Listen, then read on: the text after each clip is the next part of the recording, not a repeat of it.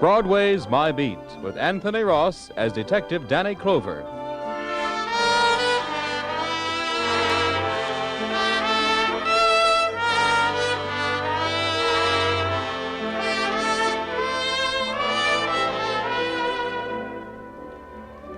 Broadway's My Beat, from Times Square to Columbus Circle.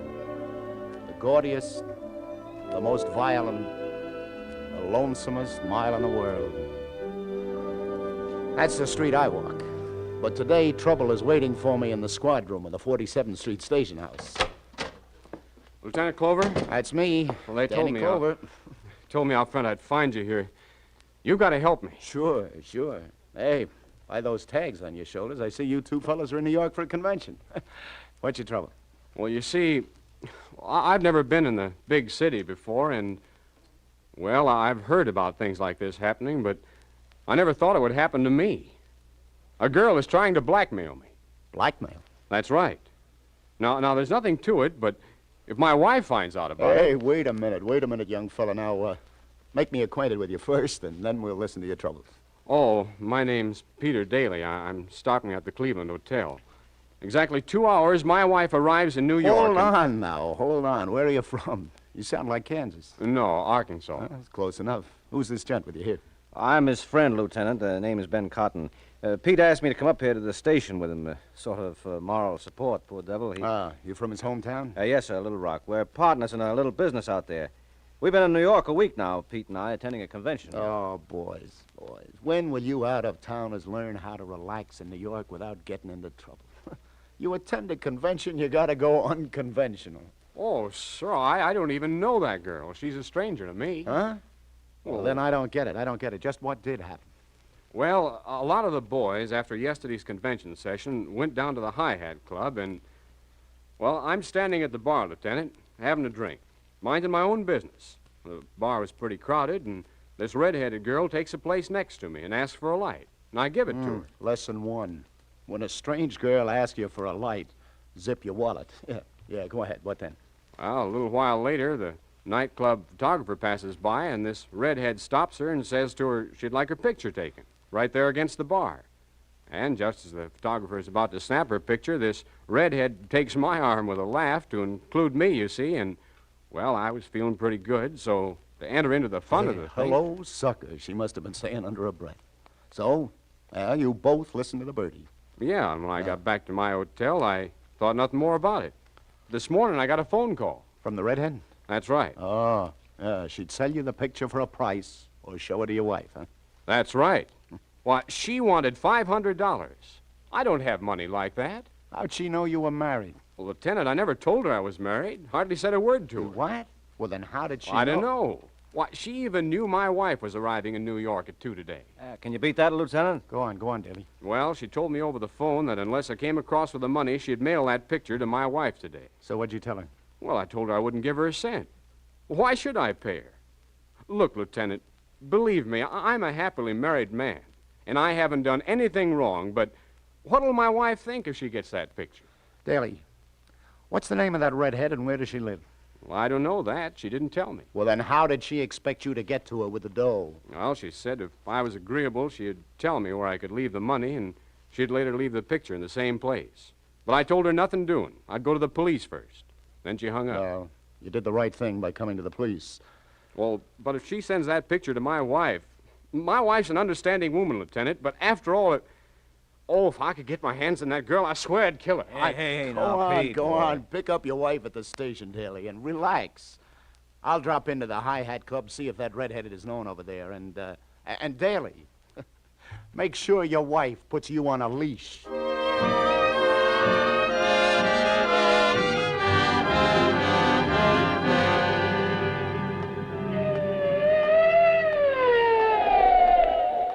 Lieutenant Clover.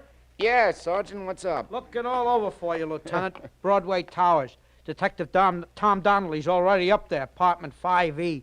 Some dame there, found dead, Lieutenant. Looks like murder. How do you like that? Just when I was staring up at the skyscrapers wishing I was a pigeon. All right, let's go, Sergeant. Broadway Towers.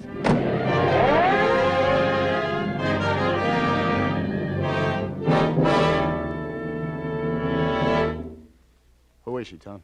Name Rita Rondell, Danny, according to the building superintendent. Redhead, huh? Yep. Fractured skull.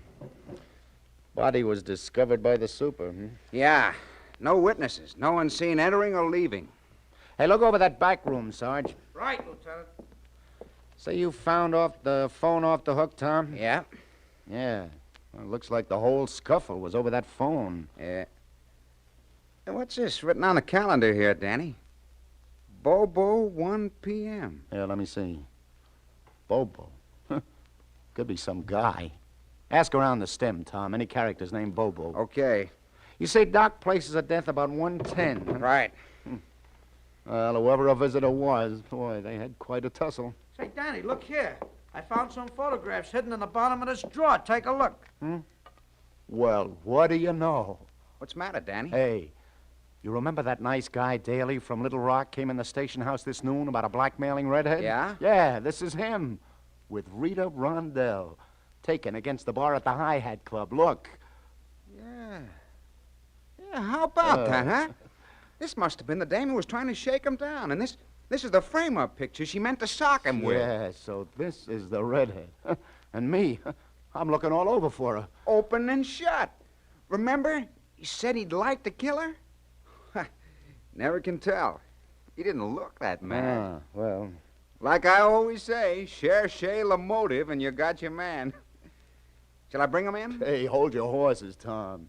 There's no evidence he had anything to do with this, but I better drop in on him and have a little chat. Question him, huh? Yeah. Anything else turns up, let me know. And check Bobo. Right. I'll keep in touch. Poor Daly. I feel sorry for him. And with a wife just arrived in town. Tom, this is going to be a heartbreaker. Especially if the little lady from Arkansas answers the door.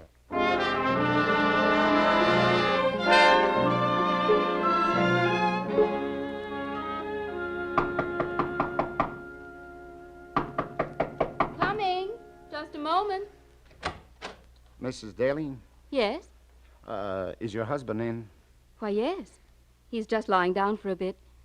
Who shall I say is... Mrs. Daly, I'm Lieutenant... Well, isn't old Artie? We forgot our appointment, fella. Huh? Oh, darling, I want you to meet Art Smith. He was my lieutenant, 3rd Airborne. The old dog. Imagine meeting him at the convention after all these years. Yeah. Mr. Smith, just imagine.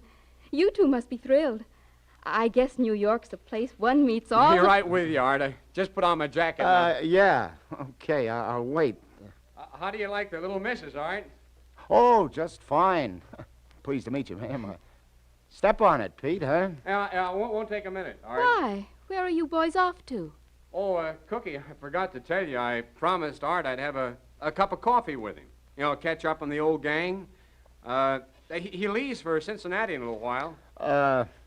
Mrs. Daly, does your husband often go to conventions alone? Oh, heavens, no.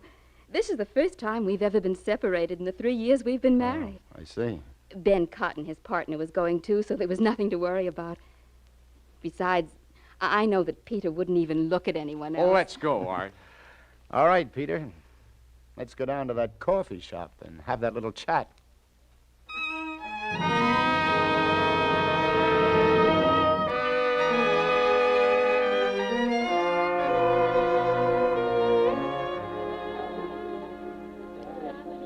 Yeah, we can talk right here in the lobby. Yeah, okay. That's one sweet wife, Daly. Yeah, you can say that again. You can see why I didn't want to let on you were a police officer. Yeah, I got it. Well, Lieutenant Clover, did you ask in that nightclub like you promised to find out if anyone knows that red-headed blackmailer? She hasn't sent that picture yet. You wouldn't be kidding me, mister, would you? What do you mean? When did you see her last, this Rita Rondell? Oh, is that her name? You found that out? Well, why, last night at that bar. You didn't go to her apartment today? At 1 o'clock, say? You know, son, if you're on the level with me, I'd be about the happiest guy on earth. What do you mean, Lieutenant? If I'm on the level? What's up? Rita's dead, son. Dead? Mm-hmm. We found that picture you were talking about in her apartment. What happened? Oh, there was a scuffle from the look of the place, and she fell against something in the struggle and fractured her skull. Probably accidental, but There'll be a manslaughter rap for somebody. My gosh. Well, who do you suppose? Daly, right now, I don't have any idea, but my men are going over that apartment, inch by inch, police routine. I'll get a report just as soon as I call headquarters, but before I put in that call, were you or were you not in Rita Rondell's apartment? No. Well, I told you before I didn't even know where she lived. Good. Come on, now let's walk over here to the phone. I'll call headquarters, and if nothing else turned up, you can go back upstairs to your wife. Yeah, she'll think it's funny, my leaving her to talk with you so soon after she gets to New York.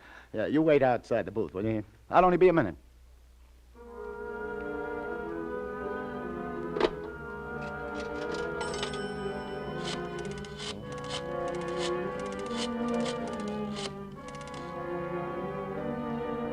Clover.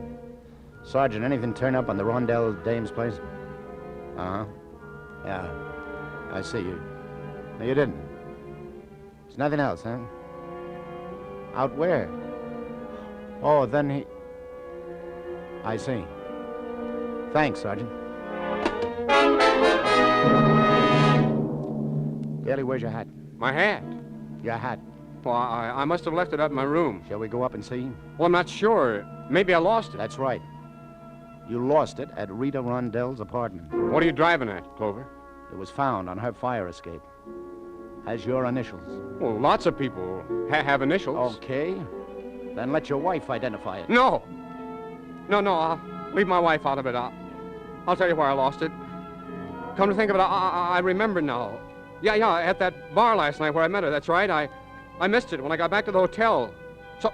So either that girl or someone else picked it up and...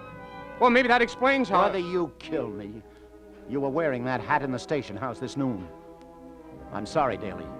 I'll have to take you to headquarters. I'm charging you with manslaughter.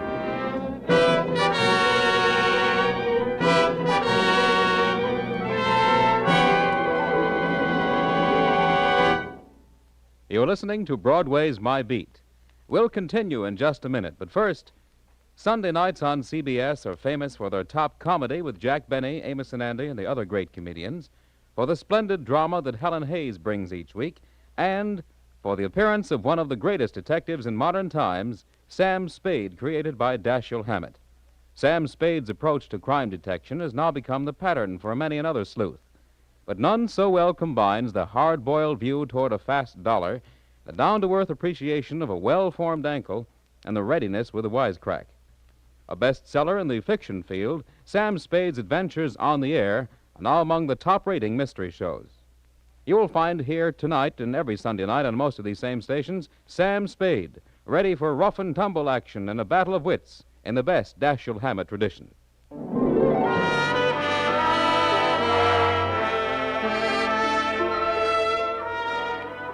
And now back to the 16th Precinct and Detective Danny Clover.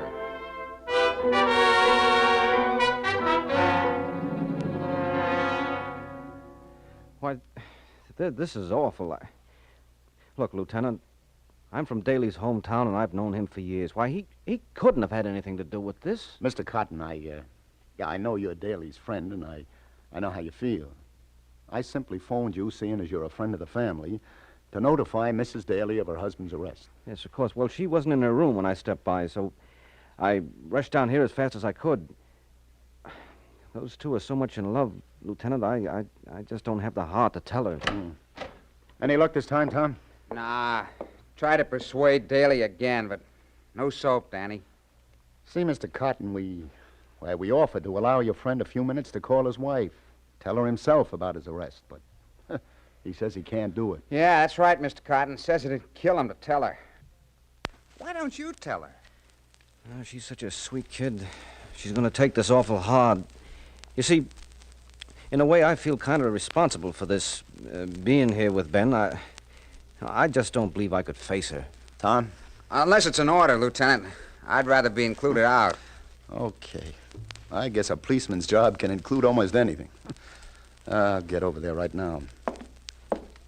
Oh, Tom, come here a minute. Yes, Lieutenant? Yeah, Danny?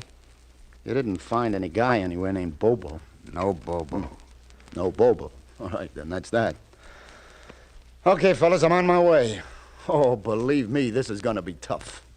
Breaking the bad news to the little lady from Arkansas.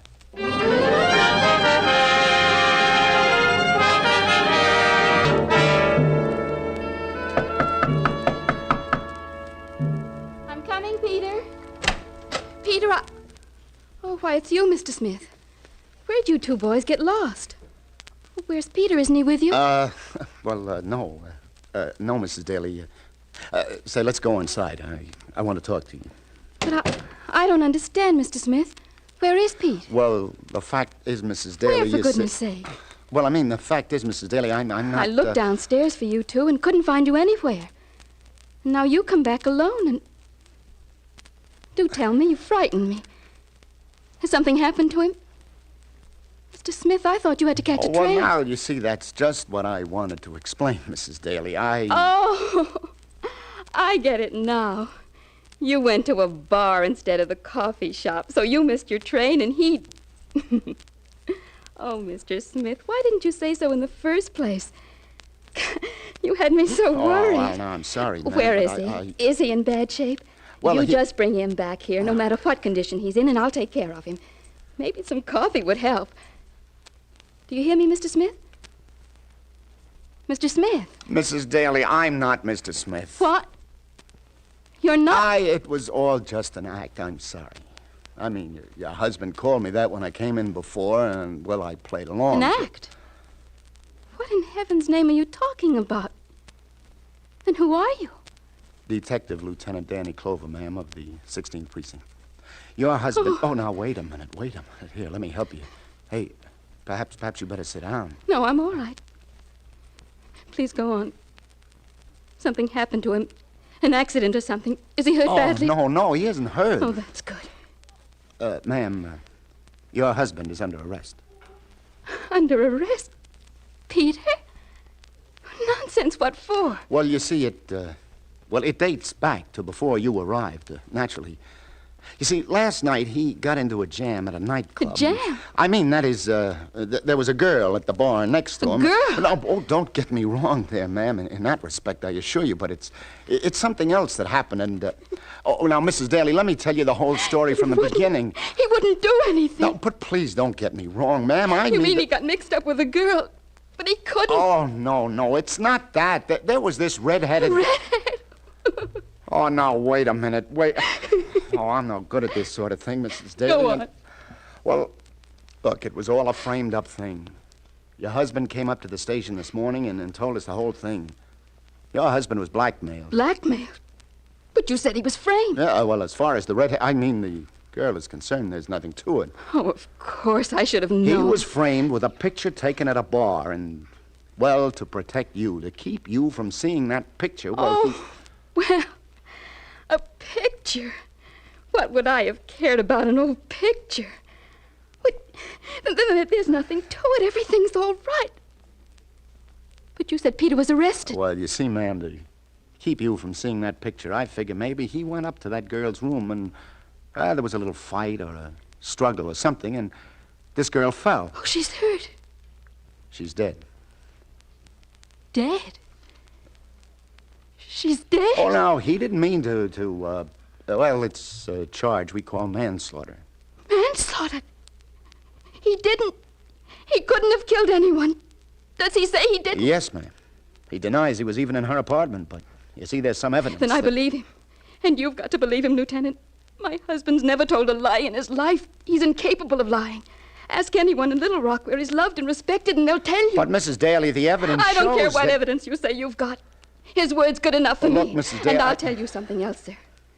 If he was guilty, he'd have told me so. In our whole married life, he's never held back one single little thing. Lieutenant, my husband didn't kill that girl. And if he says so, he was never even up in her apartment. Well, ma'am, I'm glad to hear you talk like that. I was pretty sold your husband was holding out on me, but maybe there's a chance he was telling the truth. Could be he was framed again. I'll go back and have another talk with him. I'll be praying, Lieutenant. Yeah, Mrs. Daly. You do that.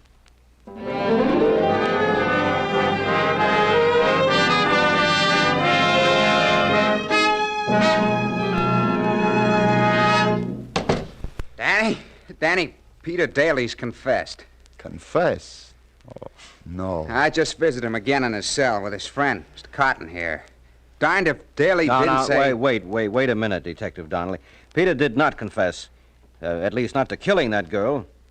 He just admitted that he went up to her apartment and he saw her lying with her head in the kitchenette against a milk bottle. She was already dead. That's an old one, Danny, you know. She was already dead. Lieutenant, you got to believe him. I tell you what. I think I'll have a talk with him myself.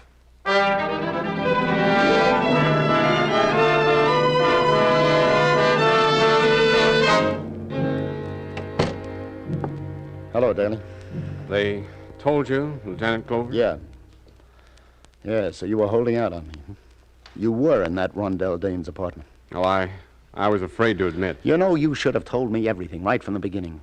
Well, after I left here this morning, I stopped back at the hotel and she called me again. Said she'd settled for $25. So I figured it'd be worth that much to get the thing over with. I didn't tell you about it because I was afraid it'd get in the paper. It'll make the papers now, all right. Go on. Well, she gave me her address. I went up there and the door was partly open. Mm-hmm. I didn't go in, but I could see through the open door, and she was lying on the floor. When you were talking to Donnelly and your friend just now, you told them she was lying with her head in the kitchenette. Oh, no, I couldn't see her head. Oh, I see. Then what'd you do? Well, then I heard someone coming. I got scared, so I ran down the fire escape. Mm-hmm. Oh, please believe me, Lieutenant. Poor Joan, she comes to New York for once in her life, and this has to happen. Daly, how long have you known this pal of yours? What's his name? Cotton? Yeah. Oh, way back from school days. How does he get along with your wife? Oh, fine. Oh, you see, Lieutenant, he and Joan were sort of engaged at one time. Before I met her, that is. Naturally, when Joan and I fell in love... Oh, so that's the way it goes, huh? Did he marry someone else? No. Ben's still a bachelor. Still a bachelor, huh? What's so strange about that? Well, what do you know?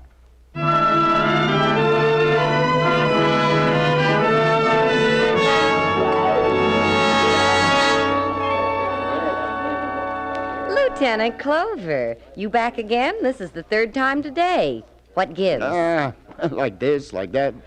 Hey, a couple of perfectos, lover. Did you come in here to see me, or did I see you keeping an open eye on that gentleman from 305 that just got on the elevator? Hey, you know him? Shouldn't I? He smokes cigars. His name's Ben Cotton from Little Rock. I think I'll go up and have a word. Mm-hmm. Give Bobo my best. You know, for an out-of-towner, the tips he hands out... Oh. Bobo, did you say? Yeah, Bobo. You know how it is at these conventions, the nicknames you pick up? I've heard some good ones, but Bobo, that kills me. Everyone around here calls him that. Oh, thanks, Sally. Thanks a lot. Thanks for what? Oh, nothing, lover. I'll be seeing you.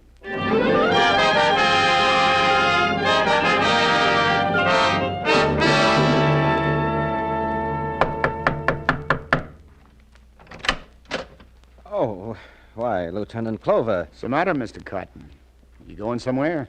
Why, what do you... I see your suitcase is all packed there on the bed. Oh, yes, Lieutenant. Yeah, I'm going back home. Bobo. A note on Rita Rondell's calendar. Probably expecting some guy named Bobo at 1 o'clock. You know any Bobo? Why, well, that happens to be sort of a nickname of mine. I picked it up here at the convention. Why? Well, you said you didn't even know the girl. You know the inside of Rita's apartment better than Peter did, Bobo. He didn't tell you her head was against a milk bottle. Oh, I never said... No, you arranged for Rita to bump into Peter like at that nightclub. Get a picture taken with him. And then she was to send it to his wife. I'll tell you why you arranged it, too. You were in love with his wife. You wanted her to think the worst, maybe, and throw him over for you. Come on, come clean, Bobo. All right. I was up to that double-crossing redhead's apartment, but I didn't mean to kill her. Let's have the story. Well, I told her yesterday I'd give her $100 if she could manage to get her picture taken with him and send it to his wife. Oh. And then this Rita pulled a fast one. Asked Daly for $500 for it. Yeah, that's right. But when Peter went to the police about it, I got scared. So you went up to her apartment today at 1, huh? Yes, I did, to make her call the whole thing off. And she demanded from you the price she was asking from Peter, $500. That's right. And when I He refused... threatened to expose you to your friend Daly. Began to phone him at his hotel. Yes, that's just the way it happened. I struggled with her for the phone. I gave her a push, and she fell. But I swear, Lieutenant, it was an accident. So that's that. Well, okay, Lieutenant, I'm ready to go to jail. But I don't know what got into me. Trying to do something like that to my best friend. The old triangle, huh? Well, you see, I've been in love with Joan for a long time. Longer than Peter. But he came along, and she married him, and... Well, ever since, I've been hoping and waiting for a chance. Chance to break them up. Yeah, that's right. Yeah. But I didn't mean to go so far. Once I got into it... You got into it, all right. Yeah, I guess I've been a real number one heel, huh? Mister, that's the greatest understatement since... come on.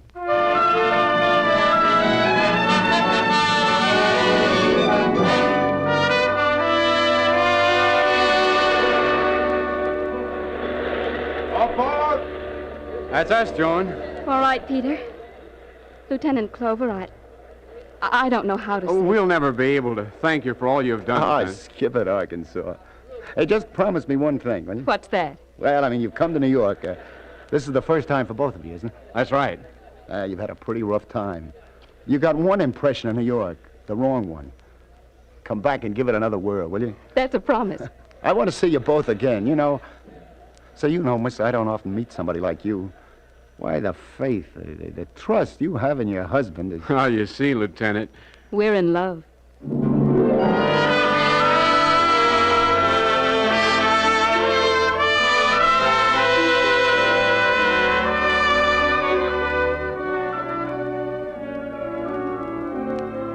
It's getting late now. 1,000,000 lights have gone out. But I'm thinking about people. On Broadway, in Arkansas, good, bad. They get into trouble here like everywhere else. Only maybe here it's just a little bit easier. On the gaudiest, the most violent, the lonesomest mile in the world. Broadway, my beat.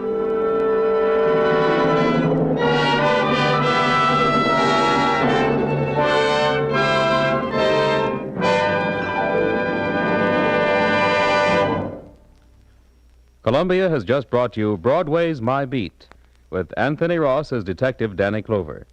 Gene Carson was Sally. John Forsythe was Tom. Today's broadcast was written by Joseph Rusko and produced and directed by John Dietz. The musical score was composed and conducted by Robert Stringer. This is Bern Bennett speaking.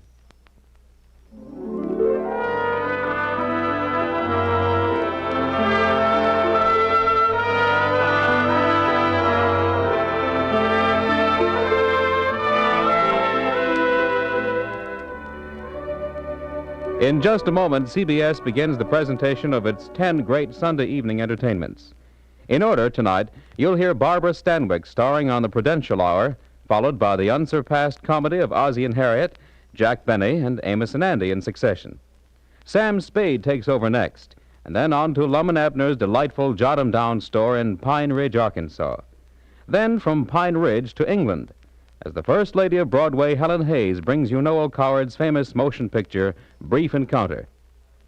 A solid hour and a half of laughs follow with Eve Arden as the ardent schoolmistress, our Miss Brooks, with J. Carroll Nash as Luigi, and the little Italian immigrant, with the geniuses on It Pays to Be Ignorant. They'll all be heard on most of these same CBS stations, with Jack Benny, of course, coming to you on all of them. So start your stay-tuned Sunday evening with CBS now, as Barbara Stanwyck stars on the Prudential Hour. This is CBS, the Columbia Broadcasting System.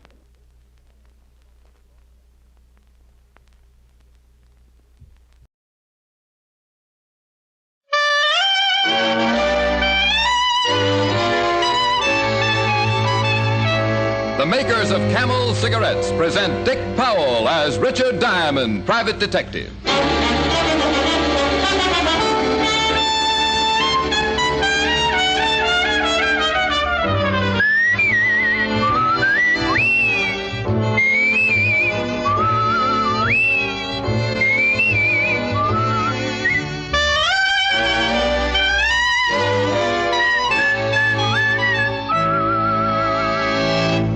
not one single case of throat irritation due to smoking Camels. That was the report of leading throat specialists in a coast-to-coast test of hundreds of people with normal throats who smoked only Camels for 30 days. Start your own 30-day Camel test tonight. Smoke only Camels for 30 days. You'll discover how rich and flavorful Camels are, and you'll learn how well Camels will agree with your throat.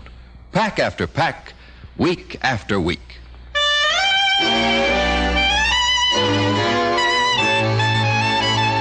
Here transcribed is Richard Diamond, Private Detective, starring Dick Powell.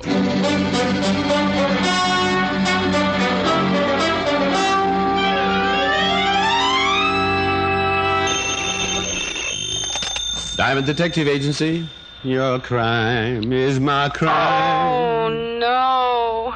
Hi-ho, Helen. Oh, Rick, honestly. The slogans are bad enough, but must you set them to music? Now, dear, this is the age of the singing commercial. Keep with the times, kid.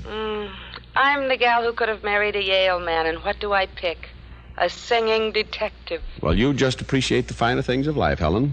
Hang up and call me back. What? Just thought of a new slogan. Oh, Rick, you can preview your new slogan tonight. You are coming over tonight, aren't you? I are. Well, so agreeable. This can only mean one thing. You haven't got a client. Oh, Helen, you're so fiendishly clever. Seriously, Rick. I'll be expecting you at 7. And just once, try to be on time. Now, that is a challenge. But Oh, bless my little square head. I might have known it. Client? Even more surprising. Rick, I'm in no mood for jokes. It's Lieutenant Walter Levinson, dear, and he's no mood for jokes. The old grouch. What's Walt doing there? I'll ask him. What are you doing here, Walt? Rick, this is serious business. Finish your conversation, then we'll talk. Oh. What did he say? Honey, I'd better hang up. For once, Walt isn't kidding. See you at 7. Bye. Bye. Thanks, Rick. Oh, what's it all about, Fatty? I haven't seen you look like this for a long time. I was in the neighborhood. I thought I'd stop by and tell you the news myself. Punk named Smiley Brill shot one of our cops, Rick. Oh, Smiley Brill, huh? Didn't know a punk like Smiley had the nerve to pull a trigger. Cop caught him breaking into a pawn shop. Smiley got scared and fired. Uh-huh. Walt, I'm sorry to hear this, but I don't get it. Why act like a lost soul? Lots of cops get shot up. They take that chance when they put on a badge. I know that, Rick. This cop was Ben Johnson. What? Come again, Walt. Johnson, Rick. Ben Johnson.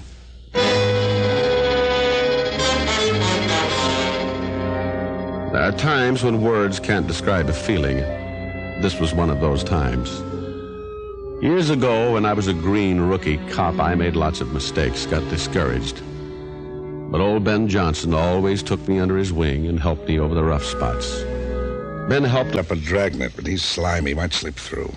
Rick, I was hoping maybe you'd like to help us get him. Well, you know I will, Walt. Only if I find him, I won't guarantee you'll get him in one piece. Now, cut it out, Rick. You know how I feel. I'd like to break Smiley with my bare hands. Only I'm a cop. So are you, even without the old badge. I'll skip the speeches. Where do I start? Smiley hangs around the Bowery quite a bit, and chances are he's hiding down there. The Bowery boys don't talk much to police, but they might to you. Well, I have some friends down there. I might get a lead. Keep in touch with my office. And remember, Rick, I want Smiley alive, if possible. Sure, Walt. If possible. I got in my car and drove toward the Bowery. I kept seeing two faces in front of me. One, a white-haired policeman ready for retirement, lying in a hospital fighting for his life. And the other, a weasel-faced punk with a slimy smile. You don't often get mad in my business. It doesn't pay off. But there are times when it can't be helped.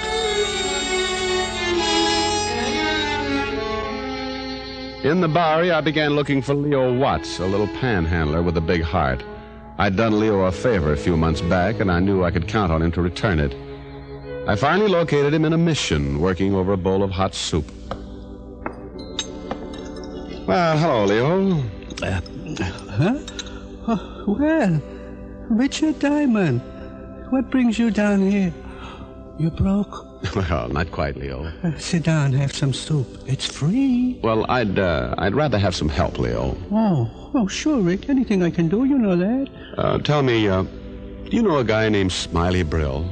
Smiley Brill, yeah, I seen him around. I don't know him so well, though.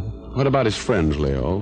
Know anyone he might go to if he was in trouble? I'm afraid not, Rick. I can ask around, though. Some of the boys might know. Would you do that, Leo? I'd appreciate it. Sure. You sit tight, Ricky. Finish my soup. I'll be right back.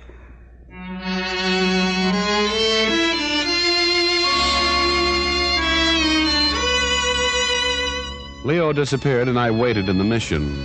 A little old lady brought me a fresh bowl of soup, gave me a lecture, and left with a rewarded attitude after I promised to give up muscatel. Finally, about 20 minutes later, Leo returned. Not much, Rick, but something to start on. Smiley had a girl he used to see a lot last year. Whether he's still seeing her, I don't know. What's her name? Jewel Sanker. Dances at the Gaiety down the street. Quite a dance, too. Well, thanks, Leo. I'll have a talk with her. If she can't help you, meet me back here in a few hours. Maybe I can dig up some more Smiley's past. Good. Only suppose I meet you out front instead, Leo. I just can't take another bowl of soup.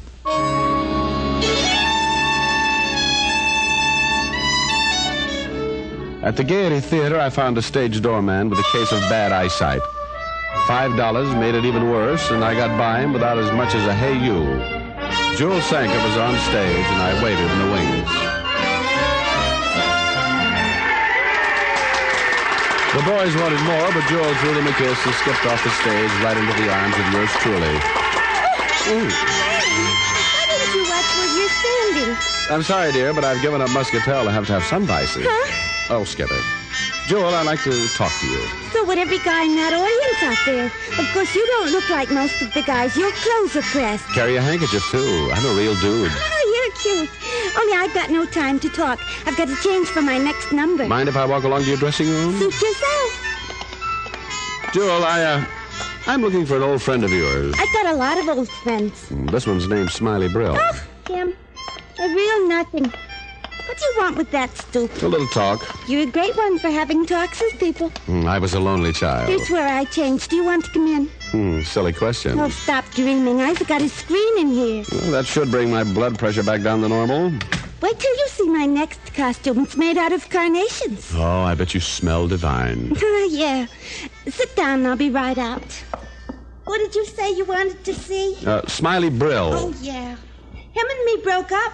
When did you see him last? About a week ago. Haven't seen him for about 3 months, and then he shows up. He wants me to go out with him again. Did you? No, he's a bum.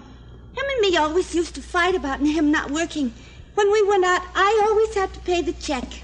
There. How do you like the costume? Well, I can see why it didn't take you long to get in it. Only aren't you afraid those flowers might wilt? Yeah, that's the idea. I see. Getting back to Smiley. Oh, forget him. He's a deadbeat. Besides, I've got to get back on stage. Just one more question. When you saw Smiley last week, did he say where he was living? Uh-uh. Well, you know of anywhere he might be? No. Wait a minute. He tried to give me some line about working. Said something about the merry-go-round. Merry-go-round? Yes. Said he had a part-time job now, and... Oh, I don't remember all he said. Look, I've got to go. Time for my number. Drop around again sometime, huh?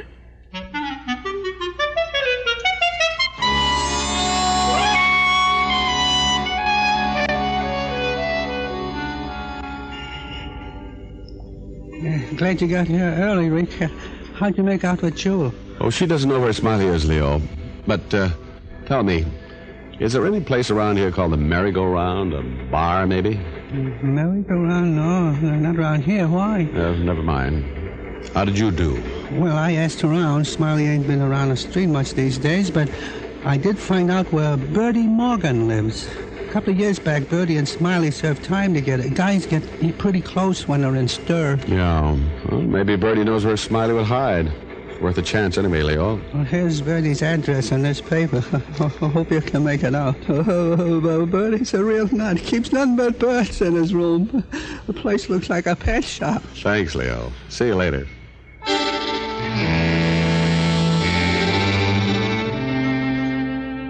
I started up the street toward the address Leo had given me. Finding Smiley Brill was developing into a slow search. All I could do was keep questioning people who might know Smiley's whereabouts and hope for a break. I located Bertie Morgan's rooming house, but I didn't go right in. Instead, I went into a drugstore on the corner and put in a call to Walt Levinson. Homicide, Levinson. Rick, Walt. Your men turn up anything on Brill yet? Not a thing. How about you? Well, so far, nothing. I'm following up another lead, though, now. If it doesn't take me anywhere, I'm afraid I'll be stuck. Don't quit now, Rick. I just heard from the hospital. Ben Johnson didn't make it. Oh, no. Follow that lead, Rick. Get Smiley. Yeah, Walt. I'll get him. If I have to stay on his trail till doomsday, I'll get him.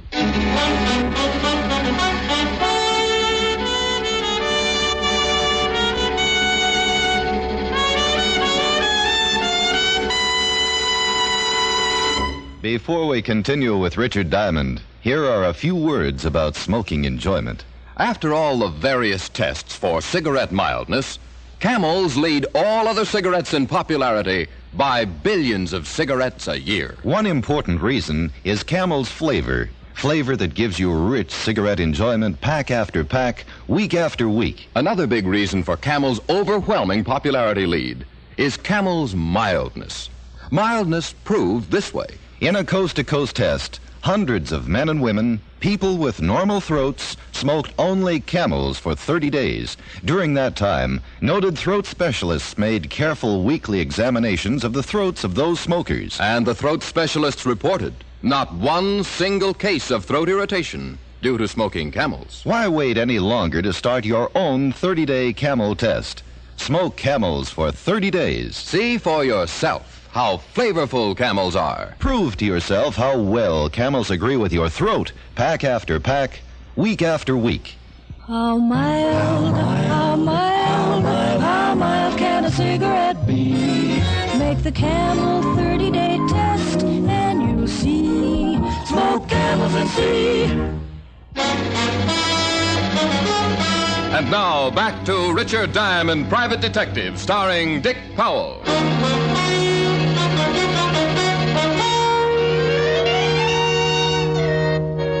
So Ben Johnson hadn't made it. Now I was looking for a killer named Smiley Brill. I crossed the street, went into the rooming house. Bertie Morgan had been in prison with Smiley, and Bertie lived in room number 12. I went there.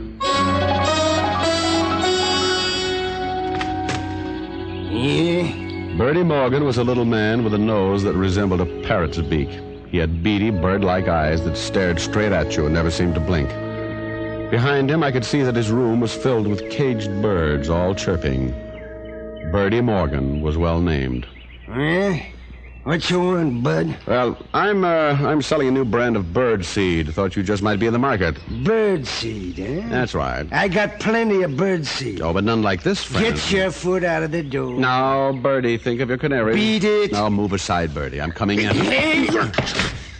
Oh, no, that's better. What's the big idea of forcing your way in here? Sorry, Bertie, but I'm tired of being polite. You got no right here. Look, you're scaring my birds. Well, they'll get over it. Now, you tell me. What about Smiley Brill? Well, what about him? He's a friend of yours, isn't he? I got no friends. I just stay here and tend to my birds. Birds I like, people I don't. You seen Brill since your prison days together? Sure, but that don't make us bosom pals. Say, who are you? How long ago since you've seen him? Month, maybe 2. You sure of that? Sure, I'm sure. How long were you in prison together? I don't have to answer your question. You want a broken nose? Wait a minute, now look. Well, I'm not kidding, pal. I want answers. How long did you share a cell with Smiley? 2 years. By that I mean that when you get out, you got to pal around together. No, but it does mean you might know where Smiley is now.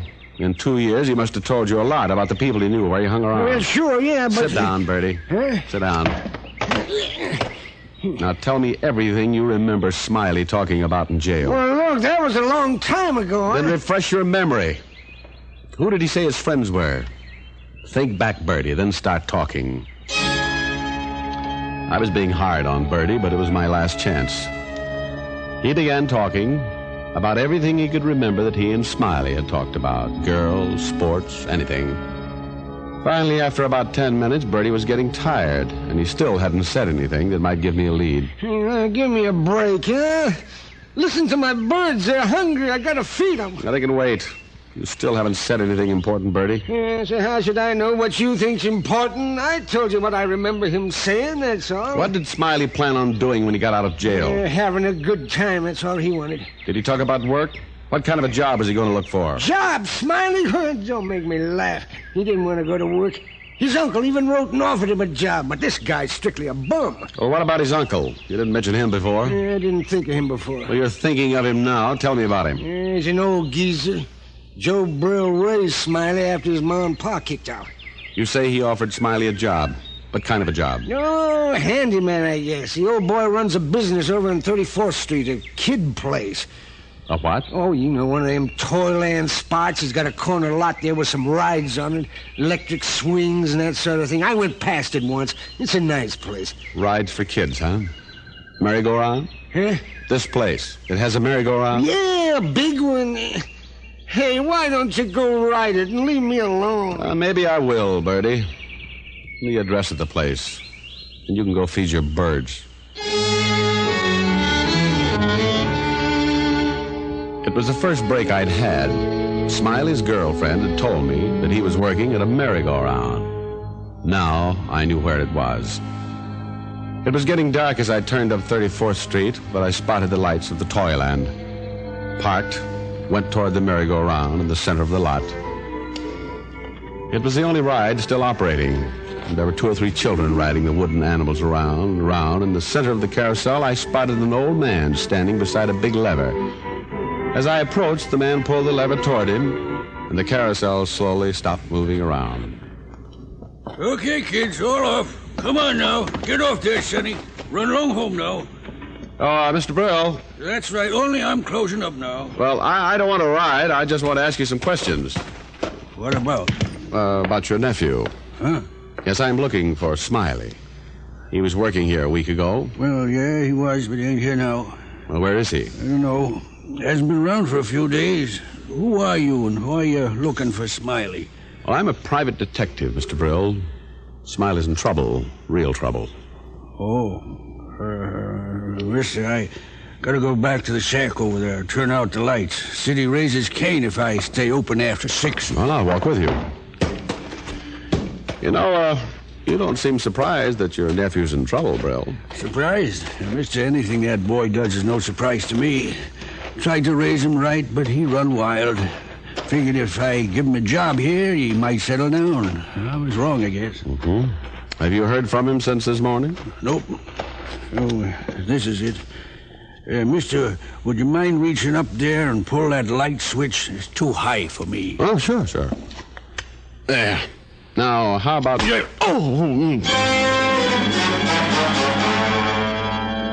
When I pulled that switch to turn the lights out, Brill decided to put my lights out, too. He must have hit me with an old piece of pipe, but whatever it was, it caused the blood to rush past my eyes and a million rockets to go off in my head. I don't know how long I was out, but when I came to, I was inside the shack, and I wasn't alone. In the corner stood the old man, but standing over me was the man I'd spent all day to find, Smiley Brill. Come on, Diamond, come on. You ain't dead yet. Well, Smiley Brill, brave man with a gun. You're brave enough to take care of you, Shamus. Smiley, cut out your yapping and get out of here while you can. Shut up, they got a dragnet out for me. I might be picked up alone, but Diamond here gets along real swell with the bulls. He's going to help me get through. Oh, you're crazy, Smiley. You'll never get through. I may get along with the police, but so did Ben Johnson. You try and make a break, and the first cop will shoot you on sight. You're a dead man, Smiley. You know that smart talk coming from a guy on the wrong side of this gun? Now get up on your feet. Where's your car, Smiley? Out and back. You still got Diamond's gun? Yeah. Well, keep it on him. I'll check around outside to make sure it's all clear. And don't take any chances. If Diamond so much as blinks an eyelash, pull the trigger. Well, Mr. Brill, you must feel pretty proud of your nephew. Keep quiet. Smiley's a good boy. Just a little while, that's all. Oh, sure. Tell me, Brill, what's going to happen to you? Smiley makes a break for it and leaves you behind, and for helping him escape, you'll be hauled in as an accessory to murder. Murder? What are you talking about? So why do you think your nephew's running? Smiley got too much to drink. He stole a car. So that's the line he gave you, huh? Oh, sure. Now, look, mister. I'm the only family Smiley's got. When his pa died, I promised to look after him. Now, he's in trouble. I gotta help him get away. So, you just stay right there. And this trouble he's in, you think it's car stealing? Well, it's murder, Brill. Smiley killed a cop. You lie. Smiley's wild, but he wouldn't do that. Oh, wouldn't he? Well, why did the police have a dragnet out? To catch a car thief? Oh, no. Murder, Brill. You think it's your duty to protect him. I wouldn't protect a killer. But Smiley's no killer. Now, you're telling lies, that's all. Well, he'll be coming back soon. You'll help him get away. You'll help a killer get away. Well, I'll ask him. If you're telling the truth, well, wait till he gets back. I still think you lie. I'm not lying, Brill. And we're not waiting till Smiley comes back. Stay back. Oh, why? Smiley didn't tell you he killed a cop. That was because he knew you wouldn't help a killer. And if you wouldn't help a killer, you'd hardly turn killer yourself. No, you won't shoot me, Mr. Brill. Now, I'll take my gun. No. Give it to me. No. There. Okay, mister, okay. Maybe I couldn't kill you, but Smiley's no killer either. You lied about that murder. You're after him for stealing the car, and he's got to have a chance. He's just a wild boy. Come back here. Hey, Smiley, look out! He's got a gun! I shoved the old man away and stepped outside. Smiley had been coming back across the grounds, and the old man's warning made him stop. Then he saw me. It was dark, and we both missed. Then Smiley dove for cover and began firing again. I crouched behind the motor box of the electric swing. Smiley! It's no use, Smiley! Come on out! Come and get me, Shamus! I can see as well in the dark as you can! Smiley was in a good spot, and he knew it. It was dark, but he was familiar with the grounds. He could edge from one cover to another. There were no more shots for a while. I knew he'd change positions, but I'd have a hard time finding him in the dark. And then I remembered the light switch beside the shack. I edged toward it. I reached the shack and stood up. I pointed my gun out toward the lot and sent my left hand up to the switch. Then I pushed. The lights went on, and I spotted Smiley standing in the center of the merry-go-round. He looked stunned at the flood of light. Drop it, Smiley! Why, you... I got him. He staggered, then fell against the big control lever in the center of the machine. The machine started going around, and the painted animals moved up and down as they circled Smiley's still body. I stood there and watched. Funny, but I didn't even feel sorry for Smiley. After all, how many cop killers have music at their funerals?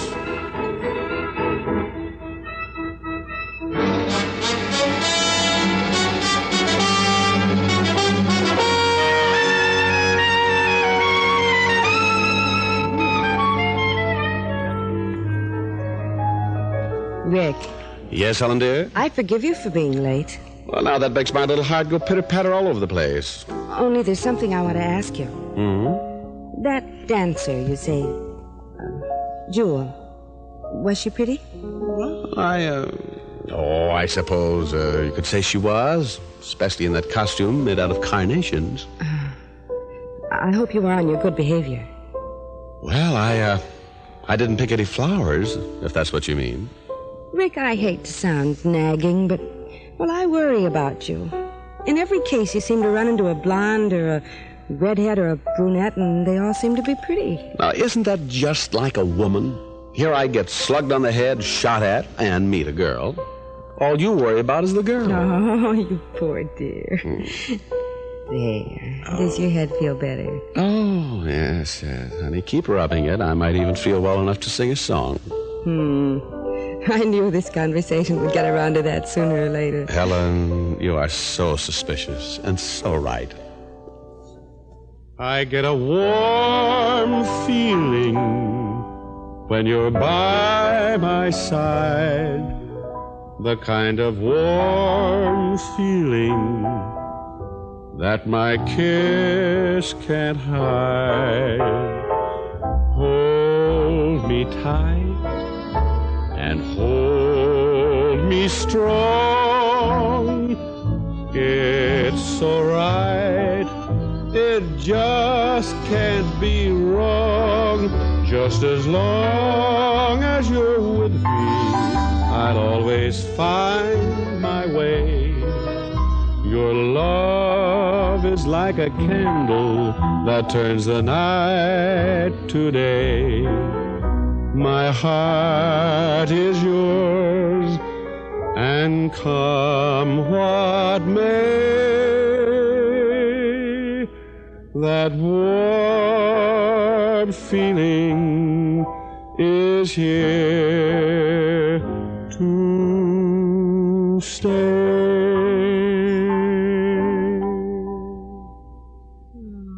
That's nice. Thank you, dear. Rick, would I look nice in a costume made out of carnations? Oh, honey, you'd look wonderful in a costume made out of poison ivy. Come here. Now, Rick. Rick, stop. Rick, stop. Rick, you stopped. Aren't we full of surprises tonight?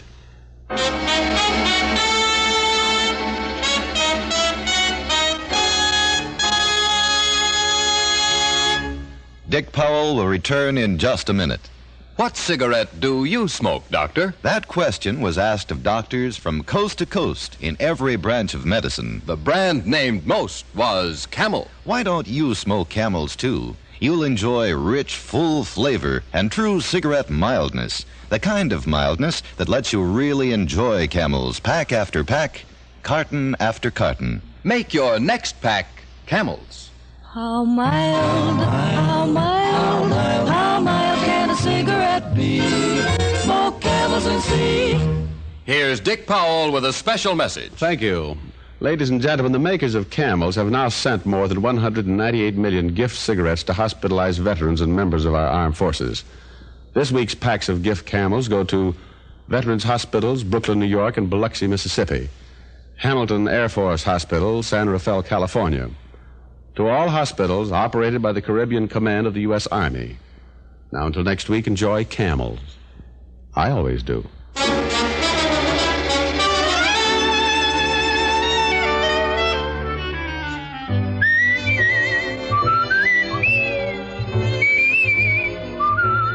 Tonight's transcribed adventure of Richard Diamond was written and directed by Dick Carr, with music by Frank Worth.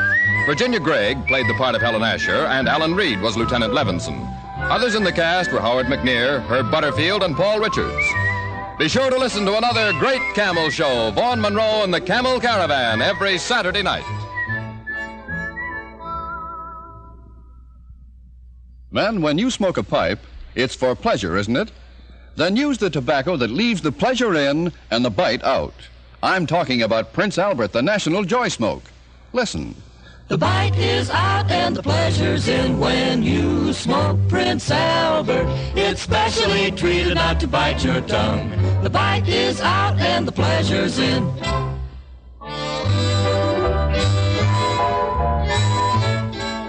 Listen next week for another exciting adventure of Richard Diamond, starring Dick Powell. This is your FBI. The official broadcast from the files of the FBI follows immediately. Stay tuned. This program came to you from Hollywood. America is sold on the American Broadcasting Company.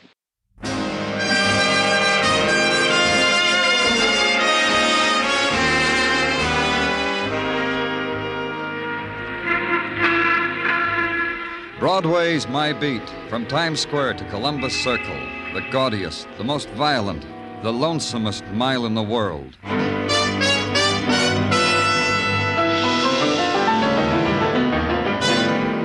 Broadway's My Beat, with Larry Thor as Detective Danny Clover.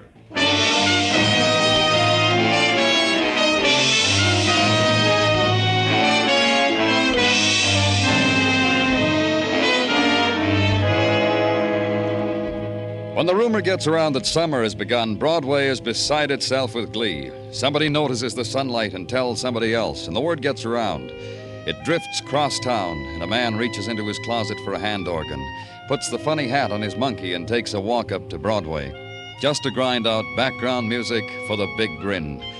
It's the time for the dachshund, and the silken ankle, and the flowered print dress. The orange juice is sweeter, the Knish is lighter. and a guy runs down the street screaming, "I'm in love." It's June.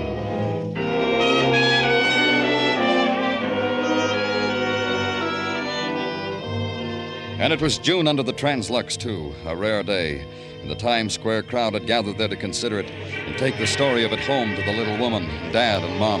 There was a man lying in the circle of their feet. He was expensively dressed. He's dead, Danny. What happened, Muggavan? Come on, you people. Break it up. Come on, get going. What is it with them, Danny? What happened? How can you tell what happened? People milling around, crossing streets, going to lunch, looking at the want ads over there in the Times building. Suddenly a guy's face down on the pavement. Somebody laughs, drunk, and somebody sees blood. So we got him on the pavement and them watching. Stabbed. Yeah. Know who he is? Uh-huh. Here, wallet. Loads of identification. Yeah. Earl Lawson, Park Avenue. Earl Lawson. Earl Lawson, stocks and bonds. He's got a name. Wizard or something. Makes money by the buckets. Anybody see it happen? 1 million people on Times Square, high noon. Nobody saw anything. Nobody. Now, look, you people, why don't you move along? Go home. Get out of here. Safest place in the world to kill somebody, Muggavan, in a crowd. Walk up to him, stab him in the back, keep walking. Well, it started off to be a pretty day. Yeah, real sunny.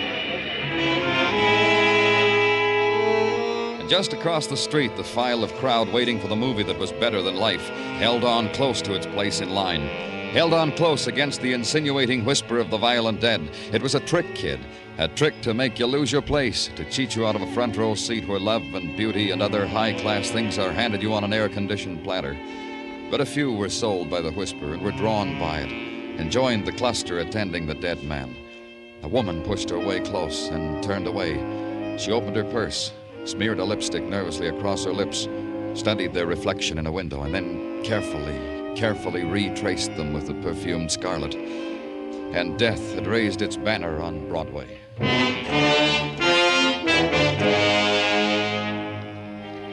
The home of the murdered man was a place whose sounds had been geared down to the soft purr of wealth. The swish of the ankle-deep carpets, the flute-like trills of the parakeets taking the noonday sun in exclusive cages. The butler who murmurs you into the library and asks you to wait quietly. You don't dare open a book because turning a page would release a clap of thunder. And finally, when you'll wait no longer, the soft voice at your shoulder. I'm glad you made yourself at home, Mr. Clover. This is a difficult house to do that in. It's quiet, you can say that for it. You're... Harlan Lawson, Dr. Harlan Lawson. Oh, then the book's on this shelf. My one literary effort. All 20 copies. 20 copies of the same drivel. New Freedom, Pennsylvania, the utopia that failed. Nice binding, though, wouldn't you say? Quite. Expensive. That's my brother. He's everything you say. He gave me those when I got my Ph.D. Made a grand gesture of binding my doctor's thesis and burying it 20 times over on this shelf. Every time he fingers the gold lettering, I tell him how grateful I am. You don't get along, you and your brother? We suffer each other. Let's put it that way. He has his world. I have mine. And your world would be? The back alleys of poverty. You see, I'm in the nature of a failure, Mr. Clover. I'm a social worker. Doesn't pay very much. But I take in tears and give in exchange baskets of fruit, my brother's castaway clothing, and the gestures of sympathy they taught me in post-grad humanities. But you keep on living here with your brother, with Earl Lawson. I exist here. Is this why you came, Mr. Clover? To run your hands over my brother's library? To probe into me? Or is it... No. Don't say to me Earl has somehow run afoul of the law. Don't say it, because I wouldn't believe it of Earl. He's dead. He was murdered. Your manner of saying it. You leave me nothing but to believe you. He was stabbed, left lying on the street in Times Square. He must have shuddered that it found him in a place like that. I'd swear he shuddered. Your brother dies, and that's how it hits you? To each his own way, Mr. Clover. You're implying that it was I who killed him? Let's play it that way for a while. I've dreamed the wish sometimes, but I couldn't have killed Earl. I slept the morning through. Earl's butler will testify to that. He was serving me brunch when you came in. Expensive brunch with wine. Who else would want your brother dead? Besides me? That would be your thesis, wouldn't it, Mr. Clover? I suggest the scholar's approach... Yeah, thanks. I'll try.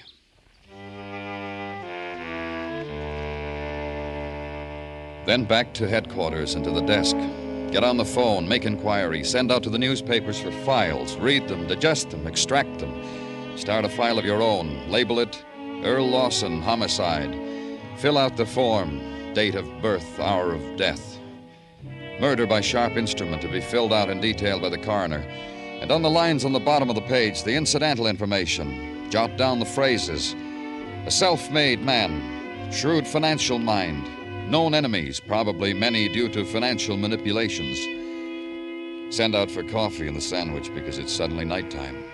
And read some more. Then your door opens and Sergeant Tartaglia's all business. Lady to see you, Danny. What does she want? She knows who killed Earl Lawson. What? She says Bring her in. This way to see Danny Clover, man. Thank you. My name is Peggy Drake, Lieutenant. Please sit down. Close the door, Tartaglia. All right, you can stay.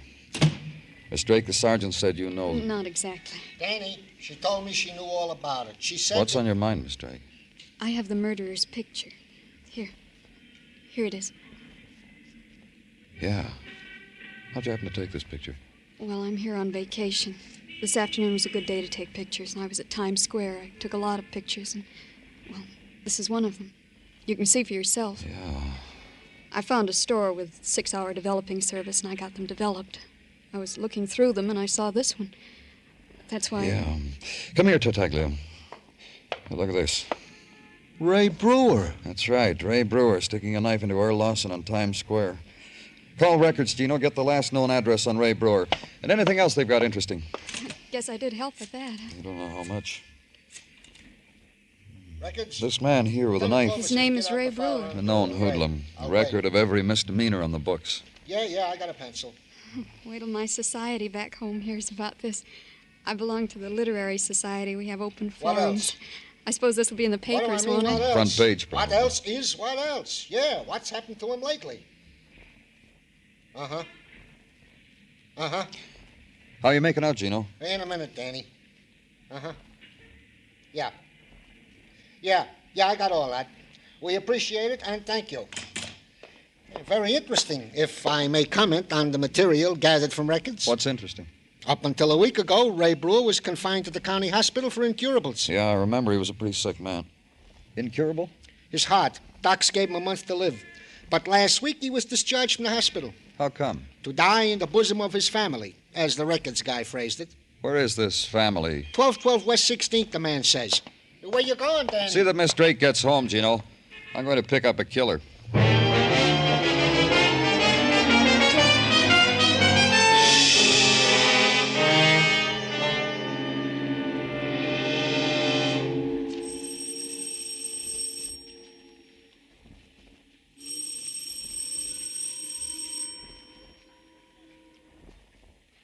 Open up, Brewer, or I come in anyway.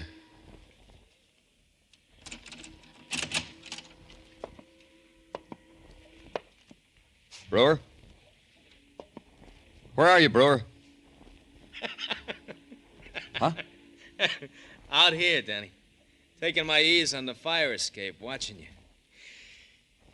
Watching you spill out your strength. Throw away the gun, Ray. They tell me you've got a month. If you throw the gun away, maybe you can live a part of it out. All of it. It's arranged. I live all of it. 30 days, hath Ray Brewer. If I come out after you, Ray, it'll cut your time down to a half minute. You make me shake with fright. Stay where you are, Danny. I'll bring it to you.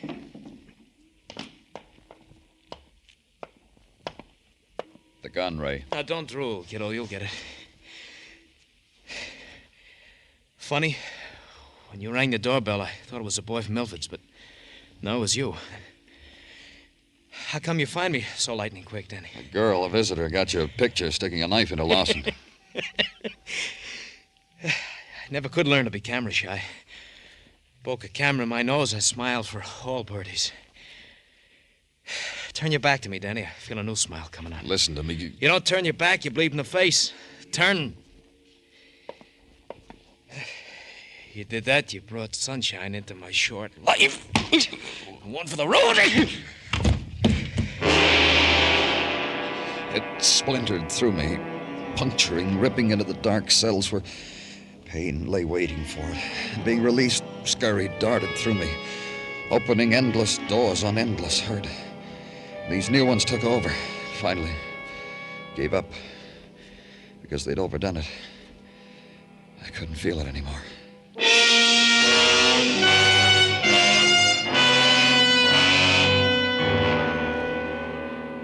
And then the hall wind cold on the sweat that had drenched me. And looking for Brewer, knowing he wasn't there. And calling to headquarters and tell them to put out an all-points bulletin on Ray Brewer. And then to Park Avenue to ask a question. Why had Brewer wanted Lawson dead? What had Lawson been to a hoodlum like Brewer? Help me. In my back. It's in my back. What? Help me.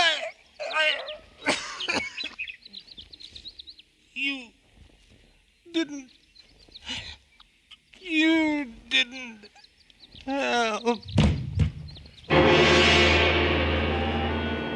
Down the long hall, I could see the parakeets preening, pecking into their clipped wings. The new stillness of the man lying there with a knife in his back. Dr. Harlan Lawson. Dead. The nap of the thick rug furrowed where his hands had tried to tear life out of it. And suddenly the flute song of the parakeet started again. And it wasn't still anymore.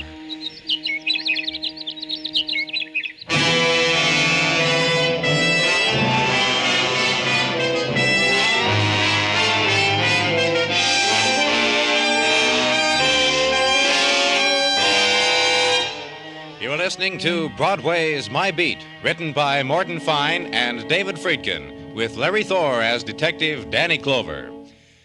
The sensational young tenor Mario Lanza will take the place of Charlie McCarthy and Edgar Bergen on CBS while the famous pair are on summer vacation. Mario Lanza starts his new series tomorrow, and he'll be heard each Sunday this summer on most of these same stations.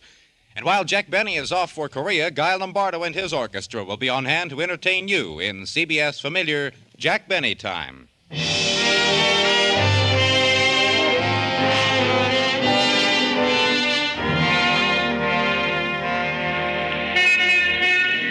Last year's bride mannequins are dusted off, brought out of Broadway's basements, propped up on a rod, and arranged tenderly at the side of last year's groom mannequins. And Broadway knows June is passing through. It presses its nose against the shop window, sighs at the cascade of white satin flowing slowly over the wax figure, sheds a tear at the coronet of cloth lilies of the valley, and blows its nose for the sweetness of it all. It's the time of youth, the 2-week romp in the Catskills, the burial in the sand at Far Rockaway, and the breathless ecstasy on the heights of the roller coaster at Coney. And for the stay-at-homes, other sweets, other delights, the subway ball games, the band concerts in the mall, the moon-burned girls in the dark grass, and the my hand in your hand talk about two brothers dead of knife wounds. Summertime talk. At headquarters the next morning, it was difficult to talk about anything because Sergeant Tartaglia had his mouth full of tacks and his fist full of hammer. Building something, Gino? Oh, it's you, Danny. Yeah, you might say I'm building a sight for sore eyes. Oh? Mind if I look? Well, my pleasure. Pardon me for obstructing your view. Nice. I think so also. A pin-up picture of Mrs. T hammered to the door of my closet. This I consider a worthy hobby. Mrs. T? I call Mrs. Tartaglia that whenever I'm in a hurry. Consider her, Danny, in her Catalina swimsuit, Jones Beach underneath her, the Tartaglia progeny forming a garland of angels at her feet. Ah, nice family picture, Gino. You mind taking the tacks out of your mouth now? So's I can tell you about Ray Brewer, huh? So's you can do that. Naturally. Permit me to close the closet door on Mrs. T first. I don't want every Tom, Dick, and... well, nothing on Brewer, Danny. The hoodlum killer is still at large. All points bulletins have been sent. Nothing, huh? Bread and butter, there is something. I forgot. The Milfords, of which the hood spoke to you, is Milford's Haberdashery on Madison Avenue. Patrolman Curcio traced it down after thousands other Milfords. It seems... I'll check it. Well, don't go away, Danny. I got something else. Another pinup? You might say that. Remember that Peggy Drake came in here with the snapshot of Brewer killing Lawson? What about her? Precinct 12 picked her up last night running down East 60th Street in her, you should excuse the expression, negligee. What? Was someone running after her? The precinct boys asked her the same question. She said no. She said she dared herself to do it, then she took the dare. So the boys decided on a small fine and let her go. A lonely girl in the big city. Sometimes it hits them that way. All right if I leave now? You always leave me, Danny. I'm used to it. Go, Danny.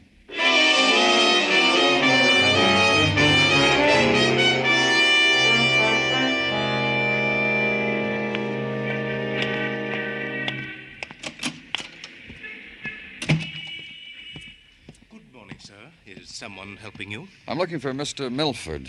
Mr. Milford is dead. What? 12 years ago. Like that. Zoot. He was discussing plans with a buyer and... I know. Zoot. Who are you? Mr. Milford, Jr. May I be of some service? I'm from the police. I want some information. Oh, what is it you want? The police department called you a while ago. You said you had some dealing with a man named Ray Brewer. Oh, yes, I did. I did indeed. You want to tell me about it? I don't see why not. Then tell me. Surely. Last week, Mr. Brewer entered Milford's and was fitted for a complete outfit, from linens to huaraches. Huaraches? Bootery a la Mexico. Mr. Brewer was going to Mexico. Note that I said was. Note that. Mr. Brewer changed his mind, huh? Well, that's a man's right. Mr. Brewer decided to stay around the city. Thus, he canceled the Mexican clothes and ordered town wear. Gabardines. And he paid you? I only ask because it's been bandied about that Mr. Brewer is not a wealthy man. His friend paid me. The friend who was with him when first he ordered. This friend? Here, this man's picture in the newspaper? The very one. Dreadful clothes. Not ours. Is he from here in town? What's his name? It says right here, Harlan Lawson. Ph.D. It says this chap was murdered. That's right. Do you have any idea why Mr. Brewer changed his mind about going to Mexico? None. He was so delighted, too, the first time he was in here. Showed me a travel brochure put out by the airplane people, Central American Lines, I think. I've been to Mexico, you know, ridden on a donkey. Thanks, Junior. Thanks a lot.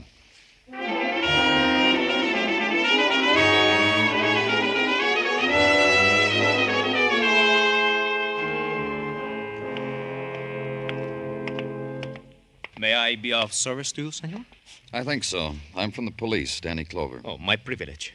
You wish to tour Central America to observe our police methods? It can be easily arranged. I will speak to the Latin consul. I just want to know about Ray Brewer. Brewer? The name has a familiarity. Si, Senor Brewer. The man who wished to live out his days in Mexico, the land of tradition and romance. He's a murderer. Do you think he'll make it?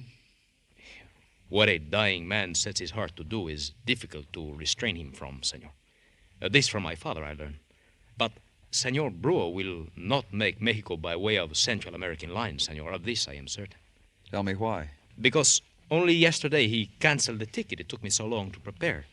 He canceled the tour I had mapped for him. Acapulco, Zapateca, the floating gardens. When Brewer came in here to arrange his trip, was he alone? With another gentleman who subsidized the excursion.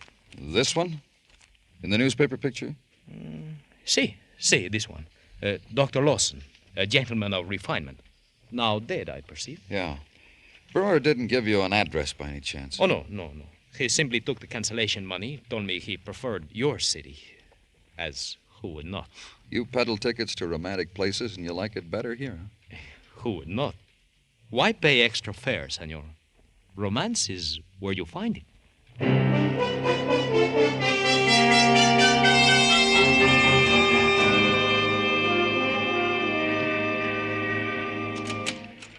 Danny? Oh, come in, Muggavan. Sit down. Oh, thanks. Got anything? Nothing. Guy Brewer's hiding someplace. Where, I can't even begin to guess. Nobody knows anything. Stool pigeons, old friends of Brewer's, not a thing. If he gets out of the city, it's going to be tough. Yeah. How do you figure it, Danny? Figure what? List, the case, the killing of the Lawson brothers. You know what I mean. You piece it all together, it comes out easy. Show me. Sure. Harlan Lawson wanted to get rid of his brother. For money? Maybe. But more than that, I think. Earl Lawson was a man who beat up the world. Harlan just stood there and cried for it. Well, Harlan was a social worker, Danny. He probably did a lot of good where it counts. Sure he did. But I met Harlan. It's the way he impressed me, Muggavan. He felt sorry for himself. Uh-huh. So he finds a little hood like Brewer, hires him to kill Earl. Like you said. Harlan was a social worker. Brewer was in a charity hospital. That's where they met. Harlan found out Brewer only had a month to live, promised him a fling that month in Mexico for killing Brother Earl. Well, then why did Brewer turn around and kill the hand that fed him? If we go on the assumption that he killed Harlan, too. Well, Brewer killed twice, all right. The knife in Harlan matches the stab wound in Earl. He killed both brothers. But why? I don't know why he killed Harlan. Another thing I don't know is why Brewer changed his mind about going to Mexico. If we found that out, we'd... Danny, all I can say is, thank goodness. Let's say it and sit down in a corner. Muggavan and I were discussing It's about Peggy Drake. Peggy Drake? Say, isn't she the girl? Yeah, the girl who took the snapshot. She should have taken a snapshot and left the city. What? Just a few minutes ago, at 5 until midnight to be specific, she had a to-do with a cab driver. Tried to force him to take a wardrobe trunk in his back seat. Broke a window while so forcing. Quite a scene. The police suggested a moving company. And what? Well, give me a breathing spell, Danny. And Officer Padyunik suggested his father-in-law and stood guard over the trunk until his father-in-law, the Murphy Movers, hauled it away. Thank jeepers this girl leaves for her hometown of New Freedom, PA in the morning. Where? New Freedom, Danny. The trunk has already left by Murphy Trucking Company, and the girl, Peggy Drake, leaves tomorrow, for which leaving the police only again waved a finger under her nose. Highway Patrol, Muggavan, pick up that van. Escort it back to Peggy Drake's place. Right there. What do you know? So that's why Brewer changed his mind about going to Mexico.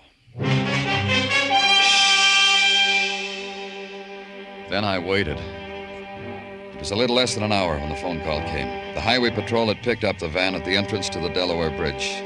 There was plenty of time. Time to grab a bowl of chili and walk over to the 60s, and to the rooming house where Peggy Drake was staying.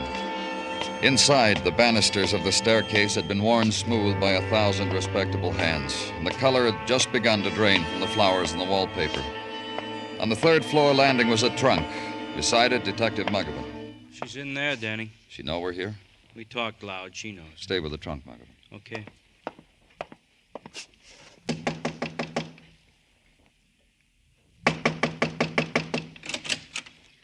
Oh, it's you, Mr. Clover.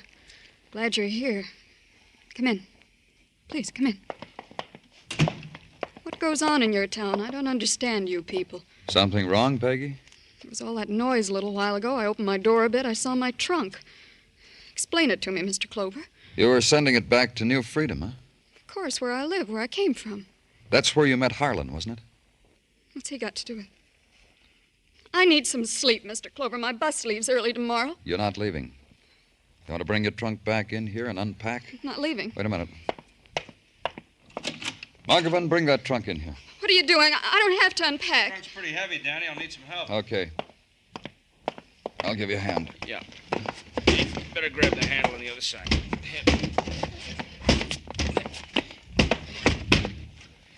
Okay, Danny? Uh-huh. Wait outside. Yeah. I wish you'd tell me what this is all about. How long did you plan to stay in New York, Peggy? 4 days. You needed a trunk that big for a 4-day trip? That's a brand new trunk, Peggy. Yes, I just bought it. It's for things I want to take home. Books, lamps. Books, huh? I like books. Let's see what you bought. Don't open that! Don't! Why not, Peggy?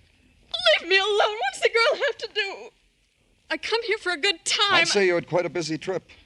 Running down the street at night in a negligee. I had something to drink. I didn't know what I was doing. Then creating a stir with this trunk with a cab driver. It wasn't my fault. People here aren't helpful. Peggy, we're looking for a man, Ray Brewer. We want him for 2 murders. Brewer? You know him, Peggy. You took his picture, brought it to me. Oh, that's right. I remember his name. I'm sure you do. Let's open the trunk, Peggy. No. Don't. Get it out of here. Take it away. Later. You took the picture, Peggy, because you knew the murder was going to be committed. The murder you planned so well with Harlan. Get it out of here. Just get it out. Gave us a picture of the murderer. You figured by the time we found who he was, traced him, he'd be roaming around Mexico. By the time we got to him, he'd be dead. Because Ray Brewer only had a month to live. I didn't One thing is bothering me, Peggy. Why Brewer changed his mind about going to Mexico. He saw me taking his picture. We didn't tell him we were going to do that. You double-crossed him, huh? That's why he killed Harlan. That's why he was going to kill you. I ran from him. It's like a nightmare. Somebody grabbed me by the shoulders and choked me. And I was in the middle of the street, dressed. When you finally got back here, Ray Brewer was dead. He didn't live his month. His heart gave out. Let's open the trunk, Peggy.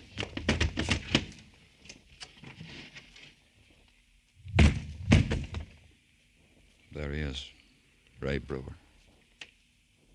I won't look. I'm not going to look at him again. All the while I was putting him in there, staring at me, staring. And I couldn't get the trunk closed. His hand. I was alone, all alone. His face staring at me.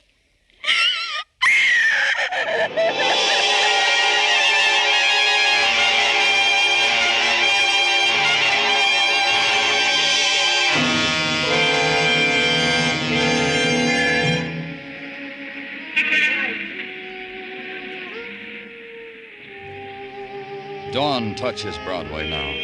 The remnants of the night are driven back into the earth.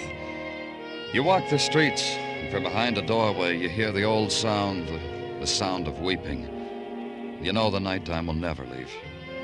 It's found its refuge. It's Broadway, the gaudiest, the most violent, the lonesomest mile in the world. Broadway, my beat.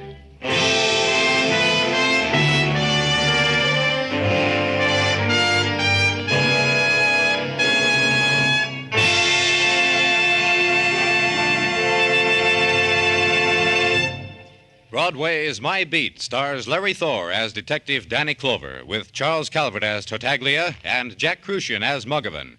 The program was produced and directed by Elliott Lewis, with musical score composed and conducted by Alexander Courage. In tonight's story, Peggy Weber was heard as Peggy Drake, Ted Osborne as Harlan Lawson, Anthony Barrett as Ray Brewer, and Don Diamond as Milford. For a full hour of outstanding musical entertainment, plus one of radio's biggest cash awards, play Sing It Again every week over most of these same CBS stations. Laugh along, win along with Jan Murray as he picks up his coast-to-coast telephone and invites you to sing it again and land a big batch of loot. It's exciting, it's outstanding radio entertainment. Stay tuned now for Sing It Again, which follows immediately over most of these same CBS stations. Bill Anders speaking. This is CBS, where you meet adventure with Charlie Wilde, Sundays on the Columbia Broadcasting System.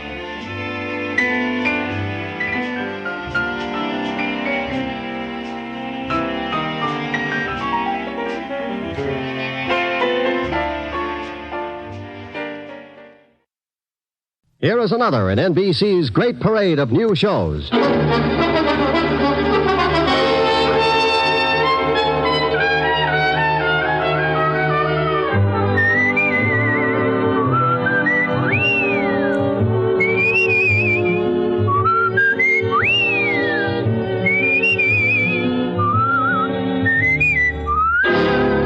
Dick Powell as Richard Diamond, private detective.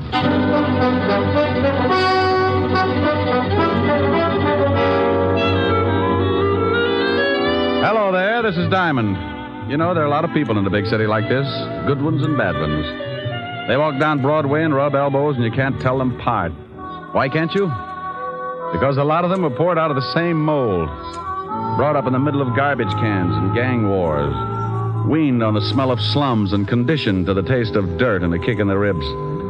By the time they get old enough to raise their fist, they're given two choices, two ways to beat the gang wars and garbage can. One guy picks himself up, shakes off the filth, and jumps over on the right side of the fence. The other guy picks himself up, too. But when he does, he raises that fist and shakes it at the whole world because he wants things the easy way. He continues to shake his fist until someone shoves a gun in it. Then he's a swaggering giant. Sometimes he climbs over with his little bag of rot and hides in the lap of society. But take away the gun, and he ends up right back in the middle of the garbage cans with his face in the dirt. What about the guy on the right side of the fence? Well, you rarely ever hear of him, unless he becomes president or gets mixed up with the guy on the wrong side of the fence. Like the case I bumped into a couple of days ago. It all started in Central Park.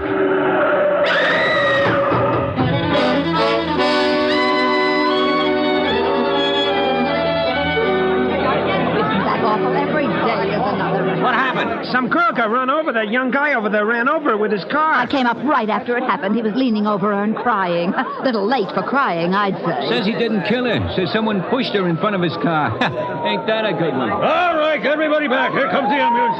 Come on, you. But I tell you, I didn't kill her. I was in love with her. That's the last thing you should have said. But I swear I didn't do it.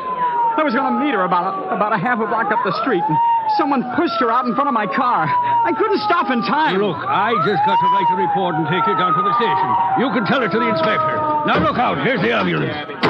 Hello, Crockett. You're too late. The body's ready for the morgue. Ah, Central Park's turning into a graveyard. I'm going to start taking my girl someplace else. What do you mean? Somebody else got run over in the park? Somebody got shot full of holes. Call came in just for this one. That gangster Chino Scabo. Scabo got knocked off. He was due, wasn't he? Please, officer, can't I get to a phone? Shut up. One of the biggest gangsters in town gets rubbed out, and I got to show up at the station with you. You know, Sonny, I'm not pleased with you at all.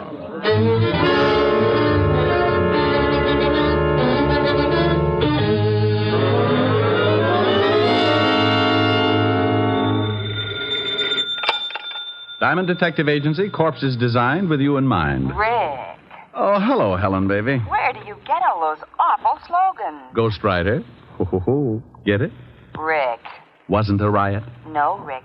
Was a bomb. Okay, maybe this will get a yuck. Oh, here's a beaut. Are you lonely? Join the Lonely Souls Club and find your perfect soulmate. All ages. Guarantee satisfaction and money refunded. I wonder if Mighty Joe Young knows about this. Rick, what are you talking about? I'm reading the personals. Hey, get a load of this one. Will give ride to coast, must be young companion, pretty, easy on the eyes. Think I ought to apply, baby? You're ridiculous. Oh, here's an odd one. Anyone witnessing unusual accident at the 72nd Street Transverse, 11 p.m. Wednesday night, when young girl was killed, call Skylar 6036. Urgent. That's in Central Park. Yeah, somebody's got troubles. Mr. Diamond? Hold it a minute, baby. Yeah, I'm Diamond. What can I do for you? I want to hire you. Helen. Yes, I know. Bye. $100 a day in expenses, sir. That's your fee? Yep. I like to give it to the prospective client first. If he turns green and faints, we both save a lot of time and talk. How do you feel? About the fee? Fine. Well, what else is bothering you? My son is being held on a manslaughter charge. Well, if you killed somebody, that's a job for the police. But he didn't do it intentionally. The girl was shoved in front of his car. That's his story. Yes, it is. And I believe him. Who was the girl, and why do you think anyone would want to kill her? Her name was Jean Cooper. My son was in love with her.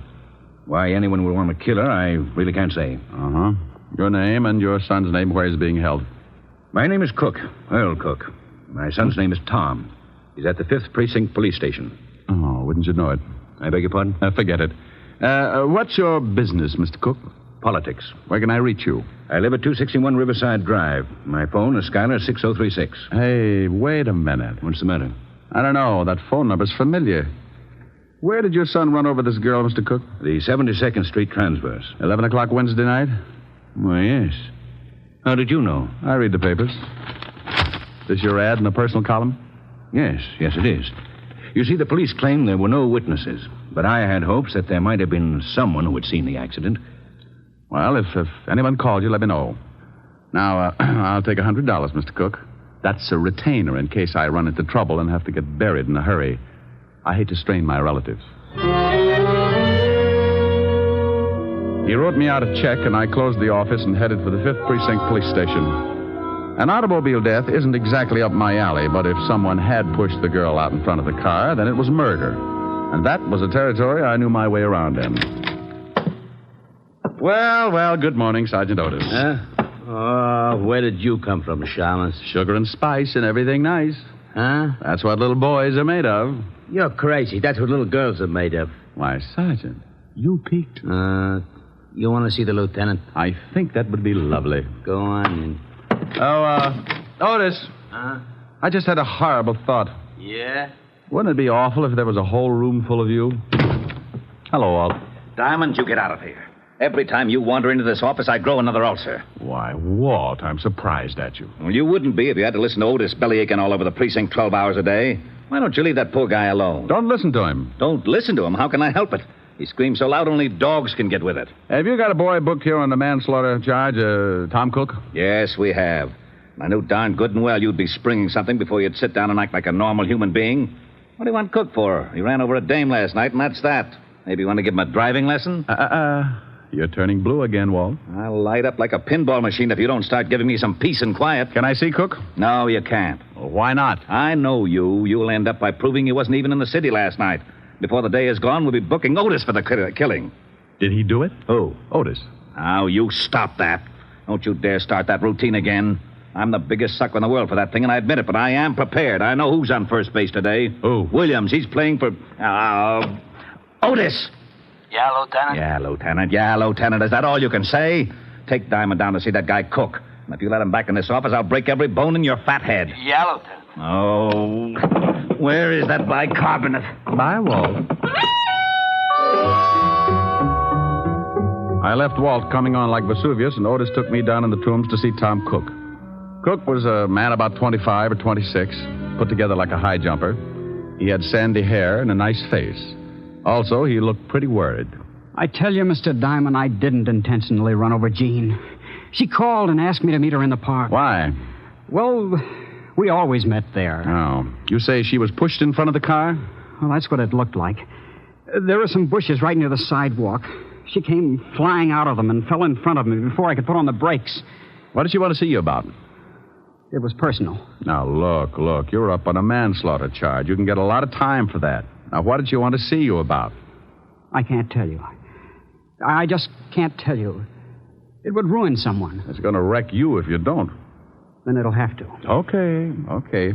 Did she have any enemies at all? Boyfriends, girlfriends, ex-husbands, jealous icemen? She had an ex-husband. When did she separate from him? About a year ago. Why? Do you think maybe Cooper was jealous? Is his name Cooper? Yes, John Cooper. Oh, live in town? Well, he was living at 498 West 81st Street, but that was a year ago. Okay. Tell me where your girl was living. 383 Madison Avenue, apartment 206. She was living under her married name, Cooper. Sure you don't want to tell me what she wanted to see you about? I can't, Mr. Diamond. Okay, but I hope the person you're protecting appreciates it. 5 years in Sing Sing is stretching loyalty a long way. This person's worth it. Otis, let me out of here. You locked me up with a Boy Scout.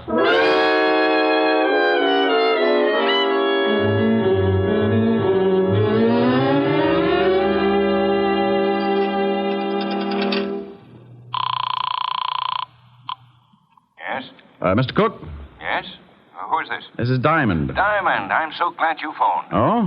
Remember my ad in the personal columns? Yes?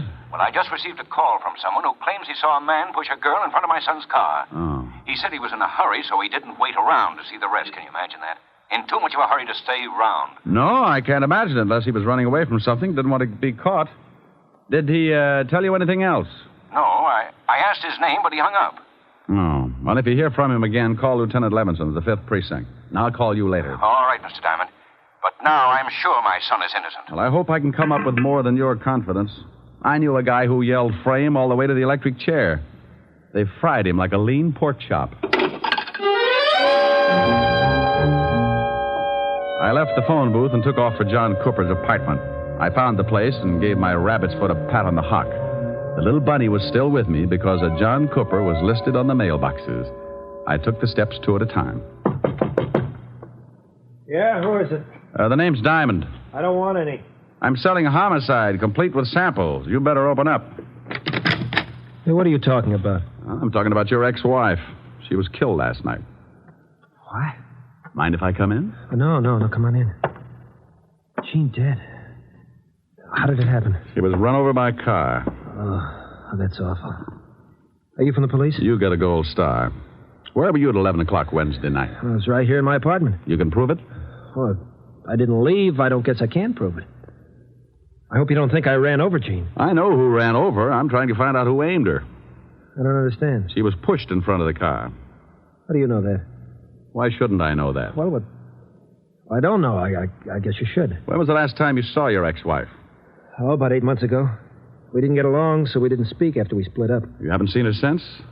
No. Or are you jealous of her new boyfriend? Jealous? Why should I be? Good question. I'll see you later, Mr. Cooper. Yeah. I hope I've been of some help. You've been dandy. I left Cooper pinning up his gold star and headed for the dead girl's apartment. I knew the law had already been there and that it would probably be locked tighter than a wine truck on Skid Row. I found the landlady's door and gave it a jolt. Yeah? Oh, what do you want? I'm looking for the landlady. You want an apartment? We got one coming up in a couple of days. The dame that was in it croaked.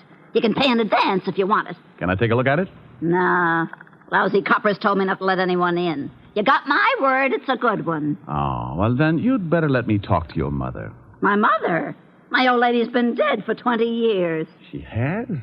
Aren't you a little young to be running an apartment all by yourself? Hey, Sonny. Yeah? How old do you think I am? Well, it's hard to tell. I'd say, about 28. Come on, I'll show you the apartment. But watch those steps. I think you could use some glasses. Right up here, handsome.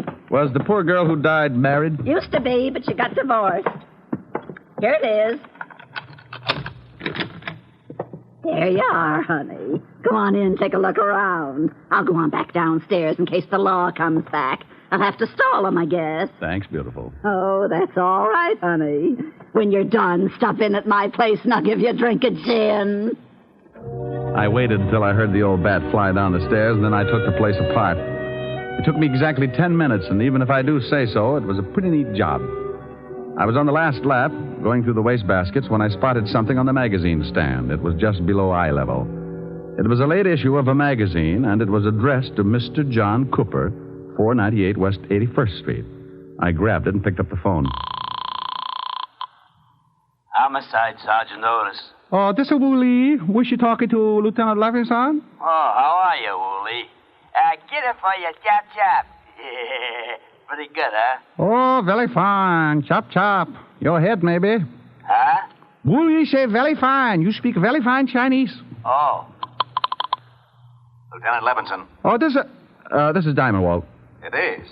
I told Otis I didn't want to talk to you.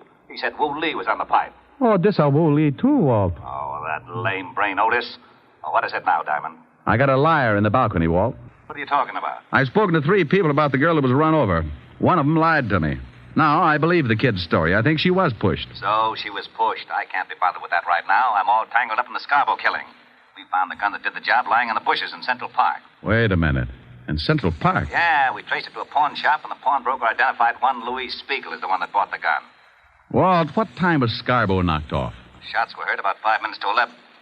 Hey, that's just about the same time that Cook ran over the girl. You are so right. And Scarborough got killed on the other side of the park. About 5 minutes to run to where the girl got run over. Now, what are you getting at? If you know something about this Scarborough killing, I want Walt, some guy called Tom Cook's father and said he saw the girl shoved in front of the car. He wouldn't tell his name because he said he'd get in trouble. Probably a crank. No one would duck out on a deliberate murder. Unless he just rubbed out New York's biggest gangster. Hey. Yeah. Have you got Louis Spiegel on tap? No, he's hiding out. Oh. Well, do me a favor. Check your files and see if you've got a record on a John Cooper. The dead girl's ex-husband? Yeah, then I'll call you back.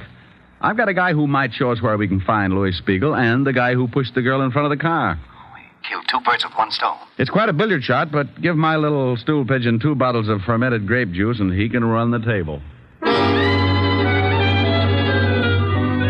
I left the apartment and slipped by the landlady's door. I knew she was building a party because I could smell the 100 proof clear out in the hall.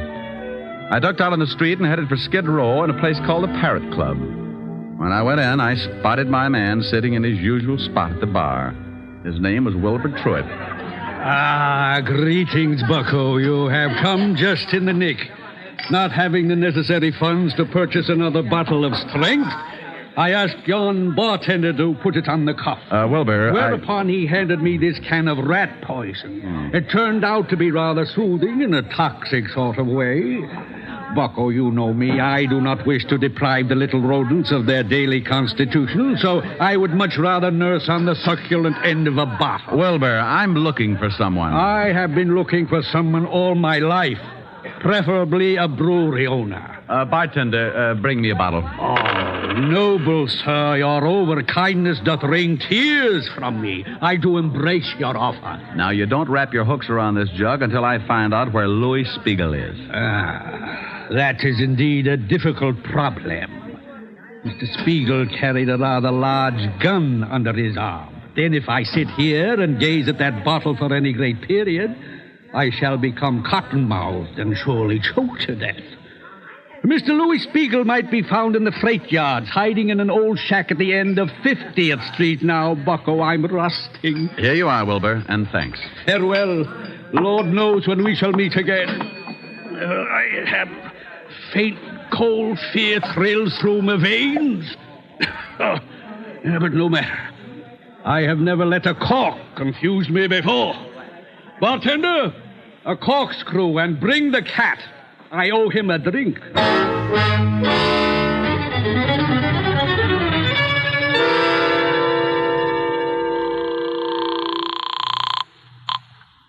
Homicide, Lieutenant Levinson. Diamond, Walt, what did you find out? John Cooper has no record, Uh-oh. but George Kingsley has. Oh, alias? Yeah. George Kingsley, alias John Cooper, did 10 years for embezzlement. Oh, fine. Thanks, Walt. Now, here's the pitch. Lou Spiegel is in a shack in the freight yards at the end of 49th Street, North River. Get some men to surround the place and have Otis pick up John Cooper and bring him down there. I'll be there in half an hour and give you a couple of killers.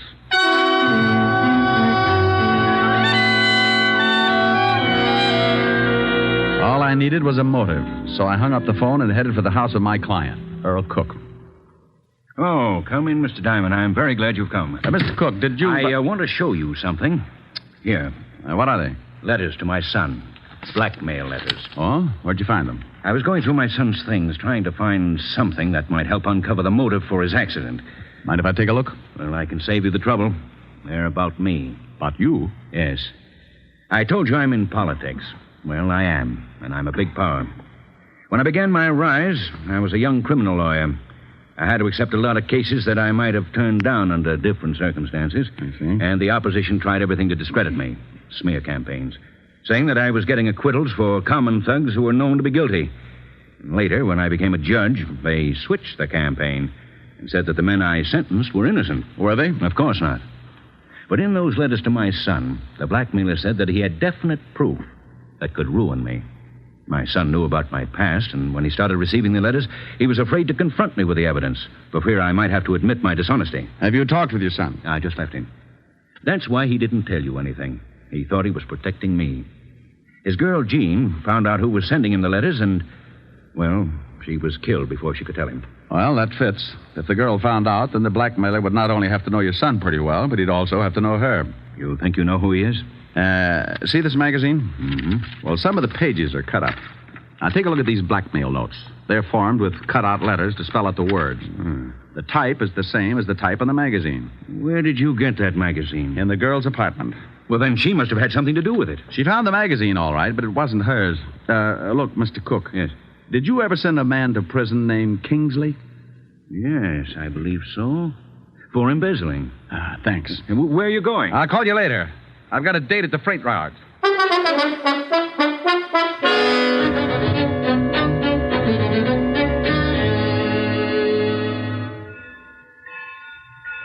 Oh, hello, Rick.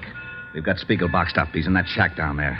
Will he come out? If he does, it'll be feet first. I guess he'd rather have it that way. Any shooting? He tried a couple, but I had the boys hold their fire until you got here. I see. Where's John Cooper? Otis hasn't showed up with him yet. Let me use your loudspeaker, Walt. Oh, sure, go ahead, but keep your head down. Spiegel, Lou. Why, that lowlife, I'll blast him to kingdom come. Hold it, Walt. Spiegel knows me. Louis, this is Diamond. I want to talk with you. You better get out of here, Diamond. This ain't none of your business. Lou, you've got my word there'll be no shooting. I want to talk to you. Look, Diamond. I know they want me for the Scarborough killing, and I say, okay, I done the job. But I'm allergic to electricity, and I don't like cops. You blow this place apart, I say okay, too. And that's the way I want it. Now, do you still want to talk? I want 5 minutes. Okay, come on down, but keep your hands behind your neck. Walt, no shooting, huh? Okay, but I think you're crazy. He kills guys for practice. I moved out from behind the boxcar and put my hands behind my head. I started down toward the shack, and I could see Spiegel looking at me over the barrel of a .45. One bad move from any of the men stationed around the yards, and I was going to get dead quick. I walked up to the shack and went in. That's far enough, Diamond. You've got 5 minutes. It won't take that long, Lou. Keep your hands where they are. Oh, I thought you might want a cigarette. Oh. Yeah, as a matter of fact, I'm all out. Yeah. Keep the pack. Just one. I got a date. Yeah. Light? I can make it. 4 minutes, Diamond. Did you see a girl shoved in front of a car the night you knocked off Scarborough? Yeah. I called some guy and I told him about it. I read his ad in the personals, but I couldn't do anything about it. Yeah, because then the law would know you were in the park. Looks like it don't make much difference now. The kid who ran over the girl is in on a manslaughter rap. You'll get 5 or 10. It's tough. You got 3.5 minutes. Lou, did you get a good look at the man who gave the girl the shove? Sure, I'd remember him. Rick? What do they want? I'll see. With your hands up, you'll see. Sure. What is it, Walt? Otis has got Cooper. Lou, will you do me a favor? I don't know. I want you to tell me if the guy they've got up there is the one who pushed the girl.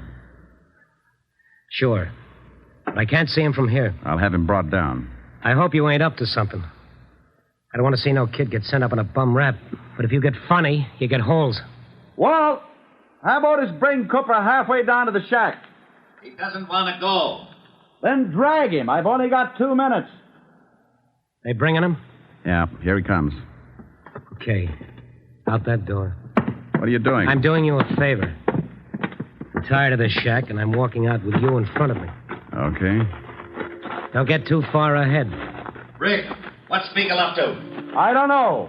Hold your fire. I'm surprised at you. Even if I identified this guy, it wouldn't hold water. I got a bad reputation. Hey, what's going on? Take it easy, Otis. You can't do this to me. What's this all about? That's the guy, Diamond. I don't know what you're talking about. Sure you do. I saw you push that dame in front of the car. You're crazy. Now, I don't like that. You got just 10 seconds to admit it. I won't admit anything. Then I shoot you. Hey, you can't. Shut up, Flatfoot. Stay out of this, Otis. I tell you, I won't admit anything. 5 seconds. Come on, Cooper. I found out all about your prison record. I know Cook sent you up and you wanted to get even. You found those letters Tom wrote to your ex-wife, so you started blackmailing him. And I know you lied when you said you hadn't seen your ex-wife. I found a magazine in her apartment with your address on it. Time's up. No. All right, I did it. You're too late. I'm on schedule. Oh, you idiot. Why did you shoot him? What's the difference? I kill people, he kills people. Besides, he wasn't polite. So long, Diamond. You got your favor. He's making a break. You'll never make it. Spiegel, in the name of the law, stop! For what?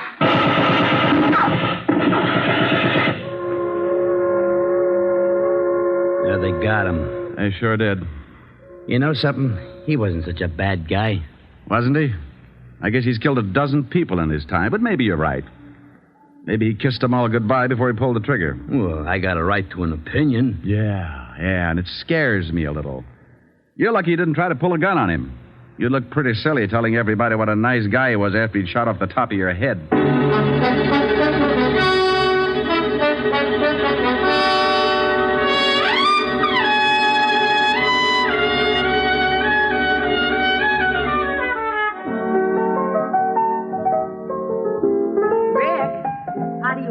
Lots of lemon, honey. What's that you're playing? I don't know. It says on the sheet music for kazoo and voice.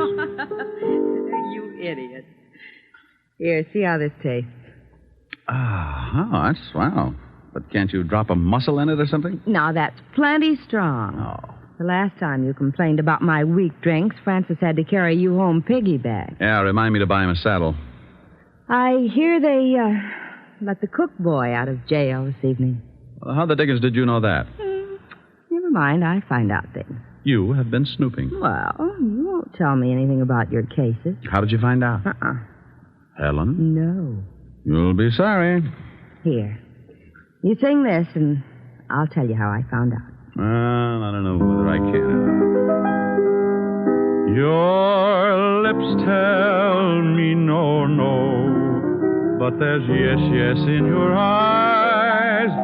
I've been missing your kissing just because I wasn't wise.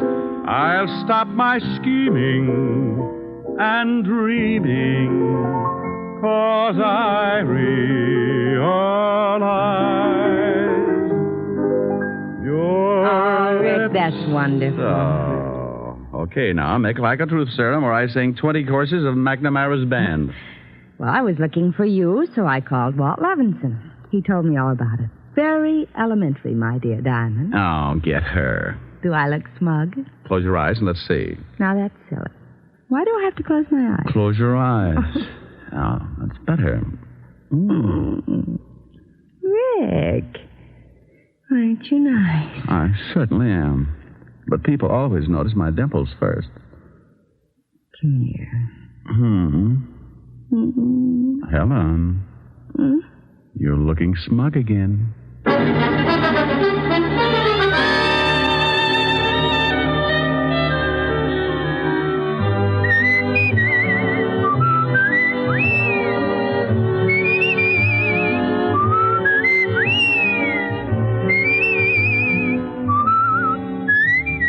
You have just heard Richard Diamond, Private Detective, starring Dick Powell.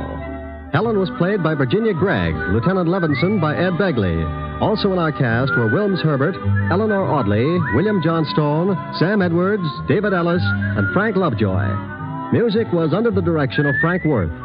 Richard Diamond is written by Blake Edwards and directed by Richard Sandville.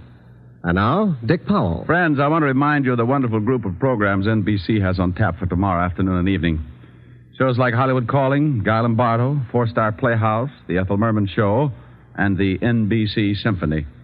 For the best in radio listening tomorrow and always, keep your dial tuned to your favorite NBC station.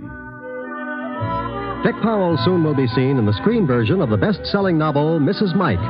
Now, this is Eddie King inviting you to be with us again at the same time next week when we will again bring you Dick Powell as Richard Diamond, Private Detective.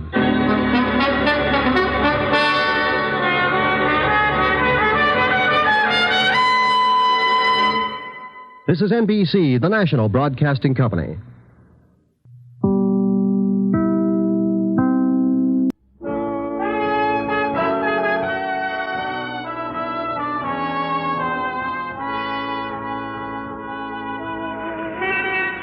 Broadway's My Beat, from Times Square to Columbus Circle, the gaudiest, the most violent, the lonesomest mile in the world.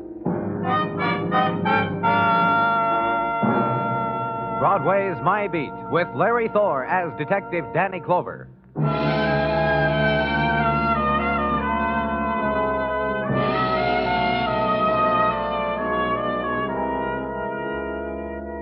Broadway settles down to another year's living. The days begin to drift backward again, away from you like they did last year. And it starts all over. Punch the time card, smile at the boss, and the income tax forms can be picked up at any bank or branch post office. But there's still the dream, and it could happen on Broadway. It's the corner of the world where 1 million performers do their bit just for you. It's carnival, and a clown and a girl with yellow hair blowing kisses. The end of a ride that costs you a dime. Maybe you'll get your money's worth.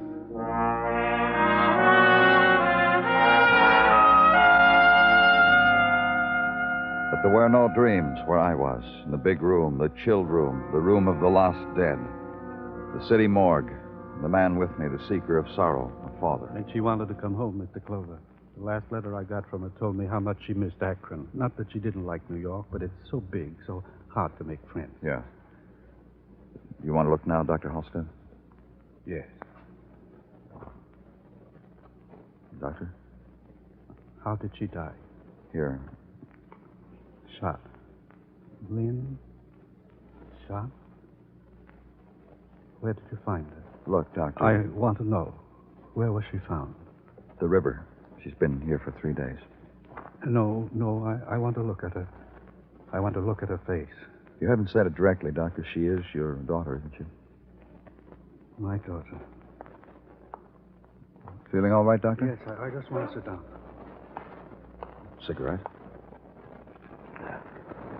How long has Lynn been in New York? About 3 years. She left Akron on her 18th birthday. Didn't have much trouble getting jobs. As far as I knew, her last employment was as a private secretary. Private secretary? With whom? She didn't say. She just mentioned it was a real estate office and that she liked her work. Where did she live here in town? I addressed my letters to her at the Linden Apartments in Gramercy Park. Please, Mr. Clover, leave me alone with her for a little while. And know that outside, the light of the winter's morning is brilliant, dazzling, as it strikes the frost-veiled chrome of the city. But here it must filter through steel-webbed windows, reflect off the faces of the dead, grow dim. Here it lies against the closed eyes of a man who has made the journey, found at its end his child's death. Then his hand reaches out for the girl's forehead, draws aside a strand of hair, tries to smooth away the pain, the shock that had been frozen there, and walk away from it, because this is an image of anguish seen too many times. Go now to the Linden Apartments, yellow ivy clinging to old marble, facing the steel-fenced winter's garden, whose paths can be walked only by those privileged with a key to its gates. Gramercy Park. Talk to a man who, among his other duties, had dispensed such a key to Lynn Halstead. You understand it's quite a privilege, our private little park. And I must say of Miss Halstead, she availed herself of it far too rarely. For what reasons, I shudder to think. Why, Mr. Clement? Why do you shudder? Well, after all, it is rather desirable to maintain residence here in Gramercy. I could show you a waiting list years long. Miss Halstead lived here? I don't see... Of course she lived here, but so sporadically. Weeks on weeks would go by with her apartment standing forlorn, empty, lonely. You're saying, Mr. Clement, that she lived here but didn't live here? Only used this as a mailing address, I fear, and a kind of phone service. For what reason? I know, you shudder. Quite. See, her mailbox is filled with uncalled for letters. Here, from Dr. Halstead. A relative? Give them to me. From department stores, book clubs, and these phone messages. This man has been calling for 3 days now. I keep telling him Miss Lynn isn't in. Leaves his number, not his name. Give it to me. Why, of course. No one else to give it to now, is there? Show me her apartment, Mr. Clement. Oh, I'd be delighted to. It's one of our most desirable. Now, I'm free to inform the management that it's... Which one is it? Just down the hall. Here we are. Mm-hmm.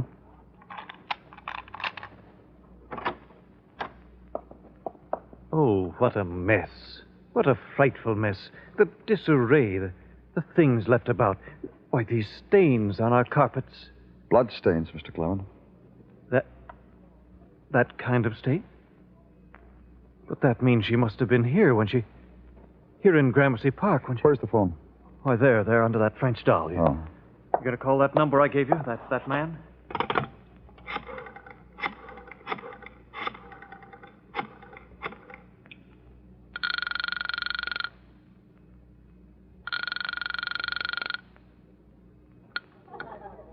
Jean's lunchroom.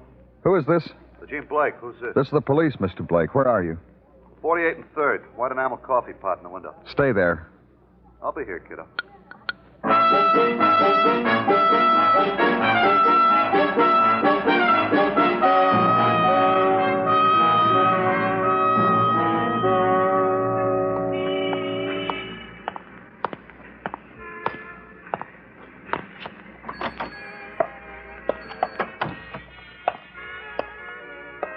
Something for you? Yeah, coffee'd be fine. Fresh donut? Just coffee, please. Sure.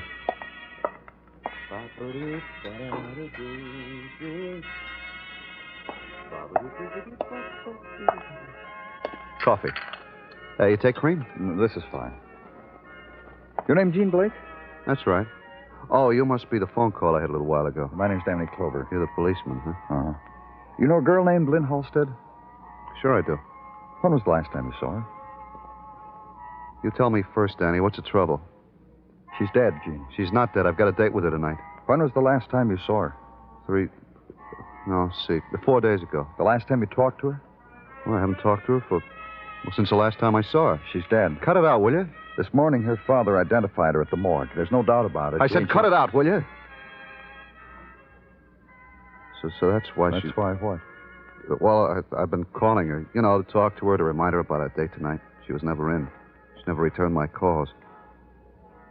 In a hospital, sick, huh? Lynn was murdered. She was found in the I don't want river. you to tell me. I don't want you to tell me. You known her for long? August, I think it was. I didn't get to fall in love with her till September. How'd you meet her, Gene? Now, she wandered in here one night, late, sat down there and had coffee. Mm-hmm. She talked to me, thought my line of patter was kind of... We got along, that's all. I closed the joint, took her dancing. Neither one of us did things very well, dance or conversation. Things. That's why we got along so good. Did you see her often? Yeah, a couple of times a week, sometimes 3. Uh-huh. A movie, walking, a drink. It's funny, though, I never took her home. She wouldn't let me. Just gave me her phone number. Do you know where she worked? The secretarial or something. A couple of times I picked her up in front of the Equitable building. I guess there. But she never said. You'll be here whenever I want you, huh, Gene? Yeah. Where am I going to go? And gather up the pieces that had once shaped the pattern of a girl's life. An apartment in Gramercy Park for mail, for phone messages, for death. Her wandering onto a man who then walked with her, danced with her, loved her. A father who had seen her lying in the morgue. And against them, the barrier of secrecy the girl had woven out of the city's darkness. Not to tell them where she worked, to give them only a phone number, a mailing address against their sudden need of her. And take what Jean Blake has given you, among other things, the name of a building, the Equitable Building. Find it in the 40s on Madison. Try it. And after many real estate offices and receptionists whose lips were not moist enough had to be moistened again before answering the policeman, after the long parade of friendly real estate brokers with the bone crusher handclasp and the sorrow at not knowing a girl named Lynn Halstead, find the man who did know her, whose private secretary she was. John Martin, real estate. Don't look anymore. We'll find you a home. And I mean it, Mr. Clover. I'm dedicated to it. Why, it's the passion of John Martin's life, finding the right home for the right people. It must be gratifying when you do, Mr. Martin. Oh, it is. Let me tell you it is. That photograph on your desk, Mr. Martin. Yes. Your family? Yes. Oh, I like you for that, Mr. Clover. I like you for taking notice of something like that. Go on, pick it up. Take a good long look at it. Yeah. Fine-looking boys. Yes, aren't they? This woman is Mrs. Martin? My doll. My sister, my mother, my wife takes care of me like I was a baby with a colic. And now you were saying about Lynn. We found her in the river, shot to death. She lay in the morgue 3 days before anyone identified her. Someone finally did, huh? Yes, her father, Dr. Stephen Halstead. He came from Akron to take his daughter home. She'd written him she wanted to go home. Go know a girl. Go know a girl who works for you day in and day out, takes your dictation, reminds you it's a wife's birthday, trudges across the street on her own time to bring you coffee, a snack. Then police find her in a river. Don't know them. You didn't know she wanted to go home? Oh, it's like a bolt from the blue, Mr. Clover. I thought Lynn was happy here working for me. She told me many times how glad she was, how I'd helped her to finally carve a niche for herself in this crazy town. Yeah. Something I said before, Mr. Martin. Lynn was in the morgue for 3 days. No one came to identify her. Oh, you're saying that I should have done that. Look, a girl as beautiful, young as Lynn, she takes 3 days off. I'm not the man to question such whims. No, she could have been gone a week or a month. Her job would have still been here for her. Well, there are other private secretaries. No, you're kidding. None like Lynn. Why, she... Oh, excuse me, please. John Martin, real estate. Oh, yes, he's here. Oh, you, Mr. Clover. Thanks. Yes? This is Dr. Sinsky. I've called every real estate agent in the Equitable building, Danny. I'm in the emergency ward. Get down here. I'm busy. Sure you're busy. So am I. It'll all keep. Just get down here fast.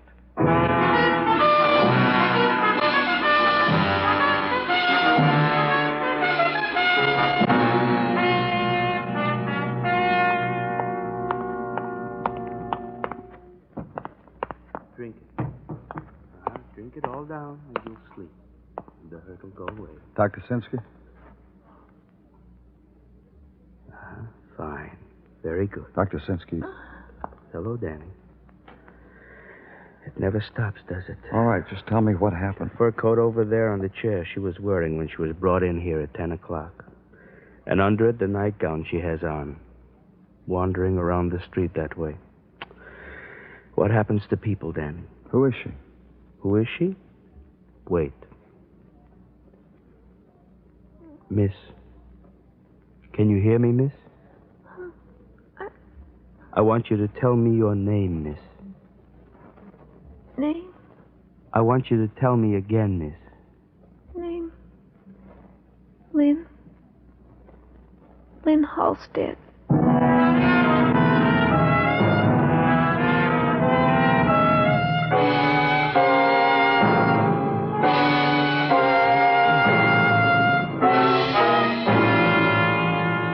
You are listening to Broadway's My Beat, written by Morton Fine and David Friedkin, and starring Larry Thor as Detective Danny Clover.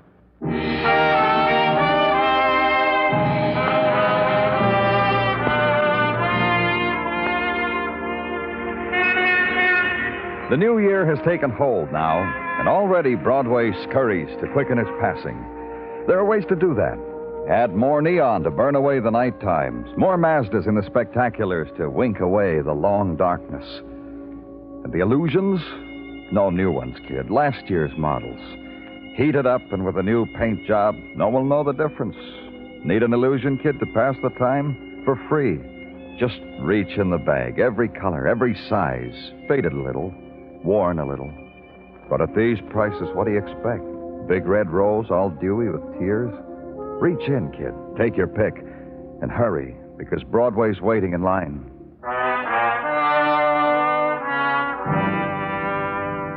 But the lost girl who had wandered a city, drifted on winter's wind, this was no illusion.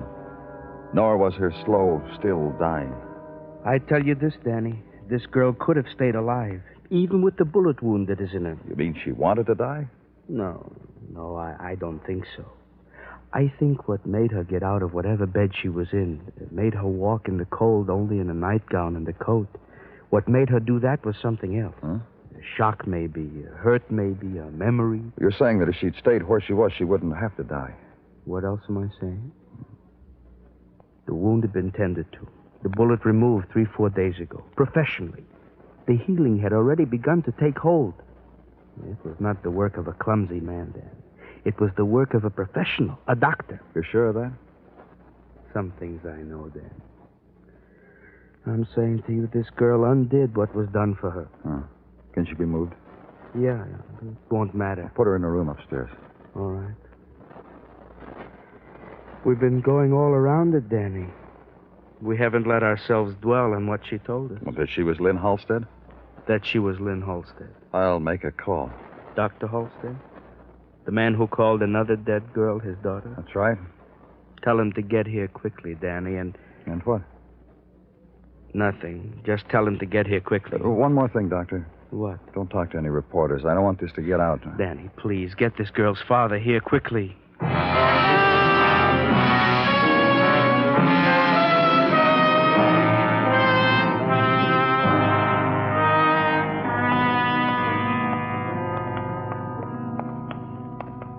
You'd only explain to me, Mr. Clover, why you asked me to come down here after all. You'll get all the explanation you need, Dr. Halstead. Very well. Is it? What? Never mind. This is the room. Go ahead, Doctor. On the other side of the screen. Lynn. Hello, Lynn. It'll be all right now, Daddy. Of course it will. All right now. Yes, I won't go away again. I waited. It was so long. It was just a little while, Lynn, that's all. No more than an hour. It seemed... Don't talk, Lynn. Lynn. Miss Clover. Yes? My daughter is dead.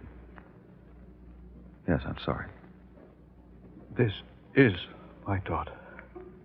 This is Lynn. That other girl, the one in the morgue, who is she? I don't know. I'd never seen her before. Uh-huh. Well, it's over. I suppose you'll have to do something about me. Yeah, obstruction of justice, Doctor. There'll be something you'll be charged with. You want to talk with me now? Outside. All right. All right, Doctor. I got to New York 4 days ago. I came here to bring Lynn home. I found her apartment house, and I found Lynn. She'd been shot, Doctor. Did you shoot her? I found Lynn. She was dying when I got to her. I didn't shoot her, Mr. Clover. You can think so. I don't care. I really don't. If you want me to say I shot her and you want to charge me with that, it's all right. If you want me to, I'll say I did. Just tell me what happened, Dr. Halstead. She'd been shot. She was barely conscious. Tell you who shot her? No. She cried when she saw me, that's all. Mm-hmm. Then she went into shock.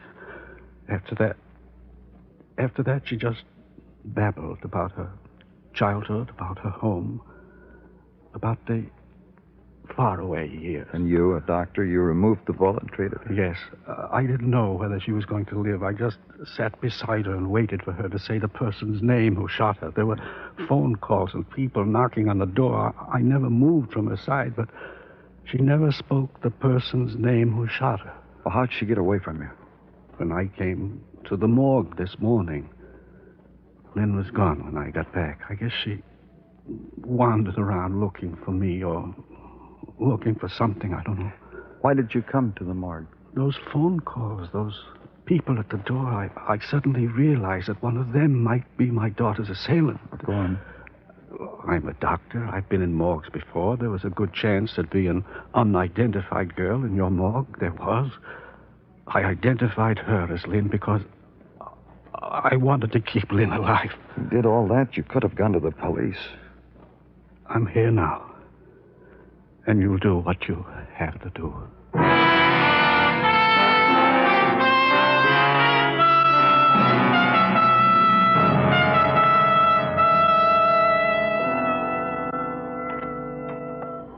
Danny? What do you want, Chino? Well, at least look at me when you ask me what do I want.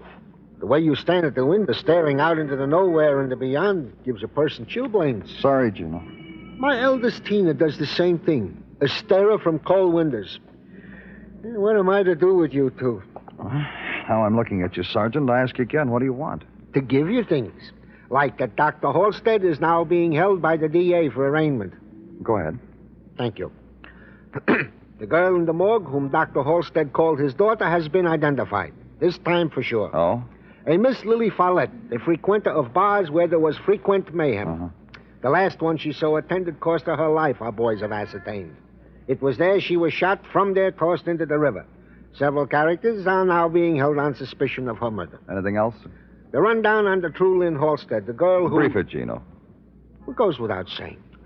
Miss Halstead left Akron, arrived in our city 3 years ago. This checks with her father's testimony. While here, attempted all the things bright out-of-town girls attempt. Drama school, modeling... What else? What else is that our checkers have discovered where Miss Halstead was staying when she was not staying at the Linden Apartments. Oh? Indeed.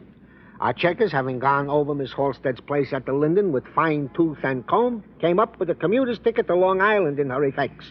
And to Long Island they went. You want to tell me what they found, Gino? A cottage small twixt Sound and Highway owned by Miss Halstead. Nice going for a secretary to maintain 2 residences. Yeah, nice going to you, too, Gino.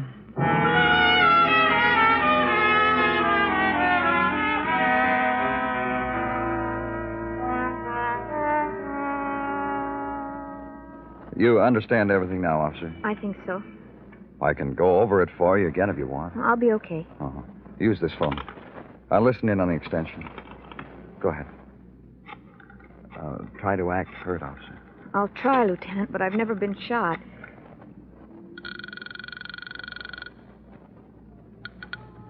Hello? John? Hello, who's this? It's Lynn. Who is it? Lynn. Lynn Halstead. Where are you? Where you left me. You know where I am, John. Wait. All right, Lieutenant? Just fine.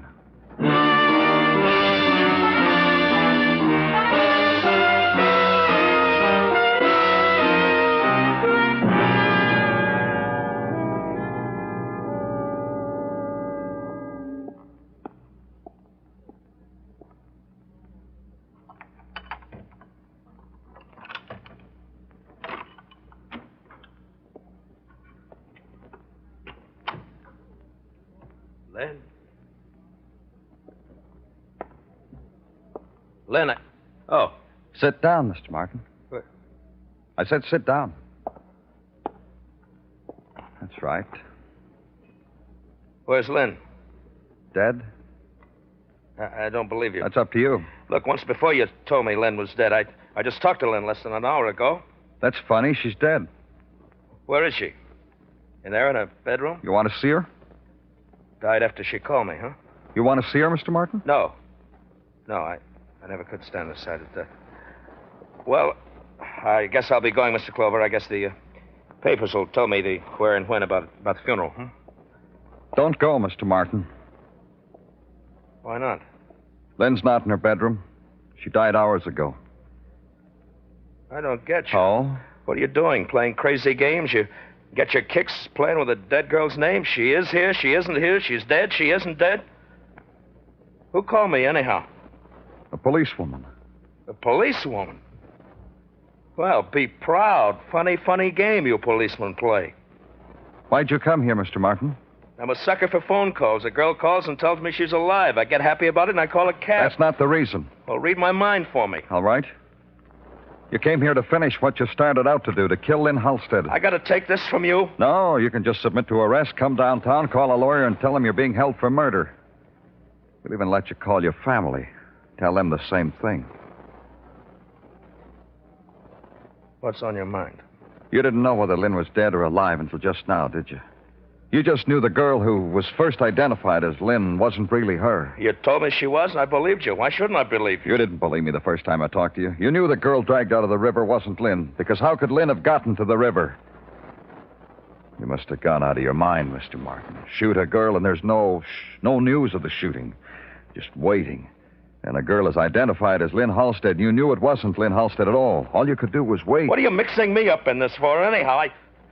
I got a family. You had a family when Lynn Halstead walked into your office. She was a beautiful girl, wasn't she? I told you that. How much were you paying her as a secretary? Well, she was a good secretary. I paid her $75 a week. I guess she could have afforded her place here at the Linen Apartments and that. She started at $50, but I raised her to $75. But how could she afford to buy that cottage in Long Island? Mr. Clover. I thought about that, Mr. Martin. I asked myself a question. If a real estate broker has a friend and he wants to keep the friendship quiet... All right, I gave her the house. But she gave it back to you, didn't she? Everything in it. Because she found a boy she fell in love with. Love? That's love? What she had with that soup slinger in that 10-seat restaurant? She told you to sell it. Do anything you wanted with her. She didn't want any strings attached to you anymore. So you killed her. That's love? What she had with that soup slinger? Cheap movies? Walking in the park? That's love? Listen, I've been through it when I was a young punk. You think that kind of stuff was for Lynn? So you killed her. I thought I did. I sweated through it. For 4 days I did. Let's go. She walked out on me. You think that's fair? Sure, I killed her. What do you think I was, anyhow? A punk? Some young punk? What do you think I was, anyhow?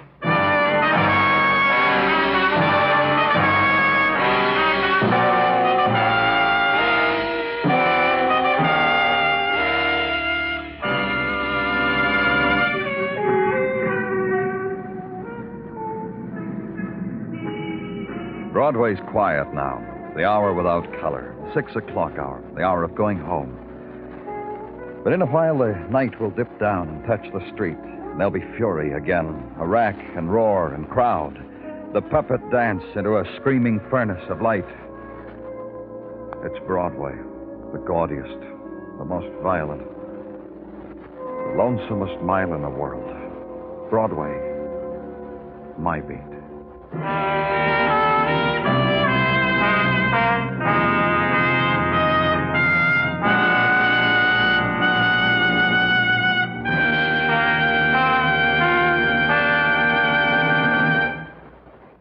Broadway's My Beat stars Larry Thor as Detective Danny Clover, with Charles Calvert as Tartaglia and Jack Crucian as Muggavan. The program was produced and directed by Elliott Lewis, with musical score composed and conducted by Alexander Courage. In tonight's story, William Conrad was heard as John Martin and Herb Butterfield as Dr. Halstead. Featured in the cast were Hy Averback, Joyce McCluskey, and Bob Bruce.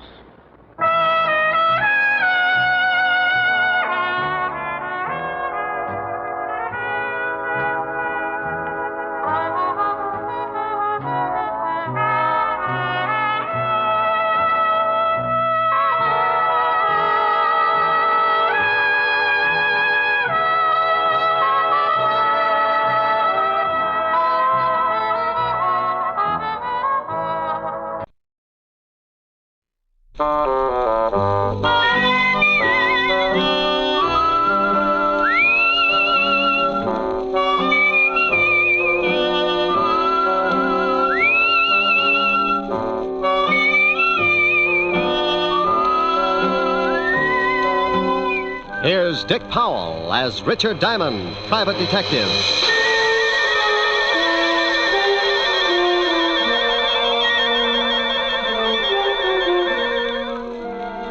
My name's Diamond, and I'm in business for a very simple reason. I like money.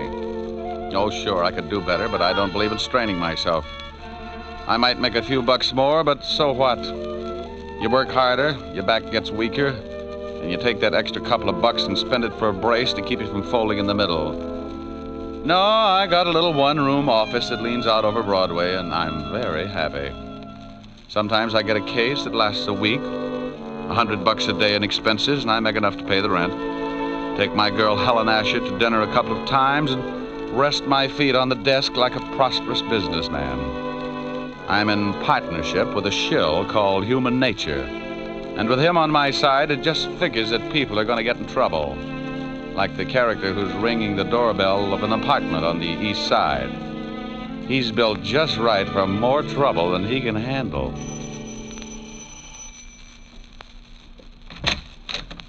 Well, Hello, Mrs. Moran. you say that like you're really glad to see me. I'll let you know as soon as we can talk business. Did you bring a rubber hose along? Why? Are you going to be hard to get along with? This time, yes. Where's your husband? He went out. I tried to convince him the window was the quickest way to the street, but he's old-fashioned. He took the elevator. You're drunk. He can't get a bet out of me. Want a drink? Just get the 500.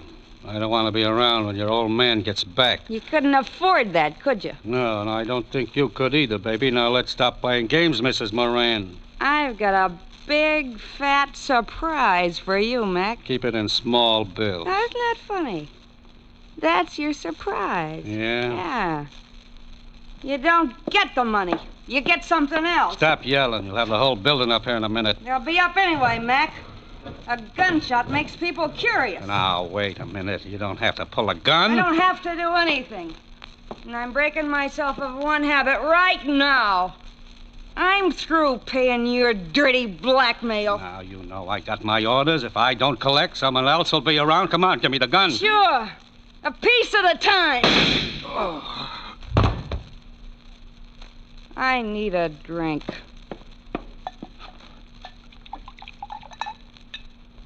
Well, here's to nothing, Betty, old girl.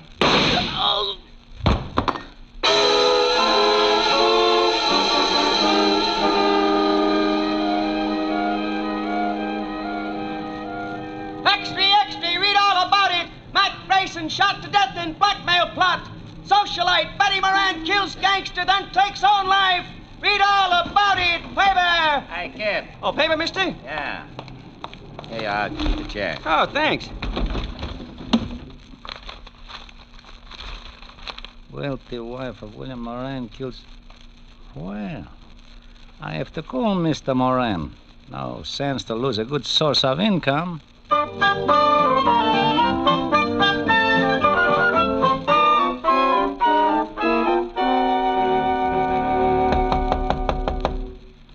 Yeah, come in. Mr. Diamond? Over here. Oh, this clothesline, I couldn't see you. You always do your laundry in your office? Free soap. Pull up a chair, Mr. Moran. William Moran. Oh. Nice pair of Argyles. One of my old clients. Sends them down from Sing Sing.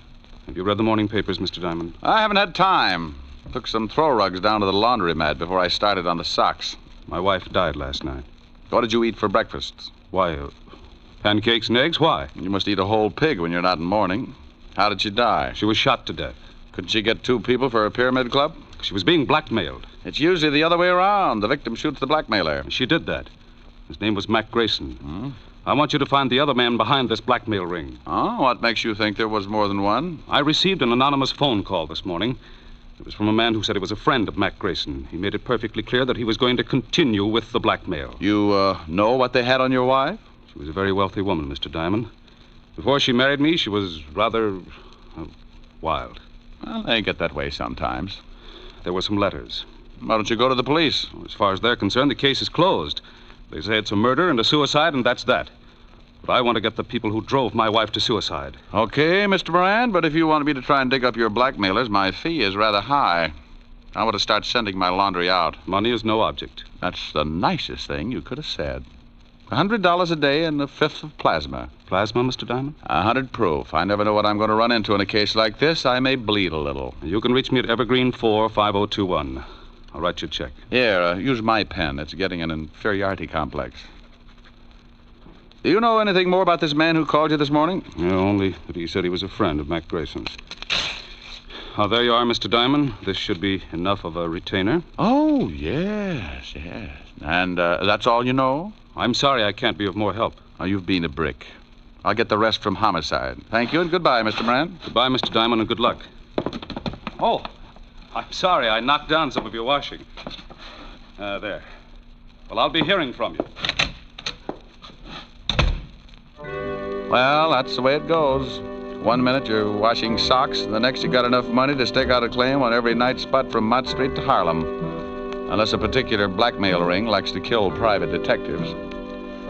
I had a hunch the assignment might run into overtime, so I put in a call to a lovely redhead named Helen Asher. Francis, the butler, answered, and I told him to pass the word along that I might be late for my date. I hung up before Helen could get on the pipe and start screaming at me like a wounded eagle. I locked the office, went down to 5th Precinct, and an old friend, Lieutenant Levinson. He was in charge of the homicide detail and could tell me about the late Mrs. Moran and her victim. When I walked in, Sergeant Otis was polishing his billy. Hello, Otis. The lieutenant in? Well, Richard Diamond, the all-American gumshoe. Oh, you're just jealous because that club you've got is a better shape than your head. Lieutenant, Diamond's out here. Okay, send them in. Tell me, Shamus, how does one get to be a great big private detective? Slaving box tops? Well, you have to observe things, Otis, my boy. For instance, one look at your shirt, and I can tell you've been eating well for a week. Why don't you either get it cleaned or stick it in a pressure cooker? Hello, Walt. Now, wait a minute, Rick. If you've got a body somewhere, take it to another precinct. No, I'm a little short right now, but maybe I can dig one up. What I said. Yeah, that was a swell one. Is this just a social visit, or am I a dreamer? It's about the Moran suicide. You handle it? Uh-huh. One of the neighbors called us. They're both deader than Otis on a double date. What about the Grayson guy she knocked off? Cheap thug. Couple of convictions. Oh, don't tell me Moran's been to you with that blackmail story. Yeah. He seems to think Grayson was working with someone. Rick, that guy pestered us all morning, but there's no proof of blackmail or anything else, except 2 people got killed. Give me a quick rundown. I don't know why you're interested. I think Moran drummed up the blackmail theory just to cover that his wife was running around with another man. Well, I'm interested because Moran gave me a fat $200 in advance to get me in the spirit of the thing. Well, if you want to be bored, here are the photographs of the deal. Here's Mac Grayson.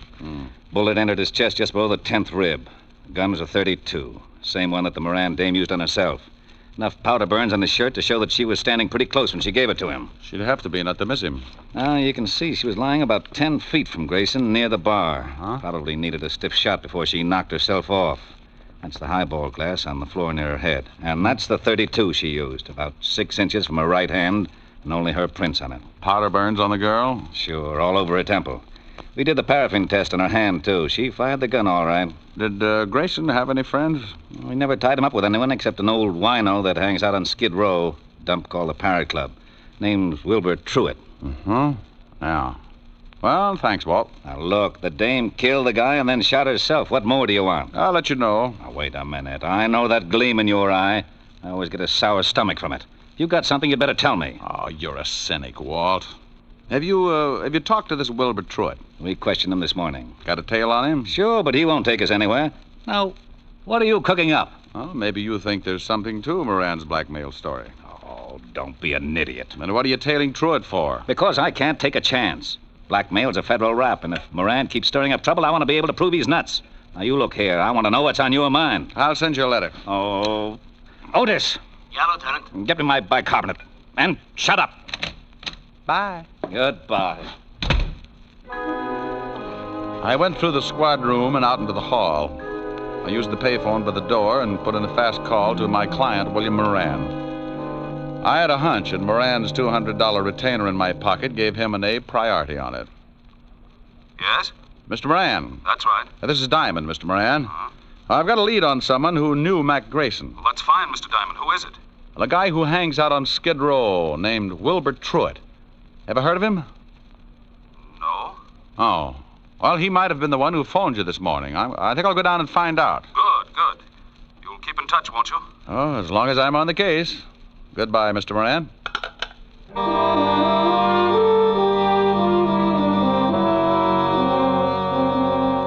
I left the 5th Precinct and headed for Skid Row. If you've never seen the street, it's a liberal education in the misery of human beings. Even the sun winds up with a hangover if it shines on the place too long. The Parrot Club was a cellar with a low ceiling and a drink of wine for 10 cents a glass.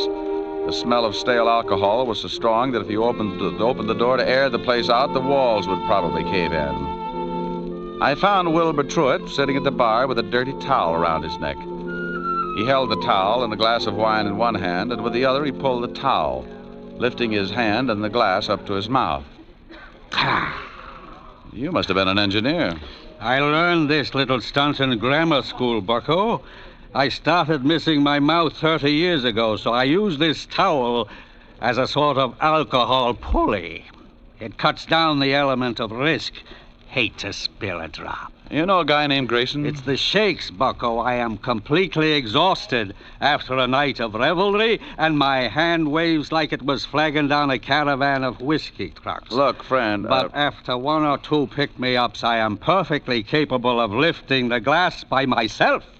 And come nightfall, I'm in excellent condition to entertain my little friends. Oh, swell. Most cowards let the little fellows frighten them, and they end up in Bellevue, but I like them. They worried me at first, but when they found out how much I drank, they began to show the strain, and the shoe was on the other foot, so to speak. Oh, no. They tried to frighten me the first night, but I just kept right on with one bottle after another, and it finally drove them to drink. Now my DTs have hallucinations. We are rapidly building up a thriving community. What were you saying, bucko? Something about the evils of self-indulgence, but I've forgotten now. Good. In that case, I will let you buy me a drink. Oh, sure. Waiter, bring the bottle.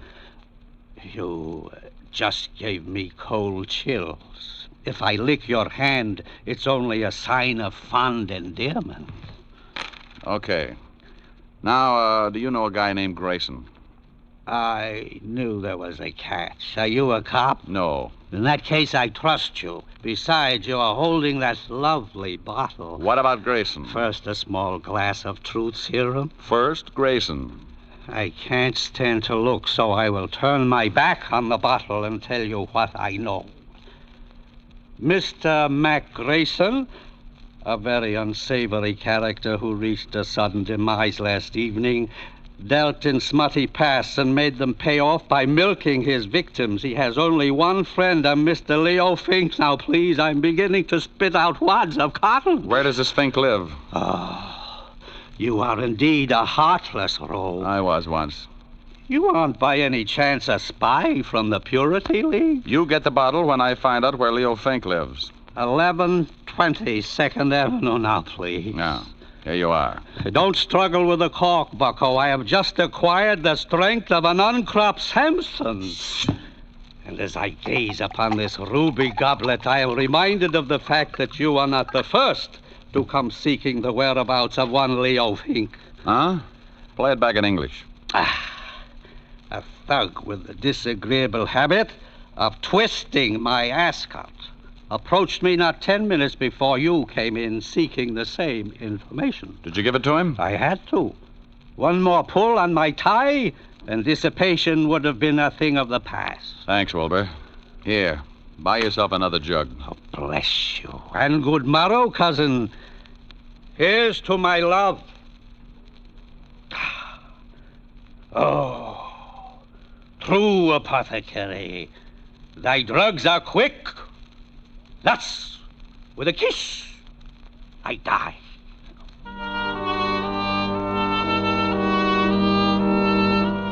I left Wilbur with his first love and walked out on the street.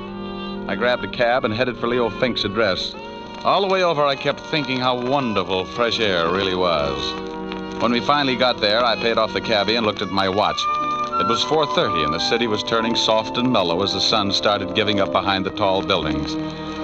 I got that lousy feeling again when I looked across the street. A prowl car was parked at the curb, and it looked like Homicide's private limousine. Something was wrong. I went up to Fink's apartment in a hurry. Yeah? What do you want, Shamus? Well, good afternoon, Sergeant. I'm taking the census. How long ago did you die, sir? Very funny, Diamond. Otis, who is that? Diamond, who else? I didn't ask for a quick quiz on well-known personalities. Let him in. Yeah, Lieutenant. Shame on you, Otis. You'll never make an Eagle Scout. Hello, Rick. What do you want? I'll bet he's dead. You'll bet who's dead? You know who's dead. Sure, I know who's dead. Who do you think is dead? The guy I came up here to see. Well, who did you come up to see? Well, I think it's the guy who's dead. Don't you know? No, I ask you. Well, I'm telling you. You told me nothing. Look, why are you up here? Because I'm looking for a guy. What guy? I think it's the guy who's dead. Who's dead? Oh, he's on third. Don't you know? I think I know, Lieutenant. You shut up. Of course I know. Well, all right. If you're going to hold out on your old pal... Now, wait a minute. How did we get into this thing? Otis! Here's your bicarbonate, all mixed. All right, now let's start again. Walt, who's dead? Oh, let's not have two bodies up here. The guy's name is Fink, Leo Fink. Why didn't you say that in the first place? Because I don't have to do anything I don't want to do. Walt. Lieutenant Levinson. Now, what are you doing up here? Well, I came up to see Leo Fink, that's all. Well, he's in the other room. If he spills anything, don't believe it. He's been dead for 10 minutes. That's too bad. He knew Mac Grayson. Yeah, how did you find out? That sweet old gentleman you sent me over to, Wilbur Truitt. Oh, you got something out of him, huh? What else did he tell you? Nothing, but we struck up quite a friendship. I'm going to go back over and see what another bottle of wine will do to his memory. I'd better haul him in. Well, don't do it, Walt. Don't do it. I can find out things a lot quicker. Shh. I got a system. Okay, but keep me posted. I've got to clean up here. How did Fink get it? 2 bullets in the head. No idea who gave it to him. They used a Luger, I think. Hey, have you questioned Otis? Oh, go on. Get out of here. Walt, tell me, did you check the prints on that highball glass next to Mrs. Moran to find out whether they were from her right or left hand? Now, what difference does it make? I'll let you know. Now, you wait a minute. No, I can't. I'm behind schedule now. Bye. Oh, Otis!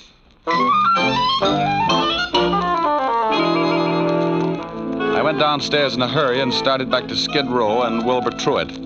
I turned a corner and had a quick change of heart. That's far enough, Shamus. Wow. Well, look what I picked up. All right. Get into this alley. Now, why don't you put that cannon away? It shows up like a pair of gums at a dentist convention. Turn around and get going. I can run if it would help. Take your time. You haven't got too much of it left. Stop nudging.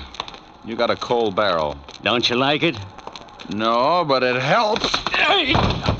A lesson in the manly art of self-defense. Next time, don't get so close with a gun. Well, what do you know? A Luger.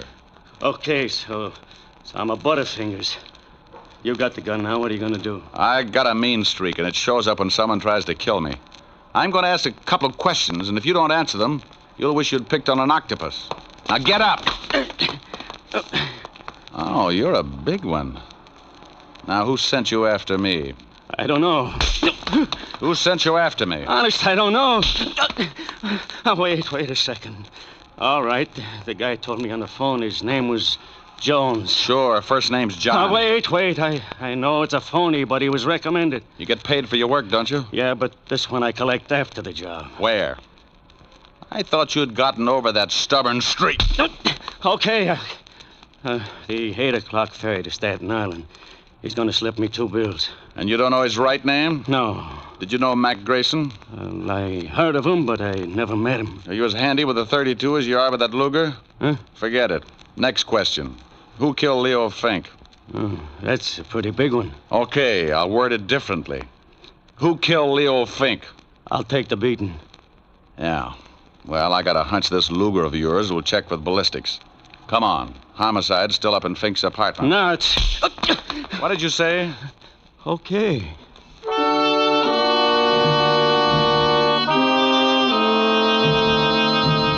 I hustled Louis up to Walt and left him handcuffed to Sergeant Otis. They deserved each other. Louis said he was going to be paid off at 8 o'clock, and my watch said it was 7:15. That gave me 45 minutes to check at homicide and still catch the ferry to Staten Island. The fingerprint man at the 5th precinct put the prints from the highball glass under a microscope and told me what I wanted to know. My hunch had been right. So I grabbed a cab, and 20 minutes later, I was paying for my ticket at the ferry landing. A thick, wet fog was beginning to roll in off the river, and by 8 o'clock, it was hard to even see your watch. Someone was playing a piano in the lounge as the ferry began to move slowly across the river. I didn't know who I was looking for, but I figured if there was going to be a payoff, it would be outside. I leaned against the rail and took out a cigarette. Got the match, mister? Yeah, right here. Thanks. Lousy night. Yeah. He wasn't my man. When he struck the match, I could see his dirty work clothes and his factory badge. I started down the other side of the boat. Finding a killer in that fog was like looking for your car keys in a mine shaft. I reached the bow of the boat, and right then I knew I was about to score. I get a tight feeling in my stomach when I start closing in on danger. I spotted the dark outline at the rail, so I pulled my hat down and walked up beside him. He was hunched over with his arms resting on the rail. Terrible night. Mm-hmm. Be awful if you had to find someone in this fog. Not if he found you first. Yeah. I like the name Louis Osgood. Ever hear of it? I like the name Moran. Huh? William Moran. Who are you? Just an employee. Diamond. Yeah, you get a gold star. Well, what do you want? Have you found the blackmailers? Now stop playing Alice in Wonderland. I just pushed around your hired gun at Louis Osgood. He had enough to say to put you away for a long time. He couldn't have. He didn't know. Didn't know your name? Who murdered your wife, you or Louis Osgood? Why do you say murder? The police said it was suicide. Well, I got news for you, Buster. Homicide just changed its mind. I checked and found out that the highball glass near her head was covered with prints from her right hand. What does that prove? It proves that to take her own life, she'd have to have fingers a foot long. The prints on the gun were also from her right hand. You're going to tell me that your wife shot herself while holding a highball glass in the same hand? That's not my problem, Mr. Diamond. Well, I think it is. If Louis Osgood didn't shoot her, that leaves just one suspect, you. Now, let's take a walk back to the cabin. I want to keep an eye on you for homicide. All right. This is where I leave you, Mr. Diamond. Hey, come here! I hadn't thought he'd make a break, but as long as he had a gun and knew how to use it, I could understand why he did. I got my gun out and took off after him. I expected him to go over the side and in the fog, and he'd have a good chance. But when a guy gets cornered, he does funny things. I never would have spotted him, but he threw open a door and framed himself in the light from the inside. I must have caught him because I saw him start to fold and stagger through the door. I took my time getting there. A wounded man with a gun can get pretty mean sometimes. The door swung back and forth with the motion of the boat, and I could hear the sound of the engines. He'd gone down in the engine room, so I dropped to my knees and went in after him. A long, polished ladder led down to the big diesels below, and I knew I'd hit him with the first shot because there was a bright red trail of blood leading down the ladder and behind the churning machinery. Moran! Oh, Moran, come on out! You can't get out of here. Come and get me, Diamond. I don't like being slapped around, and I'm going to see that you get yours. He was somewhere off to my left and keeping himself hidden. A catwalk circled the engine room, so I pulled an old stunt. I took a wrench off the wall and tossed it down the metal ladder. I watched for his gun flashes, and when I spotted his position, I got down on my stomach and crawled along the catwalk until I was directly over his head. He was sitting in a lot of blood, and he didn't look like he had long to go. Come on, Diamond, I know you're down here. Surprise, look at the birdie. What? Don't try it.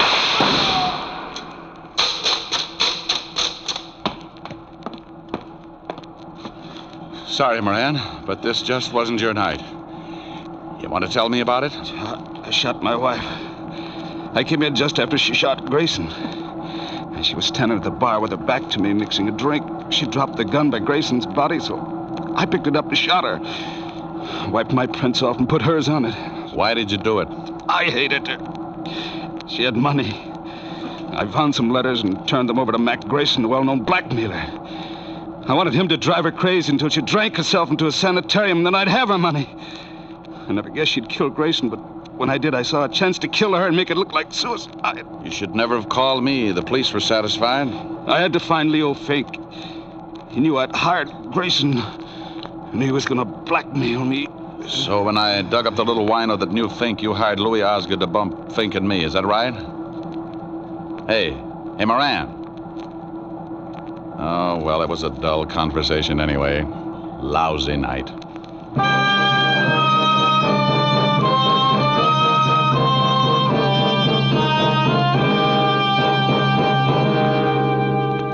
The captain came and helped me carry him up to the deck. Back at the ferry landing, I called Walt Levinson and told him the whole story. I didn't wait around. I just hung up in the middle of his lecture on good behavior and started walking. A stiff breeze was kicking up and pushing the fog back where it came from. After a good round of murder, a guy likes to relax. And I knew just the place to curl up and get my fur brushed. I grabbed a cab and headed for 975 Park Avenue, and the only girl in the world who looked better than her $10 million bank account. Oh, good evening, Mr. Diamond. Hello, Francis. Is Miss Asher in? Yes, sir. She's in the library. Thanks. Get me a glass of milk, will you, Francis? Milk? Oh, yes, sir. Right away. Hey, that's a B flat. Rick, where have you been? Sailing, sailing over the bounding main. Move over. You were supposed to have been here at 8 o'clock. Oh, what's an hour if you tack it on to the end of the evening? Well, I'm glad you've been keeping out of trouble. I can't stand it when you wander in all beat up. You smell nice. What kind of cologne is that? Gunpowder, 38. What? Oh, nothing. What's this you were playing? Oh, a new song. Again. You were just dandy. Well, you know I don't play well. I just pick. You should be glad you don't play the guitar. With those beautiful nails, you'd saw it in half. You're ridiculous. Whoops. Oh, that wasn't a B flat. Rick. Mm-hmm. Who do you love? I won't tell. Rick? I love you, baby. Then let's get married. Hey, these are pretty good lyrics. Now stop that. Again, this couldn't happen again. I hate you. This is that once in a lifetime. This is that moment divine. You never sing when I want you to. What's more, this never happened before. Though I have waited a lifetime for such as you to suddenly be mine. No comment? No. Mine to hold as I'm holding you now, and yet never to part. Mine to... Hey, what's the matter? Don't go. You want to sing? Go ahead. Well, what did you have in mind? I won't tell. You're not being original. That's my line. Well, I'm mad. Come here, come here. No. Come here, Helen. Still mad? No. Well, let's get you mad again. It's so much fun making up. Mine again. What's the name of the song again? It never happens again. I'm mad. Oh, good. No. Ricky. Here's your milk, Mr. Diamond. Oh, my goodness, you never warned me.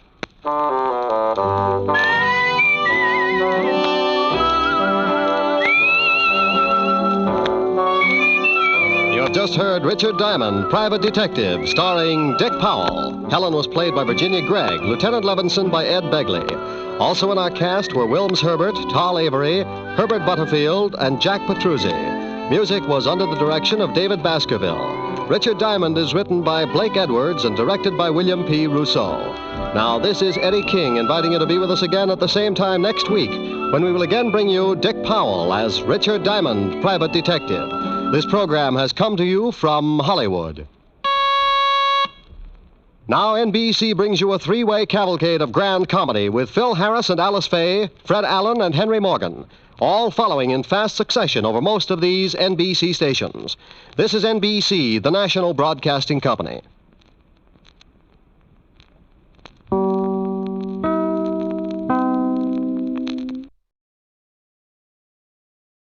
Broadway's my beat. From Times Square to Columbus Circle, the gaudiest, the most violent, the lonesomest mile in the world.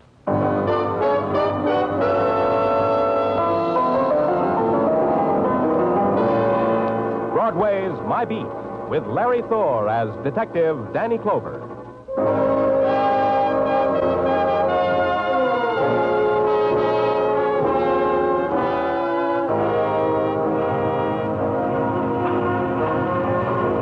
Broadway, it's an enchanted island or a prison cut off from the rest of the world. It all depends upon the mood you're in. The sudden sounds that dart from doorways, call them fury, or make yourself believe they're promises dimly heard. Or con yourself that the stare that just trailed by you had nothing to do with hunger. You can kid yourself on Broadway because that's what it's here for. It's Broadway, my beat.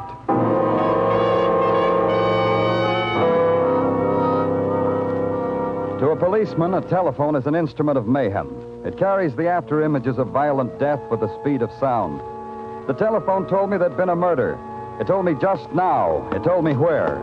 It told me to climb 6 flights of steps at the Ramsey Apartments, and I'd find death waiting for me in an elevator near the head of the stairs. Right over here, Danny. Hi, Muggavan. In here, in the elevator. There he is, Danny, on the floor. Who is he? No identification. Person unknown, shot to death by person unknown. Whereabouts of the shooting is a moot point. This man's too well dressed to go around without a wallet or some kind of identification. Maybe he was heisted. Who are you? Elevator man. Yeah, Danny, he runs the elevator. He called in the precinct. I got the call. Maybe the guy's wallet was heisted. Robbery, huh? With a deadly weapon. You? Funny man. What's your name, elevator man? Eddie Amboy, 1212 East 54th. You walk up 2, turn right, turn left, then walk up a half till there's nothing but a door. Eddie Amboy, my place. Okay, Eddie. Tell me about it. About what? Book him, Muggavan. I'm tired. Oh, about the guy here? I already did that. Ask this Muggavan here. I did the story to him. Mr. Clover's tired. Do the story again. Yeah. The guy pushes a buzz on the first floor. Where were you? In the sub-basement. Little thing's wrong with this elevator. I was fixing it. I'm conscientious. Go ahead. The guy buzzes, I bring the car up, I open the door. This guy gets in. He's holding his tummy like it aches him. He says, 6th floor, please. I close the door. I turn the handle. We ride. Now comes the 6th floor. We stop. I open the door. I look around. The guy's on the floor, dead. Tummy ache turns out to be caused by bullet. The story he told you, Muggavan? The same. If it gets too complicated, I'll be glad to do it again. Start all over in the sub-basement. You did good. Thanks. Can I have my elevator back now? It's not yours anymore, kid. When a man gets murdered on an elevator, the elevator suddenly belongs to the world. A man's dying takes many shapes, occurs in many places. It's rare that he has a choice. But the unknown, unnamed man whose face was now gaunt against the pressure of his cheekbones, whose eyes held no reflection of the light shining into them, seemed to have made one. He chose not to die in the street, but to crawl within the metal walls of an elevator, and the plain, the prosaic words, the dying words on his lips, he must have chosen too. Because for him they had meaning. It was my job to find out their meaning.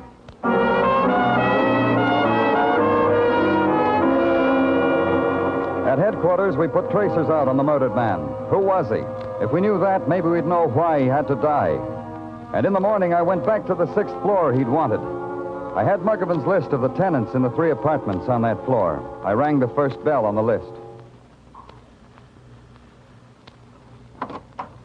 What do you want? You're Miss Conrad? What do you want? I'm from the police. Who is it, Martha? Who is it? Don't you think you'd better tell her? Martha, how dare you not answer me? Who is it? And don't tell me it's no one because I heard you whispering. Who is it, Martha? It's the police. Oh, how Wonderful. The police. But isn't that the end? Show them in, Martha. No. No, wait, darling. First I want to paint my face. Come in. But It's all right. She's already done her face. Come in. Down this hole, please. No. No, don't come any closer. I want you both to stand right where you are. Especially you, policeman. You're Miss Conrad? Mary Conrad. You may call me Mary, because Mary's a grand old name. Martha. Yes? Martha, get the policeman and me something. A libation, a morning martini, anything the policeman wants. Don't go away, Martha. You afraid to be left alone with me, policeman? Miss Conrad, a man was murdered in this building last night. Murder? In this building? That's the end. Martha, did you hear what the beautiful man said? He got in the elevator and asked for the 6th floor. Was it you he wanted to see, Miss Conrad? The policeman must want a drink. No, Mary, he wants to... Do as I say, Martha. Don't be angry with me, darling. Just always do as I say. Now, where were we? Oh, yes, the murdered man. Who was he? We don't know, but I have a picture. A picture? How wonderful. Gimme. Here. Very distinguished. So dead. So horribly dead. Do you know him?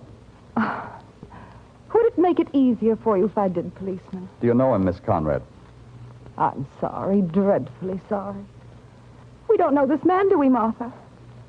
Do we? No. No, we don't know him. Where were you last night, Miss Conrad?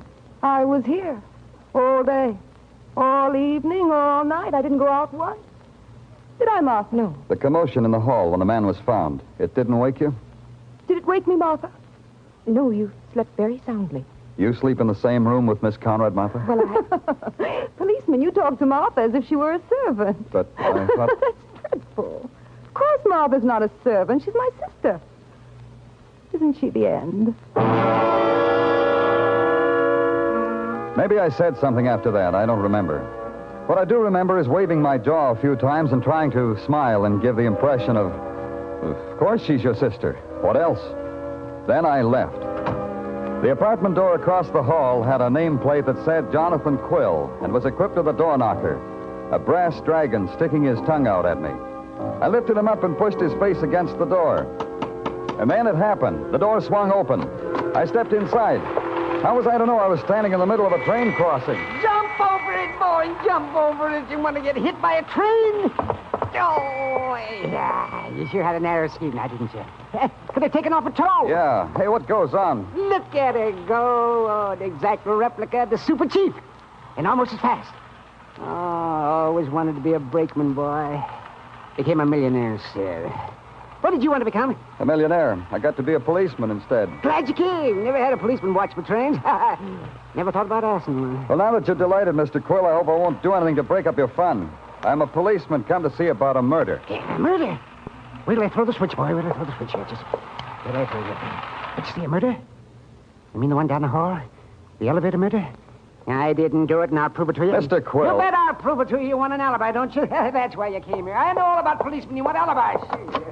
Harold! Harold! Yeah? Come in there. Harold, that's a policeman. You know what to do, Harold. Right over there. That's a policeman right there. Hello.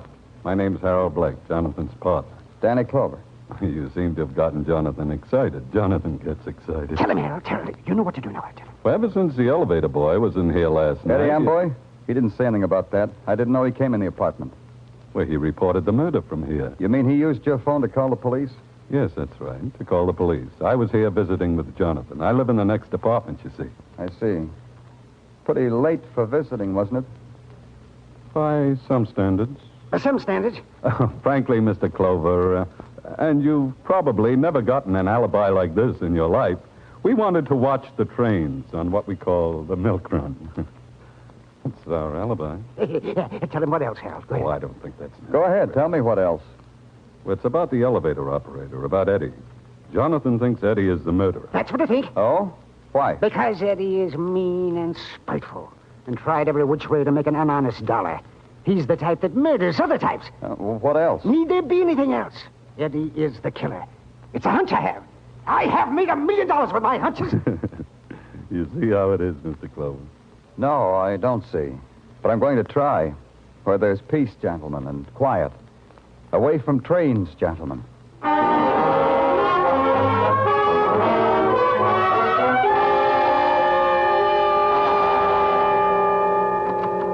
Hey, Danny, you in the mood for heap big powwow? Huh? Say that again, Tartaglia. Powwow, that's Indian talk, a throwback.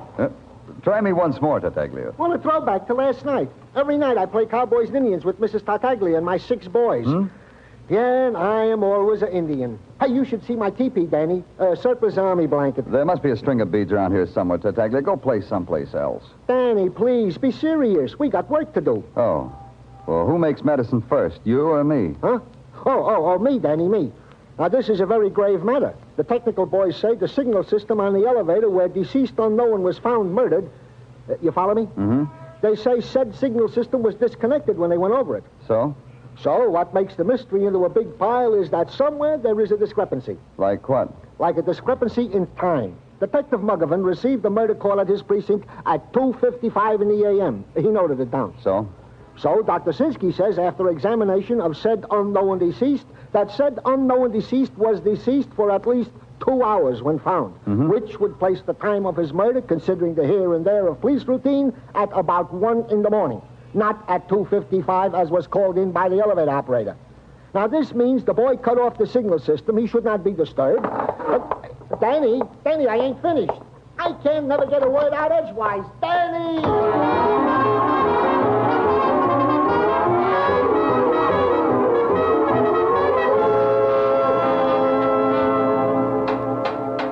The doorman told me I'd find you here, Eddie. Oh, well, it's the hard detective, huh? Where else would you find this elevator boy? Bloodhound. I'll answer that. In the sub-basement, fixing this stinking elevator. Last night, Eddie. Did you have to fix the elevator before you called the police? That's a very interesting question, because I can't figure out what it means. Very mystical. I'll explain it to you, elevator boy. Now, go back, Bloodhound. If you come under here with me, you might get your throat caught in a steel cable or something. Under here is for experts. From here, then. The call you made to the police, Eddie. How come it was almost an hour late? That's a long time, an hour. Hey, you're good. You boys are real good to find out a thing like that. We got experts, too, Eddie. So maybe you better put your elevator away someplace and come out here and talk to me. Expert to expert. Yeah, I'll do that. One more tap in its tummy. Hey, who's that? Eddie, get out! Get out! I can't! My foot is caught! Help! Oh! No.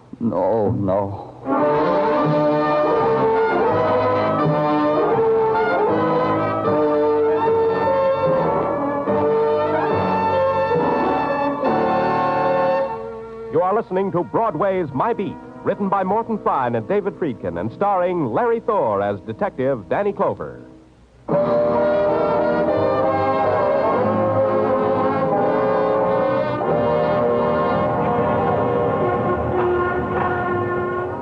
Broadway is a place that mourns the dead only in passing. The cold whisper of death winds its way through the neon chasm, and Broadway notes it, shudders, and huddles in on itself. To the murder of an anonymous man in an elevator, to the crushing out of another man's life by that same elevator, Broadway reacted true to form. It read the headlines, shrugged, and flipped them neatly into the nearest trash can. But at headquarters, it isn't that easy. Even Sergeant Tartaglia didn't think so. It ain't easy, Danny. 20 years into business, and, well, it still ain't easy. What isn't, Tartaglia? To be in a business where the product is dead bodies, where the clients are murderers. I've often commented thusly to Mrs. Tartaglia. Does she comfort you then, Tartaglia? Like an angel. She goes to the mix master, beats up a recipe, and presents me with a confection. I happen to have one here now, Danny. Homemade halva. Here, have a piece. Go on. Thanks.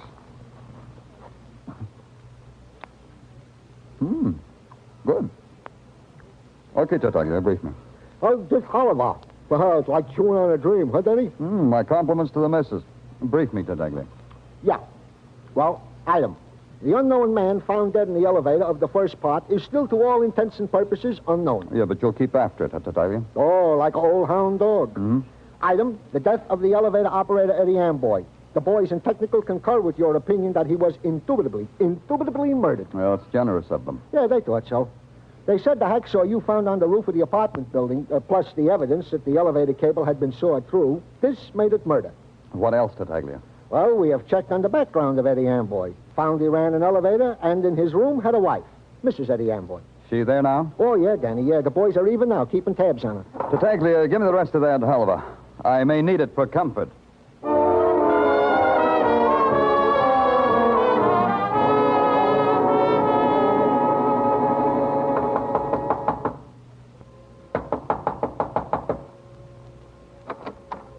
Yeah? Mrs. Amboy? Who are you? I'm from the police, Danny Clover. Well? May I come in? You're from the police. You want to see me about what? About Eddie, about your husband. He's dead. You're late. You should have come months ago. Eddie's dead. Last night he got married to an elevator. Eddie was murdered, Mrs. Amboy. You'd want to take the trouble. Oh, come on in. Sit over there if you want to. Thanks. You said I should have come months ago. Why? Could have arrested him. Could have had him sentenced for every little petty crime he committed. I added it up one night. Come to 157 years. That way, huh? This way, Mr. Clover. I could have visited him in jail, brought him pineapple upside-down cake. He liked pineapple upside-down cake. It's a dream I had. To watch him eating pineapple upside-down cake behind bars. You sound bitter enough to want to kill him. And wreck that dream I told you about? Myself? That was Eddie's department. You were around when Eddie was killed? Still doubt me, Mr. Clover. Don't doubt me. I've been on vacation, mister. To Washington, the District of Columbia, to our nation's capital. 2-day all-expense tour by bus to gawk at the White House, Lincoln's Memorial. Miss Amboy. Eddie sent me away. He had a girl. Oh. When did you get back, Mrs. Amboy? This morning. Time to read the papers. And time to know that Eddie was dead. Time to come back here and sniff perfume I never had. Another woman. We'll check that. About the trip to Washington, I mean. Yes, sure. You know what I was just thinking, Mr. Clover? What? 6 years. I get my first 2-day vacation in 6 years and it becomes a matter for the police. How long will it be before Eddie leaves me alone? You've seen women like me before, mister. Help me out. How long will it be? We'll just check about that bus trip. No longer than that. Wait a minute. Don't go yet, Mr. Clover. I got it right here. Here. Take this wallet. What about it? Before I burned Eddie's clothes this morning, I went through them. Maybe he'd left me $5 insurance money. I found this wallet. Eddie never had no wallet like this. Anyhow, it's empty. Not quite empty. A picture of a man. An identification card. You know him? Not really, Mrs. Amboy, but I know about him. He's a man who didn't get off an elevator. He tried, but he didn't make it. Mrs. Amboy's eyes glittered through the shadows of the room filled with shadows. And all that was in them was the hard crust of a hatred finally resolved. It was not only Eddie's clothes she had burned, but his touch, his gaze on her, the whispered night words. There was nothing more I could ask her about Eddie that she would answer. So I got out.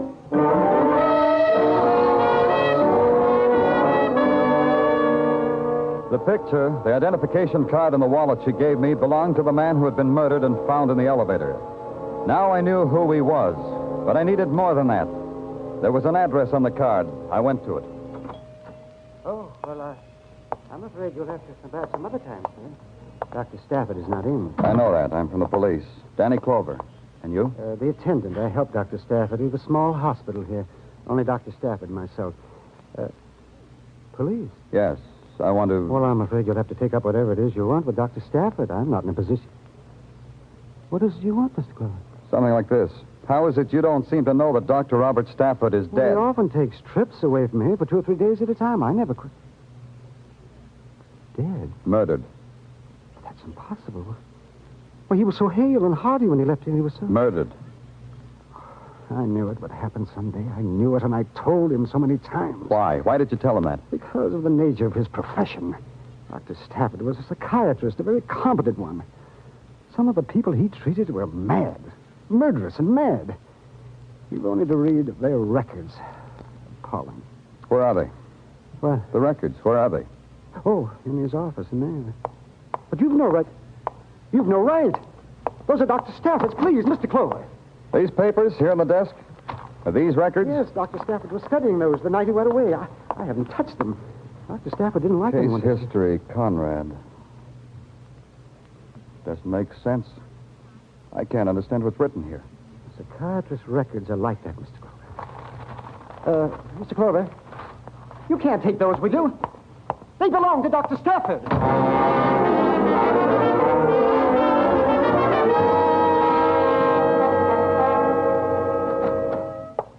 Welcome, Danny. Welcome to the office that Freud built with the taxpayers' money, Danny. Dr. French, how are you? All right, Danny, all right. Well, what brings you to the city psychiatrist? Problem? A problem. Off the record? On it, Doctor. I've got a file here. It's filled with words and parts of words that I don't understand. A file about a sick woman. Illness requires a special language, Danny. Let me take a look. Here.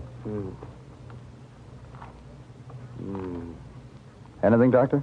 Gently, Danny, gently. This is quite a history. Sum it up for me, Doctor. Tell me so I can understand. Can the lay mind understand insanity? For the woman named Conrad, it says here that she's insane. How insane? The insanity of the headlines, Danny. The sensational insanity. The woman named Conrad is a homicidal maniac. Yeah. This woman needs attention. According to these notes, she was going to be committed. I know, but which one? I don't understand. Which one, Doctor? Which Conrad? Martha or Mary? Which is a homicidal maniac? Which?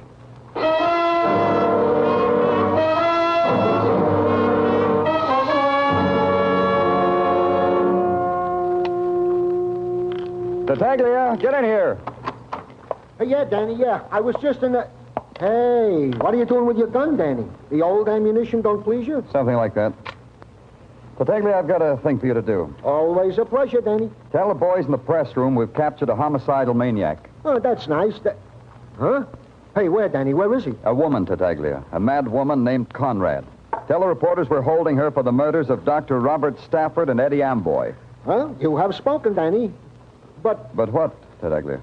Well, me, a policeman. It makes me ashamed to confess it, but I don't know what's going on in the police department. Oh, I'll whisper it in your ear, then you'll know.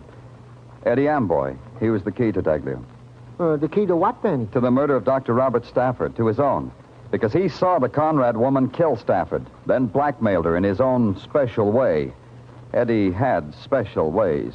Well, if I could only understand it, it would explain something. Well, it explains Eddie's delay in calling the police. He had to fix it up with the murderer, Tartaglia. It took him an hour. When he finally convinced her, he called us. He didn't know he was playing games with a mad woman. Oh, and this Conrad was the woman who sawed through the cable and thereby dropped an elevator on him? Yeah. Hey, but wait a minute, Danny. There are two Conrads, Mary and Martha. Now, don't play hard with my emotions, Danny. Which one was it, Mary or Martha? How would I know? Another thing, Tartaglia. One of the Conrad sisters is in her apartment now. I checked. Tell Muggavan not to let the other sister get to her. Under no circumstances is one sister to contact the other. You got that? Got it, Danny. Yeah, one more thing. If anyone wants me, anyone, they can reach me at home. Is it all clear now, Tartaglia?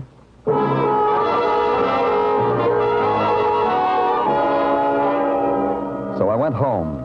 I tapped on the landlady's door, told her I was expecting visitors, told her to send them up. In my apartment, I hung my shoulder holster with a gun across a chair, then sat facing the window, trying to hold on to at least one of the answers that kept nudging themselves through my mind. But they were fleeting and of no consequence. A murderer might come calling tonight. This was the thought that crowded out the rest of the thoughts. And then below me, captured in the pool of light spread by the street lamp, a silhouette, a woman. A woman who looked for a house number, found it, walked to the door beneath me.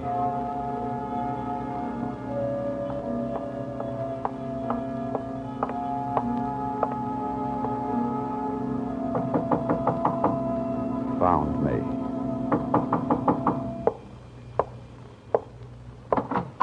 Good evening, Miss Conrad.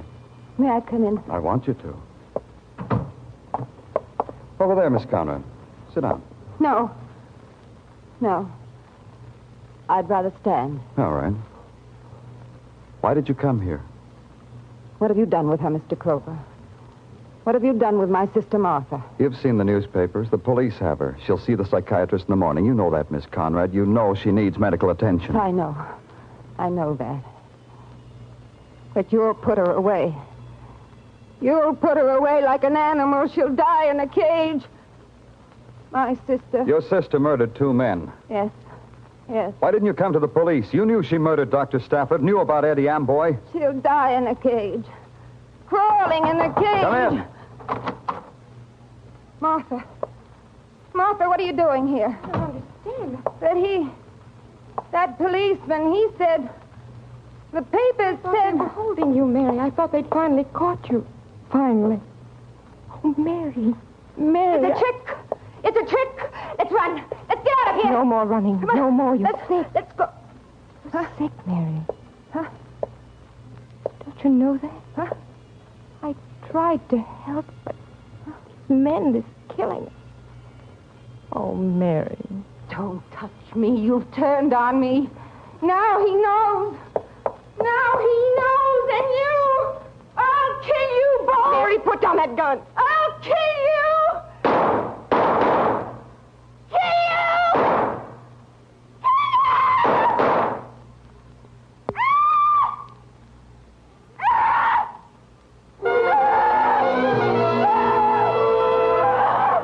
The smoke from a gun curled up and mixed with her hair, and behind the smoke, her face, fury disintegrating, dissolving into disbelief. She stood there, her body taut, her mind clutching for one fleeting instant of sanity that it was through, over, done with. The simple recognition that the gun had been harmlessly loaded. Then she rejected everything.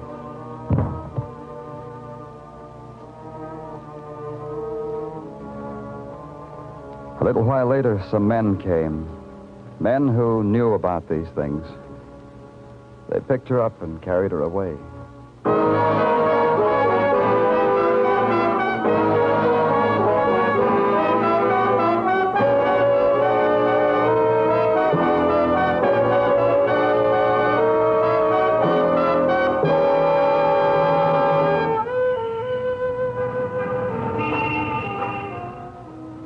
Broadway's deserted now, except for those who never quit. Those who wear peepholes for eyes, the dream walkers, the people who want to laugh. They search behind doorways, in alleys, through shuttered windows. And they never go home, because they can't. It's Broadway, the gaudiest, the most violent, the lonesomest mile in the world. Broadway, my beat.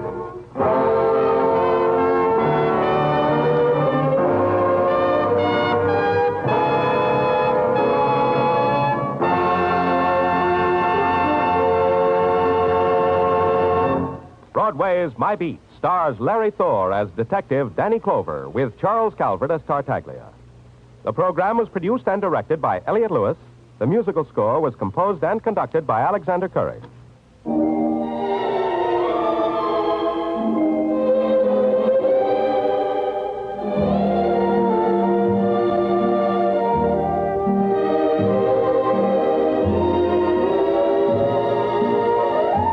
This is the United States Armed Forces Radio and Television Service.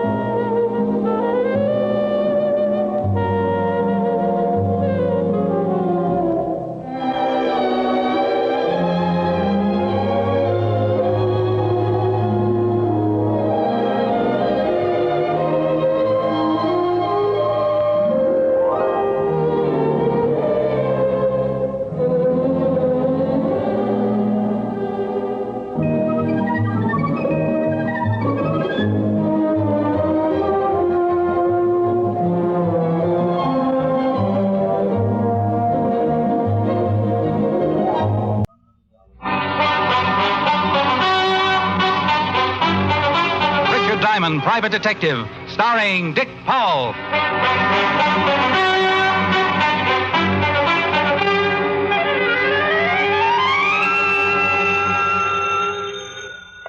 Diamond Detective Agency. Murders are better than ever. Mr. Diamond? I stand condemned. My name is Arnold Bryce. I'm an art collector. Well, unless you're looking for empty beer bottles, I'm afraid you have the wrong man. You're a detective, aren't you? That's right. Well, then you're the man I want. How soon can you come over to my home? Well, that depends on two things, where you live and what you want me for. I live at 9607 Riverside Drive. But I'd rather tell you the nature of your assignment in person, if you don't mind. Well, that suits me, but my fee is $100 a day in expenses. Still want me to come over? Money is no object, Mr. Diamond. Please hurry.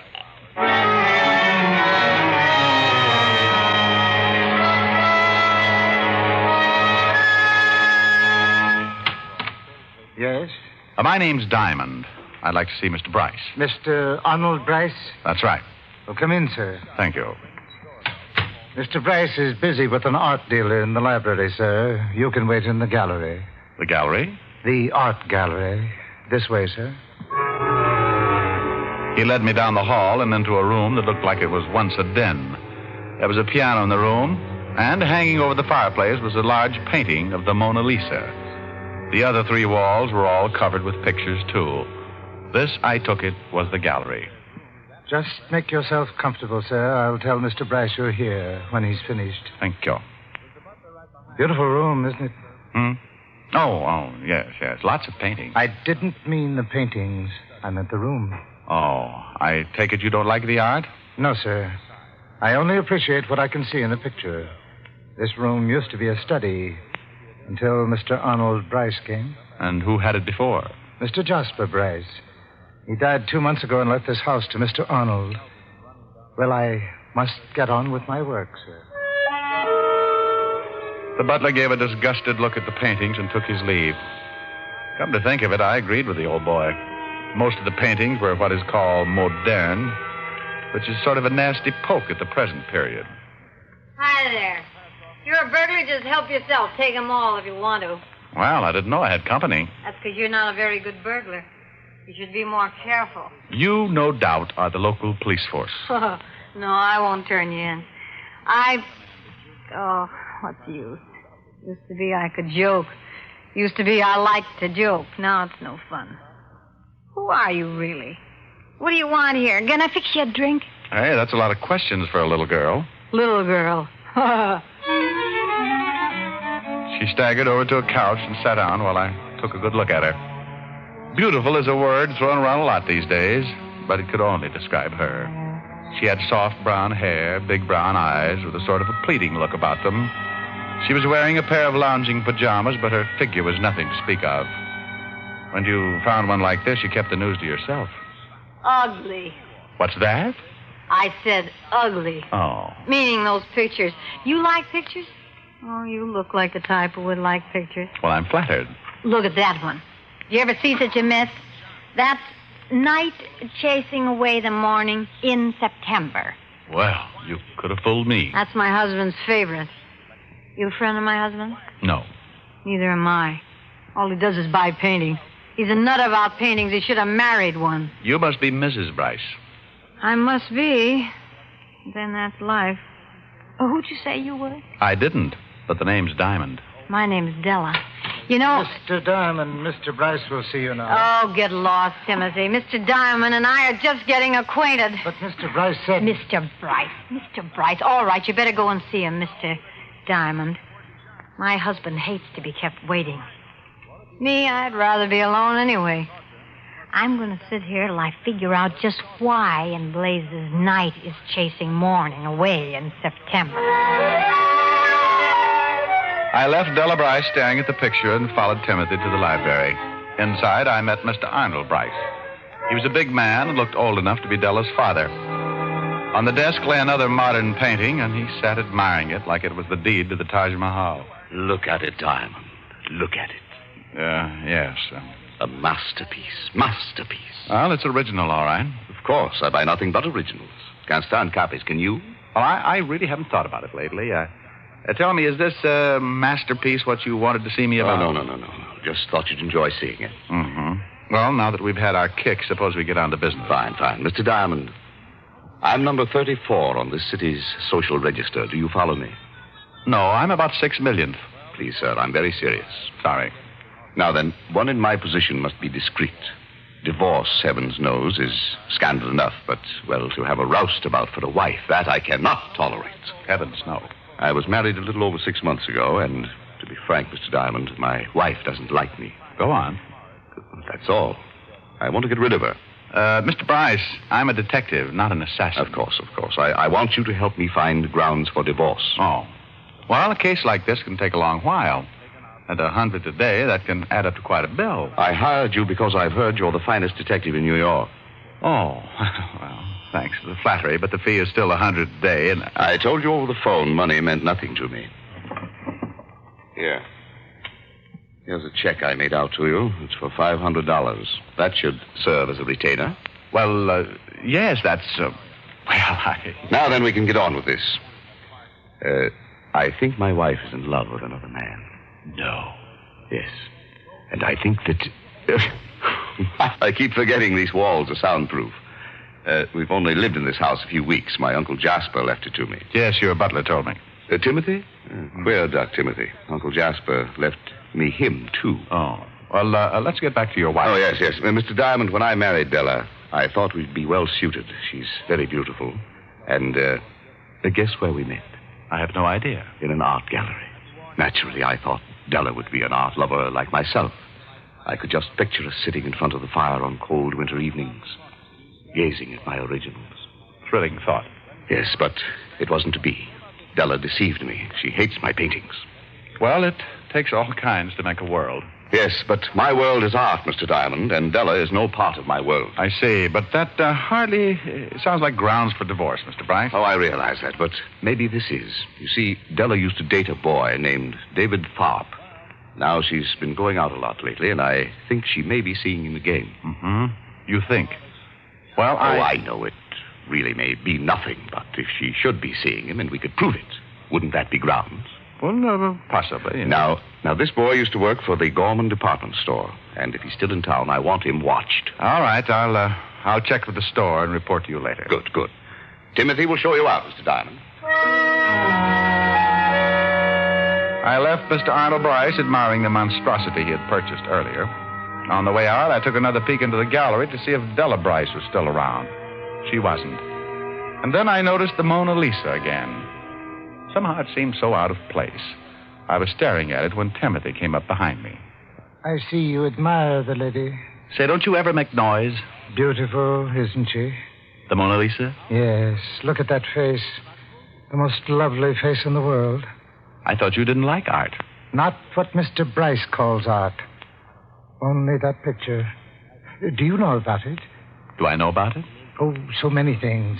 It really has a colorful history. Da Vinci painted her over 400 years ago. No. Yes. Zenobia del Giocondo's wife posed for Leonardo 4 years before it was finished. My. Everyone loves it. Francis I of France paid 4,000 golden florins for it. You really know the facts, huh? Oh, yes, sir. I've read many books about La Gioconda's history. I come here often and just stared into her face. Do you know that men have stared into the mystery of that face and then killed themselves? You don't say. Yes. But I'm probably boring you. This way, sir.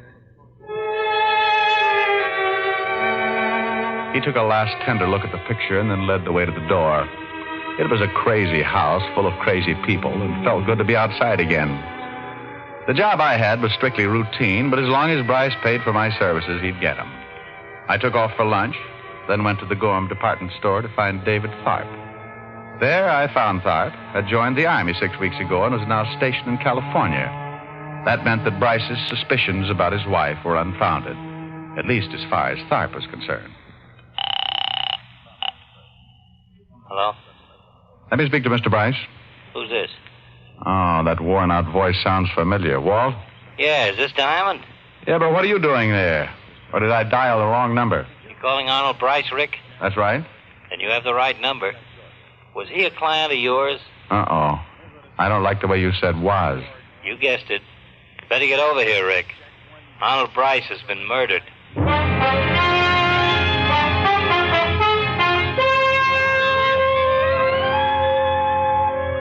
In my pocket was a check for $500 signed by one Arnold Bryce.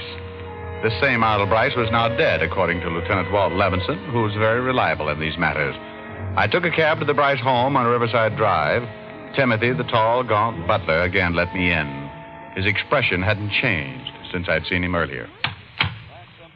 Well, Timothy, a lot of excitement around here, huh? Yes, sir. The police are in the gallery. So is Mr. Arnold's body. Gruesome sight. Rick. Hello, Walt. He's in there. Want to have a look at him? Why not? The boys from the lab are all finished. There he is. Head bashed then, huh? Coroner says he's been dead for about 2 hours. That places the time of the murder around noon. Found the murder weapon? Nope. Figure it must be the missing poker from this fireplace set. Got the boys upstairs now looking for it. Who found the body, Walt? Mrs. Bryce. Otis is in the library now taking her statement. What's your angle in this? Well, Bryce hired me for some stock investigating. He was thinking of divorcing his wife. Well, at last we've got a motive. She finds out he's getting rid of her and knocks him off. Maybe. Who else was in the house? It's the butler, the maid, and Mrs. Bryce. Otis is sure the butler did it. Been reading murder mysteries again. No. How about visitors? Anyone come to see Bryce around noon? No, apparently not. Looks like an inside job, Rick. We've got 3 suspects, and all we can do is grill them till one of them breaks down. So we might as well start on the wife. Mind if I sit in? No. Come on. We left the gallery and walked down to the library. Inside sat Della Bryce, patiently answering the questions of that master detective, that super sleuth, Sergeant Otis Loveloon. Hello, Lieutenant. I got a statement down on paper, and I'm asking some questions on my own. She's, Oh, Diamond. Don't look so happy, Otis. Hello, Mrs. Bryce. Well, you come back. That man, Lieutenant, he's the one who saw my husband earlier. Yes, we know that, Mrs. Bryce. This is Richard Diamond. He's a private detective. Oh. Well, what would Arnold want with a private detective? It seems he was planning to divorce you. Or didn't you know that yet? Divorce me? You're kidding. You want to tell us the joke, too, Mrs. Bryce? Oh, this is a good one.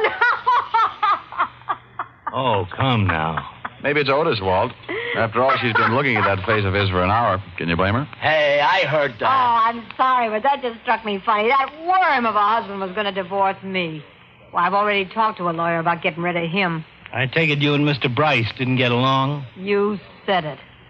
I married Arnold because I thought it'd be fun to have a big home and a nice car. All those things money can buy. Go on. Well, the money part was okay, but Arnold... Well, a girl can only take so much. It's a nice, respectful way to speak of the dead. All right, so he's dead.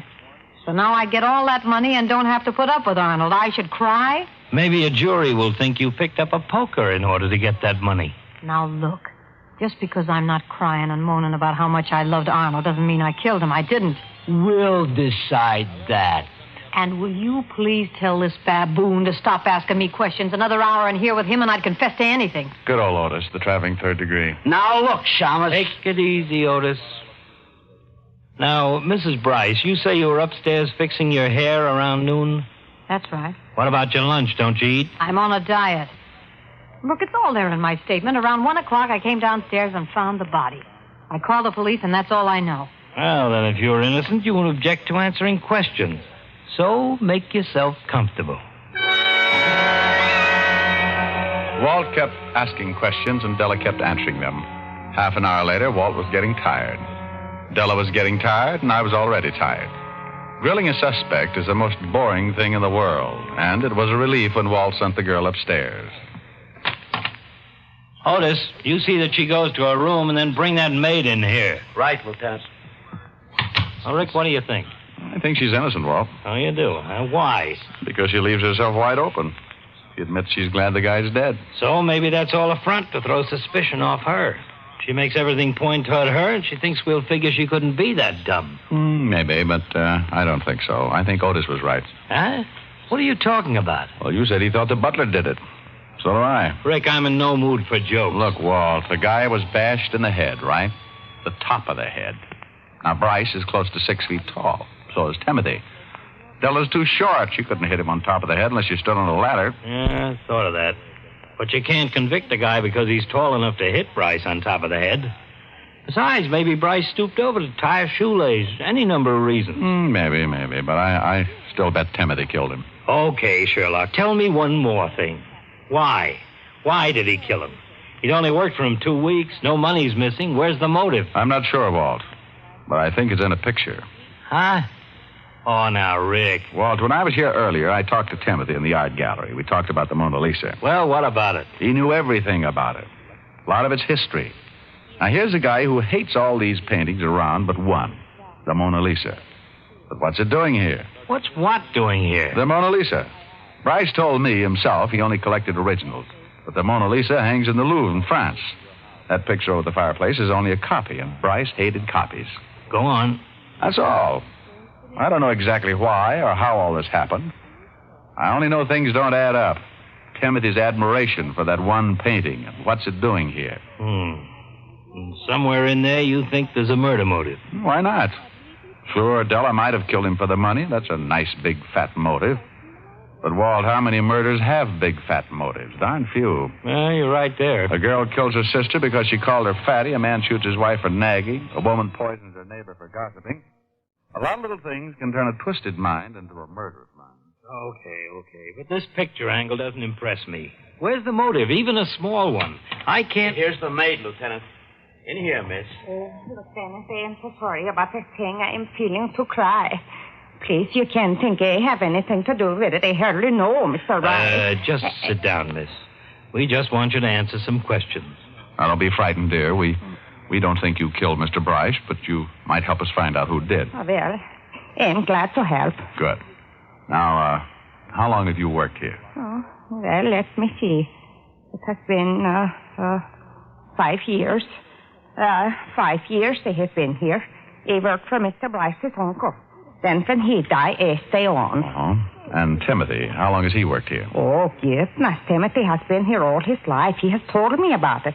His father worked for the old Mr. Jasper Bryce and his mother, too. Timothy, he grew up in that house. Then when his father died, he'd take over his job. I see. Now, about the young Mr. Bryce, Arnold. Was he easy to get along with? Well, I don't know him so well, but they have no trouble with him. Timothy does not agree with him at times, but they have no trouble. Timothy doesn't agree with him? What do you mean? Well, Mr. Arnold changed a lot of things. New furniture and such. Timothy thinks they look better where they have always been. Just this morning they argue. Mr. Bryce wants Timothy to get rid of something, but they do not remember what it is. Oh. Then one more question. The room with all the paintings. Do you remember that room before Mr. Arnold Bryce came here? Oh, yeah. He used to clean there. But there was not all the paintings there then. No painting? Not all there is now. Just the one. The painting of the pretty lady. The Mona Lisa. What did you say? The Mona Lisa. Yeah, that's it. That is what Timothy and Mr. Bryce was having words about this morning. The Mona Lisa. That was it. I looked at Walt, and I could see that he was interested. Now there was a motive. Oh, not the big headline motive, just the kind you'll read on page 6 of your local paper. The kind of story that usually says the murderer is now undergoing sanity tests. Otis showed the maid out and left Walt and me with our little brains racing a mile a minute. I don't know. We still haven't got anything to convict him. Walt, he's a psycho, that's for sure. Now, the way I see it, he's crazy about that one picture. He grew up in the house. Maybe it means something to him. Then in comes Bryce with all his modern junk and orders Timothy to get rid of the Mona Lisa. Yeah. But Timmy argues and Bryce insists. They were both in the library, so maybe Bryce was even going to take it down himself. Could be. Then our boy gets mad, grabs the nearest thing, which happened to be the poker. Okay, so it fits. We have a theory. But we still need one thing to convict him. A confession. Yeah. Maybe we can use the Mona Lisa. What? He killed for it. He may talk for it. I outlined my plan to Walt. Timothy was a psychopathic, and I knew we'd have to get him in the right kind of mood. Walt agreed with the plan, and we headed for the gallery. They had removed Bryce's body from the room, and only a deep red spot in the carpet was left. Walt went looking for Timothy, and I moved over to the piano.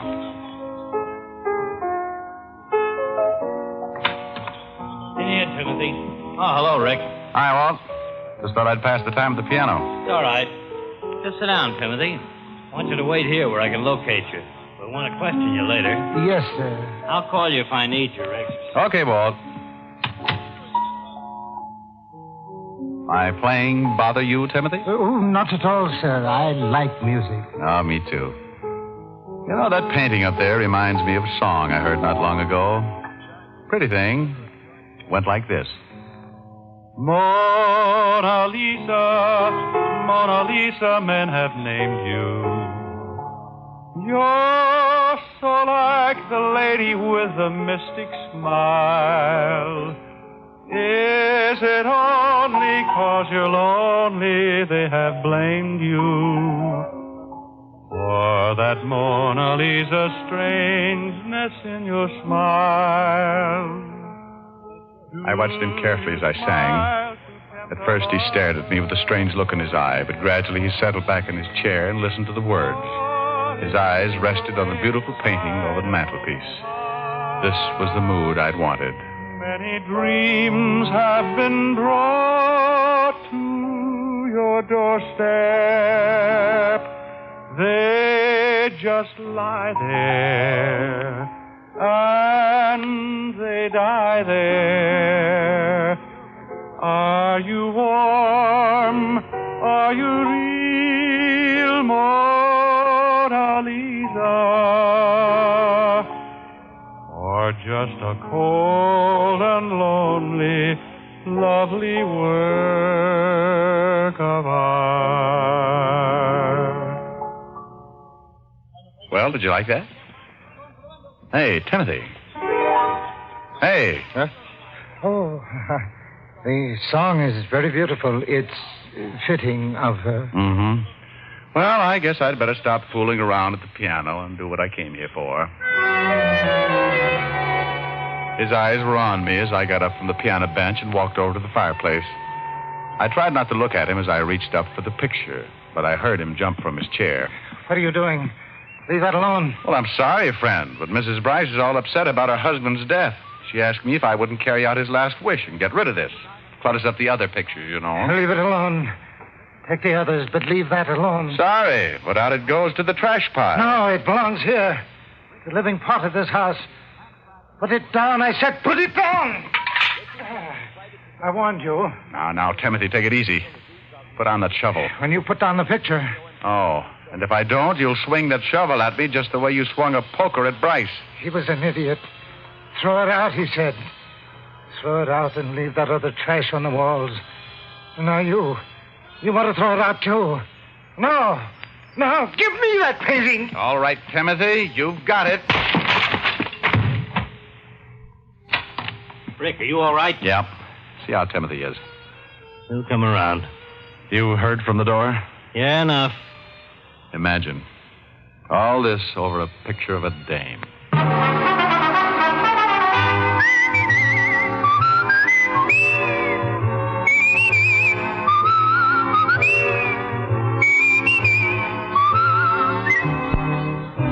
Richard Diamond, Private Detective, stars Dick Powell in the title role and was written by Blake Edwards with music composed and conducted by Frank Worth. This is Bill Foreman speaking. Richard Diamond, Private Detective, is transcribed in Hollywood by Jaime Del Valle. Richard Diamond, Private Detective, has come to you through the worldwide facilities of the United States Armed Forces Radio and Television Service.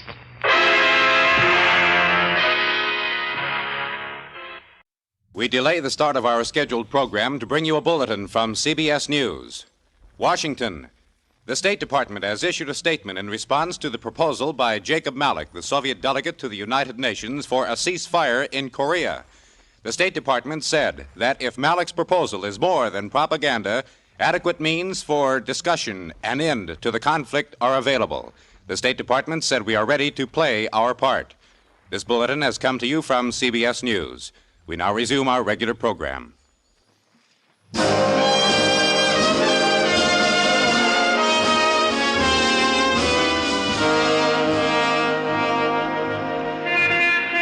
Broadway's My Beat. From Times Square to Columbus Circle, the gaudiest, the most violent, the lonesomest mile in the world.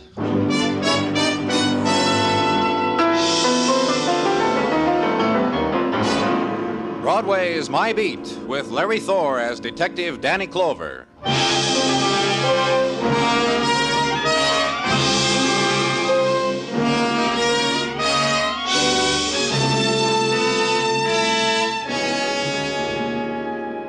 The nighttime starts at the river before it closes over Broadway.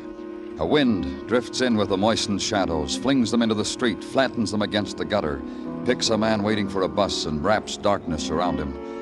And a light comes on, and another, and down the street there where the crowd is gathered against the traffic signal, high above them a neon sputters, flames. The spectaculars dance. Somebody runs into the street and yells, "Come on," and everybody does. Night has come to Broadway.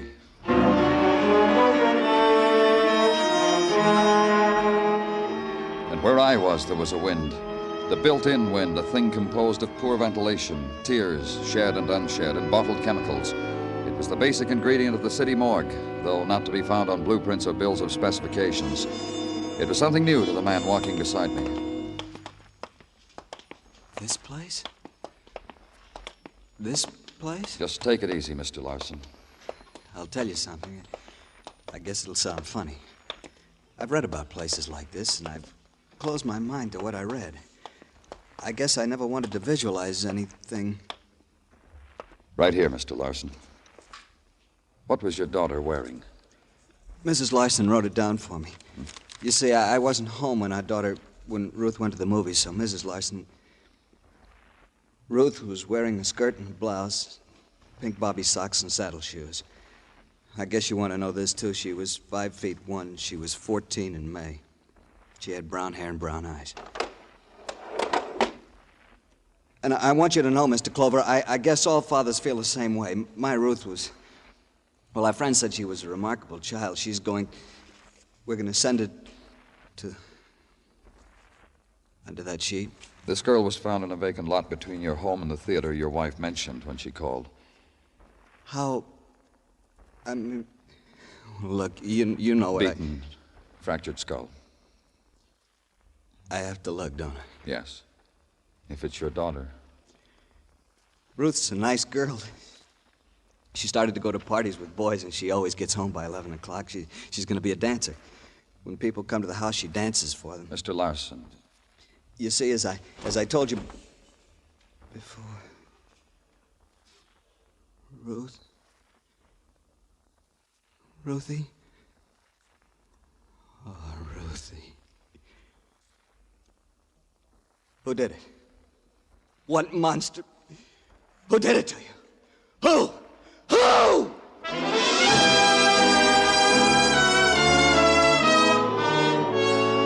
The fury took over. The man, trembling with it, shivering with it, scurried from wall to wall and raged at the wound the death of his child had clawed across his heart, torn inside his throat. The helpless, futile rage of the animal whose small range of understanding has been kicked, beaten, thrown against the barbed wall of violence. Not once more did he look at his child. Now try only to wipe out the memory, try to strangle the long-ago laughter and sobs that the child had let echo through him. And finally, the collapse, the heap on the concrete floor. And you call quietly to the officer on duty to help you lift the man, carry him to a place where he can sleep away the fury of his dead.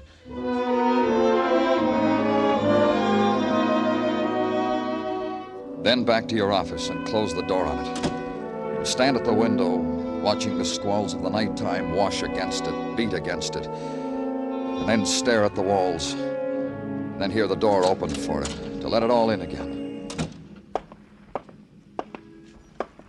Danny? Danny? What do you want? Dr. Sinsky's report. He was busy on another. He asked me to bring it to you, so... Leave it on my desk. All right. You're not going to look at it, Danny? Why? I know what's in it. Well, I thought I did, too, till I glanced it over on the way to your office. You better take a look at it. You're so eager, I don't want to spoil it for you. Tell me about it, Muggavan. Danny. You tell me, Muggavan. We've had other kids who... And this one's no different. That all, Muggavan? That's what I've been trying to tell you. This one is different. Just what you saw when you first found her. That's what's in the report. Beaten, skull fractured with the butt of a gun. Nothing else. Then give me a motive. Give me another motive why a 14-year-old child should...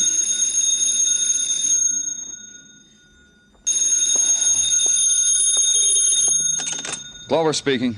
Sergeant Tartaglia at this end. Homicide, Danny. Woman in backyard of house at 1845 West 11. People named Murray. Upstairs wants you on it. Shall I tell him you're agreeable, Danny? Tell him I'm... Bring me a motive, Muggavan. Upstairs wants me to run an errand.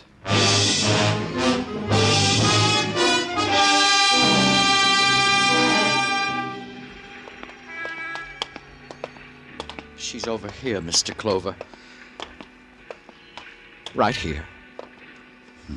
Dead. Beaten. I'd say her skull had been fractured, Mr. Murray. Oh, I don't understand it. I just don't understand it. Tell me what happened. We were sitting in the library. A knock came on the back door. I wanted to answer it, but Beatrice said I looked so comfortable. There was just you two in the library. You and your wife. And Sis. Sis? My sister Claudia.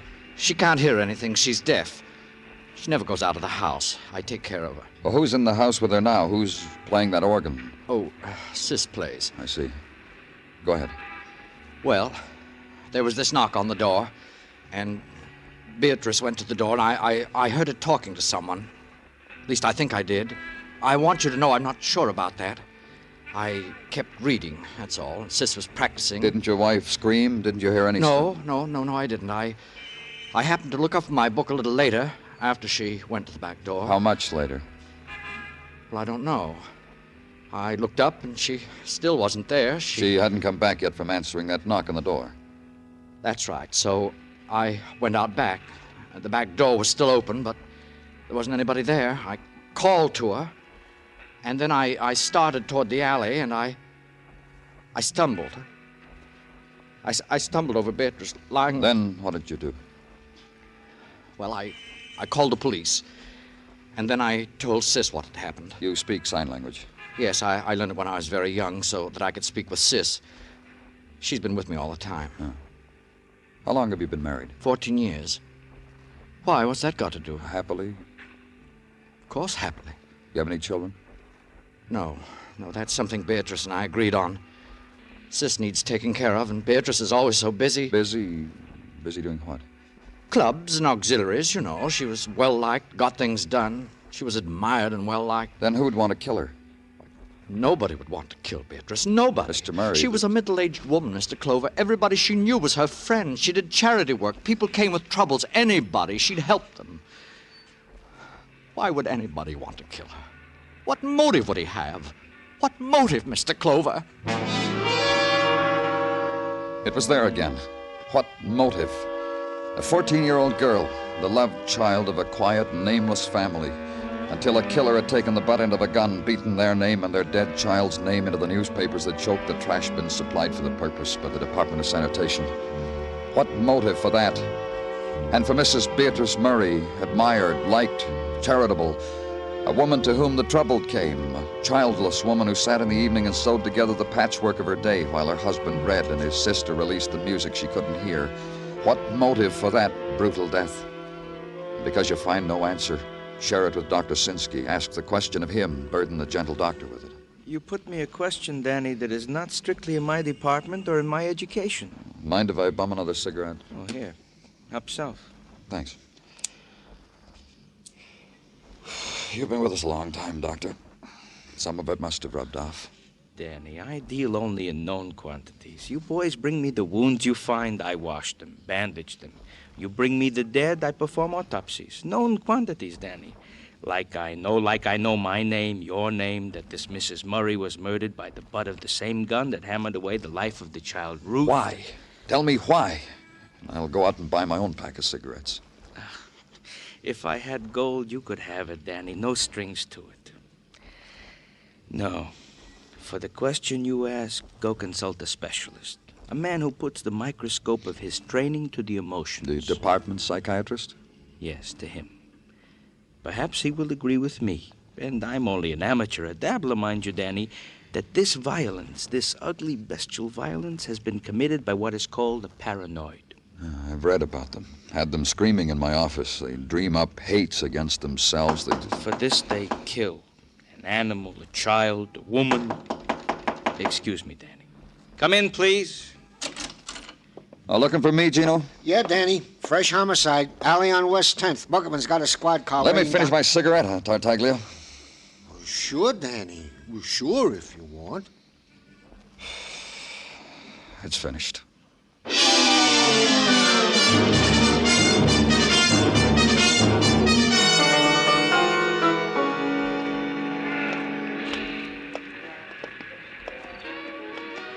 woman, Danny. Yeah. Put your flash on her. Hold it right there. Where's that music coming from? An apartment upstairs, Danny? The back of her head, it's... Uh-huh. Keep your flash still. We've seen it 2 times already. In a short space. This makes 3. It made 3. The woman staring into the beam of the flashlight Muggavan held close to her face, staring in the final disbelief that this had happened to her in this place, in this time. She lay in awkwardness, her dress disarranged, her hand where it had frozen trying to straighten the wisp of blood-clotted hair under her black straw hat. The alley wind found the white lace at her throat, riffled it, and the murdered woman made 3.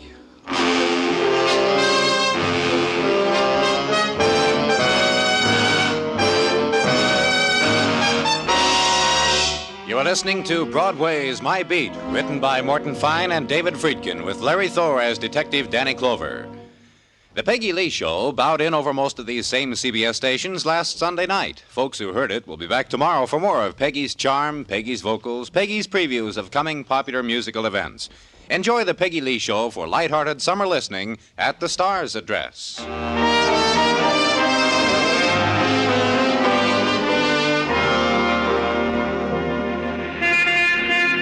The night music of summer spills into Broadway from the scarred throats of the loudspeakers hanging over the record shops. And this summer's kids, in the off-the-shoulder cottons and the transparent California sports shirts, squeeze each other into the doorways and lap it up. And then someone shrills a new diversion in a new shop window on a new corner, and Broadway's youth rebops on down to it.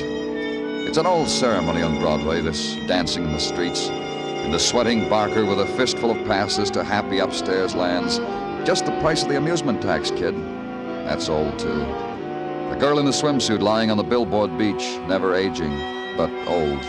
And the touch of summer's night on your eyelids, that's familiar, too. It's all happened to you before.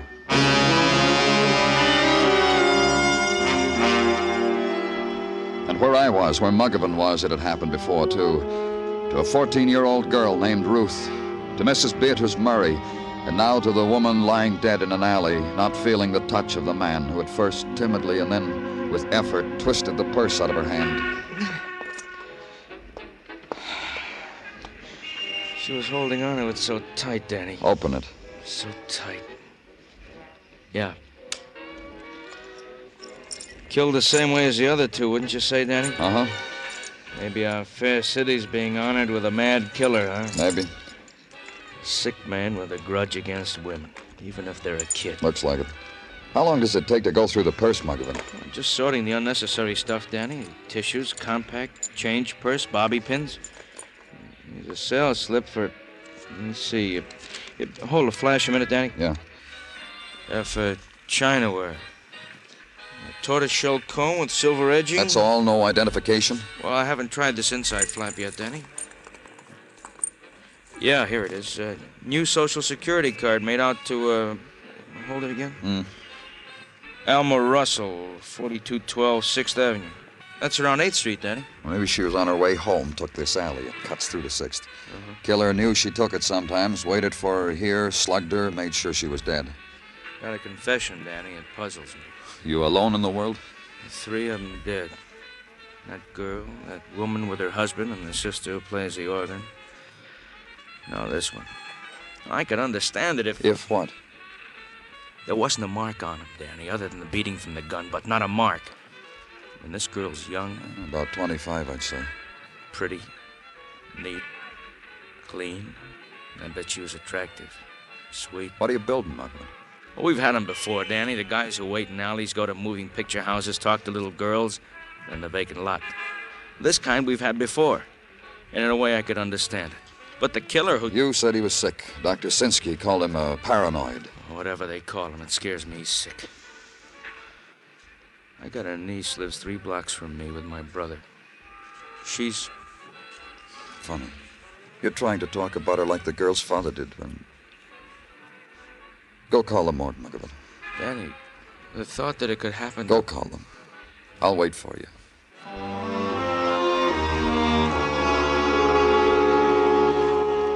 And in a little while, the young woman who had hugged death in an alley was attended to by gentle people, which is the miracle of violent death in a great city. The intern, the stranger in the white jacket, knelt beside her and shook his head and thought a thought that included both of them. And an ambulance driver looked at her and bit his lip when he put her on the stretcher. Then the alley was no longer remarkable. It resolved back unto itself. A play of refuse, mewings, and the shortcut home. It was the end of something or another.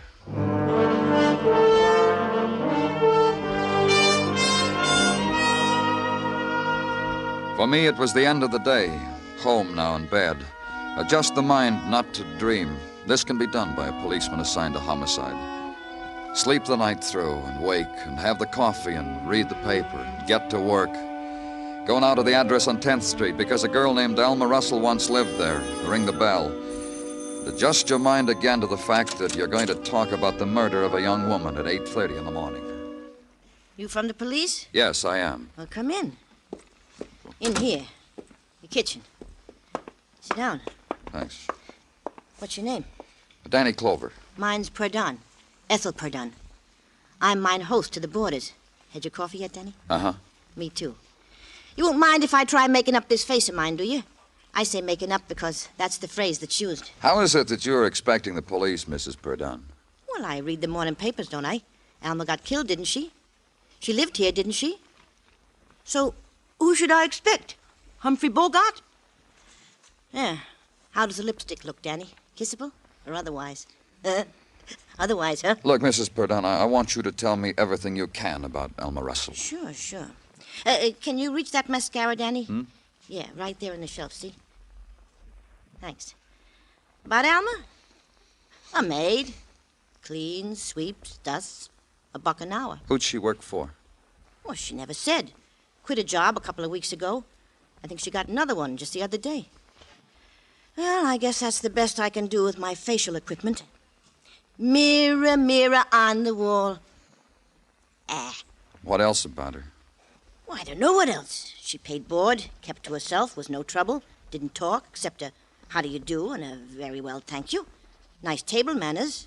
Broke her bread and never left much crumbs. Nice girl. What about boyfriends? None here in my establishment. All ladies. What happens in the street, I wouldn't know.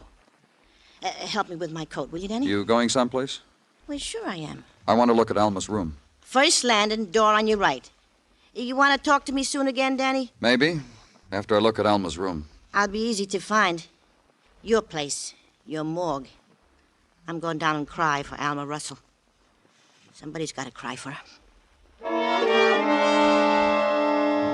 And watch her leave for a session of weeping through mascaraed eyelashes. The pastime, the protest against her being bitter and lonely and unwanted. And then to the dead woman's room. Search it. Note its primness. Handle the modest belongings of a girl who had washed, dusted, arranged the belongings of other women in other, richer rooms. The pile of old magazines carefully saved on the closet shelf. And on the bedstand, the new ones. The fan magazines, the romances, truer than her own because they were printed on slick paper. The dresser, lined with a thin layer of inexpensive underclothes. The wardrobe with the bargain flowered prints. The starched maid's uniform, the cloth coat, and the moth-proof bag. And that was it, the sum of Alma Russell's life.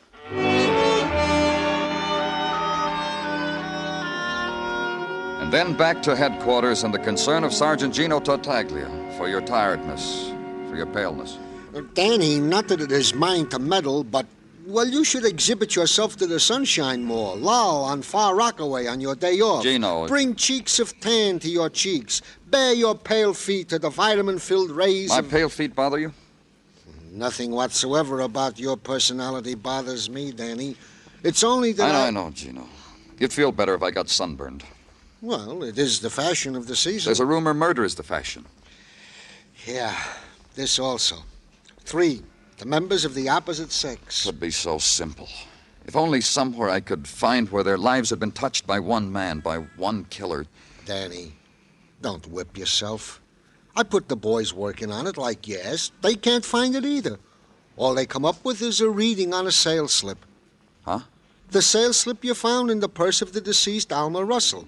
It seems the girl bought a teapot from a place called Ivar's, paid $200 for it. And this makes a mishmash, upsets your colleagues in the department. $200 for a teapot bought by a girl who makes $1 an hour. Doesn't it upset you?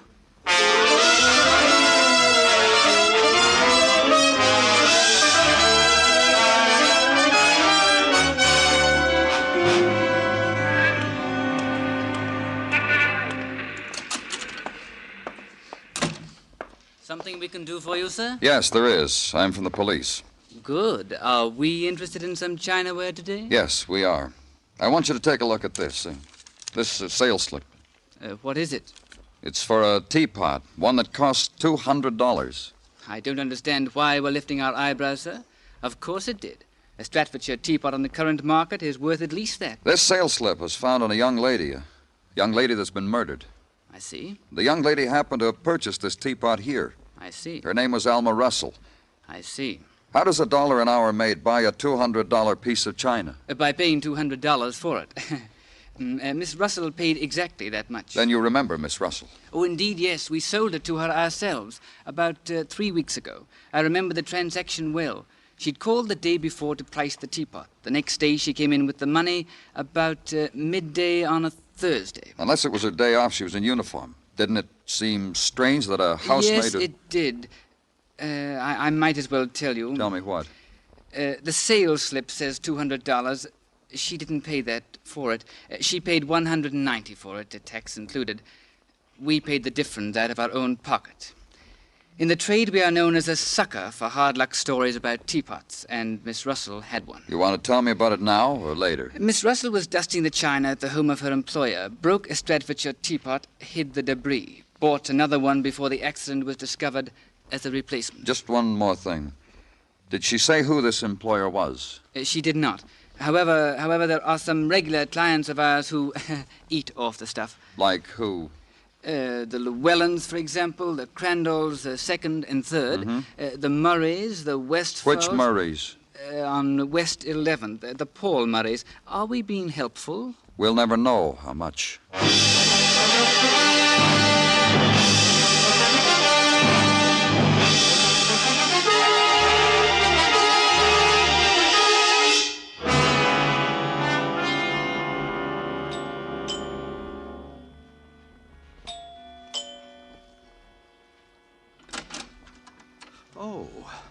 Oh, it's you, Mr. Clover. Please come in. Thanks. Mr. Murray... You want to talk to me, don't you? This way, down the hall. Oh, Claudia, that is Sis, is practicing. We don't want to disturb her. Through this door. In here, the library. Now, do you know the man who killed my wife? We know the kind of man who killed your wife. Yes? A paranoid. Paranoid? A person who's quick to find a reason to kill, and he doesn't need much of a reason. Just cross him. A crazy man? You could say that. Well, they tell me a lot of crazies are clever. But why come to tell me about it? You should be out looking for the man. I just thought I'd stop by and let you know how we were progressing. I'm busy. Oh? My hobby. Model trains. I was assembling this engine. It's a diesel. Oh. Careful work. Must take a lot of patience. Please... Put it down. It's fragile. I don't allow anyone to touch it. All right. I said I stopped by to let you know how we were progressing. Come back when you can tell me the killer's name. And from what I've been reading, you'd better hurry up. 3 killings. Indiscriminately. By the same man. By the same man. The way we figure it, Mr. Murray, is that the killer was really only interested in killing one person. He killed the other 2 to make it look like what you said, indiscriminate killings. I don't understand. To make it look like murder without a motive, without plan. But there was motive. What motive for killing a 14-year-old girl? None. Part of the plan. And that housemaid? None. But that was the killer's mistake. If he'd killed someone else, I wouldn't be here now. You You don't know what you're talking about. Aren't you going to ask me why anyone should kill your wife? There was no motive, like the others. The killer had one. He had a wife who didn't want the burden of an afflicted sister-in-law. That's only a guess. Did your wife ever complain about your sister? Get out of here. You said your wife was a warm and open-hearted woman. She wanted children, didn't she? You're presumptuous. You're crude. Get out of here. You already had a child in your house. Sis, your sister. You never let her be anything but a child. I don't have to take these insults. And put that down. Put that train down. You're crazy. Crazy. You broke it deliberately.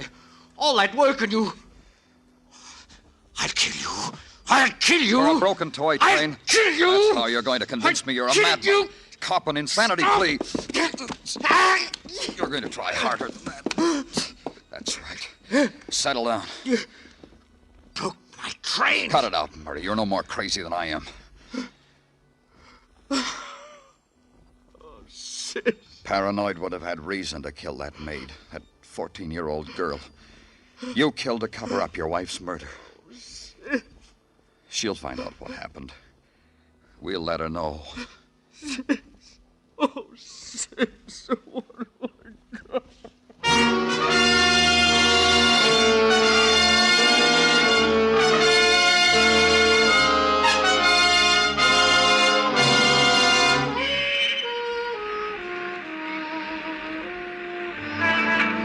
Broadway leaps against the night. The sound it makes is the crash of life deep inside the earth and the hiss of neon, the laugh that screams. They melt together. The sound you get is shock. There's another sound, the teardrop. But no one listens. No one hears. It's Broadway, the gaudiest, the most violent, the lonesomest mile in the world. Broadway, my beat.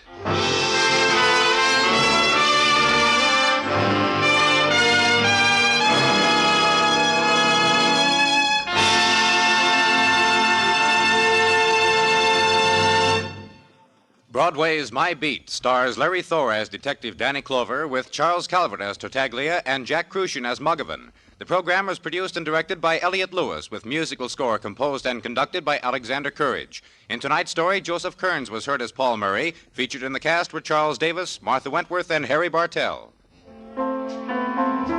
Two styles of music, both tops in popularity, are heard every Sunday over most of these same CBS stations. Guy Lombardo's Sweetest Music This Side of Heaven is one. The other's the singing style of Mario Lanza, new vocal sensation of the airwaves. Enjoy Guy Lombardo and his Royal Canadians and the Mario Lanza Show tomorrow night. Stay tuned now for Sing It Again, which follows immediately over most of these same CBS stations.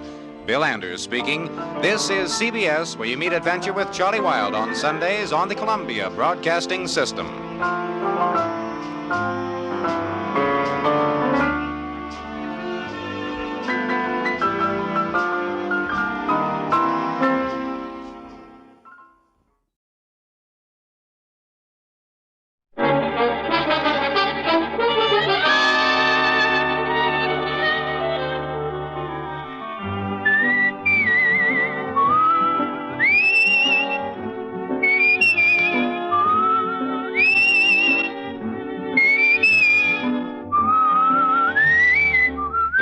Here's Dick Powell as Richard Diamond, private detective.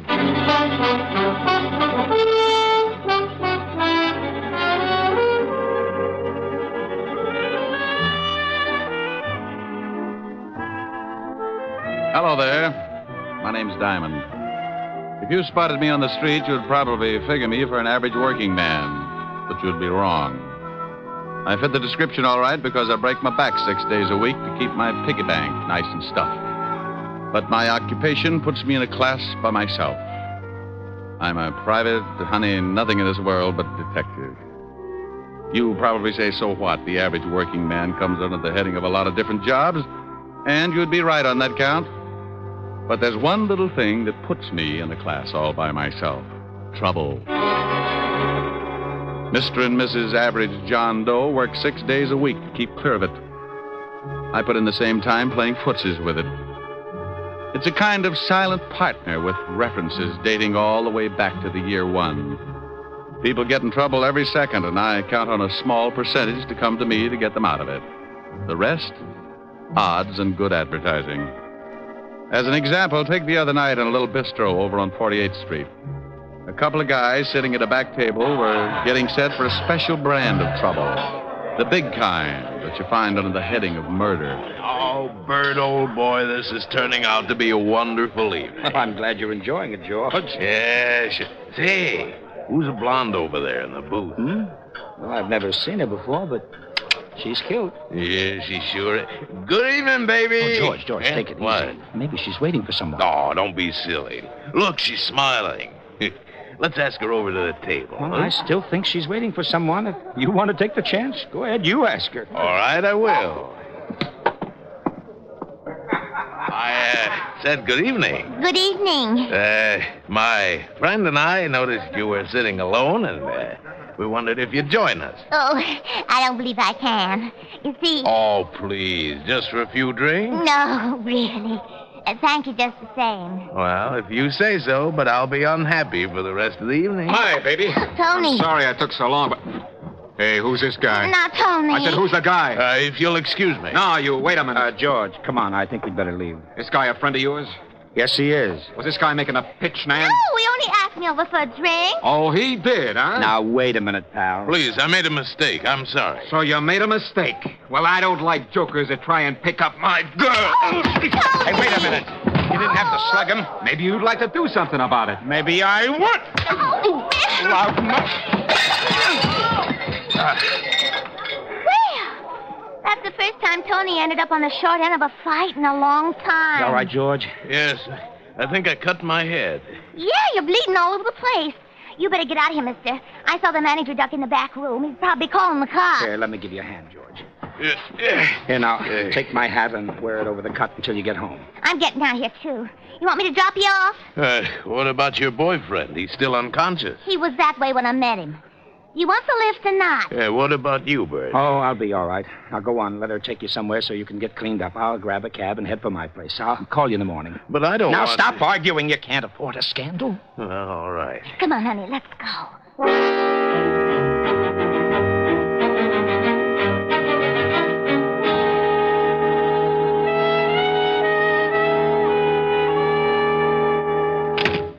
Well, this very nice apartment. You better go get cleaned up. Back to that room. I'll get a couple of drinks. I can sure use a drink.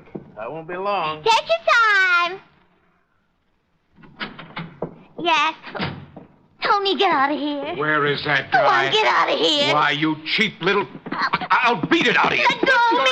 Take your hands off me. Take your hands off her. I'll kill the both of you. Help! There's a gun in the desk. A gun? All right. I'll wring your little neck. Oh! You shot him. I did? You better get out of here. Yeah, but what about you? Go on, get out while you can. I'll think of something. Yes. Leave the gun. I'll throw it in the river or something. Huh? Oh, all right. Now go on, beat it. You just killed a man.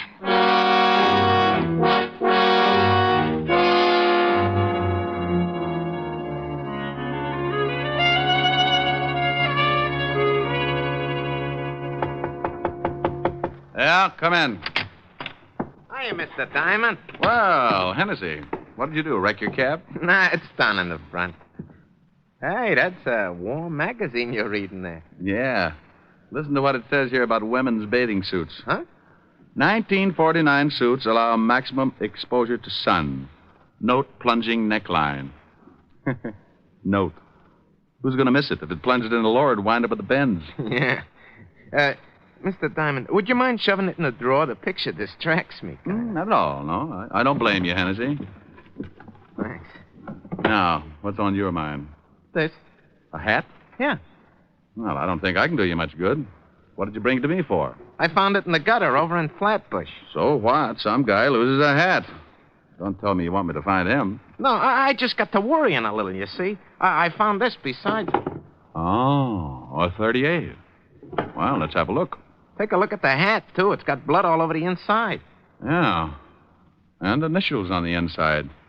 BK.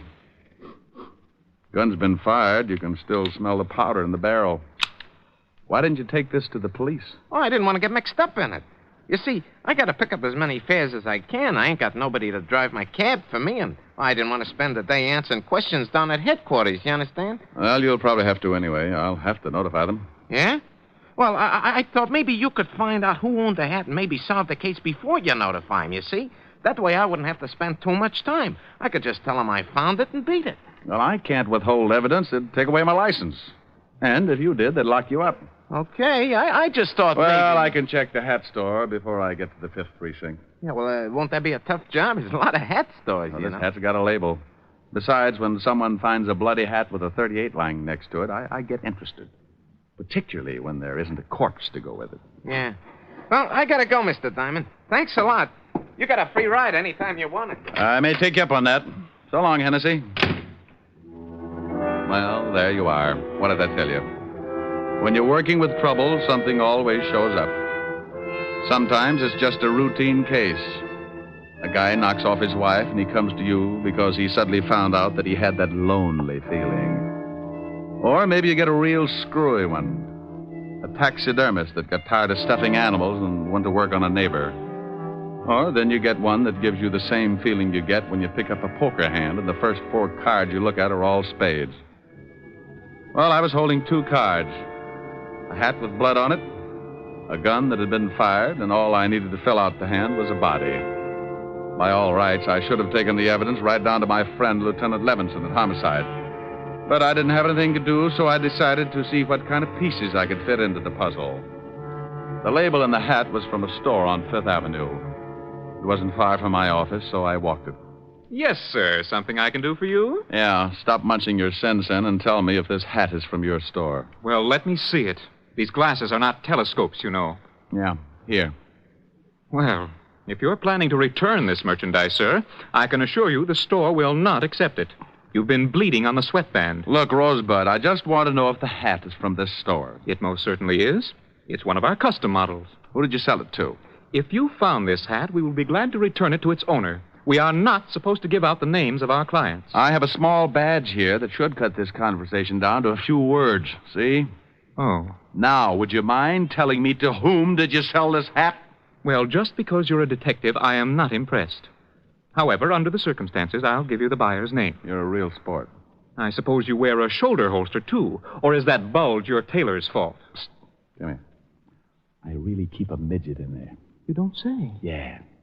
He spits through the lapel at stupid hat clerks. Oh, really? Now, come on, Bright Eyes. Who bought the hat? Well, if you'll just hold your horses. That's the new line, if I ever heard one. Come on, Bubbles. Yeah. Here it is. This hat was sold to a Mr. Bertram Calmus. We make all his hats for him. Well, bully for you. What's his address? 430 Sutton Place. Now, will that be all, sir? Yes, that will be all, and thank you. You've been a brick through the whole ugly mess. I left him watering his gardenia and headed for the residence of one Mr. Bertram Calmus. The apartment house was about 10 blocks away, and with the money I had in my pocket, all taxicabs started looking like iron claws with 4 wheels. I walked. Yes? How do you mean that? Yes, I don't want any. Oh, and I've got a pretty good sales stock. I never buy anything unless I have a demonstration. My middle name is Semper Paratus. Like the Coast Guard, I'm always prepared. I suppose I could top that, but I'm getting tired of trying to close the door on your foot. What is it you want? I hate to admit it, but I'm looking for Bertram Calmus.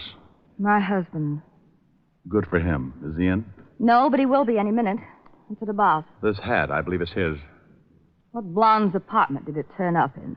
It was found in a gutter in Flatbush. Well, Flatbush is a little out of his territory, but the gutter sounds familiar. What's that stain all over it? Blood. Does your husband bleed a lot? Not recently. We've been getting along. Are you from the police? I'm a detective. Oh. Come in. I'd hate to be selling brushes. I'd have slammed the door on your face. Oh, well, then I made an impression. Perhaps. Let's just say you're waiting for a sacrifice to move you to second base. Won't you sit down? Thanks. What happens when I round third? And that depends on your batting average, Mr. Diamond, Mrs. Calmus. That's it. Now, getting back to a very dull subject, does this hat belong to your husband? I don't know. It looks like one of his. Has it got any initials in the band? Mm-hmm. BK. When did you find it? I didn't. The cab driver picked it up this morning. And it isn't my husband's blood. He left about a half an hour ago to do some shopping, and he was very bloodless. No cuts on his head? No cuts. He came in around 2 this morning. He'd been drinking, but he wasn't cut up. Oh, there he is now. I hope we can discuss baseball another time. Well, I got all the things you wanted, and... Bert, this is Mr. Diamond. He's a detective. Yeah? Well, how are you? Fine, Mr. Calmus. Tell me, is this your hat? My hat? Let me see it. Why, no, it isn't. The hat store on Fifth Avenue says they sold it to you. Well, I can't help what they say. That's not my hat. Are you sure, darling? It was found in a gutter. I don't care if they found it on a Yale man in the Harvard Club. It's not mine. Well, I guess I'll have to take your word for it. Wait. Isn't that blood on the hat? Yeah.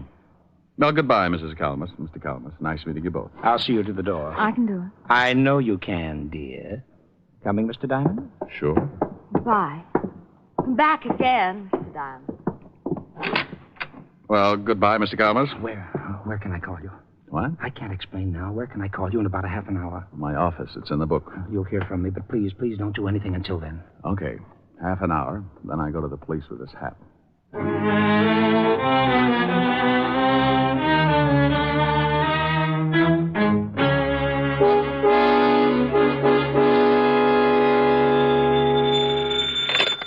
Wuss. Mr. Diamond, this is Bert Calmus. Yeah? Yes, I couldn't say anything to you in front of my wife. That is my hat. Well, I thought so. Why did you deny it? Well, I was out with a pal last night. There was a fight over a girl. I didn't want to mention it in front of my wife. Oh, how did the blood get on the hat? My friend got hit on the head, and I loaned him my hat to cover up the wound. What was it doing in a gutter in Flatbush? I really don't know. My friend left with the girl, and I went right home. Well, who is this friend of yours? I think something may have happened to him. Well, I called him this morning, and he seemed very nervous about something, and he asked me to come over. I'm in the lobby of his hotel right now. He's probably just worried about the girl he picked up. As long as the blood on the hat was from a cut on his head, I don't think there's too much to worry about. No, Mr. Diamond, I think it's more than that. He's my employer, and I know him pretty well. I do wish you'd come over. Well, all right, Mr. Calmus. What's the address? The Whitsett Hotel on East 54th Street. I'll meet you in the lobby. Don't ask me why I started getting that lousy feeling when all I had was a bloody hat, a gun, and a pretty good explanation for one of the items. But there it was, that jammed-up feeling in the pit of my stomach, like I just swallowed a whole pineapple. Something was wrong, and I wanted to find out what. So I hurried over to the Whitsett Hotel and met Calmus in the lobby. I'm glad you came, Mr. Diamond. I just put in a call to George's room, and someone else answered. So what? Well, the man asked a lot of questions, like who I was and what did I want with George, and... Oh, I take it George is your friend of last night. Yes, George Watkins. He's the president of the firm I work for. Well, let's go up. When someone starts asking questions like that on the phone, it begins to sound like the police have moved in. Come on.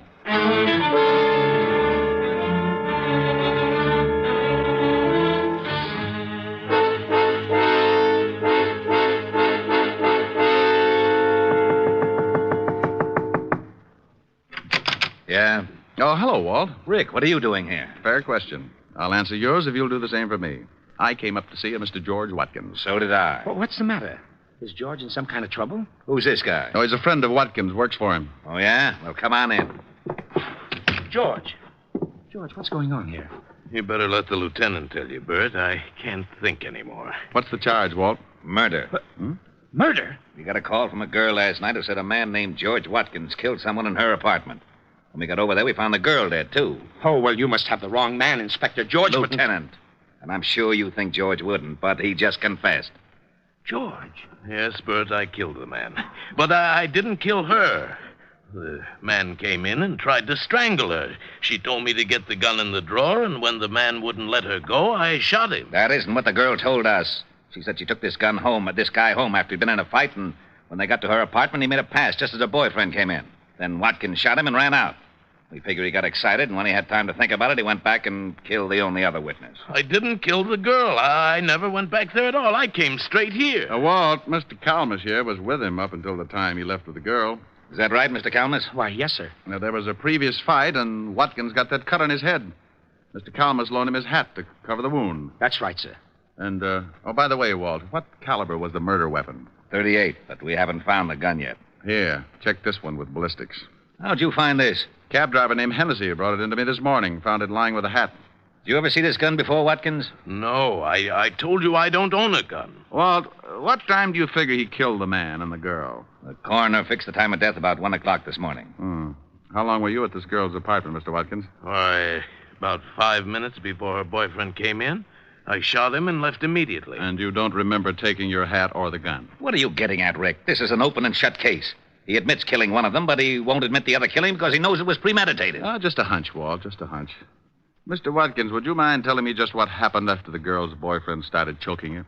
Well, I grabbed a gun out of the dresser near the kitchen and I shot him.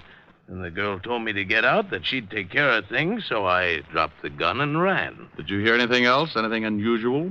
No. But, yes, now that you mention it, I did hear something, but it slipped my mind until now. What did you hear? Well, I don't know whether I can describe it or not. It sounded like someone had opened a bottle of flat champagne. What are you getting at, Rick? Oh, wait a minute, Walt. When did you hear this noise? Right after I shot the man. I remember wondering if someone hadn't opened a bottle in the kitchen. Is that where the noise came from? Yes, I think so. All right, if I go over and case the scene, Walt? We've done that. Yeah, but you weren't looking for something. Why don't you come with me, Mr. Calmus? I'd like to talk with you. What's the address, Walt? 16 West 113th Street. Well, now, look, don't worry too much, George. I can handle the business, and in the meantime, I'll do everything to get you off. Thanks, Bert. Now, you wait a minute, Rick. If you think you know something... Walt. Yeah? Bye. Calmus and I went downstairs and took a cab over to 16 West 113th Street. It was a middle-class apartment house in Flatbush, a 4-story brownstone. I let Calmus pay the fare, and we went in. I wonder what floor it's on. Well, should tell on the mailboxes. Yeah, here it is. Nan Phillips, 206. Well, let's go up. What do you do for Mr. Watkins? I'm his vice president. That's why I took him out last night. I wanted to interest him in a new account. I just can't imagine him killing anyone, but I guess people do funny things when they lose their heads. Yeah. 206. Oh, here it is. Yeah? Hello. Oh, no. Good afternoon, Sergeant Otis. What do you want, Diamond? Well, I want to stand out here in the hall and count the hairs in your 5 o'clock shadow. Now, let us in. The lieutenant said it was all right. Okay, comic. Mr. Calmus, beat Sergeant Otis. How are you? Hello, Sergeant. Otis, make like a policeman and point out the circumstances in this killing, will you? Well, I don't know why I should, Shamus, but if the lieutenant sent you over, I guess I'll have to. 2 bodies was over there by the window, lying pretty close together. Uh-huh. The killer, that Watkins fellow, was standing about here in the center of the room. With his back to the kitchen door. Yeah. He shot them both from about here. Hey, what are you looking for? Oh, I like to get down on my hands and knees. It's cooler. Well, it won't do you no good to start looking for fancy clues. The guy already confessed. Well. Hey, what do you got there? Just a wad. So, you got some wadding from the murder gun. You better give it here. Sure. But hang on to it, Otis, and be sure to give it to the lieutenant. Maybe you haven't noticed, but murder guns don't throw this much wadding unless you can kill someone with a blank cartridge. What? Don't let it throw you. Mr. Calmus, I've got some things to do. Can I drop you somewhere? Well, no, thanks. Now that Mr. Watkins can't take care of the office, I'd better go down and check over some things. But I'll keep in touch with you, Mr. Diamond. You do that. Now, wait a minute, Diamond. Oh, stop trying to figure it out, Otis. You'll snap your wig. I was getting close to something. I wanted to tie the ends together before it caught up with me. I had a big, fat hunch that Watkins had been framed good, and the more I found out, the more it looked like a killer was still loose. The whole setup had been screwy from the first. Why would a guy lose his hat and drop his gun in the same place? Or, if he threw them both away, why wouldn't he burn the hat and throw the gun in the river? Nobody's frightened enough to lay them side by side in the gutter. I learned a lot since this morning, and I was certain of one thing. The killer tried to make it look good, but he was an awful amateur. I knew something else, too.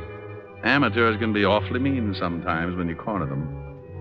I put in a call to Walt and told him what I had, and then I asked him to give me half an hour, and and meet me at Mrs. Calmus's flat. I grabbed another cab, and 20 minutes later, I was sitting on a long couch next to Mrs. Calmus.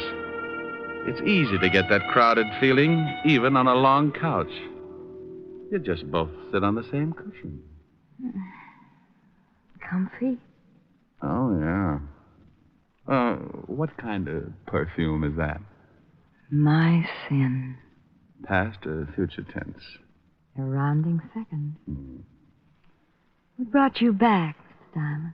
Oh, I want to ask a couple of questions. Past or future tense? What time did your husband get in last night? I told you about 2 o'clock. Why? Do you know if he knows a girl named Nan Phillips? I really don't know. Oh. Well, all right. Just a few more questions, and then we'll get back to that perfume. I'll think ahead. You said you'd been getting along with your husband. Would you mind explaining that? Certainly I like nice things, and lately he's been buying them for me. Oh. What's your husband's salary? About $15,000 a year. Oh. Could he afford to buy you these things? Well, he told me he was getting a raise, and that he'd gotten a big advance. What's this all about? Maybe I'd better tell you. Bert, I didn't hear you. I did. What are you doing with that gun? I'm going to use it. I found Mr. Diamond making passes at my wife, and I shot him. Are you crazy? Don't ask him that. He's allowed to start thinking about it. You can't shoot me and get away with it, Calmus. What are you going to do with your wife? She won't back you up. No, I guess she wouldn't. All right, both of you, get up and walk downstairs to my car. Bert, what are you doing? Your husband killed 2 people last night, Mrs. Calmus. Now he's going to try and cover because he guessed I knew how it was done. You're not going to kill me, too. Get moving. Bert, please. Go on. Better do as he says. Why did you kill anyone, Bert? He wanted to frame his boss. I'll bet when the company checks, they'll find out he's had his hand in the till. They won't find out, Mr. Diamond. With Mr. Watkins' book for murder, I'm next in line for president. I'll be able to fix the book so it will look like he took the money, too. Is that where you got the money for all those things you've been buying for me? You shot the man and the girl from the kitchen with a silencer, didn't you, Bertram? That's right. I knew you were onto something when you discovered that wad from the blank cartridge. I was onto something a long time before that. Yeah? All right, come on. Over to that gray sedan, and remember, I've still got this gun in my pocket. You're an amateur, Bertram. Is that right? Sure. I knew you had something to do with it when we got over to the girl's apartment. I didn't know what floor it was on, and you looked in the mailboxes. That's the best way to find an apartment, isn't it? Yeah, but not once at any time did anyone mention the dead girl's name. But you knew it and found it on the mailbox. All right, stop right here. Open the door, Gene, and get in first. The front seat. Bert, please. Get in. All right. Now you, Mr. Diamond, you're going to drive. You know, I left my license in my other suit. Stop stalling. I had to do something to stall for just a second because over Bertram's shoulder I spotted a prowl car sliding up to the curb, and good old Walt was climbing out. Bertram, would you mind answering just one question? What is it? The gun that Watkins thought he killed the man with was loaded with blanks, wasn't it? Sure. I killed the guy from the kitchen with a silencer. The whole thing was rigged, huh? The man and the girl were supposed to stage that fight, and Watkins was supposed to shoot the guy with the dummy slug. You said one question. Now get in the car. All right, Calmus, don't move. What? Why, you... Duck, Rick! That was a close one. You're so right, Walt. Take his gun. I think you'll find it's the one that Watkins fired the blanks from. How is he? On his way. Hey, Bertram. I'll go call the wagon. Bertram. Yes. You want to tie the ends together? I paid the girl and the man to stage the fight. I told them I wanted to frame George and blackmail him. So you framed him with a double murder instead. Why? I've been stealing money from the company. How'd you know it was me? Well, knowing the girl's name, for one thing, and your wife told me you'd gotten in about 2. Oh. You told me over the phone you went straight home after the fight in the cafe. The killing took place about 1. Watkins said he'd been at the girl's for 5 minutes. About 15 to get to her place, so that meant you all left the cafe around 12:30. It doesn't take an hour and a half to get... Hey, Bertram. Diamond, Huh? I don't think Bert can hear you. Yeah. Well, it was a pretty dull story anyway.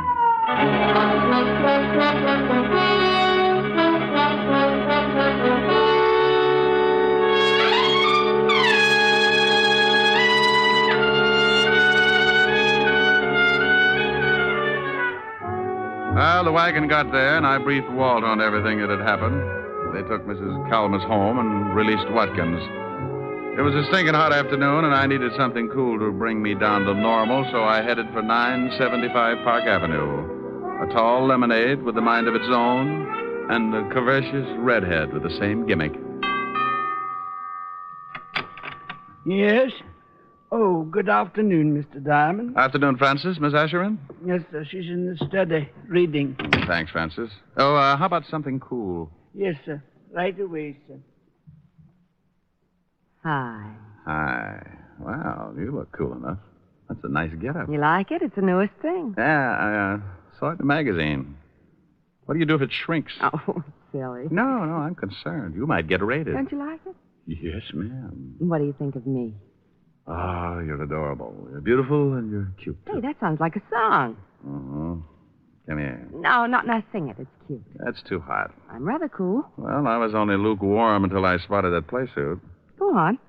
A, you're adorable. Okay, but then I want to play. Get it? Play suit. That was then. Oh, yeah, I know. Go on. Hey, you're adorable. B, you're so beautiful. C, you're a cutie full of charm. D, you're a darling. And E, you're exciting. And F, you've got feathers on your arm. Oh, Rick. G, you look good to me. H, you so heavenly. I, you're the one I idolize. J, we're like Jack and Jill. K, you're so kissable. L is the love light in your eyes. Rick. M, do you want me to finish? I love you. Oh, you're sweet. Come here. Mm-hmm. Just one moment, sir. Yes, Francis? I'm not going to be embarrassed again. Here's your lemonade. Thank you, Francis. Oh, it's nothing, sir. A, you're adorable. B, you're so beautiful. C,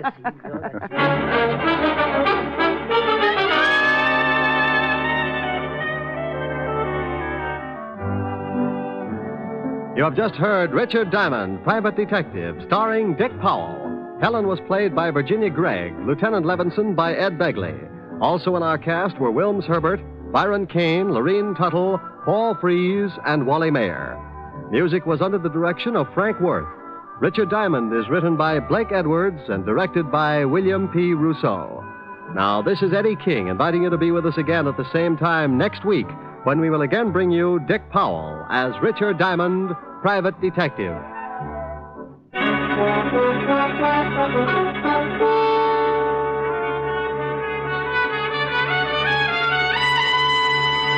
This is NBC, the national broadcasting company.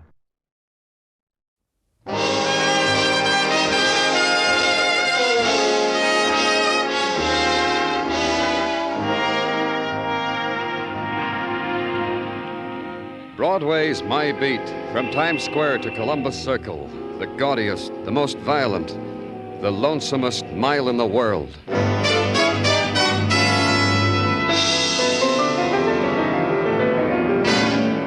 Broadway's My Beat, with Larry Thor as Detective Danny Clover.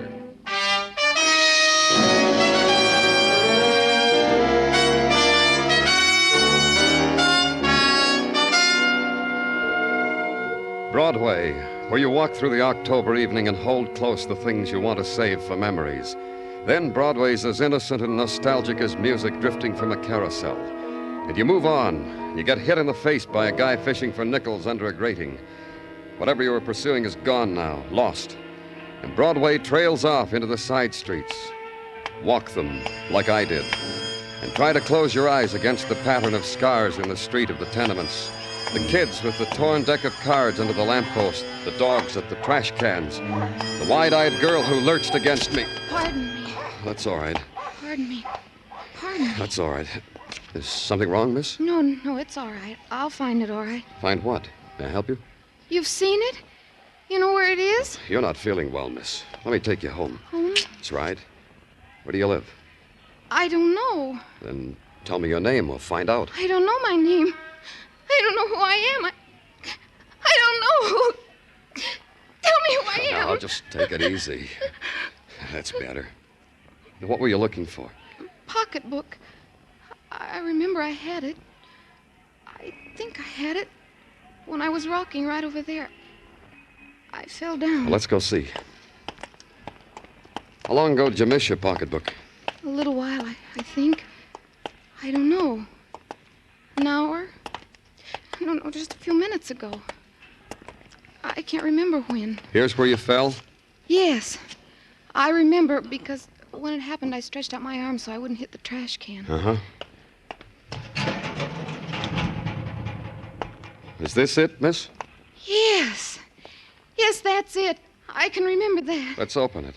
Yes. Here, a wallet. Here's a driver's license made out to Linda Arnold, 1912 West 54th Street. 5'4", blonde hair, green eyes. That fits. And this, in case of accident, notify Helen Carrol. Address the same. Helen Carrol. And Helen. Yes, that's right. My name's Linda Arnold, and Helen Carroll's my aunt. Uh-huh. There's something else in this purse, Miss Arnold. Recognize it? Why, that's a letter opener. Aunt Helen's. And there's blood on it. That's right, Miss Arnold. It's sticky with blood.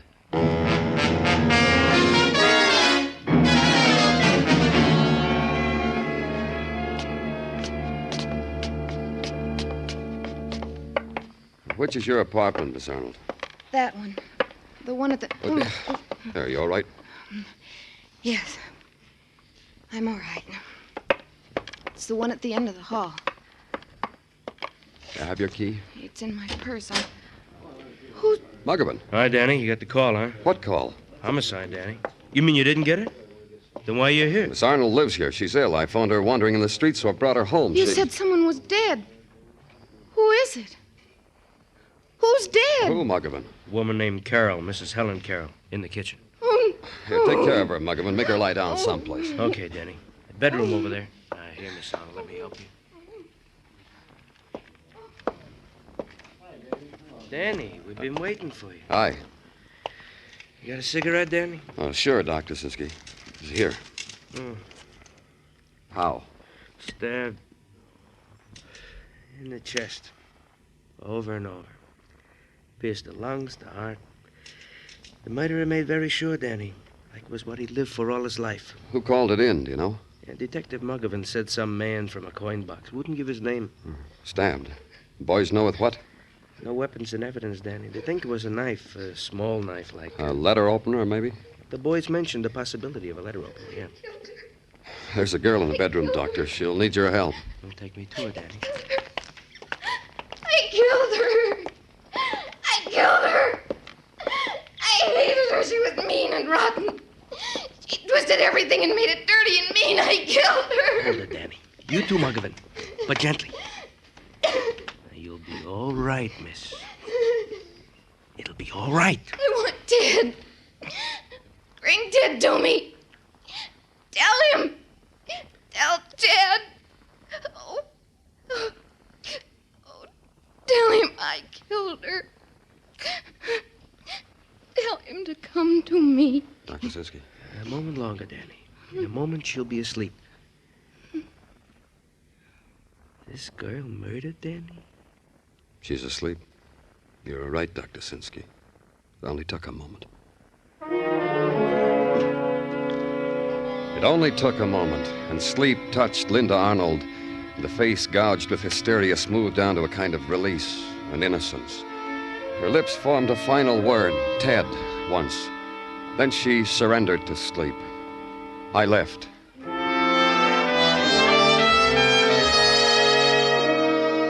Routine, then. Questions. Questions prefaced with the word Ted. And answers from people who lived in the apartment house. Ted? I guess that's her boyfriend that always comes calling, mister. The good-looking boy in the uniform. Then a woman who opened the door for me before I knocked told me, Ted, you mean Ted Raymond, mister. Linda's boyfriend. About his uniform, mister. I guess that's because he drives a bus. And more questions. And find out Ted Raymond drove a bus for cross-country tours. Go to the depot. Ted was off yesterday, but here's his address. But Ted wasn't home when I got there.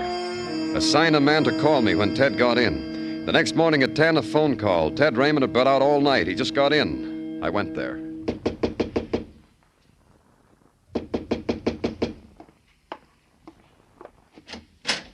You're the police. That's right. Danny Clover. Come on in. Thanks. How'd you know I was... You were the police? How did I know?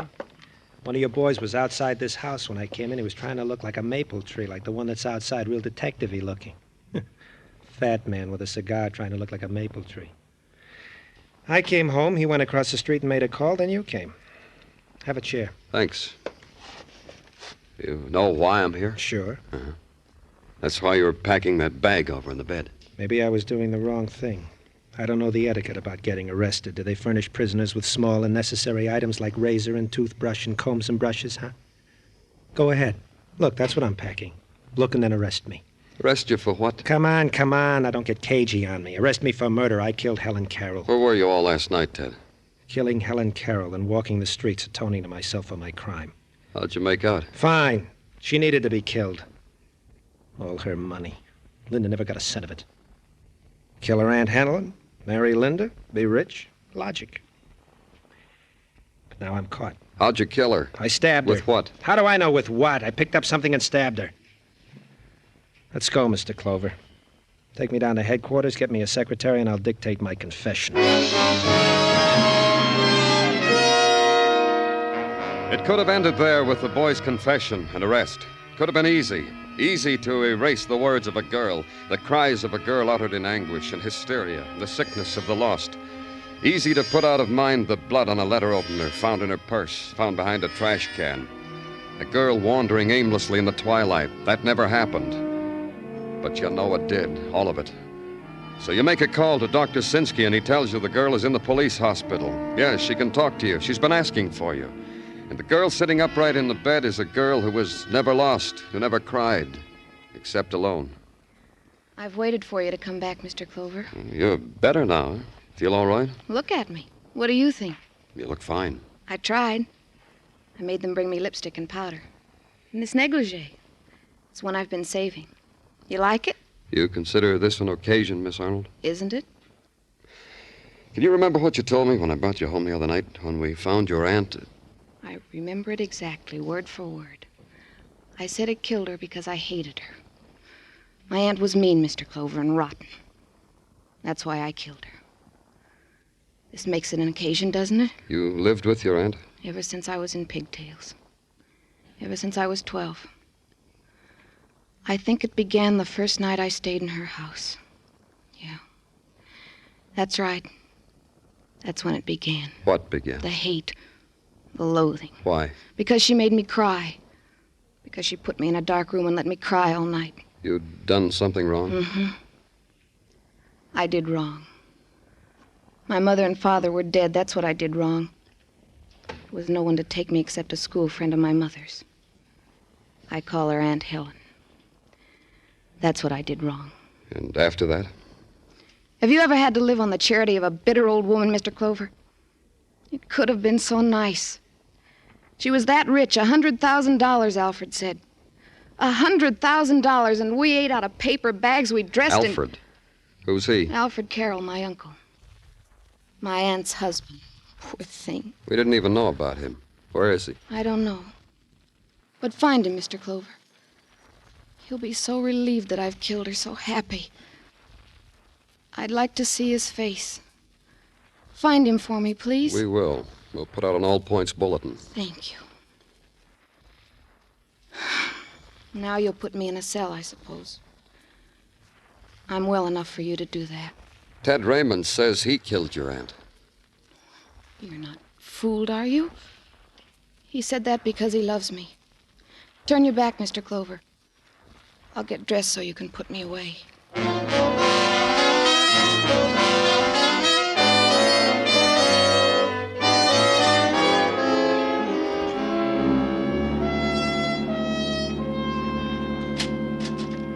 Danny? Hi-yo, Danny. Oh, come on in, Tartaglia. Oh, what's on your mind? All things, Danny. Especially to extend to you formally the warm hand of welcome back from your vacation west of the Great Divide. Oh, thanks, Gino. And to remark that the western winds have indeed done wonders to your features. The sunburned brow, the hearty handshake, and that Don Juan shirt. You look like a veritable Don Juan. Thanks, Gino. And to tell you that I have prepared myself during your vacation for whatever problems perplex your brain. Oh, tell me about it. Well, I have been studying the exploits of Mike Schreck, the bald-headed miracle detective from Philadelphia. Detective Schreck is a man who has coined two interesting theories. Gino. First theory, find a woman. Second theory, the criminal always returns to the scene of his crime. Put them together... In other words, when a man walks past the scene of the crime with a girl... He's the killer. Hey, how did you know? Lieutenant Clover? That's right. Come in. Thank you. I understand you're looking for me. I am? My name is Alfred Carroll. Yes. Yes, we were looking for you, Mr. Carroll. Do you know why we want you? Yes. Yes, of course I do. It's about my wife's murder. It's this way. 2 people have confessed to your wife's murder. What? That's right. Linda Arnold and Ted Raymond. I'm not a young man anymore, Lieutenant. Would you mind if I sat down? Please do. That's strange. Why should 2 people confess to my wife's murder? What? Why should they do that? I killed my wife. I killed Helen.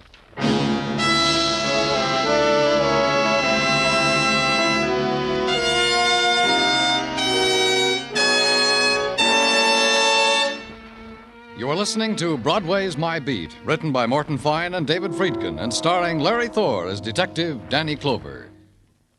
Keep your guard up. That's the key slogan of the 1950 National Guard recruiting drive, and it's a slogan as timely as today's headlines.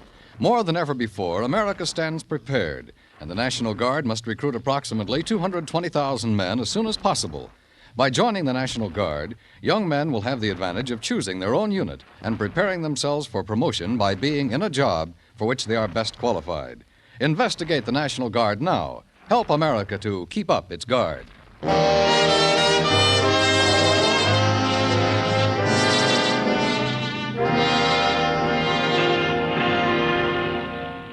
In the late October afternoon, Broadway stands on a corner, sips its coffee, snaps at a coney, and sums up the day.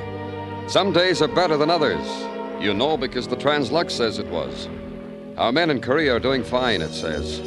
A horse out in far Hollywood paid 90 for 2, it says. But you went on it, were you, kid? For the rich, they run, again. Get this item. Look what it says. 3 people confessed to murder of Helen Carrol. A field day for the police, kid. 3 tries, 3 scores. Coming up in the world, the police. And at headquarters, the husband sits quietly waiting for the police stenographer to catch up with him because his confession spills out of him like laughter, like it has to be shared with the world. Have you got that now, young man? All of it? Every word? He's got it, Mr. Carroll. Go on. Yeah, there's not much more. I wish there were. There are so many things. Where did you go after you killed your wife, Mr. Carroll? I went to do things she'd never let me do. Like what? Enjoyable things. Pleasurable things. Like what? I went to a bar and had a drink. A lot of drinks. With her money. With Helen's money. What else? There was a girl there sitting all alone. She came up to me and asked me if I was having a good time. I said, indeed I was. Then I asked her if I could buy her a drink. And she smiled. What have you done with Linda? Where's Linda? How much money did your wife have? $100,000. Imagine. $100,000, and she made us live like pigs, like beggars. She wouldn't even let me get a job so I could have money for myself. Why does she keep her money? It's all in the bank, in her name. It's all coming to me now. You know what I'm going to do with it after I die, after you... What are you going to do with it? I'm going to leave it all to Linda, to my child. I think of her as my child, but she isn't, you know. It's like a blessing to have Linda in our house. I want her to have all that money. Here, let me look at the transcript, Florio. Thanks. You'll see to it that Linda gets that money, won't you? You said here you stabbed your wife with a letter opener, Mr. Carroll. What did you do with it? Didn't I tell you that? I must have forgotten. In the excitement. I walked around, and all of a sudden I was on the dock. A garbage scow floated right past, so I threw the weapon onto the garbage. I thought that was right for Helen.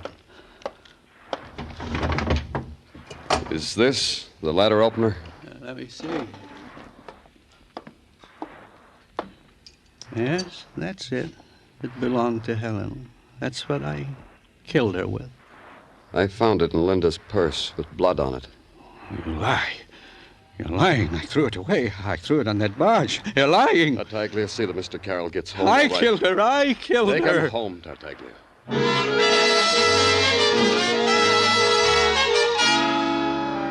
And there it was.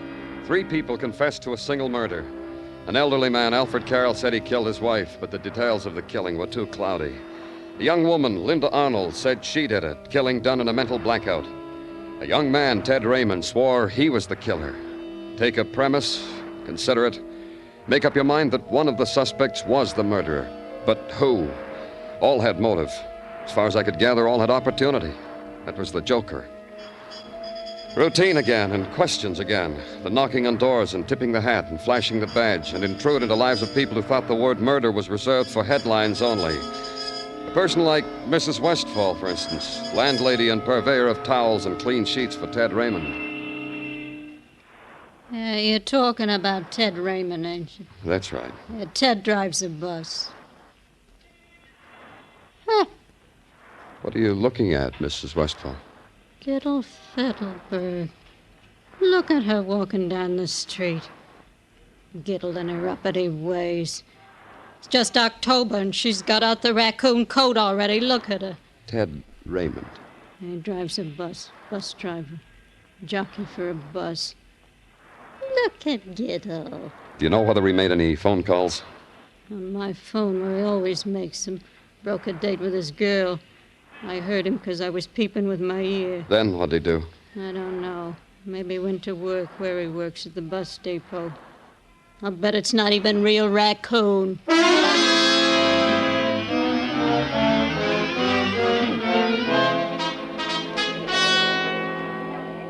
Bus leaving Are you for Trenton, Mr. McLean? Philadelphia, That's right. Baltimore, What can I do and for you, sir? Washington. I'm from the Leaving police. in 5 minutes Oh, at fine. I drive that 8:03. bus for cross-country tours. I'm supposed to take it out to Washington in 5 minutes. Think I'll make it? Sure, this'll only take a minute. The man at the ticket window said you were a friend of Ted Raymond's. Was Ted in trouble? Oh, I'm just supposed to answer the questions. So you'll make the bus. I know Ted. Did you see him last night? All night. Sat up with Pinochle all night from 5 p.m. till 4 a.m. That's funny, you know. What's funny? He called me very early this morning. Told me if anyone asked to say I never saw him at all last night. Bus But leaving you're a for policeman. Trenton, Yeah, better catch your bus, Philadelphia, Mr. McLean. Baltimore and Washington, leaving in 4.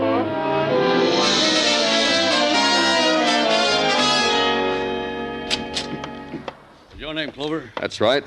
Who are you? My name is Jones, and I've been looking for you. Why have you been doing that? Because I read in the paper you were assigned to the murder of Mrs. Carroll. Therefore, this. Therefore what? Here. $100 bill. Take it. You see, I didn't spend a cent of it. Look, Mr. Jones, what's this all about? It's about that boy, Ted Raymond. He gave me the $100, and I'm giving it to you. Why are you doing that? Because I'm the superintendent of the apartment house in which Mrs. Carroll was slain. Ted Raymond gave me the $100 early this morning. He said to tell anyone that asked that he was lurking around the apartment house at the time of the murder. I see. What took you all this time to come to the police? Yes. What? Yes, it did take me a long time. What happens to the $100 bill now, Mr. Clover?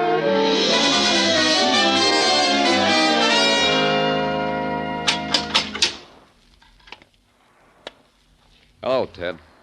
Your marbles must have come loose, Mr. Clover. You leave that door open, I make a dash for it, escape, become a fugitive from justice, make a name for myself in the papers. But you won't do that, will you, Ted? A dreamer. You won't do it because you like it here. Yeah, that's right. I like it here.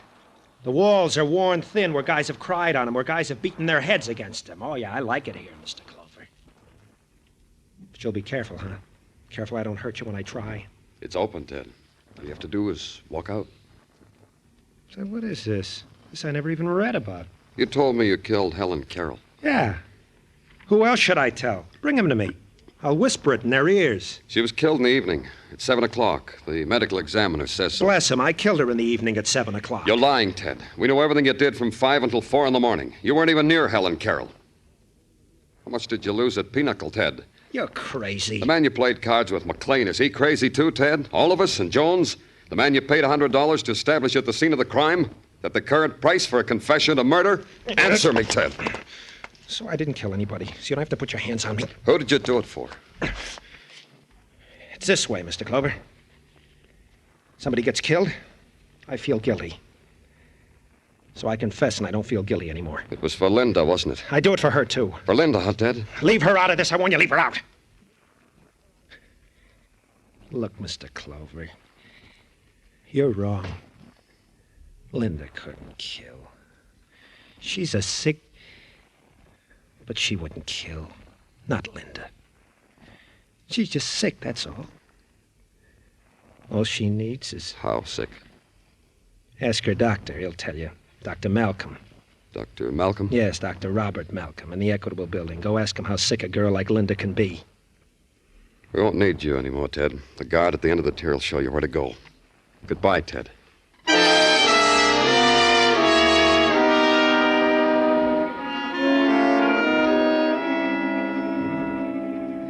The case of Linda Arnold is not a very exciting one, Mr. Clover. I don't want to write a magazine article, Dr. Malcolm. I'm just trying to clear up a murder. Well, I'll wager the material you police come in contact Look, Doctor. Of course, Linda Arnold. She came to me some years ago. How many years ago? Oh, about 10, I'd say. Charity patient. Later, I found out her aunt was quite wealthy, so I had it done her for my fee. Her aunt was the one who was murdered. Really? Now, that's interesting. Oh? Why? Oh, let me ask you a question, Mr. Clover.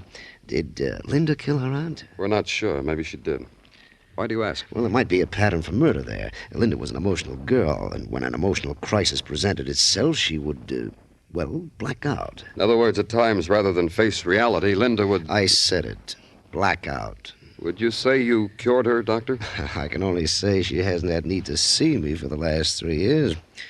Yes, I'd say she was a perfectly healthy, normal girl. Anything else? No? Good day, Mr. Clover. It was 5 p.m. when I walked out of Dr. Malcolm's office. It was 10 minutes after 5 when I called the police headquarters and had them release Linda Arnold. Then back on Broadway for a hot pastrami sandwich. I almost had some cream soda, too, but Morris, the waiter, said, Danny, you look dyspeptic. I prescribed celery tonic. Then the theater crowds began to gather and Broadway became crowded, so I left it. Linda Arnold should be home by now. I went there, to her apartment. But it wasn't Linda Arnold who opened the door for me. Oh, it's you, Mr. Clover. Please come in. Thanks, I will. Where's Linda? She was just admiring the clothes I bought for her. I opened a charge account for her because I'm going to get all that money, and I bought all those beautiful clothes for her. Silks. Linda looks so wonderful in silks. See? These, and these, and these. Where's Linda, Mr. Carroll? And this. You should have seen Linda in this. We played that record you're listening to so Linda could walk around to it. Let's get rid of it, huh? Where's Linda, Mr. Carroll? Oh, she's in her room changing into something else. Call her. Because you want to take her back for murder? It won't work, you know. Linda has no mental responsibility for what she did. And besides that, if she were brought to trial, I'd say I did it. Linda, doesn't she look beautiful, Mr. Clover? How do you feel, Linda? I'm happy. What happened to the music? I turned it off. But I'm happy. I need music to go with it.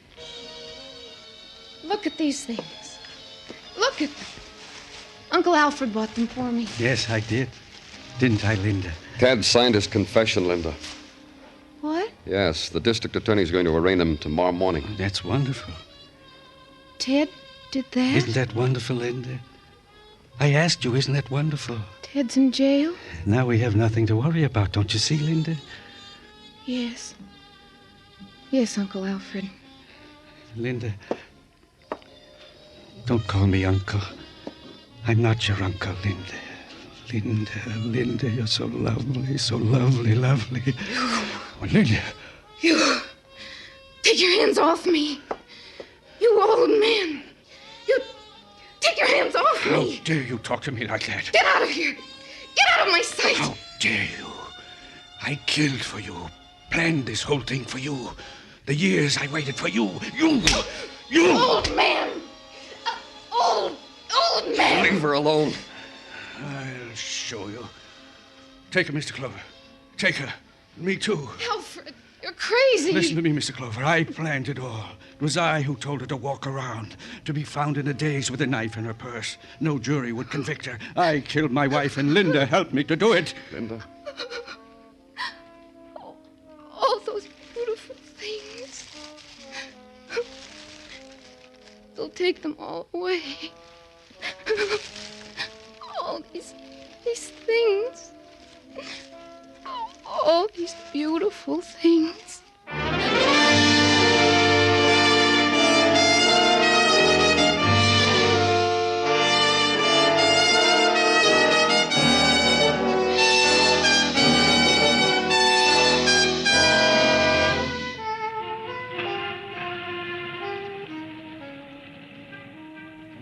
In the time of autumn, twilight sighs down on Broadway.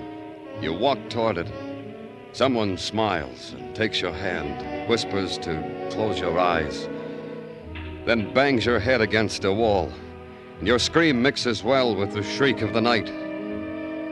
It's Broadway, the gaudiest, the most violent, the lonesomest mile in the world. Broadway, my beat.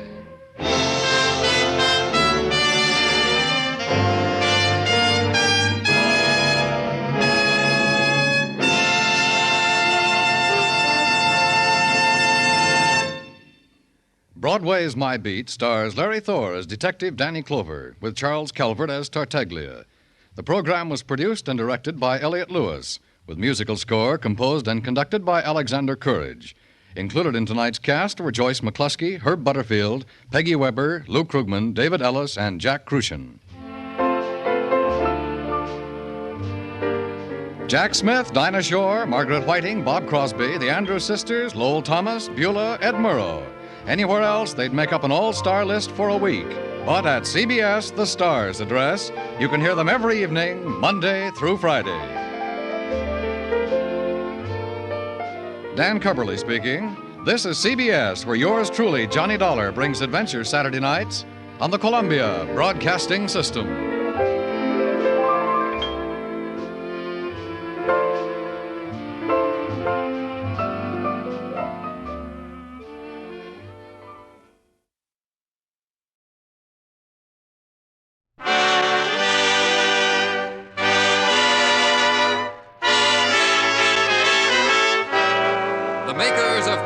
Cigarettes present Dick Powell as Richard Diamond, Private Detective.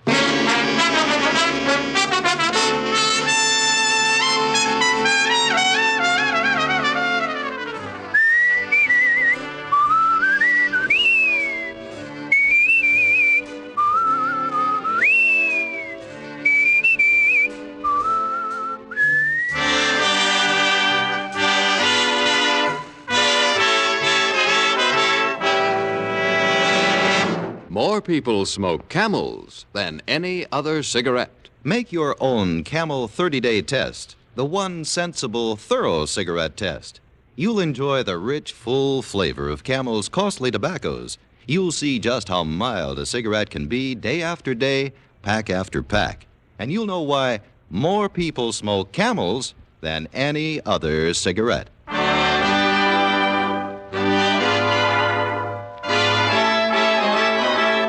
Here transcribed is Richard Diamond, Private Detective, starring Dick Powell.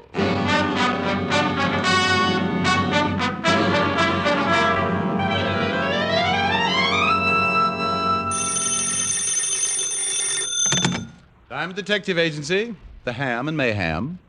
It's mayhem. Not if it ruins a gag. Hi, Helen. Hi. What are you doing? Oh, trying to spot a client. I've done everything to get somebody up here. Set traps. Hung out of the window by my toes. Nothing. Oh, is it that bad, Rick? Has been for a week. Can I come over tonight and cry on your shoulder? I'd love it. Better wear a bathing suit. Are you going to cry that much? No, but the bathing suit will sure make me feel a lot better. You idiot. Yeah, I can't help it. I try so hard. Are you really coming over? If I cry long enough, I'll work up a heck of an appetite. I'll have Francis fix you a good dinner. I'll pay you back for the first client I get. We'll eat out? No, I'll have Francis fix you dinner. What time will you be over? Mr. Diamond? Rick? Shh. I think I've spotted one. Client? I'm afraid to ask. I might scare him away. Are you Richard Diamond, the private detective? Are you interested in hiring him? I certainly am. Rick? We just made a score, baby. I'll see you tonight. Oh, wonderful. Bye. Well, come in, sir. Come in. No sense in standing in a draft. Might catch pneumonia before we get around to my fee. My name is John Alistair. Well, sit down, Mr. Alistair. Pull up a wallet. A chair. Thank you. Now, what can I do for you? Quite a lot, I hope. 2 days ago, I made arrangements for my own assassination. Huh? It's really very simple. Well, so am I sometimes. Maybe you better be a little bit more specific. Well, I was bankrupt, in danger of going to prison. I have a family, a wife and 2 children. And an insurance policy. That's right. If I was to be killed, my family would be well taken care of. You said you were in danger of going to prison. Why? Well, I'll be perfectly honest. I embezzled money from my firm. Oh, embezzlement. Well, you can get a lot of years for that. Yes. So I decided to do away with myself, leaving instructions for my wife to replace the stolen funds. She could live quite comfortably on the rest. I knew suicide would revoke the insurance policy, so I went to the only underworld character I knew, a man named Gimpy. A long time ago, he'd been my bootlegger. Oh, yeah, I know him. Nearly poisoned me once. I told Gimpy I wanted to hire a man to kill me, a professional assassin. Gimpy said it could be done, and I gave him $200.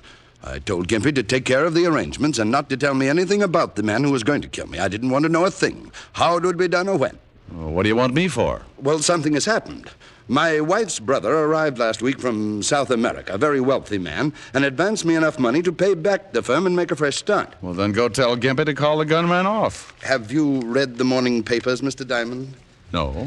Yeah, front page. Gimpy was shot to death last night. Oh. Well, it's kind of tough, then, to tell Gimpy to call it off, hmm? I want you to find whoever Gimpy hired and stop him from killing me. Find a man with the only clue to his identity lying dead in a morgue? He could be one of 50 professional killers wandering the streets. One of 50 who would make it tough to be found even if you just wanted the time of the day. Can you find him? I don't know. I can try. You must find him before he kills me. Well, I'll try my best. In the meantime, you stay here and lock yourself in. In this office? Yep, right here. Don't even let your wife know where you are. All right, if you think it's necessary. No, I think it is. And, by the way, I charge $100 a day in expenses.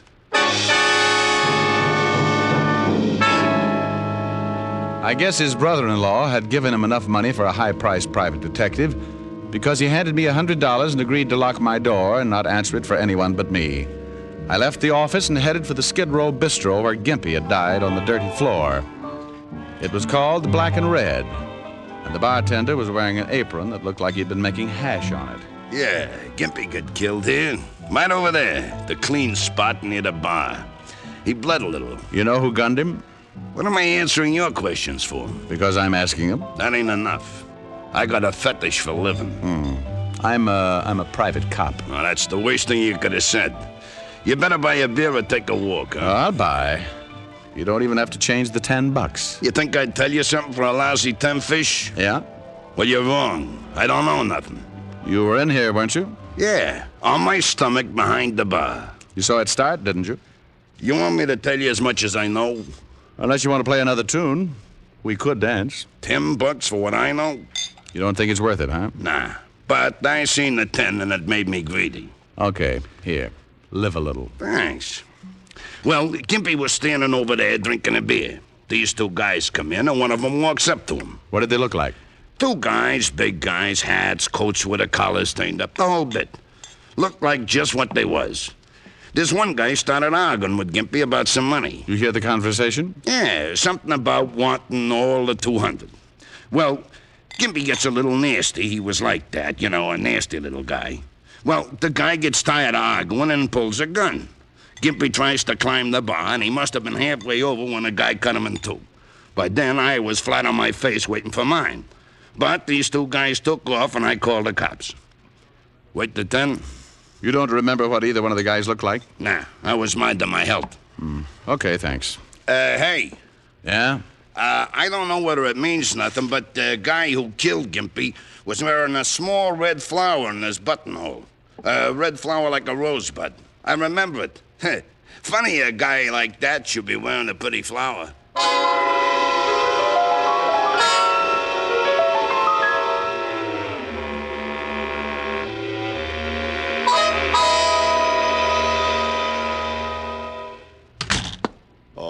What do you want? Why, Sergeant Otis, you've been taking your ugly pills again. Can't you ever do anything without the department's help? I thought you were supposed to be a big, smart private detective. Well, we all make mistakes. I thought you were supposed to be a gorilla. Oh, you did, huh? Yeah, but gorillas get bigger. Oh. Hello, Walt. Hello, Rick. What can I do for you? I got a little problem. Your department handle that killing over in the Black and Red Saloon? Skid Row? Yeah. Yeah, a small-time guy named Gimpy got himself blown up. Mm-hmm. Any line on the killer? No, we questioned the bartender who runs the place. He was lying on his face. Couldn't give much of a description. We're checking up on Gimpy's friends and associates. The killer wore a small red flower in his buttonhole. Maybe a rose. How do you know? Bartender told me. Thought maybe you knew about it. Well, he didn't tell me. What are you interested in Gimpy for? He contacted the killer. I've got to find the killer, and I don't know who he is. You think maybe this guy with the flower is your boy? Well, he might be. Bartender said he was arguing with Gimpy about $200. Well, no, he didn't tell me that either. Just said they were arguing. You should have slipped him $10. What do you have to find him for? Client. You got a client who wants you to find a killer? Yeah, and that's all I'm going to tell you. Now, give me what you got on Gimpy and his friends. I don't know why I should. Oh, stop pouting, fatty. I can't tell you anymore. Besides, if I find this killer, you solve the Gimpy killing, don't you? Well, yeah. Well, then let's have it. Okay. Gimpy didn't have many friends. The only sure one we've come up with is a woman named Belle DeCanto. Runs a small dancing school. Have you talked to her? Yeah, but she knows less than the bartender. Here's the address. Walt gave me Belle DeCanto's address, and I went over. It was an old two-story building on the east side with a rickety flight of stairs leading up to the dance studio. Belle DeCanto was sitting at the piano. I stood there smoking a Camel, watched one of her young pupils perform a pretty sloppy set of turns. All right, Jeannie, that was fine. Over to the bar. Okay. Hey. Huh? Oh, somebody. Oh, what can I do for you? I want to talk to you, Belle. $20 for 10 lessons. I just want to talk. Why don't you take the lessons, mister?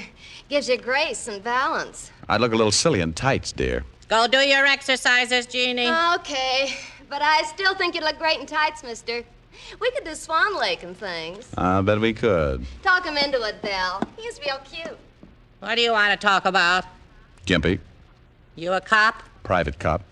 I entertained the whole 5th precinct all morning.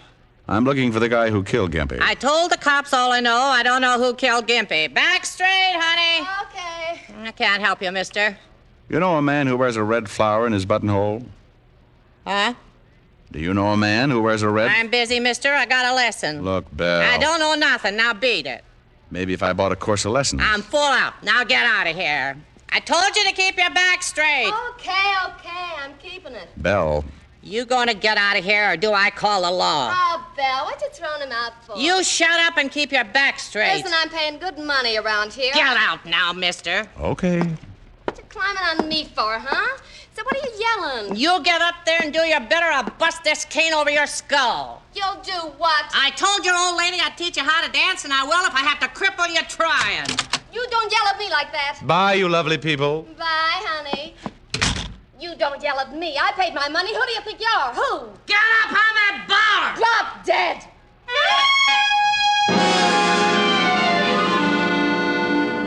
It was pretty obvious my mention of the man with the red flower had set off Belle DeCanto's charming temper. And it was even more obvious that to Belle, the man with the red flower spelled some kind of trouble. The third and most obvious point was that I wouldn't get anything out of Belle even if I dropped her in a pit full of enraged mice. I started down the steps of the dance studio, heading for the street, and I stopped cold. Something on the third step set off little bells in the space in my head reserved for danger. There, on the third step, was a small red rose, and it hadn't been there when I went in. I stopped and thought about it. Maybe the man I wanted was in the building. I looked around. Only one other door besides the studio, and that led to Belle's apartment above. I went up there and looked around. Nothing. Then I got a pretty scary thought. Maybe the man with the red rose had tailed me, waited around listening at the door. If he'd found me, maybe he'd found my client. I spent the next 20 minutes making myself hard to follow, and when I was satisfied no one was tailing me, went back to my office. Alistair. Mr. Alistair. Who is it? Diamond, open up. How do I know it's Diamond? Well, you are being cautious. You gave me a $100 retainer. I told you to lock yourself in my office and not to answer to anybody but me. Did you find out anything? Close it and lock it. Is something wrong? The man who killed Gimpy was wearing a red flower in his buttonhole. I met an old biddy who runs a dancing school, and when I mentioned the flower, she froze up like a clam in a barrel of glue. Who is this man with the flower? I don't know, but before he killed Gimpy, he argued with him about some money. $200. Well, that's the amount I paid Gimpy to hire the assassin. Yeah. I think the man with the flower is probably your killer. And when I left the dance studio, I found this. A red rose? Uh-huh. I think maybe he's tailing me. He knows I came to see you. I don't know. I think he's found out I'm looking for him. Maybe figures I'm trying to catch him for killing Gimpy. Anyway, you're not the only one on the spot now. But what'll we do? If he's looking for me, there's no sense in letting him find you, too. You got to get out of here. But where? Well, an out-of-the-way hotel I know. Manager's a friend of mine. But what if this killer finds you? That's a good question. I hustled John Alistair out on the fire escape, and we climbed down to the floor below, just in case our boy with the red rose was waiting outside my office. We climbed into the 7th floor hall, made our way to the service elevator and down to the alley. A half an hour later, I'd deposited Alistair in room number 11 of the Bunker Hill Hotel, in charge of the manager, a one-time safecracker named Herman Clipp. I'd done a lot of favors for Herman, and he assured me Alistair would be safe, and that no one would be allowed to see him unless his name was Diamond, and he had the bluest eyes in the private detective business. It was 6 o'clock by the time I left the hotel, and I kept to the side streets in case the man with the red rose might be close. It was certainly one way of finding him, letting him find me. But I wanted to be ready for it, and I didn't want to be around my client when it happened. I went back to my apartment on 51st Street.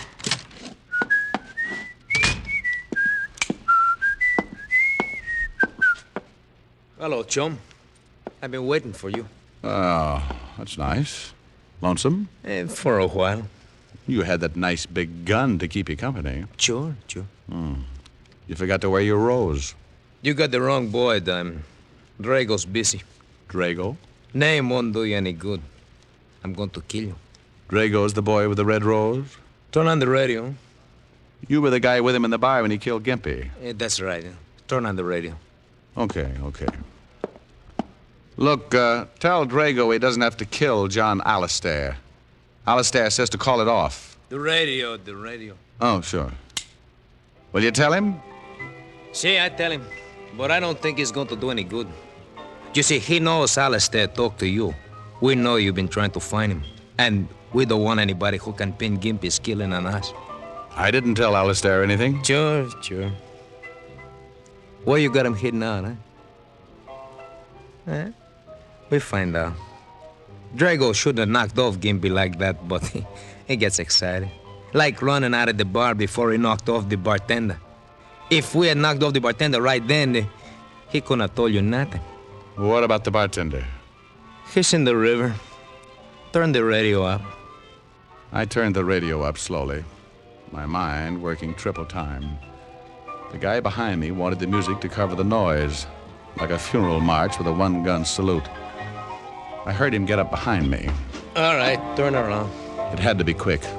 I turned and gave him the radio right in the face.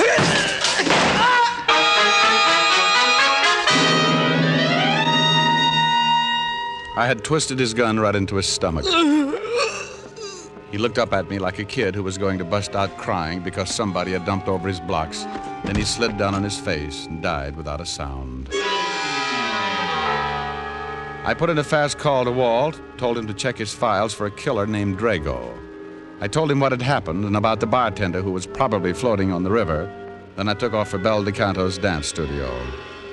The man I'd just killed had said Drago wasn't going to leave anyone around who might pin the Gimpy killing on him. And Drago had left his red rose on the steps outside of Bel's studio. When I got there, the big dance hall was dark, so I went up another flight to Bell's apartment.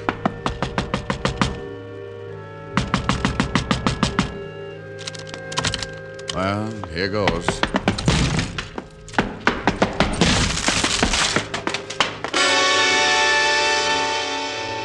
Bell was there all right, and Drago had been there. He hadn't left a rose, but he left a bullet instead.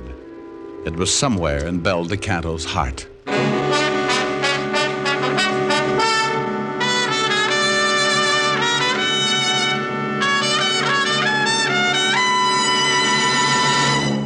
Before we continue with Richard Diamond, here is an important question. How mild can a cigarette be? One puff won't tell you. One sniff won't tell you. It takes day in, day out smoking to find out how well a cigarette agrees with your throat. Only Camels offer you this day in, day out smoking proof. In a coast-to-coast test of hundreds of people who smoked only Camels for 30 days, noted throat specialists reported not one single case of throat irritation due to smoking Camels. Make your own Camel 30-day test, the one sensible, thorough cigarette test. Smoke only Camels for 30 days and let your taste tell you how rich and flavorful Camels are, puff after puff, pack after pack. Let your throat tell you how mild Camels are, how well Camels get along with your throat as a steady smoke. You'll see why people say, once a Camel smoker, always a Camel smoker.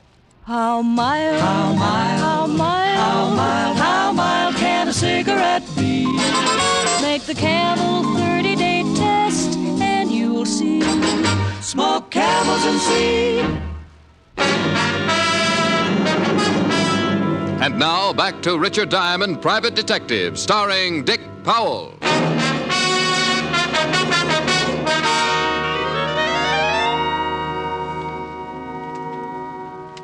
Well, here's all the information, Rick. The only man we got on file named Drago is a well-known hood named Tommy Drago. 7 arrests, 2 convictions, assault and armed robbery. Can you find him all? Well, I put out an APB. Maybe we'll pick him up. You find the bartender? They're dragging the river now. The guy in your apartment has been identified as Giulio Bassati. Arrested once with Drago. Supposed to work together. Yeah. Why did Drago kill Belle DeCanto? Well, probably thought I'd told her something. Now, we gotta get this boy. He's killed 3 people in 2 days. And he wants to add 2 more to his list. Me and my client. Where is your client? Oh, he's staked out in the Bunker Hill Hotel. He's safe. Well, we better pick him up and give him protection. He doesn't want the police brought in. But you can stake out a couple of men near the hotel in case Drago shows up. Right. Look, Walt, if this Drago likes red roses, he must buy them someplace. Yeah? Well, have some men check all the flower shops. Have them circulate the description.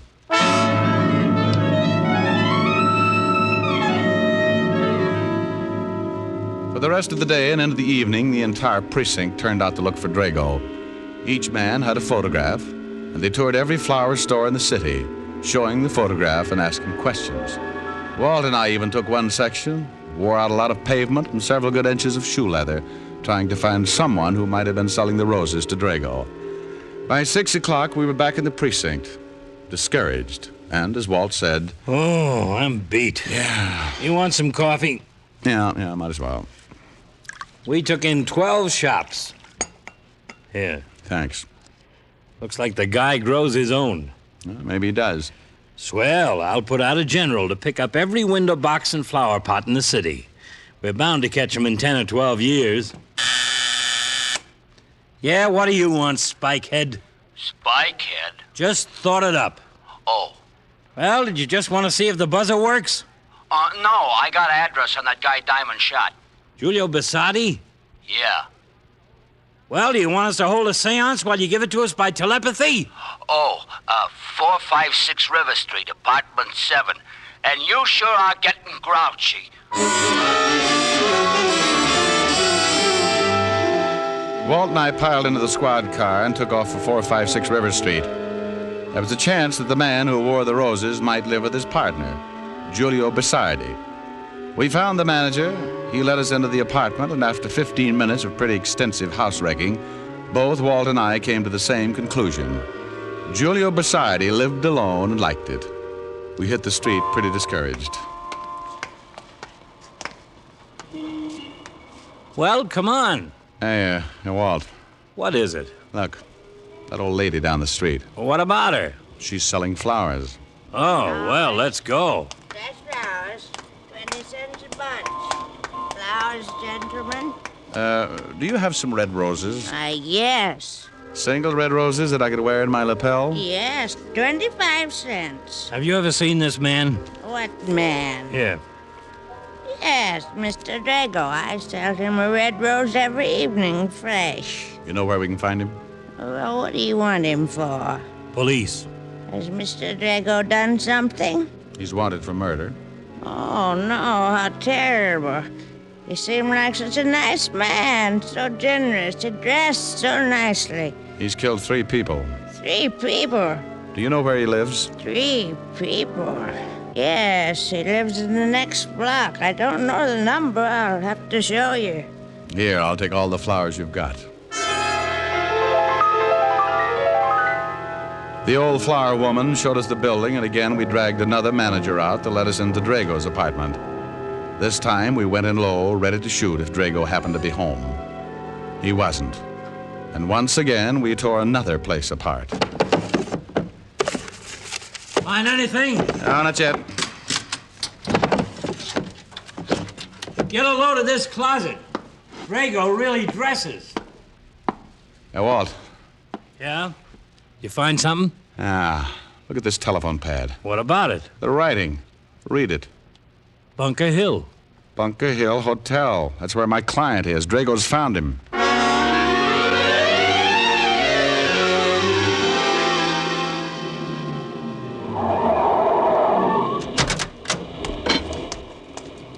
Walt, go check for the men you got staked out and see if they spotted Drago going in. I'll go in and see if my client's all right. Right.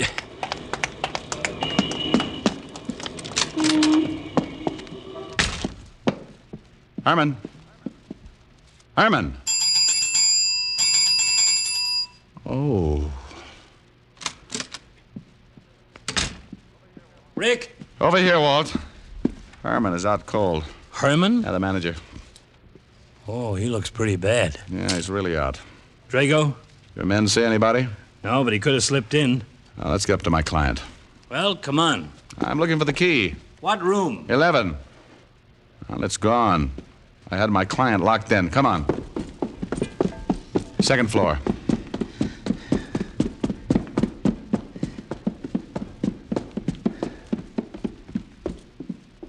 Here it is. Alistair. Alistair, it's Diamond. Diamond, get me out of here. He's been here. He's got a key. Where is he? He tried to get in, but I had the chain lock on. Then he tried to break it down. I pushed the furniture in front of the door. Get me out, please. Just take it easy. We'll try and break it down. The furniture's still there. Well, get it out of the way. Yes. I don't know where he went. Is there a fire escape? Fire escape? Yes. There's an escape right outside my window. Good heavens, Diamond. Just keep moving the furniture. But the fire escape... Just move the furniture. Walt. Yeah? You stay here. I'm going out on the fire escape. It figured. If Drago couldn't get past the furniture, he'd get in another way. I ran to the end of the hall and out on the escape. I turned the corner of the building and started for my client's room. He's on the escape. He's coming down. I can hear him. Get me out. Get me out. At first, I thought my client had heard just me. But then I saw him climbing down from the floor above, a gun in his hand, the polished barrel shining in the moonlight. As he reached the window, Alistair went crazy. He's outside the window. No, please. I leaned against the building and steadied my arm just as he broke the window. No.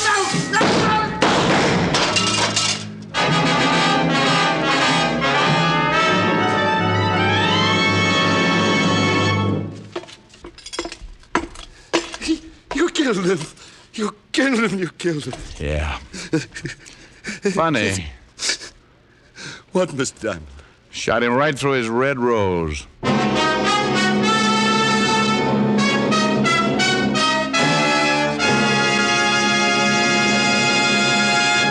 Dick Powell will return in just a minute. Across the nation, doctors in every branch of medicine have been asked this question. What cigarette do you smoke, Doctor? Again, the brand named most was Camel. Yes, according to this repeated nationwide survey, More doctors smoke Camels than any other cigarette. Yes, and Camels are the favorite cigarette of many stars whose throats are their fortune. Reza Stevens, Mario Lanza, Martha Tilton are a few of the singing stars who choose Camels for mildness. How mild, how mild, how mild, how mild, how mild can a cigarette be? Make the Camel 30-day test and you'll see. Smoke Camels and see. Here's Dick Powell with a special message. Thank you. Ladies and gentlemen, this week we add a new name to the list of recipients of gift Camels for hospitalized servicemen and veterans. It's the Military Air Transport Service, United States Air Force, which evacuates virtually all overseas wounded servicemen.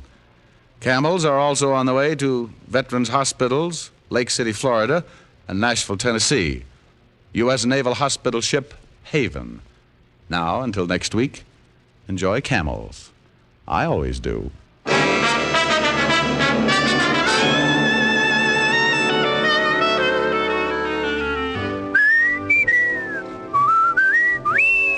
Dick Powell can now be seen starring in the RKO film Cry Danger. Tonight's adventure of Richard Diamond was written by Blake Edwards with music by Frank Worth. Our director is Helen Mack. Featured in the cast were Virginia Gregg, Wilms Herbert, and Arthur Q. Bryan. PA stands for two things, Pipe Appeal and Prince Albert. They go hand in hand. For Prince Albert's Choice Tobacco has a rich flavor and a delightful natural aroma. PA is crimp cut for smooth, even burning, and it's specially treated to ensure against tongue bite. Get Prince Albert, the National Joy Smoke, America's largest selling smoking tobacco. Listen next week for another exciting transcribed adventure of Richard Diamond, starring Dick Powell. This is Your FBI, the official broadcast from the files of the FBI. Follows immediately. Stay tuned. This program came to you from Hollywood. This is the American Broadcasting Company.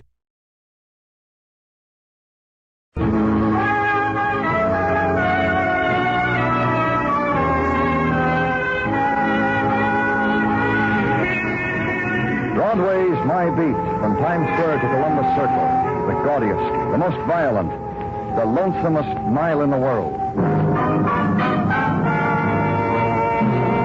Broadway's My Beat, with Larry Thor as Detective Danny Clover.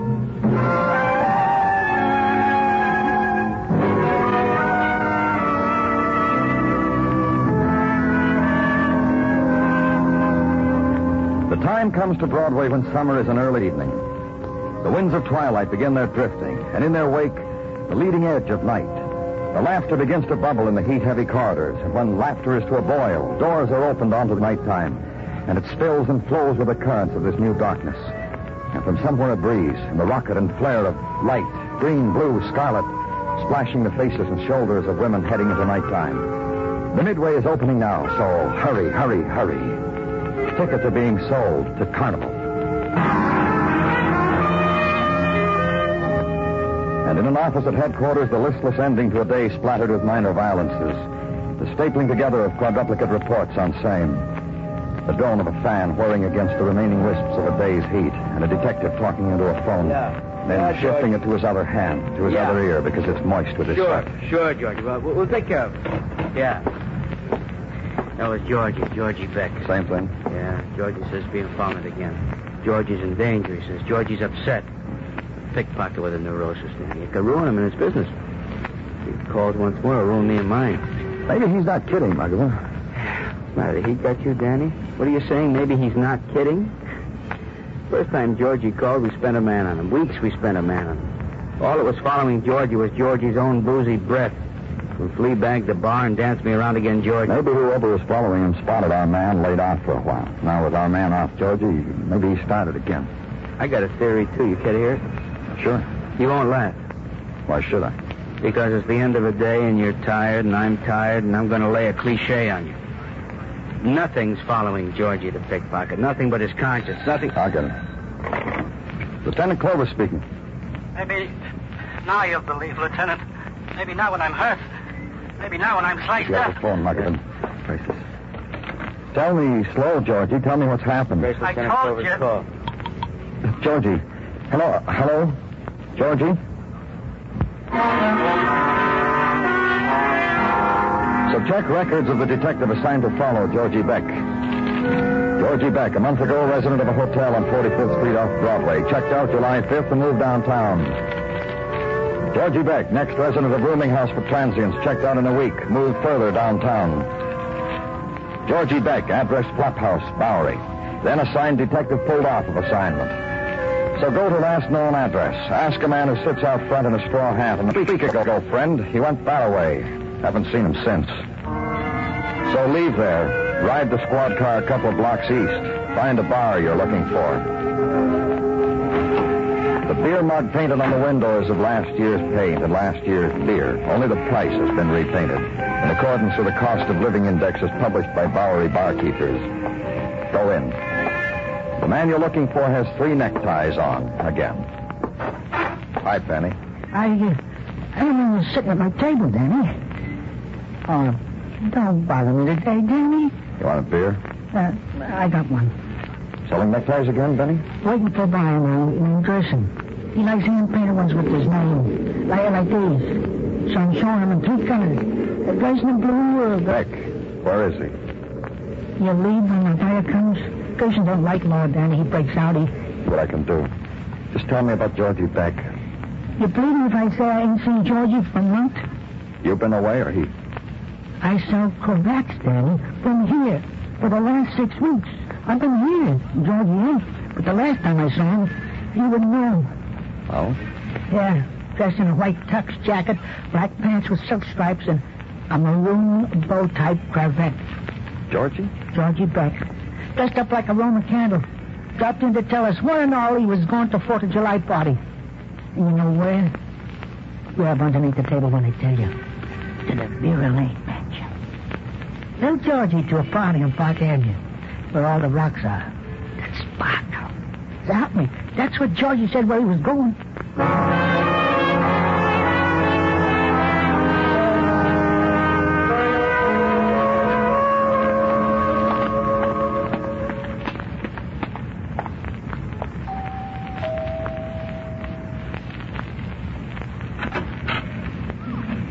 Look what you got for a butler, mister. Me. Dressed like this. From the police, Danny Clover. Dressed like this by a Frenchman who thought it suitable to an August night on Park Avenue. Mrs. Vera Lane. Is she here? Mother? My mother? Vera is what took you from whatever you were doing and brought you here? Just tell me. In our garden, there is a pool. In the pool, there is goldfish. By the side of the pool, there is a woman with a crystal glass of black velvet in one hand and a box of fish food in the other. That is my mother. You know black velvet? Take me to her, please. Black velvet or champagne and stout. Sometimes when the fishies are good, Mother lets them have a sip. Maybe they've been good tonight and you can watch them get loaded. Come on, I'll take you to my mother. Take a good look, Mr. Clover. Because when Mother dies and leaves this place to me, I'm going to die and leave this place for a museum. And through here, the garden, pool, and my mother. Lorenzo, poor baby. Wish up to the snack. Mother. Vera. Lorenzo's being naughty, Bobby. He won't eat. It's the way with goldfish turned drunkard. Vera, pay attention. There's a policeman at my side. He wants you. If you've come, young man, about the prowler, never mind. We haven't seen him for over a month. I came about a man named Georgie Beck. I reported the affair. I even went down to your jail to try to identify the prowler. Were you one of the officers who was so kind to me then? No. No. I can see you weren't. Not one of the kind ones. But then what can you possibly want of me now? You gave a party about a month ago, the 4th of July. A man named Georgie Beck was there. Was he, Bobby? Was there a man named Georgie Beck? I wouldn't know, Mother. It was your party. All I did was see the day. No. No, there was no Georgie Beck. I know no one by that name. Whom I don't know, I don't entertain. I was told he was here. He told his friends about how he was coming here. But who in the world is Georgie Beck? A pickpocket. A man who's been afraid for his life. A man who's been knifed and is lost somewhere in the city. A man we're looking for so we can help him. So we can arrest his assailant. A pickpocket? A thief? Yes. Well, then that would explain why he was here. If he was here, obviously a crasher come to a party where the fabulous Lane diamond was being worn. And I wore it here, about my throat. Oh, to think that his fingers might have touched my... Bobby, the thought stifles me. And this policeman, will you take him away from me, please? Bobby, your mother's talking to you. Stop that giggling. You heard my mother, Mr. Clover. You better go. She doesn't want you to play around here. Walk back through the lavishness of it all and out into the street. And it's night now, summer night on Park Avenue. Stars facaded by elegance and marble. And a special vista which includes a gently turning moon in a special colored and cloudless sky. Leave it and back to Broadway, where moon and stars and sky are obscured by other miracles of light, man-made and metered as to kilowatt hours. And down Broadway to headquarters, then walk briefly the shadowed pavement and inside. Hey, Danny. Hi, Gino. The reason I got this phone in my hand, I was just calling communications in case you were still in the squad car. Well, put the phone down and tell me. Georgie Beck. Found. Where? Doc Lowell called. He's got Georgie. What are you talking about? As much as I could understand, Doc Lowell, when he called, he said Georgie Beck. Muggerman's still here? Yeah. Get him. Tell him to meet me downstairs.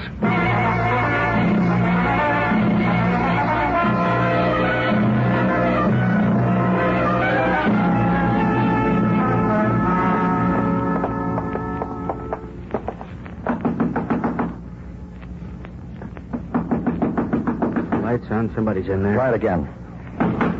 Let's go in, Muggerman. Yeah. There they are. Yeah, both of them flat on their face. Take the dark, Muggerman. Right. Come on, Doc. Get up. Rise and shine, Doc. Come on. Come on. Lowell's drunk again, or still, or yet, or whatever you want to call him. Yeah. Is it Georgie? Oh, dead, huh? Dead.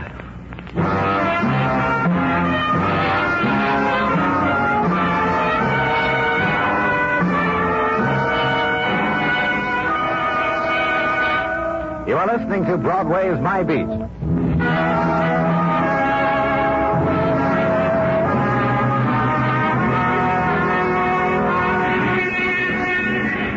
days are slow on Broadway now.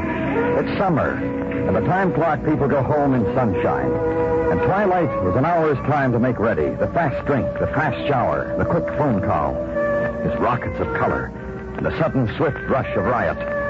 So grab a partner and hang on. Night dies quickly. The night was halfway done. Where I was, the room downtown in the quiet room at the end of a tenement corridor, death was. Come on, wake up. That's the boy. Okay, now on your feet. Up, come on. How are you this evening, Detective Muggerman? And Lieutenant Clover. Your hand, please, Lieutenant. Danny. Who's dead, Doc? I tried, Danny. I really did. Hey, Danny. Yeah? Hand me that bottle, please. We want to know what happened here, Doc. I need the bottle. Here. Thanks, Danny. Doesn't mean anything, Danny. Now and then I throw a half-full bottle of booze through the window. If it's supposed to mean I'm not going to drink anymore. Oh, come on, Lowell. Just tell us what happened, will you? I was looped when he came in. I couldn't help him. I tried.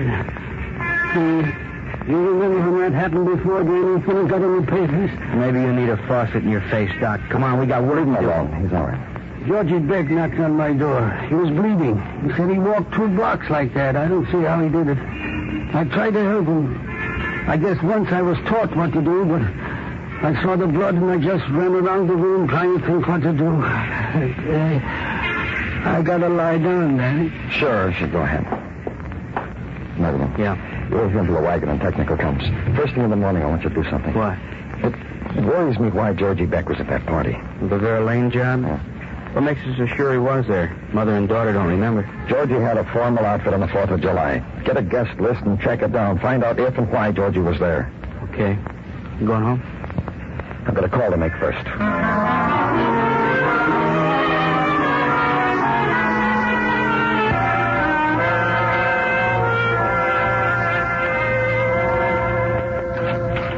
Danny? Well, come on in, Gino. I've been waiting for you. Since your phone call, I've been helter-skelter gathering material, Danny. And I don't want to seem rude. About what? Well, could not this material gathering have waited until morning?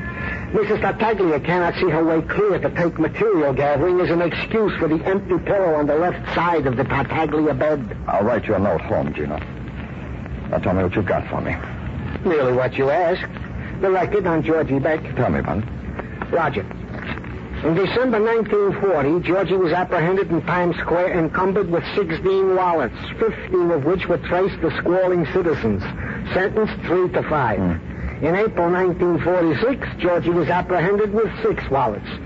Only 6, Danny, since it was just 12 o'clock noon. No, just tell me about this year, Gino. Roger.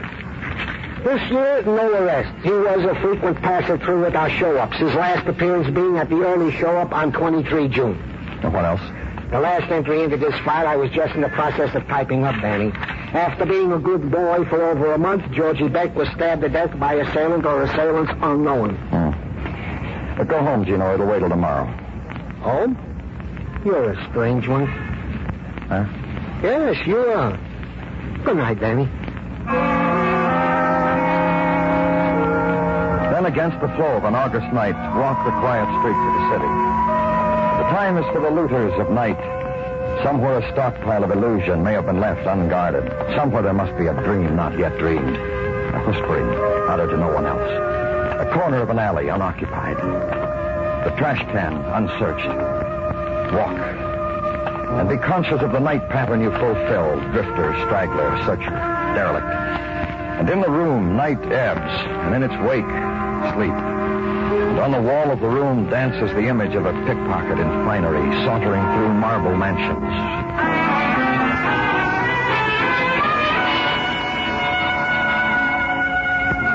The new day is headquarters and routine. Hypothesis on the death of Georgie Beck considered, discarded. Then at 1 o'clock, the day is distilled into a phone call from Detective Muggavan. Get here, it says. A man you ought to talk to. Park Avenue neighbor of Vera Lane, 3 doors uptown. I'll wait for you. And you order the squad car, and you get there. Guy Crail, Danny, one of the guests at the Lane party a month ago. Lieutenant Clover, Mr. Crail. The thing you two must understand about me. In the mornings, I'm irritable. In the morning, repetition bores me. A free translation of Mr. Crail's remark, Danny, is that he's already told me what I want him to tell you. All right, go ahead, Mr. Crail. Perhaps you don't understand. I abhor being repetitious, tautological. Hey, you just go right ahead and be that, Mr. Crail. Now speak your piece to Lieutenant. We won't tell a soul how you are in the morning. Well, for this mercy, thanks. Well, I attended Vera's shindig. I admired the Lane diamond about her wrinkled neck, drank the bubbly, put punk to sparkler, and was relieved of certain of my effects. What? What the gent is saying, Danny, Mr. Crail is saying, he was heisted of his wallet at this Park Avenue affair. Georgie Beck? As your companion kept mouthing that name to me, it enchants me. Georgie Beck. What is a Georgie Beck? Do tell me, Lieutenant. The man who was murdered. The pickpocket who we think was at that party with you. Why wasn't the theft reported, Mr. Crail? Well, I had the wish to, the desire to, but I'm a man of little spleen and no backbone. Also a man who must carry quite a bit of money with him. Why didn't you report the theft? Because I was persuaded by Vera to be civilized and make a game of it. Game. Amidst giggling and jollying and whoosh of Roman candles, we searched each other. The ladies, of course. And the men. Well, anyhow, we found my wallet on Johnny, who fled from our derision to some lair or other. Yeah, tell the lieutenant about Johnny, Mr. Crail. You don't know Johnny? Johnny Monday? No, tell me. It will surprise me. Johnny Monday, juvenile delinquent at 14, criminal at 20. Oh, I do relish this. Just tell me. Well, somehow Barbara, that would be Vera's offspring, somehow Barbara found this Johnny in her wanderings, imposed him on our circle, and one night announced to us her engagement to him. Miss Lane was in love with him? Well, Barbie's emotions are a wilderness to me. Anyhow, if she had love for him, it must have died the night he thefted my wallet and fled. Well, now that you completely destroyed my... We're real sorry about that. Let's go, Muggavan.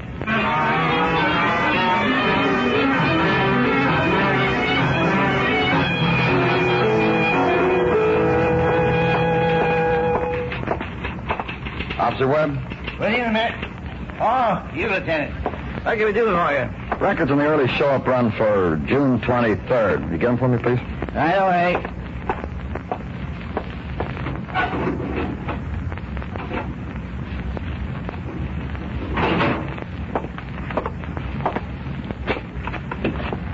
All yours, Lieutenant. A fine collection of pickpockets, prowlers, and assorted muggers. Thanks. Oh, sorry, I should have made it clearer. This isn't what I want. All you gotta do is state your case, Lieutenant. Anything you want, we're here to cooperate. Well, I want a rundown on the people who attended the show-up, spectators, the people who came to identify the suspects. Oh, that's right here on the back of the file. This woman was at the show-up? Take away your finger, Mr. Lieutenant. Can we got, Vera Lane? That one? Mm-hmm. It's there on the record, Lieutenant. She was here.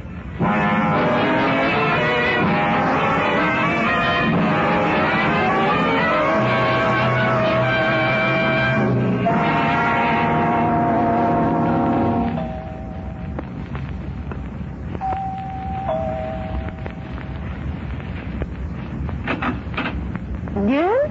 Hello. I'm Lieutenant Clover. Don't you remember? Who? I was here last night when you were feeding the fish. Yes? May I come in? It'll be a few hours yet before I feed the fish. Let's go in, Mrs. Lane. I want to talk to you. You want to see me while you see my daughter? That's a nice compliment. Bobby, it's that detective who was here last night. Hello, Barbara. Hello. Bye now. I'll tell you when, Barbara. I did the polite thing, Mr. Clover. I greeted you. What do you want? Just come back here. All right. Tell me when to start. Barbara. Yes, Mother? Don't start anything. Just listen to the man. You're here for what, Mr. Clover? To tell you about Georgie Beck. That's the man I read about in this morning's paper. That's the man I asked you about last night. Well, what happened to him? Mother, you read. What happened to him? He's dead. You're here for what, Mr. Clover? To gather everything together. To tell you why he died. I know why he died. Oh, don't be silly, Bobby. He died because a drunken doctor, a doctor with no license, couldn't do anything for it. That's right. Goes a little further than that. Bobby! Now, don't get the vapors, Ma. Georgie Beck was a little man who thought someone was following. For a while, we put a man on it. Nothing happened. We dropped Georgie. Don't chew your lip, Mother. Just listen to the man. Very a little. I don't understand this. I don't understand why this man is And here. you don't understand me. Yes, that's right. We dropped Georgie, but then Georgie called. He said he'd been hurt. Then he, or someone else, hung up the phone. Maybe Georgie figured the police would think he was crying wolf, so he went to the only place he knew for help, a drunken ex-medical student. And when you found him, he was dead. Right. Exciting. And the rest Well, I of don't it... want to hear the rest of it. I don't want to hear anything. You will, though. Won't you, Mr. Clover? You wanted to. Over and over. Over and over. Hi, Ma. What am I going to do with you? Mr. Clover, did you ever hear a more stupid question in all your life? Georgie was at your 4th of July party, wasn't he? You trying to beat Ma on stupid questions? Mrs. Lane, tell me about the time you went to the police show. Barbara, you're a willful, spiteful girl. I know. I don't know whether you ever saw a prowler or not, Mrs. Lane. That's not important. What's important is that you were at the June 23rd show at the same time Georgie was. And then all of a sudden, Georgie had formal clothes, went to your party, started living at a good hotel. Ma hired him. Didn't you, Ma? Mom, didn't you hire him? Yes, I did. I'm your mother, and I know what's best for you. She's my mother, and what's best for me is to hire a pickpocket. You know why she did that, Mr. Clover? I know. To pick a man's pocket and plant the wallet on a boy you were engaged to discredit him in front of your guests. To make him run away from her. Yes, I'm your mother. Oh, shut up! And you're my daughter, and you wanted to marry a boy like that, with a record. A criminal with a record. Who's going to marry me now, Mother? You killed Georgie Beck, didn't you, Barbara? After the party. After what happened... Don't tell him. After what happened, Johnny came back. Johnny Monday, Mr. Clover. My love. The boy I'm never going to marry. He came back. He called me the next morning and I met him. You never knew that, Mother. No, I didn't. I don't know anything about you. I don't know what kind of child you are. I met Johnny, Mr. Clover. He told me he recognized that man at the party, that Georgie Beck. knew what he was. He found him and followed him. He was going to kill Georgie, but I begged him not to. He told me where Georgie was, and I went there. But I saw a policeman. I waited a long time until there were no more policemen. Then I did what I had to. Why, Bobby? To get back at me? When I was leaving Georgie's room, Mr. Clover, he crawled over to the phone. He called someone, you, I guess. I watched him for a while, and I took the phone out of his hand and hung up. What happened to your fiancé? Where's Johnny now? I don't know. I gave him money and he went away. Of course he did. Why isn't he here now to help you? Like I am. I'll help you, Bobby. I know what to do. I'm your mother, and I know what's best for you. You'll be a great help. You wouldn't let me marry the boy I love. Well, who's the son? Ain't a murderer.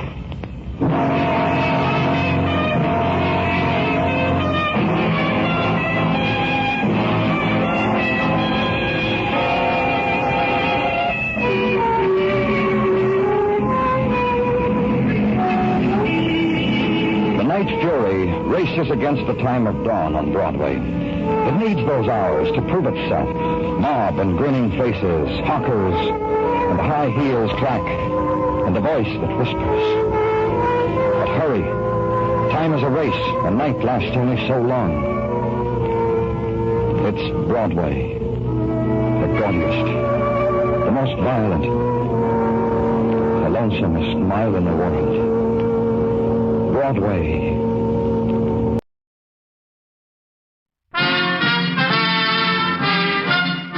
Listen while the makers of Rexall drug products and 10,000 independent Rexall family druggists bring you Dick Powell as Richard Diamond, private detective.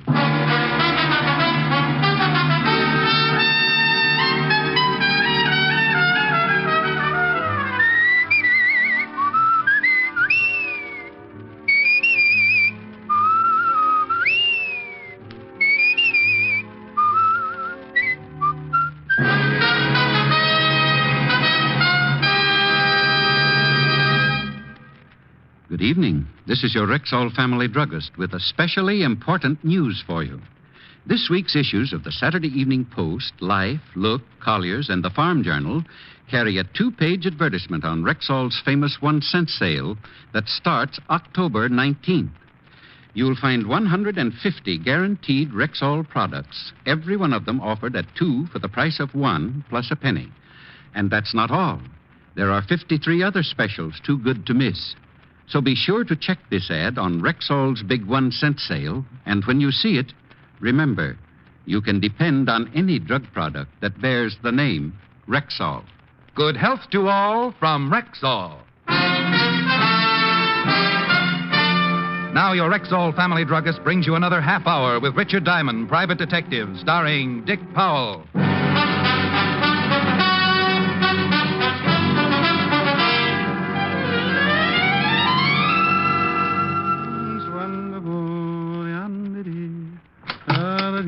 Diamond? That's right. How do you do? I'm Roger Renard, real estate. Well, have a seat. Thank you. Let's get right to the point. Suits me. $100 a day plus expenses. Oh, yes. Your fee. Well, it's not much, but it's all mine, and I love it. What's that racket? Nothing. Excuse me. Mr. Diamond, I'm being blackmailed. Well, happens in the best of families, especially in the best of families. Mr. Diamond, I'm engaged to marry a very wealthy widow.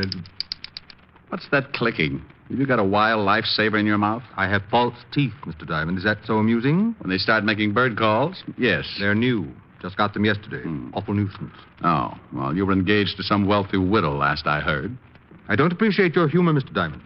I happen to be very much in love with my fiancée. Sorry? It so happens that I dabbled in a rather, shall we say, off-color business in my younger days. Shall we say what you mean? Perhaps it would be better, yes. 25 years ago, Mr. Diamond, I became rather discouraged working for a living, especially when I saw less gifted men enjoying the real fruits of life, having some education and a bit of charm. Excuse me again. You know, if you learned the Morse code on those things, it would be the life of the party. Briefly, I courted wealthy women, predominantly widows who sought romance, flattery, etc. Mm-hmm. I married several times without bothering to obtain divorces in between. Oh, well, wait until the Reno Chamber of Commerce hears about you. In due time, the police caught up with me. My accumulated crimes cost me 8 years in jail. But when I was released, I decided to turn my talents toward more legal pursuits. Glory be, you're saved. Saved, indeed. Can you imagine what my fiancée would think if she learned of my past? She'd surely suspect my motives. And the irony is that I do love her deeply. Oh, I see. Well, who's the killjoy that shares your little secret? Now, that's the puzzle. Nobody in New York knows of my past. I haven't told a soul. But I received this letter in the morning mail. Here. See how smart you are. He gave me a square white envelope, the dozen for a quarter variety, and I slipped the letter out of it. It was typewritten and point by point looked like a pocket biography of a one-time Casanova. It ended up by ordering Renard to have a $100 bill ready that night when someone called Andy would be at his home to pick it up. I relaxed a little. The case began to look like the standard kind of blackmail as found in the detective's manual. I know you think $100 isn't much. Well, that all depends how often you have to pay it. I don't suppose you know who Andy is. I do not. Oh, well, that makes the next step pretty obvious, Renard. What's your address? Here's my card. I'll expect you at 9. Leave a candle in the window.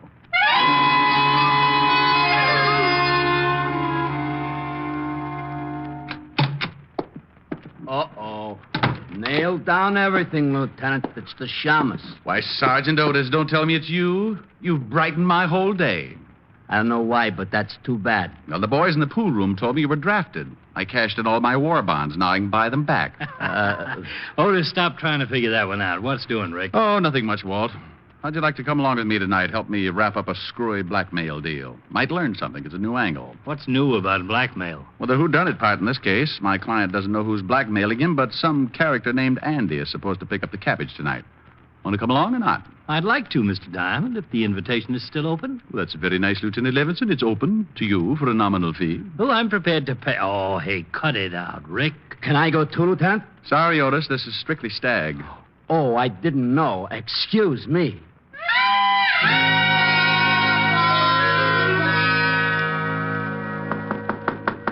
One moment. Oh, come in, Mr. Diamond. Who is this other gentleman? Roger Renard. Meet Lieutenant Walt Levinson. The police. Mr. Diamond, I expressly told you. Take it easy, Mr. Renard. I'm here unofficially. What time is it, Walt? Nearly 9. Quiet. I just heard something. Oh, relax, Walt, relax. Mr. Renard is suffering from a set of mechanized molars. Oh. Store teeth, huh? Yes, it has become unbearably embarrassing. Oh, would you gentlemen care for a drink while we're waiting? I'll take a double of anything. Oh, I don't think I'll have go ahead, Walt. Get an unofficial snootful. Wait. Oh. Sit tight, Renard. I'll get it. I'll cover you, Rick, just in case. A package for Mr. Raynard. Come right in, Andy. What do you mean, Andy? My name's Sheldon. Are you Raynard? I'm Renard. Oh, sign here. I'll sign it, Renard. It looks like straight goods. We're getting anxious. All right, then. Here. Here's your package. Keep this side up. Okay, Sheldon. Sorry for the trouble. Here, catch. Hey, thanks. Thanks a million. False alarm. Hey, that's a screwy-looking package. Look at those holes all over the top. Can't imagine who would be sending me anything. Why don't you open it as long as we're killing time? Yes, good. Well, heavy cardboard. There. Rick, look. It's alive. It's a pigeon. Oh. All right, you. Talk. What are you yelling at that bird for? Well, I thought he might be a stool pigeon. Fantastic. Absolutely fantastic. Gentlemen, look at this nameplate on the bird's leg. Here, underneath the capsule. Says Andy. That must be the bird's name. Let me see that box it came in. Yep, there's a note. Listen to this. Mr. Renard, by now you have met Andy, my pigeon. You will please roll the $100 bill very tightly and place it in the capsule attached to Andy's leg. Then simply release him outdoors. Please check your watch, Mr. Renard. If Andy isn't safely home by 9:30, your secret will be turned over to the papers in the morning. You will hear from me again next week. No signature. How do you like that? You get it, Rick? Andy's a homing pigeon. Oh, don't explain it, Walt. Just pick out a nice, hard wall for me to knock my conceited head against. Mr. Diamond, it's almost 9:15. What shall I do? Well, here's my overpaid opinion, Renard. If you don't pay off, you know what'll happen. If you do pay off, we'll just keep working on the case and hope for the best. Rick, do you think we could... Walt, don't say it. The chances of following a pigeon between New York skyscrapers, especially at night, is strictly for radar, something we don't happen to have handy. Well, what's it going to be, Renard? I'll pay the money, of course. There's no other way. But this will bleed me dry week in, week out. Looks that way. That will be the end, then. I can't raise that much cash each week. Well, here's the money, Mr. Diamond.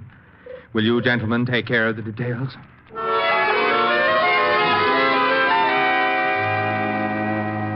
There wasn't any use hanging around. Walt drove me home, and I spent the rest of the night dreaming about flying blackmailers.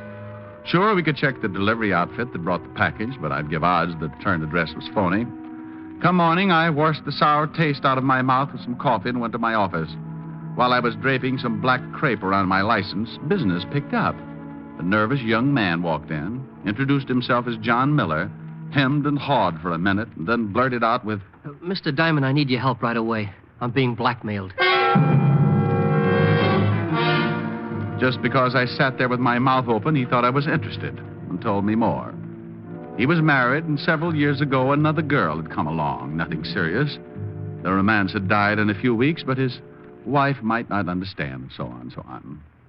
Mr. Diamond, why are you staring at me that way? Who is blackmailing you? What's the strangest part? I don't know. Oh, don't sit there and lie to me. You've got to know. Blackmail means that somebody has got... Oh, never mind. Oh, there's one thing, though. Tonight at 9 o'clock, someone named Andy will be... Andy? Oh, no. No.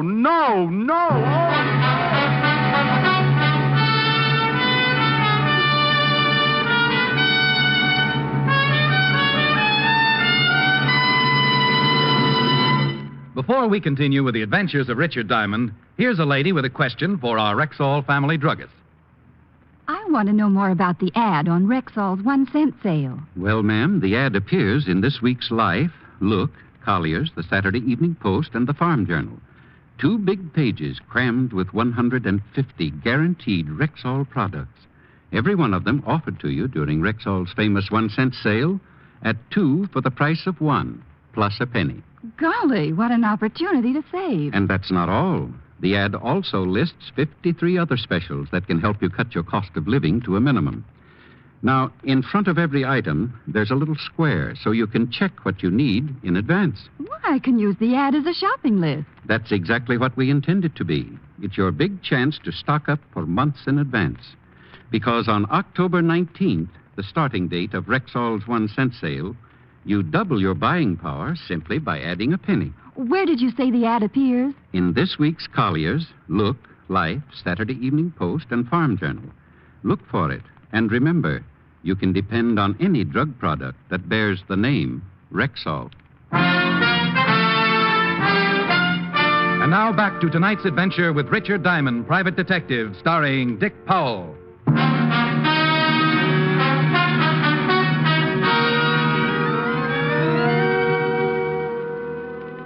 So it had come to me, as it must to all private detectives. A strange little voice inside my head began nagging. Get out of this business while you still have all your marbles. Get into something sensible, like taming python. It wasn't enough to have one client being blackmailed by someone he didn't know. A second guy has to walk in with the same routine. And the payoff was that a certain miserable homing pigeon called Andy had a feather in the pie. A foul, that Andy. After a while, my second client, Miller, began to fidget in his seat.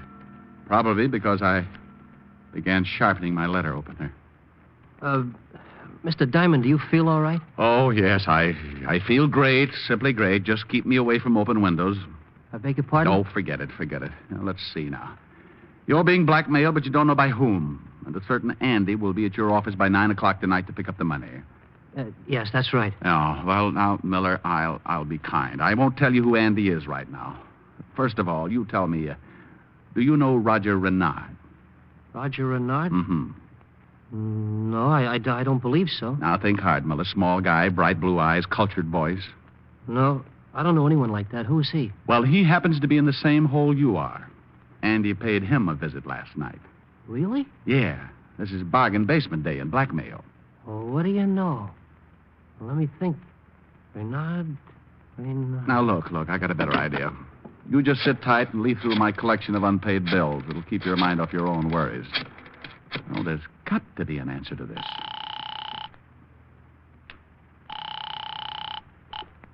Hello? Renard, this is Diamond. Can you get to my office in 15 minutes? Of course. Has anything happened? Don't ask. But, Just hurry. There'll be a diagram for you when you get here. When Roger Renard arrived, I introduced him and revealed my last hope. Somewhere, there had to be a familiar connection between Miller and Renard.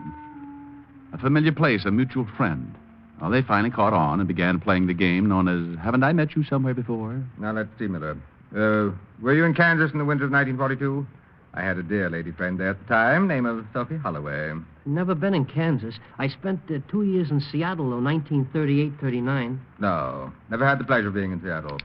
Pardon me. Bad job done on my new teeth. Oh. Now, about New York. Ever frequented... And so it went on and on. If these guys had been stranded on a desert island 20 feet square, they probably never would have bumped into each other. But the fact remained. Somebody knew about the past of both and was using the same technique to blackmail them. An hour and 3 aspirins later, my head began to feel like a ping-pong ball, being smacked from Miller to Renard, from Renard to Miller, from Miller... I've done my best to stay away from physical exertion, and I must say that I've been rather successful at it. The devil take these artificial bicuspids. I go to all the expense of having New York's best oral surgeon work on my mouth, and then some incompetent dentist can't turn out a proper fitting denture. Well, we're not getting any place. I have an appointment in 2 minutes. If you learn anything new, Mr. Diamond, you'll be sure to call me, won't you? If something doesn't happen soon, I just don't know. No, don't worry, Roger. We'll catch the culprit, or my name isn't, well, it doesn't make any difference anyway. Well, goodbye, Mr. Diamond. Goodbye. Goodbye, Renard. Whew. That guy was driving me crazy with that clack-clack of his teeth. You think an oral surgeon with Cutler's reputation would recommend a competent dentist to his patients? I thought he was great. Yeah, sure. Now, look, Miller, isn't there anything else I can do for you? Find out who stole your yo-yo in 1922, or maybe get Look, just find out who's blackmailing me, Diamond. I haven't slept in days. I know. Somehow I feel that soon you won't be alone. If you could only find out where that pigeon is.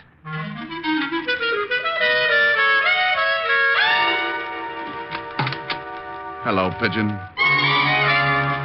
Well, Rick, what are you doing here in the middle of the afternoon? Oh, I'm looking for a place to hide, Helen, dear. Can I borrow your closet? Hide from what? Pigeons, false teeth. A pigeon with false teeth? No, dear. A client with false teeth. The pigeon's blackmailing him. Oh, a stool pigeon. No, I tried that. This pigeon flies. He has a plane? Honey, this is a real pigeon with wings yet. You know, like this.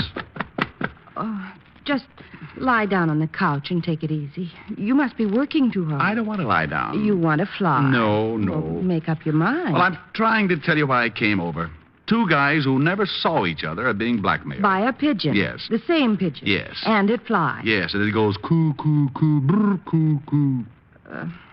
Are you sure you wouldn't like to lie down? No, I just want some peace and quiet so I can figure this thing out. Rick, darling, at least try and take it easy. Now, come on.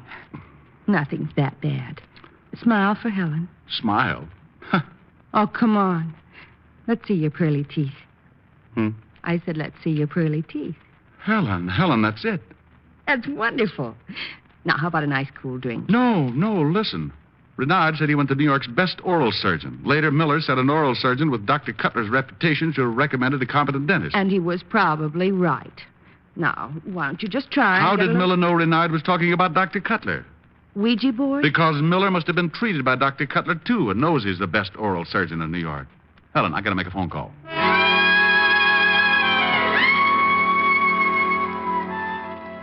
I grabbed a phone book, looked up the office of Dr. Cutler, oral surgeon, then called Walt. 20 minutes later, I met the good lieutenant on the 10th floor of an office building on Madison Avenue. Walt assigned Otis to guard duty outside of Dr. Cutler's office. His orders were to trip any guy in a white smock that seemed in a hurry to take the day off. Walt and I agreed to underplay our police affiliations just in case he were wrong. Then we went in.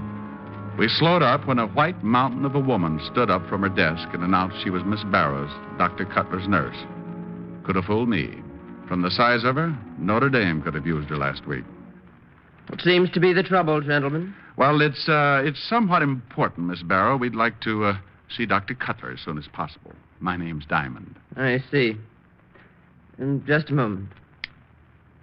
Yes, Miss Barrow. Doctor, there's a Mr. Diamond and his friend here to see you. They say it's urgent. Thank you. I'll be right out. Won't you sit down? No, thanks. We'll stand. Good afternoon, gentlemen. Hello, Doctor. How do you do?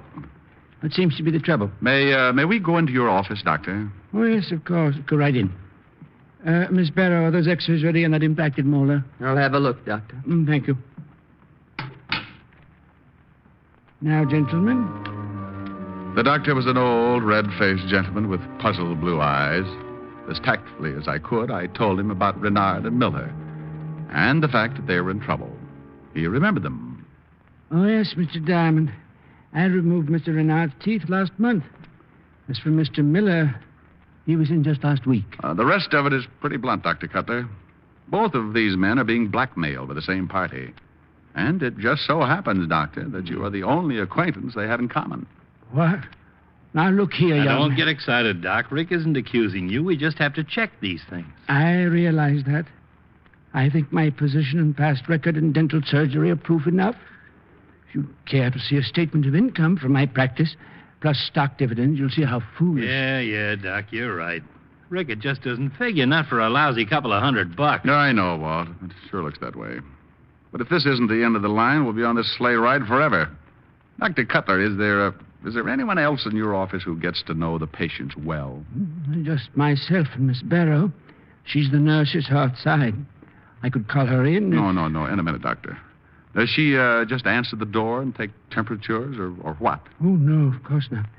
Miss Barrow is a registered nurse and a trained anesthetist. You mean she gives your patients Novocaine? Is that it, Doc? Novocaine, yes, in some cases. For specific cases, we must use a more general anesthetic like sodium pentothal or gas, or sometimes...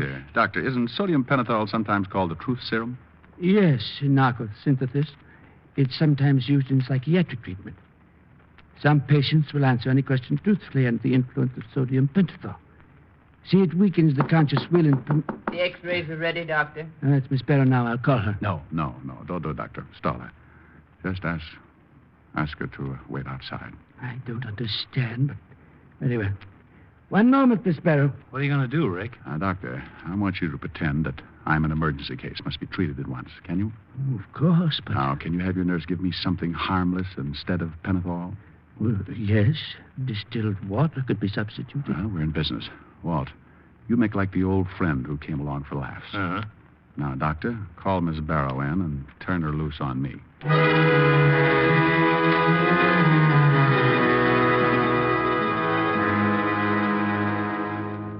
Just relax in the chair, Mr. Diamond. There's nothing to worry about. Oh, I hope not. My whole mouth feels like it's burning. Now I'll have to strap your hand down for the pentothal injection. This won't take long, will it? You won't feel a thing. Now, there's the tourniquet. Now we're ready. Well, let's get it over with. Very soon, Mr. Diamond. Very soon. You're getting drowsy now. Very tired, aren't you? You can talk, Mr. Diamond. Patients often talk away their troubles while I take care of them. Oh, yes, talk away troubles. It's up to you, of course. But if you want to get anything off your conscience, why, just go ahead. Oh, wonderful. Everybody has something that's bothering them. Something they're ashamed of. Ashamed? Oh. You can tell me. Ashamed of... ashamed. Yes, go on. I used to steal money from a friend of mine. Was a wonderful guy. Big, fat, but dumb from the word go. I'd steal him blind. His watch, his cash. He never knew what was happening. That was terrible of you, wasn't it? What's his name? Levinson. Walt Levinson. Oh, but then Yes, I'm listening. Well, then he became a policeman, a lieutenant. One night he caught me stealing. I had to kill him. He was going to arrest me. And you escaped? Yes, escaped. But his ghost haunts me. In fact, Lieutenant Walt Levinson is sitting in the next room, badge and all. Okay, Miss Barrow, we've all heard enough. Andy's going to miss you. Come on, Walt. What? Why, you... All right, lady, hold it. Watch out, Walt. Walt ducked just in time to miss being scalded by the boiling pan of surgical instruments. But it gave her enough time to run out of the office. I had just freed myself when I heard a scream from the hall. Walt and I rushed out there and found Otis helping Miss Barrow to her feet. Gee, miss, I'm sorry I tripped you, but you was wearing a white smock and I got mixed up. I'm sorry, honest I am. Shut up, Otis. What? Oh, Otis, I don't know what to say. You doing this? Otis, you... Oh, Otis, you are without a doubt.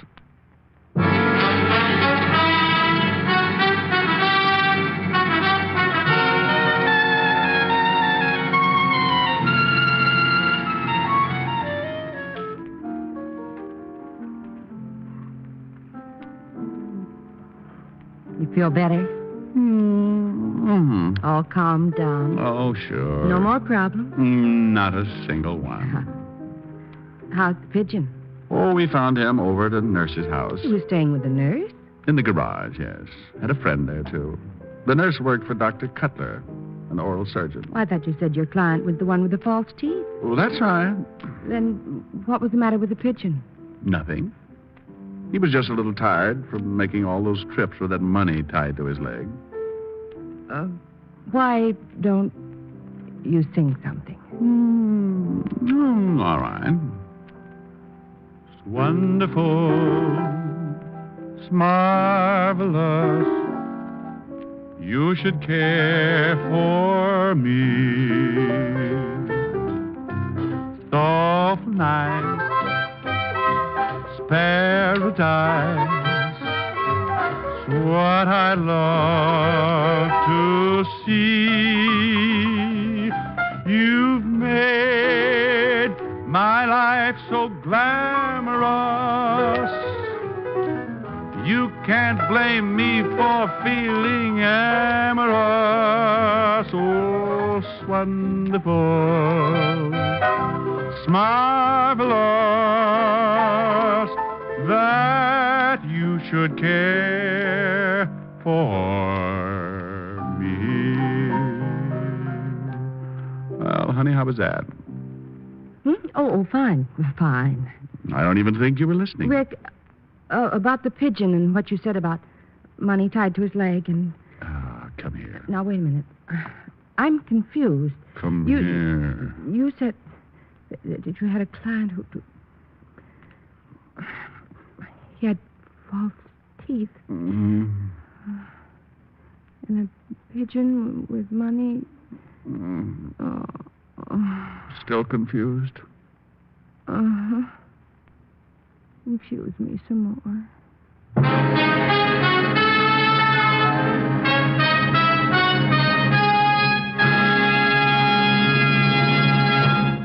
Again, here's your Rexall family druggist.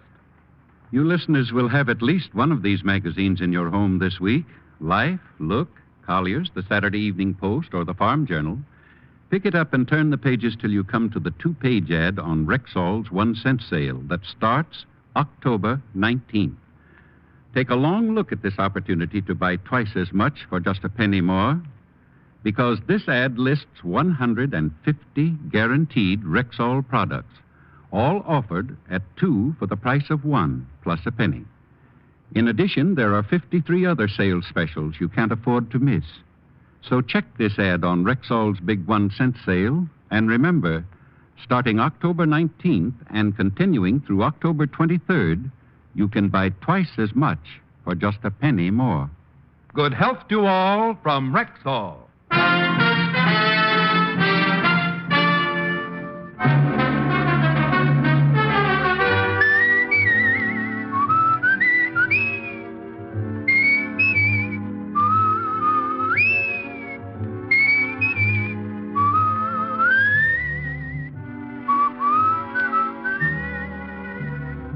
Richard Diamond, Private Detective, stars Dick Powell in the title role and was written by Joe Morheim and Hal Bloom, edited by Blake Edwards, with music by Frank Worth. Dick Powell's soon-to-be-released picture is the Metro-Goldwyn-Mayer production, Right Cross, in which he co-stars with June Allison and Ricardo Montalban. Featured in tonight's cast were Ted Osborne, Wilms Herbert, Arthur Q. Bryan, Bob Sweeney, D.J. Thompson, and Virginia Gregg. Richard Diamond, Private Detective, is produced and directed in Hollywood by Jaime Del Valle.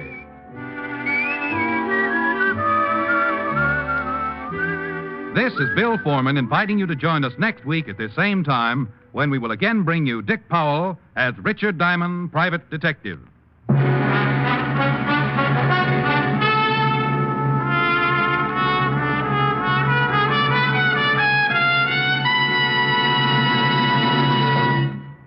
Check the double-page ad in this week's Life, Look, Collier, Saturday Evening Post, and Farm Journal on Rexall's 1-cent sale that starts October 19th.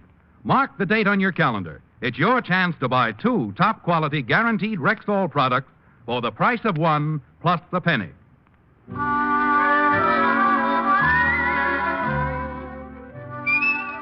Hear a thrilling police drama on Dragnet tomorrow night on NBC.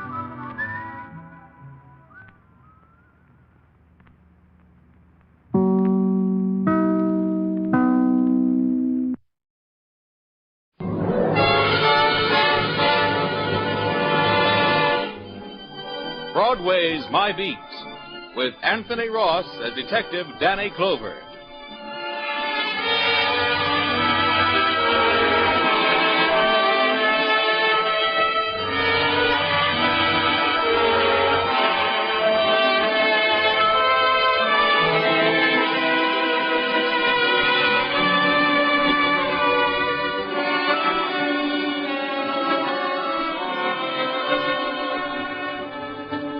Broadway's My Beat. From Times Square to Columbus Circle. The gaudiest, the most violent, the lonesomest mile in the world. It's not a street, it's a merry-go-round, where you can't tell whether that man in front of you is thinking about a milkshake or murder. Well, that's the street I'm walking. It's around 4 on a Saturday afternoon when I get to Times Square. I'm standing by the police information center there, thinking how cute the pretty kids, all dolled up and out with their boyfriends. I'm talking to the cop on duty when... Excuse me, officer. Just a second, a nervous young doll, looks like from the 3-Eye League. Since she's from out of town, comes up to the duty sergeant. What can I do for you? Well, I know this is going to sound silly, but my husband... Yes? Well, I don't know what's happened to him. You mean he's lost? Well, I hope so. Huh? That is, I'd rather he was lost than run over or... Take it, Danny. Detective Clover, ma'am. Broadway squad. Maybe I can help you. Well, I hate to bother you, and I know it's probably all a mistake, but... Yeah? Well, Andy, that's my husband. Uh-huh. He left the hotel just before dinner time, about noon it was, and he said he'd be right back. But now it's after 4, and he's not... Yes, the Astor right across the street over there. And he's never done anything like this before. And it's our first trip to New York, so I'm scared, maybe. Oh, I know he's probably all right. What's his name? Andrew Jenkins. He had his billfold with him with his name in it, so if Well, that's a help, man. And all our money in it, too. Hey, Sergeant. Yeah? Hey, call the precinct. Tell him to check the hospital. Man named Andrew Jenkins. Jenkins. Andrew Jenkins, age... 27. You got that? Right, Daddy. Hello? Connor had at the information center. Come on inside and sit down, Mrs. Jenkins. Oh, thank you. I'm really embarrassed to come here with this story, but I don't know. That's perfectly okay. It happens all the time. And they always show up after, don't they? Sure. Say, where was your husband going when he left you around noon? Well, I don't know exactly. That's the trouble. Well, didn't he say anything that would give you an idea? Well, he just said he was going out on a mysterious errand. Huh? But that was just to tease me. You see, today is our wedding anniversary, and but I'm sure he was just going out to get me a surprise present. Yeah, sure. Any word, Jen? They're checking. How long you been in town, Mr. Jenkins? Oh, we got here yesterday afternoon. Yeah, any friends, relatives in town? No. Ain't no place you can think of where he might have gone. Okay, thanks. Yeah, you do that. Nobody by that name has been received at 3 o'clock, Danny. Oh, can't you help me? Look, lady, the best thing for you to do is to go back to your... No, please, don't tell me to go back to my hotel room. I've been sitting there all alone for more than 4 hours. Yeah. Hey, Sergeant, call the Astor. Any messages for Mrs. Jenkins, you pick them up. I'm going to take her walking. Walking? Yeah, sure. Come on.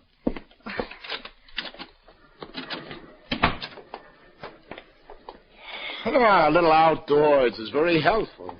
Oh, it's maybe not so good as the outdoors in Omaha or Idaho or one of them states like where you come from. We're from Indiana. Well, that's just as I figured. And you get to town yesterday. Yes. Now, what's the first thing you do? The first thing? We checked in at the hotel. Uh-huh. No phone calls to anybody? No. Well, then what did you do?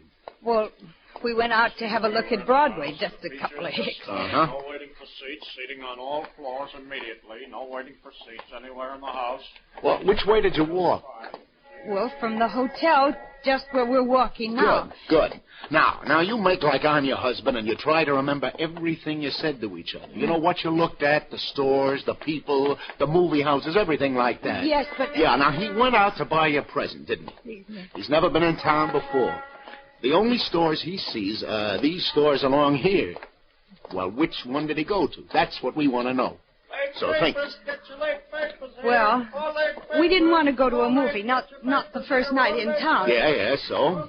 And then, well, I remember this nut store, and he said he didn't like the smell of nuts roasting. Yeah, well, that's two of us. And there, we stopped in and looked at this window at the little turtle. Turtles? Yes. 10 cents a turtle. Write your name on it and send it home. Hey, would he have come back here to buy you a turtle? No. Now think, Mrs. Jenkins. Yes. Wasn't there something you told your husband you wanted? Something that gave him the idea he should sneak out and buy it? I can't think, Lieutenant. I can't think of anything except where is Andy. Yeah, but you've got to think... I know. I'm sorry. No, I'm sorry. It's no good, Lieutenant. Everything I see reminds me of him. Yesterday, I remember how we stopped and looked at this window, all the jewelry they were auctioning off. Lieutenant, what's happened to him? Why can't you do something? Did you look at anything particular in this window? Well, what difference does it make? Wait, yes, there was something. An old-fashioned gold watch. Is it still there? Hmm? Now, do you see it anywhere in the window? No, it's gone. Come on. Let's go in. All right, $6.50 once. We'll make it $6.75. Another 2 bits for the delegate pen and pencil set. Do I hear $6.75? Going twice at $6.50. This is 18-karat gold watch, ladies and gentlemen. Guaranteed a lifetime of distinguished use. Do I hear? Sold for $6.50. Hi, Eddie. How's it, Lieutenant? Hey, could I speak to you a minute? Be right down. Now, don't worry, miss. We'll find out if he's been in here. I hope so. Anything itching? Well, it could be. Hey, tell your boy to take over a minute, will you? I want to talk to you. Anything for you, sweetheart. Arnie, take it. Okay, Danny, follow me.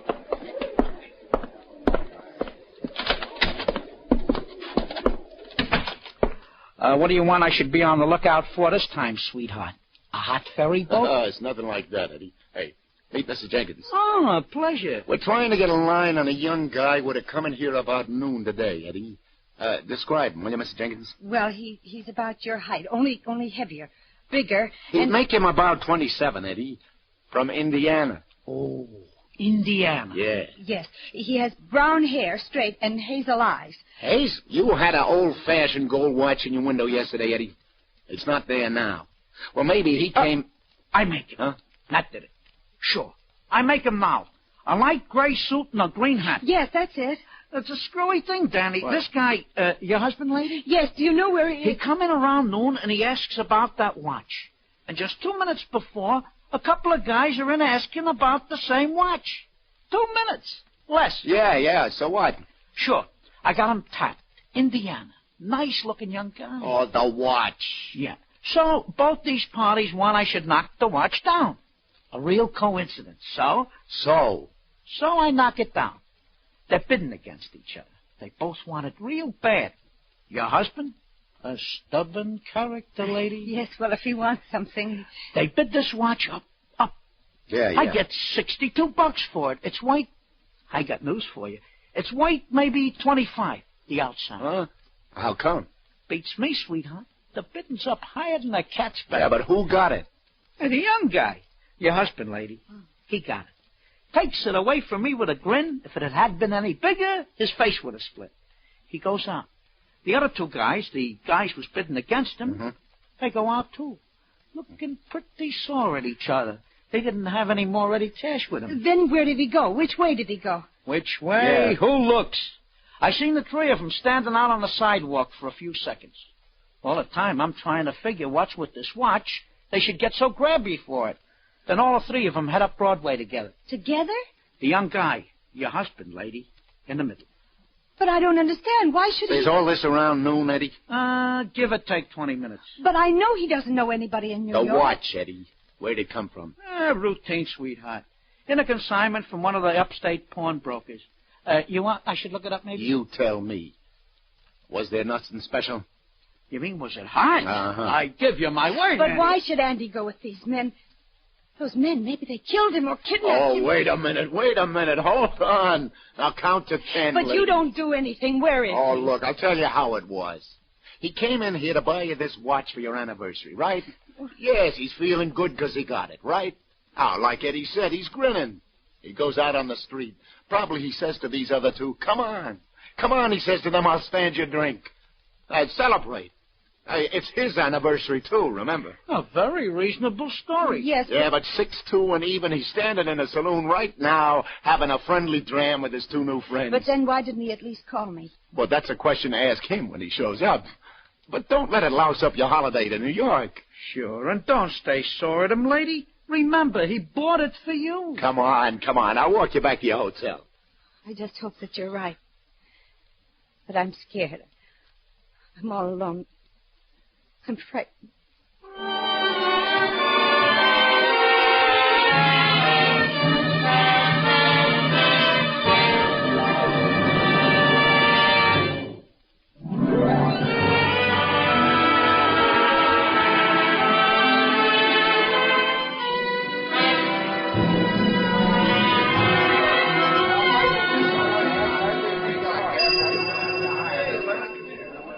Any phone messages from Mrs. Jenkins, room 1526, please?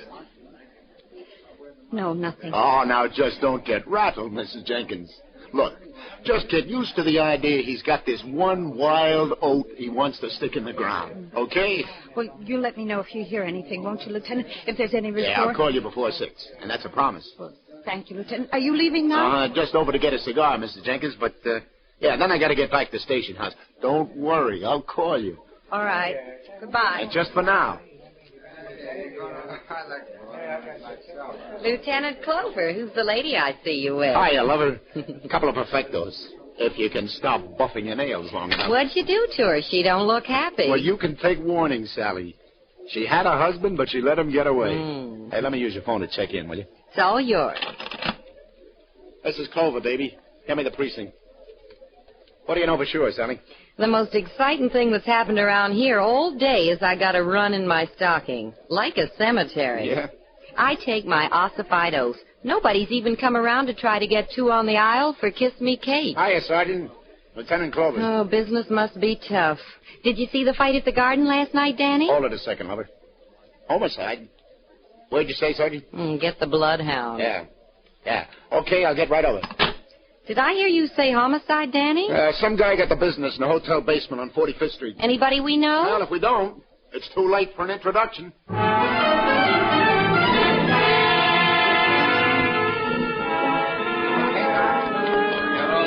Hello, Danny. You got here quick enough. Hi, Doc. Hi, Tom. Good to see you, Danny. Hey, you guys got all the pictures you need. I want to lug this body out of here. Don't bust your buttons, Junior. Hey, is this the fella? Yeah, stab, Danny. Very sharp knife, a stiletto probably. At least 8 inches long. Very neat, professional job. There's not much blood. Oh, very little, eh? You just left him here, leaning back against the wall. Who found him, Tom? Porter? Yeah, that's right. How long ago was he stabbed, Doc? An hour at the outside, Danny. Yeah. Yeah, he's still a little warm. Hey, Doc. What is it? I know this guy. Yeah? Yeah, you remember? About 10, 11 years ago, the bank messenger who was robbed right here in the district? Right here on 46th Street it was, remember? Yeah. Yeah, sure. And we got the two guys who did it but never found the money. This is one of them. Wait a minute. Schultz or Schwartz or something. Chance was his name. Kraut Chance. That's it, Chance. How about that? He gets it right back here on 45th. Hey, what was with his sidekick, the other guy? Druckman, wasn't it? You remember. It took you fellows a week to pick them both up. They were sent up the river, and Druckman died in the pen a couple of years ago. That's right. And this baby must have just gotten out, paroled. Am I right? You're right. All adds up, Danny. What do you got on him so far, Tom? Well, the clerk said that he and two other men checked in here earlier today, room 503. I've been waiting for you. Well, what are we waiting for? Let's go.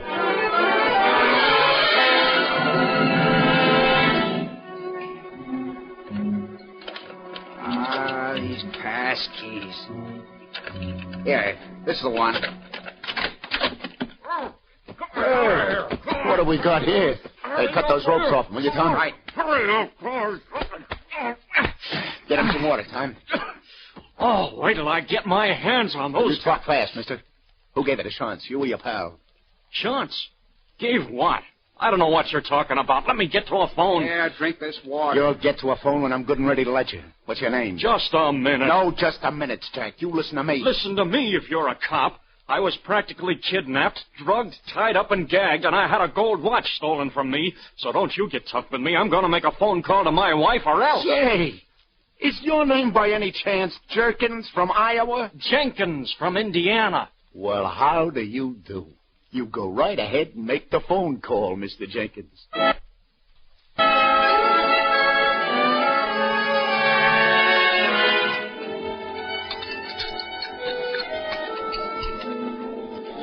Coffee make you feel any better, Jenkins? Well, this is more like it. That's good.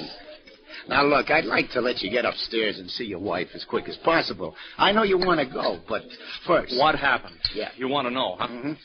Well, I'm not too sure myself.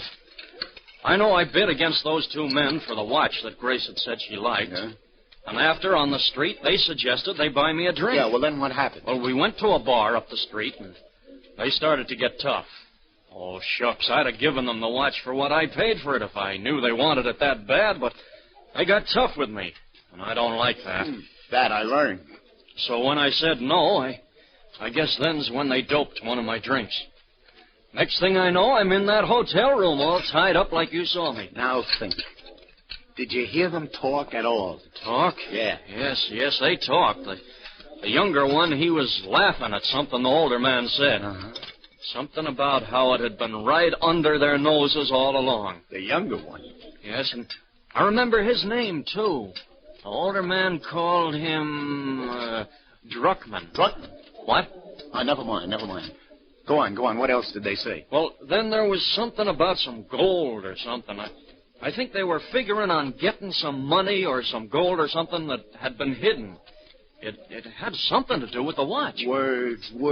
Remember their words. This gold they were looking for, somebody had scratched where the hiding place was on the inside cover of the watch. Well, now, once they knew where that was, why didn't they take off right away? Well, they said they couldn't right away. They said they had to wait for some reason.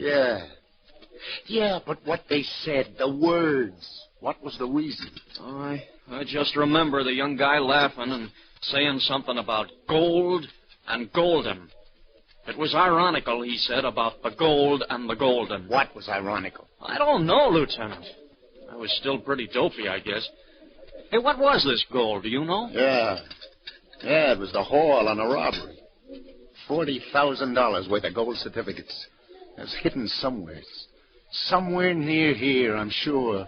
If only... Anyway, they left me my money. Here. Yeah, I got the checks. Give it. Oh, well, okay, thanks. The thing that gets me sore, though, is today's my wedding anniversary, and Grace wanted that watch. Yeah, I got to get along. You better get upstairs to your wife. Here, let's cut through the lobby. I'll look at the elevators. Yeah, I guess I better. I phoned her I was all right, but I didn't mention all this. She worries. If only... Yeah? Well, it's just that I want that watch back. If all I had to worry about was a watch. Grace said she liked it. Yeah. Hey, your elevators are over there. I know. I want to get some cigarettes first. Oh. So, Lieutenant, give. 2 packs, please. I hear it was the guy who pulled that robbery back in 38. That's right, Sally. Thanks. You're welcome. Who killed him, Danny? Well, there were these 2 guys, lover, and looks like one of them didn't want to go splits on the loot. Greedy man. Yeah. Who was he? From what Jenkins here says, it sounds like it must have been Druckman's son. Druckman? Who's he? Oh, Chance's original partner on the stick-up. Oh, by the way, meet Andrew Jenkins. This is Sally. How do you do? How do you do? Excuse me. Hotel Astor Smoke Shop, good evening. For tonight? 2 tickets? Well, I'll see. For which... A cigarette, Lieutenant? No, I never use them, thanks. Oh, yes, indeed. Yes, sir. Well, if you'll just stop by on your way out, I'm sure I'll be able to arrange it for you. You sure gave him the brush. Big spenders. He wanted free tickets to the New Yorker Theater tonight. Free? Mm-hmm. The New Yorker?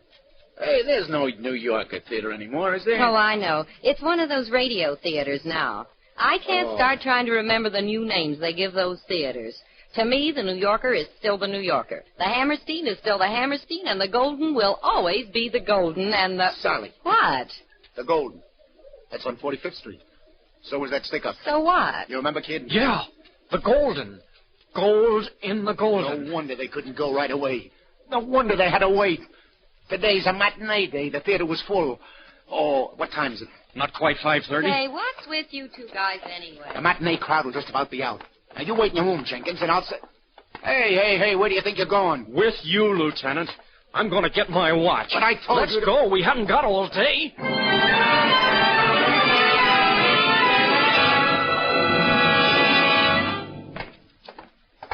Now, listen, kid. I'm letting you stick around, but don't go getting any ideas you're going to be a hero. Don't worry, Lieutenant.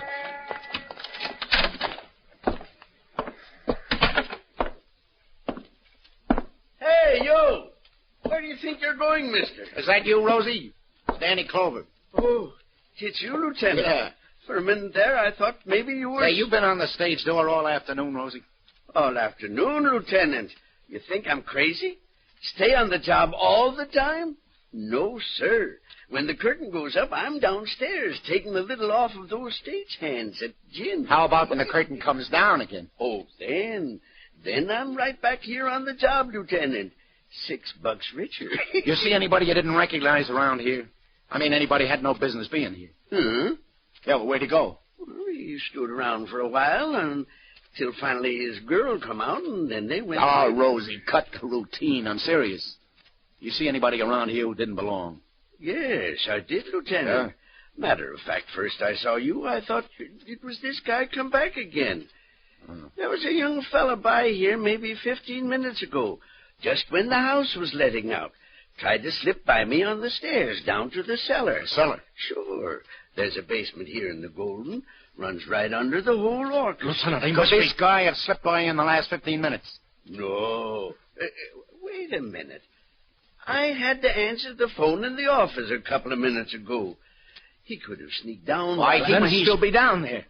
How many ways to get in the cellar, Rosie? Well, one door back here under the stage. Another door up front in the downstairs lounge, but it's locked. But why should anyone want to get down there? There's nothing but steam pipes, furnace, and all things like that. Show me where the door is under the stage, Rosie. And quick.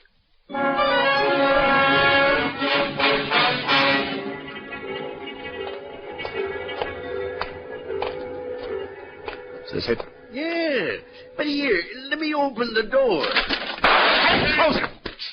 Never open a door with a big light on back of you. You might as well send the guy in there a special delivery telegram. But who... Never mind. Turn the light off. Jenkins, get back there by the stairs. You too, Rosie. But listen, Lieutenant, You save it. The light. Turn it out, Rosie. Thanks. But we can't see... Yes, you're catching on now. And neither can he.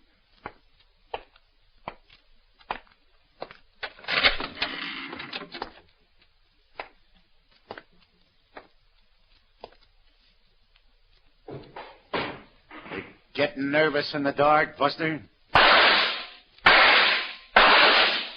That's 4. How many you got left?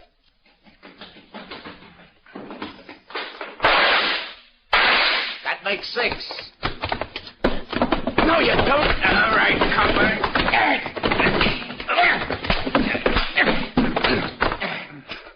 Lieutenant.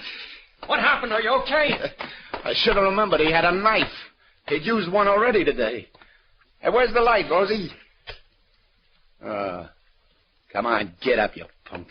You're not hurt bad. Did he hurt you, Lieutenant? Not a chance, Rosie. What'd he do? Oh, stole that gold watch off of somebody, huh? Yeah, that's right. Stole this gold watch off of this fella here. Hey, look. Look, have a look, Jenkins. Huh? Let's see. Scratched on the inside cover. Back of steam pipes, north side of Golden. Yeah. Here. Hey, what are you doing? Just getting a peek at your wallet, Junior. Oh, I'll take charge of this 40 grand, too. Yeah. Yeah, it's like we thought. Her name is Druckman. So what? It was your old man that died in stir. It's no secret. I get it now. Before we picked him up for that stick-up, your old man hid the dough and scratched where he hid it inside the watch, but he wouldn't tell Schranz, right? They wouldn't trust him. You're telling it. He wanted to wait till they were both out of stir. Then your old man dies, and the prison sends the watch they've been holding to your family. And you're such a bright boy. You pawn the watch. You never knew what it said there. It took Schantz to tell you. He wasn't very grateful to Chance. A knife in the back. Yeah, but the state will take care of that. Here. Let's get this guy to the station house. And then get you back to your wife.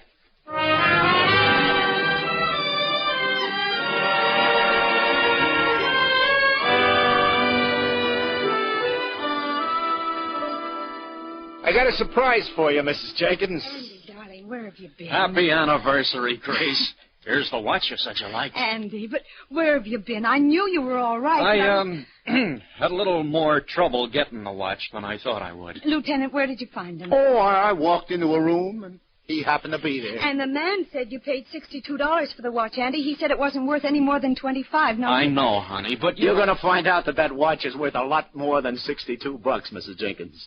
I mean, when the insurance company cuts your husband in on the reward. Reward? What reward? For what? Andy, where have you been? You know, it beats me, Jenkins. What does? Here's the whole police force, and especially the Broadway squad, has been trying to run those 40 G's down for the last 11 years. Yes? 40 G's? And you should excuse the expression. An apple knocker hits town from Iowa for the first time in his life, and in 24 hours he's done the job. Listen, Lieutenant, we're from... Oh, never mind.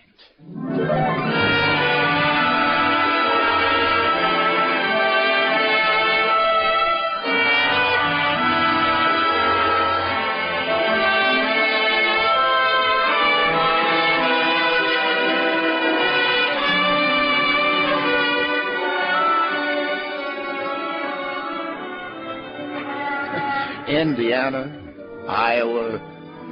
Anyway, they're both in the 3I League. Oh, the sidewalks are really crowded now. It's 6 o'clock. For me, the day is just beginning. The bright lights reflect green and white and red on the faces of the people. The people laughing, talking, hurrying by, on their way to what, I don't know. But chances are I'll have to make it my business when it happens. On the gaudiest, the most violent, the lonesomest mile in the world. Broadway, my beat.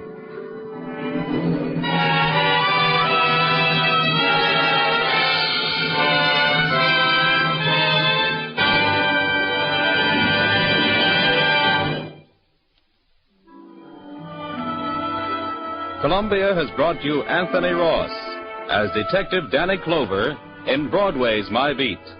With him were Charlotte Holland as Grace, Gene Carson as Sally, Frank Butler as Andy, and John Forsythe as Tom. Others in the cast were Maurice Gottsfield and Tom Hoyer. Broadway's My Beat is written by Peter Lyon. It is produced and directed by John Dietz, and the musical score was composed and conducted by Robert Stringer. This is Vern Bennett speaking.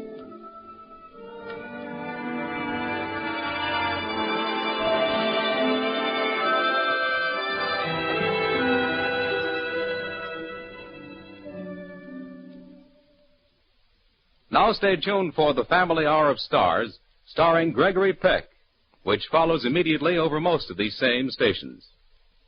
This is CBS, Jack Benny's radio address, the Columbia Broadcasting.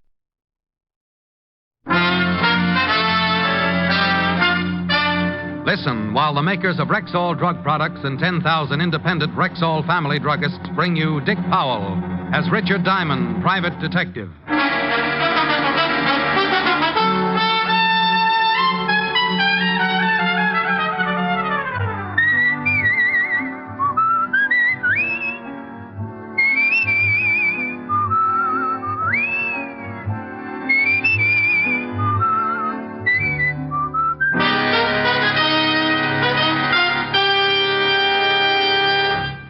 Good evening. This is your Rexall family druggist with a welcome from the 10,000 independent druggists who have made the word Rexall part of our own store names. We've done that because we recommend and sell the 2,000 or more drug products made by the Rexall Drug Company. Like Plenamins, for example. Rexall's famous multivitamin capsules. 2 Plenamins a day give you more than your daily minimum requirements of every vitamin for which such requirements have been established. Plus valuable liver concentrate and iron. And yet, Plenamins cost only pennies per day. Ask for Plenamins at Rexall drugstores everywhere. And remember, you can depend on any drug product that bears the name Rexall. Good health to all from Rexall. Now, your Rexall family druggist brings you a transcribed half hour with Richard Diamond, private detective, starring Dick Powell.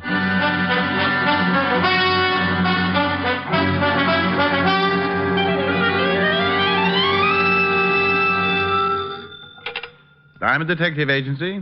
Handy hints on happy homicide. I beg your pardon? I said Diamond Detective Agency. Handy hints. Yes, I heard the last part, but I just wanted to be sure there was nothing the matter with my phone. Mr. Diamond, I wish to hire you.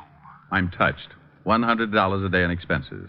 I'm touched. Well, if the figure depresses you a little, I suggest getting out in the fresh air. Exercise. Play a little golf. If you could use a dandy caddy on Sunday. I can easily afford the fee, Mr. Diamond, but to be frank, it wasn't exactly what I expected. Isn't it a little high? Well, frankly, yes. But if you hire another detective, you won't be getting the prettiest. I see. Can you come to my house at 6 this evening? Name, address, and reason for hiring me? George Lexington, Golden Strand, Long Island. And I'm in fear of my life.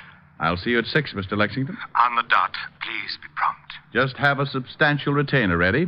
Aside from my blue eyes, greed and promptness are my 2 most outstanding features.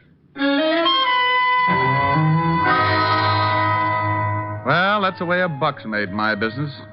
I sit around the office for a week, passing the idle hours, playing old Welsh mining tunes on a comb. Then someone gets in trouble, opens the phone book, and naturally the first thing that must catch their eye is my very gaudy full-page advertisement on the Diamond Detective Agency. After that, a phone call, and I'm in business. At 6 sharp, I was ringing the doorbell at the home of Mr. George Lexington, client in fear of his life. Yes, sir? Mr. Diamond, to see Mr. Lexington. Mr. Lexington is busy at the moment. Does he expect you? I have an appointment with him at 6. Oh, I see. Please step in. If he'll wait in the library, sir, I'll tell Mr. Lexington you are here. What was that? Unless you keep a car in one of the upstairs rooms, that, my friend, was a gun going off. Come on. With the butler right behind me, we took the long, curved staircase 3 steps at a time. The butler managed to pant out that Mr. Lexington was in the study at the head of the stairs, so that was the door we went through, only to be stopped cold on the other side. Standing in the middle of the room was a girl. The word girl in this case to be identified with adjectives one might think up after having spent 3 lonely years on a life raft in the middle of the Atlantic. The only thing that kept my eyes from melting and running down on my shirt was the .32 revolver she held in her gloved hand. Miss Morris, no! Give me the gun, honey. No. No. Drop it, honey. You just scorched my money belt. She dropped it, and we all went to pieces. I helped her to a seat and let her cry it out. The gun I could have passed off as a whim or too many Hopalong Cassidy adventures, but the man sprawled across his desk on the other side of the room changed the whole picture. I called the 5th Precinct Police Station and got Lieutenant Walter Levinson started for Long Island. The police? You shot a man, didn't you? Yes. You tried to kill yourself, didn't you? Yes. Well, they're both against the law. Want to tell me about it? He deserved it. Mr. Diamond? Yes? I just found something rather strange. Well, don't scratch it. Miss Morris shot Mr. Lexington, all right. I never denied it. Well, what's bothering you? The thought just occurred to me. Who also took the trouble of stabbing him? Stabbing him? He was shot. Then how do you explain this carving knife in his back?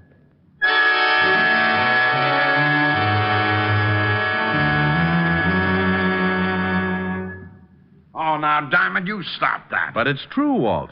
Sure is, Lieutenant. Been shot in the chest and got a knife in his back. Oh, how do I get in on these things? This is Miss Morris, Walt, the girl who shot him. How do you do? Oh, you shot him, huh? Yes, Lieutenant. Well, who stabbed him? Have no idea. Swell. Miss Morris, why did you shoot this, what's his name? Lexington, George. Why did you shoot him? I refused to answer.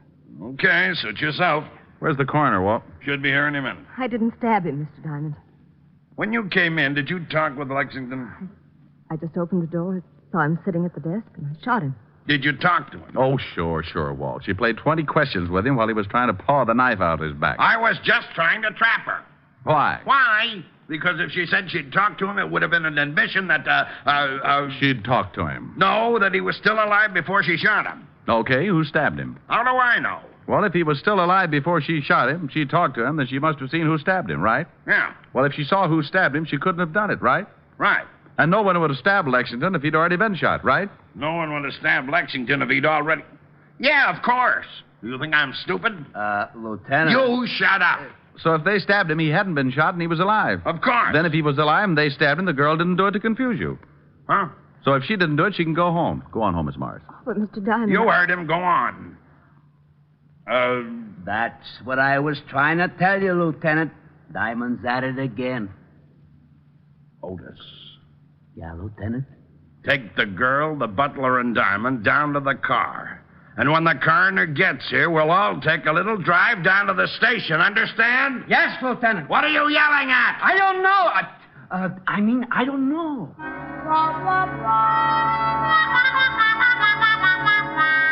Well, the coroner finally arrived and suggested an autopsy for the corpse and a bath in some hot mud for Walt. Then we all climbed into the squad car and headed for downtown New York and the 5th Precinct Police Station. On the way, I told Walt about my phone call from Lexington about 3:45 that afternoon and the few details leading up to finding June Morris with a smoking gun and the dead Mr. Lexington. At the station, we continued to question the girl as to her motive for the killing, but she refused to say anything. The butler could add nothing, so they were taken out to await further questioning. She was allowed to call her lawyer, and we all settled down to wait for the coroner's report on the autopsy. Yeah? The dame's lawyer is here. Wants to see you first. Okay. Girl's lawyer. Mr. Farnsworth, Lieutenant. Hello, Lieutenant. What is this all about? Mr. Diamond, Mr. Farnsworth. How do you do? How are you? I just got a call from Miss Morris. Lieutenant. Pardon me a minute. Well, what do you want, Hammerhead? I got the girl's personal effects. Well, give them to me. Okay. Gee, what did I do? Nothing, Sergeant, but your family sure botched things up. Oh, there you are, Lieutenant. Thank you. Gee, I don't know. Am I to understand that Miss Morris is being held here on a murder charge? That's right. Just whom is Miss Morris supposed to have killed? You know a Mr. George Lexington? Why, yes. He's the boy. Maybe you can tell us why she would want to kill him. I suggest you question the witness, Mr. Diamond. But let me warn you beforehand. My advice to my client will be to say nothing until I can find out more about this thing for myself. Now, about Miss Morris. She stays put. Lieutenant, I have a great deal of influence. Then get her rich. She stays put. What about this George Lexington's background, Mr. Farnsworth? Let me give you one more suggestion before I leave. Find these things out for yourself. I have a fair reputation in the legal profession. Good evening, Mr. Farnsworth. I'll have that writ, Lieutenant. Oh, go to blazes. Nice fella. A doll. Well, let's see if there's anything in these personal effects here. Take a look through the purse. Okay. Otis. Yeah, Lieutenant. Bring in the butler. Right. Here's something, Walt. What is it? A typewritten note in the bottom of her purse. Well, let's say. Meet me at the house at 5:15 this evening. Bring $15,000 and be prompt, or you will regret it for the rest of your life. Signed, George. George Lexington. Well, bully for you. Diamond, I swear. Arthur the butler, Lieutenant. Come in. Sit down. Well, thanks. My face... Not you, melonhead. Get out of here. Oh, well, okay. I just thought... Otis. Yeah? When the coroner's report comes in, bring it right in and bring the girl along with it. Yeah, Lieutenant. How do you feel, Arthur? A little upset, sir. This has been quite a strain. Last name Cameron? Yes, sir. How long have you worked for George Lexington? About 4 years, sir. Ever since Mr. Lexington came east. Did you know him before that? No, sir. You ever mentioned where he was from? California, I think. Had a lot of money? I presume so. I was paid regularly. He maintained a good-sized house and entertained frequently. To my knowledge, he never had any debts that weren't paid immediately. How long have you known Miss Morris? She and Mr. Lexington were engaged 2 years ago. It only lasted a few months. But they still saw each other occasionally. Did you know Miss Morris was expected tonight? Yes, sir. She called and said she would be there at 5:45. You sure about the time? Yes, sir. But you didn't expect me at 6. No, sir. Mr. Lexington said nothing about it.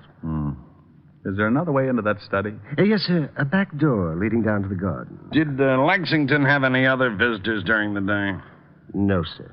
Was he in from 3 to 5? Yes, sir. I got the coroner's report and Miss Morris, Lieutenant. Okay, that's all, Arthur.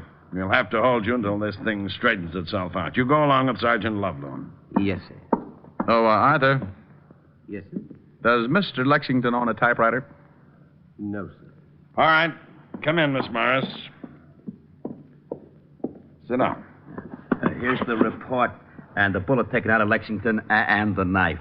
Take the butler downstairs. Right. Let's go, Arthur. Yes. When did you receive this note, Miss Morris? Where? We found it in your purse. When you become a murder suspect, I'm afraid nothing's very private. This morning. It's from George Lexington? Yes. He have something on you? Okay, you're just hurting yourself. Miss Morris, did you know a man named Jack Short? No. Who's Jack Short, Walt? Just read this report. Here's what it says about the late Mr. George Lexington. Fingerprints check one Jack Short, arrested 1936, 38, 39, petty theft, suspicion of robbery, suspicion of possessing narcotics, 3 arrests, 1 conviction. Did a year and a day in Alcatraz. When did he have time to do his laundry? He was arrested again in 1942 for manslaughter. Went to trial, case dismissed for lack of evidence. Lovely boy. You mean George Lexington? Was really Jack Short a criminal with a record? But his house, servants, the money he spent. That's something we're going to find out about. What does the coroner's report say, Walt? The knife did kill him, not the bullet. And the knife has got your fingerprints all over it, Miss Morris. What? It's got a what? That's right. Ever see it before, Miss Morris? Well, I don't know. It's a carving knife. One that might belong to a set. Something wrong? That's my carving knife. I missed it this morning. Sure. When was the last time you used it? Last night. I gave a small dinner party. Do you own a typewriter, Miss Morris? Yes, I do. Hello, June. You'd better come along with me. Oh, Mr. Farnsworth. Just a minute. What's the idea of busting in here like this, Farnsworth? I tried to stop him, Lieutenant. You should have stuck out one of your big feet. Those things could trip a tank. I told you I would be back with the writ. Well, I'm here, and there's the writ. Come, June. She stays right here. Lieutenant, you don't seem to understand. No, you don't seem to understand, Mr. Farnsworth. You got that written and it was sustained because I was nice enough not to issue a formal complaint. Also, there's a little matter of influence. You're darn right, and I'm going to show you how it works. I'm making a formal complaint right now, and the charge is murder. And if you don't think I can make it stick, I won't even bother to throw you out of my office. I'll let the commissioner do it for me. Now get out of here. Gee, you're wonderful, Lieutenant. You shut up!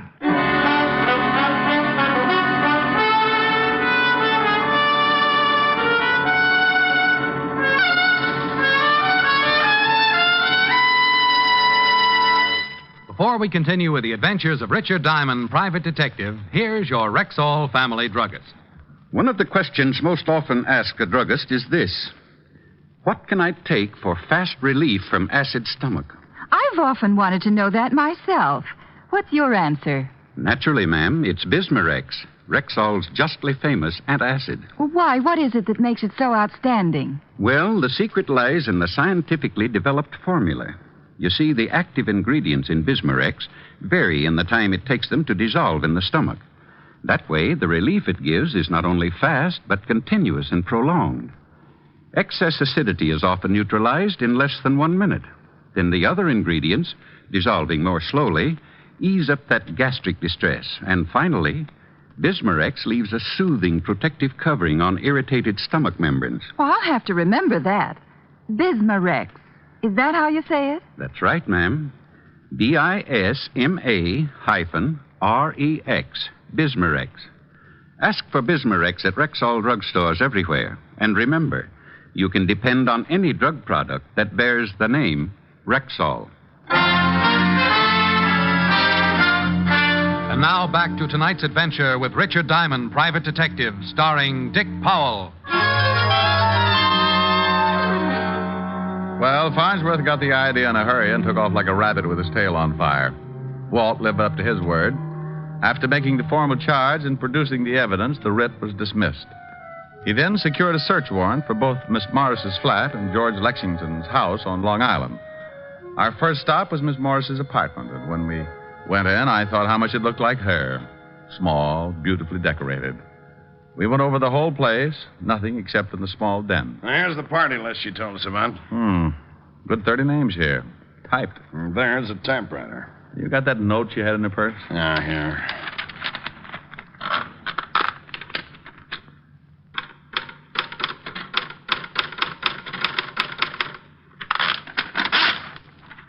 Top of the E is blocked out like on the note. Same machine. No. Bring the typewriter, Otis. Right, Lieutenant. You going over to Lexington's home? Yeah, aren't you coming along? No, I got an idea. Do me a favor, will you, Walt? Well, sure, why? When you get over there, besides checking that back door to the study, put in a call to the phone company and see if a call was made around 3:45 this afternoon to El Dorado 1234. It's a toll call from there, and they'd have a record. Now, let me write that down. El Dorado 1234. Yeah. I'll call you at Lexington's in about an hour. If that number wasn't called from there, check every name on that party list. Well, there are 30 names there. You want me to check each one to see whether a call was made to El... What's the matter? El Dorado 1234. That's your office number. Walt. Huh? Bye.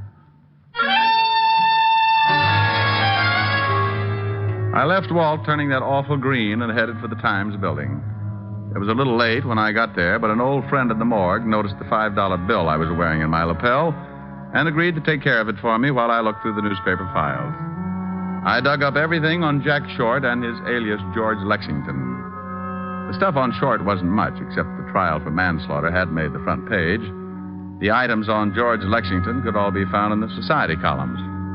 From what I could gather, he'd started his social whirl in 1944. He'd been engaged several times, and each time to a wealthy woman. I even came across a picture of June Morris on the evening they had announced their engagement. Well, having all the information I could get, and with one little item dated California, June 26, 1942, tucked away in my pocket, I put in a fast call to Walt, who was at the home of the late George Lexington. Yeah? What did you find out? Well, someone could have gotten in the back door. There were some blurred footprints outside in the garden, but they won't help. If you had a key, you could let yourself in and walk right up the study. What about the phone call? There was no call made from here to your office, but one of the names on the list paid off.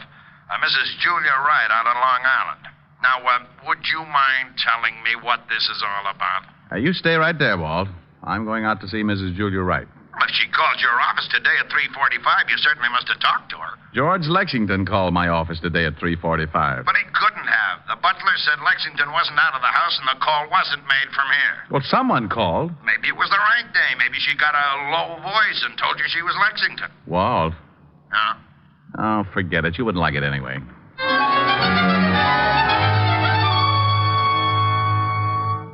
Mr. Diamond? How do you do, Mrs. Wright? My butler says your business is a matter of life or death. Well, that's a little exaggerated, but it's one sure way of getting by the red tape. Then what is your business, Mr. Diamond? I'm from the police. Oh. Do you know Mr. George Lexington? Why, yes, slightly. Are you married, Mrs. Wright? Very happily. What is your interest in Mr. Lexington, Mr. Diamond? Do you know June Morris? Oh, quite well. I've known her family for at least 10 years. She's being held for the murder of George Lexington. Poor girl. She was engaged to Lexington at one time, wasn't she? Yes. He was a beast. Believe me, Mr. Diamond, he deserved killing. I thought you said you only knew him slightly. Why, June used to tell me how terribly he treated her.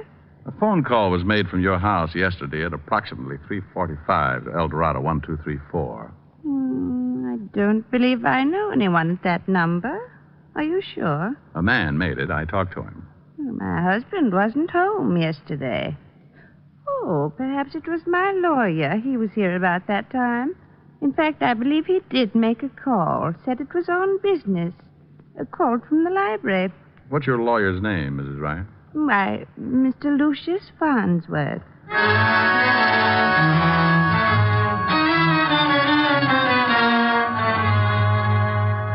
I don't believe it. I just don't believe it. I certainly don't like the guy, but his reputation's been spotless. It's just got to be, Walt. Here's the girl, Lieutenant. Come in, Miss Morris. Thank you, Lieutenant. Hello, Mr. Diamond. June, the note you received was written on the typewriter in your den. What? Lav just sent up a report.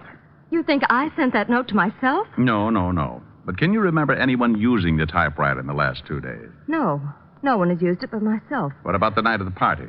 Who uses a typewriter at a party? Anyone go in the den and maybe lock the door? What? Why, yes.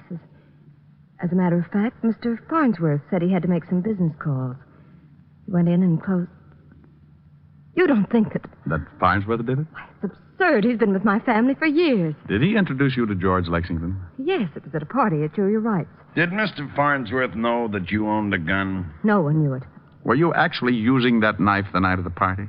Yes, I sliced some turkey. You remember what kind of a suit Mr. Farnsworth was wearing that night? He was wearing a dinner jacket. Lexington was blackmailing you, wasn't he? I can't answer that. Oh, honey, believe me, if you don't trust us and it comes out anyway, we'll have no way of stopping it. Oh, right, it was blackmail. I was going to marry George. There were some letters, a picture. He broke off the engagement and began demanding money. Last week he mentioned something about leaving town, and I received the note. I couldn't afford that kind of money, and I was just tired of paying month after month. I decided to kill him, and I was going to kill myself. I guess I lost my nerve. Let's go see Mr. Luke Farnsworth, Rick. June, you sit right here until we get back. Be careful. You can make book on it. I'm going to drive you home.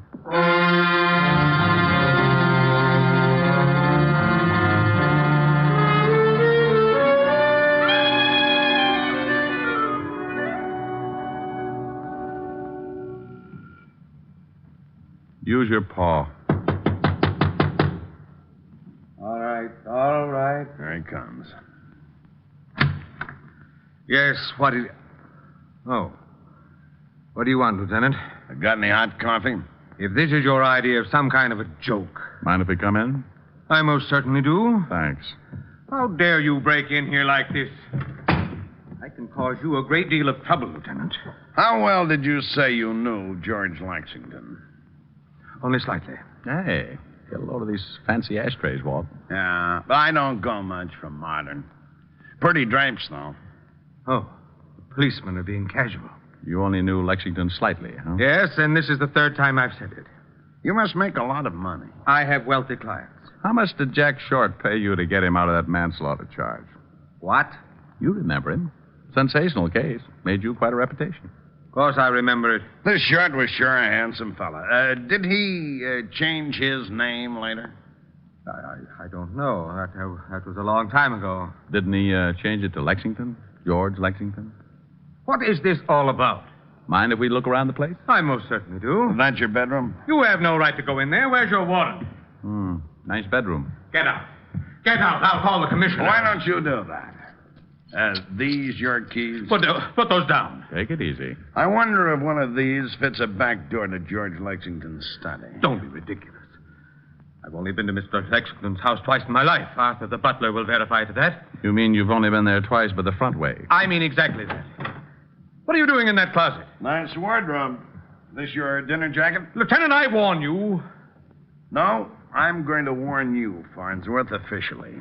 Anything that you may say will be held against you. I'm charging you with the murder of George Lexington. this is really one for the books.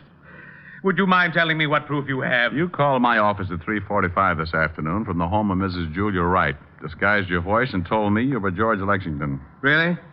Hearsay. You were at a party given by June Morris. You stole a carving knife that she'd been using, probably wrapped it up in a handkerchief to keep her fingerprints on the handle. Did someone see me? For some reason, you wanted George Lexington out of the way. He'd been blackmailing victims that you introduced him to. You made sure that Miss Morris would be at his home at exactly 5:45. You wrote a note on her typewriter telling her to be there.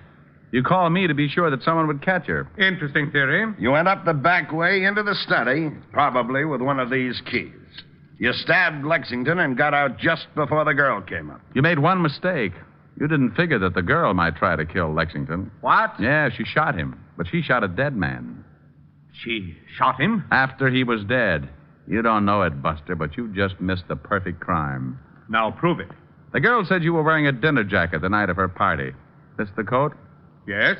Well, to get the knife out, you had to put it in a pocket or someplace on you. She had been carving turkey. Ever hear of a spectrograph? Of course. Sure. Have the pockets analyzed, and if we find traces of turkey, we'll know you swiped the knife. And if the key to Lexington's back door is on this ring, it'll cinch it. I'm afraid not to. Come back here, Farnsworth. He's going for the window. Farnsworth, stop. Let me go. Let me go. Not on your life. Not on your life. You don't take it the easy way.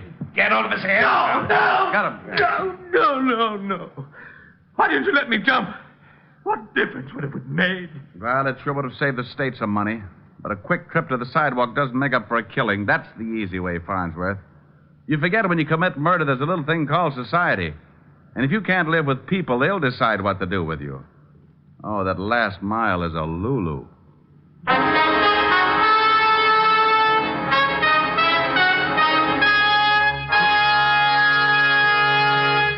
Again, here's your Rexall family druggist. If you're a user of mineral oil, remember that Rexall mineral oil is carefully refined by a special process to achieve an extra heavy body. What's more, because it's so exceptionally pure and gentle in its action, Rexall mineral oil is non-irritating, non-habit-forming. You'll also like the fact that it's tasteless, odorless, colorless. Next time, try Rexall mineral oil. And remember, you can depend on any drug product that bears the name Rexall. Good health to all from Rexall.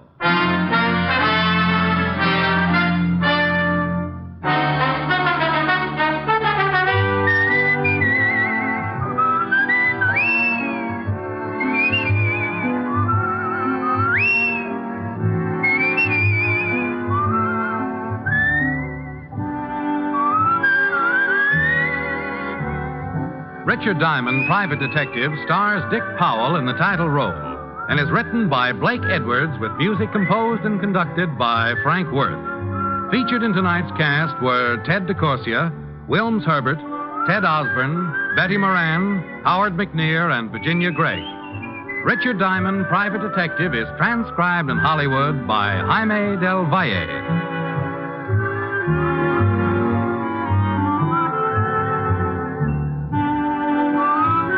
This is Bill Foreman inviting you to be with us next Wednesday at this time when we will again bring you Dick Powell as Richard Diamond, Private Detective.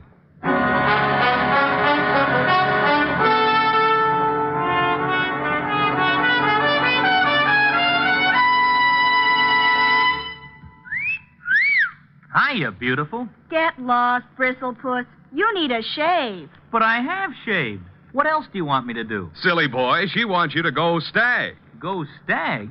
But why? Because Stag is Rexall's exclusive line of men's good grooming aids, like Stag Brushless Shave Cream. No fuss, no massage, just smooth it on, and presto, you get a clean, close shave. Your face stays smooth and whiskerless all day long. I'll do it. I'll go Stag. That's it. Join the Stag line now at Rexall drugstores everywhere. Yeah. This is NBC, the National Broadcasting Company.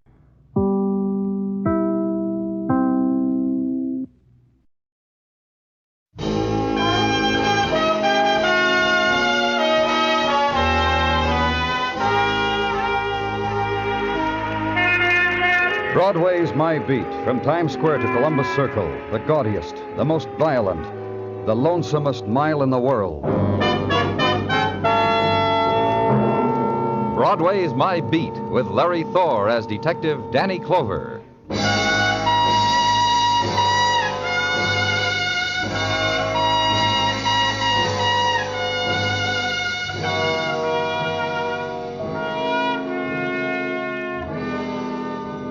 Soft night of June, and Broadway's heart loses the beat, pounds to a secret rhythm, because the winds of summer have sown the pavement with promise and already drift back into the river. The avenue now is echo of glitter, and where on the throats of women were the quick jewels of summer light, there are shadow tracings now, and their perfumed walk had been promise, and a hawker's tune promise, and a neon doorway. It gets late, so go back to it.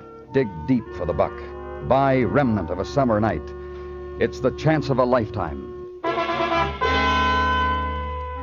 And where I was in Detective Muggavan, summer pastoral, woman in white robe, woman of white hair, and threads of it drifting with flow and ebb of summer wind across the serenity of her ageless face. Woman dead. In upstairs room of tenement. Room by presence of roll-top desk converted to office. Room by presence of death converted to official silences. Official searchings.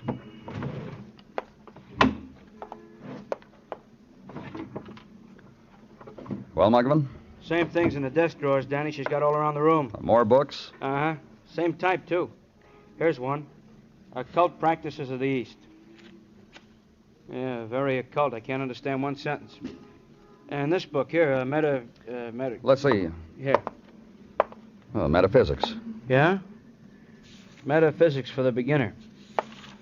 These bookshelves lined with the same type of stuff in categories. Philosophy, Metaphysics. Metaphysics, primitive theologies, mysticism of the ancients. Yeah, and this whole row, paperbacks on philosophy. Very studious old woman, I'd say. You find out who... Yeah, had a little chat with the super. Knew her a long time as Sophie Brettin. Says she lived here like this 10, maybe 12 years. She was very broken up about she was shot dead. The super cried. Oh, small wound, looks like... Uh-huh, small caliber gun. 22, I'd say. Put the call in, huh, Danny? Let's look around some more. You say so. She must have put up quite a battle, the old woman. The way things got tossed around. All this litter, junk on the floor. Books, magazines, more books. Danny? What? Found something. See? Cigarette lighter. A nice lighter, maybe $12 lighter. Initials on it. H.M. No way to cut it to make it spell out Sophie Brettin, huh? Call it in, Muggavan. We'll have You people. What do you want, mister? You got here, didn't you? You people finally got here. And so late. So much too late. And she's dead. And I tried. I tried real hard. Danny, man needs help. Yeah, he really does. And Muggavan lifted him, carried him to the bed, and lay back his shirt. There was not much blood, and the lead slug of a bullet could be seen through the film of it. But over the man, the pallor and features of shock when the entire body has been made aware of what has happened, that somehow and suddenly an attempt has been made to turn it into clay. Siren now, and the men who come with it, squad of the Black Bag, composed of technicians, interns, photographers, and a small, silent man who sniffs. Dead woman and injured man in competent hands. Leave.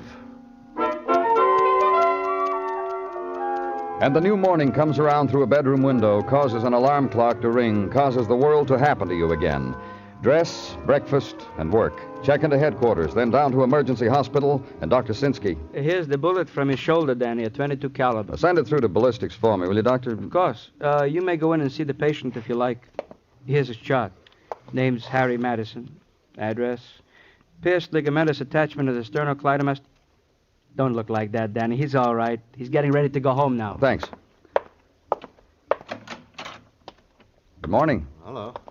I'm Danny Clover. I'm from the police. I'll give it to you fast. I've got to get out of here. Good. Okay, nurse. The shirt's in that package there. Unwrap it. I've had to send out for a shirt, Mr. Clover. Most men do after it's been shot through. How do you like me shot, huh? Tell me about it, Mr. Madison. How's Sophie Brettin? Dead. I knew it as soon as it happened. It's a feeling you get. If you've ever seen a wild man walk through a door and see him whip out a gun and take a pot shot... Is that what happened last night? Okay, nurse. Help me on with the shirt, huh? I was there. You must have figured that already. I was there, and I was sitting with her, with Miss Sophie. How come? What do you mean? Well, why were you at Miss Brettin's place last night? Why is anybody there? I'm not sure. You tell me, huh? Now button it, huh? She talks to you.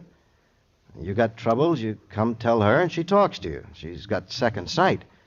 She talks to you, and you go away and feel better. Drop a couple of bucks in a cigar box on your way out, and figure you're getting the bargain of your life. Now, last night... Well, I was sitting there, and she was talking to me. Door swings open, and the nut come running in with a gun. What did he look like? You got me. Listen, I don't want any trouble out of you because I happen not to know what the man looks like. Well, I heard of a time when they had a man busting into a classroom in a college and shoot a couple of blanks off and run right out, and none of those college students... All right, just about last night. Oh. He yelled at Miss Sophie that she was a phony and shot her. Then he took off. I ran after him. Just as I almost caught him, he turned and shot me. I remember. He was a medium-sized man. I remember now. This your cigarette lighter, Mr. Madison? Yeah. Can I have it? Or you need it for a clue or something? You can have it. Hand me my wallet, will you, nurse? While you're at it, take a buck out of it and keep it for yourself. Buy yourself something.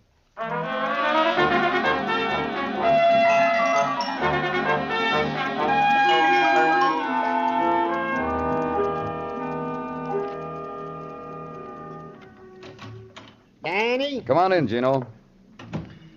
You got something for me? Is that a greeting for an old friend? I'm sorry. Good afternoon, Gino. Did you ever consider that door should open and the face would not be mine? Never? What are you talking about? Just don't take me for granted, that's all. I warn you. What? Time drifts by and who knows what, right? Oh, Gino, Just think about it, Danny, that's all. People should start appreciating people instead of grabby, got something for me, Gino? Never again, I promise. It happens I have something for you. If you please. The deceased Miss Sophie Brettin was indeed slain with a .22 caliber bullet, with identical markings according to ballistics to the slug which was lifted from Mr. Harry Madison. Go on. Miss Brettin was known in her neighborhood, according to legwork done by our finest, as a lovely old lady who had a kind word for or without money. Would you care to elaborate on that, please, Gino? Glad to. She was a helper of lost souls, a thin but understanding shoulder for weepers. Also, what some people gave her money-wise, she would give to other people who had not a nickel. Danny, let's go. Why? Homicide a couple doors down from last night's killing. Beat patrolman said a .22 caliber slug. You know what I think, Danny? I think we got a maniac with a .22. What do you think?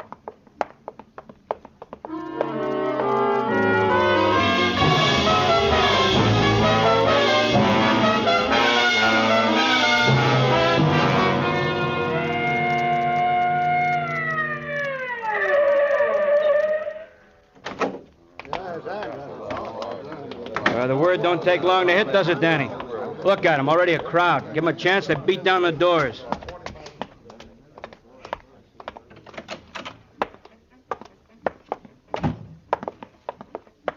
Officer? Room down at the end of the hall, Lieutenant. Yeah, thanks.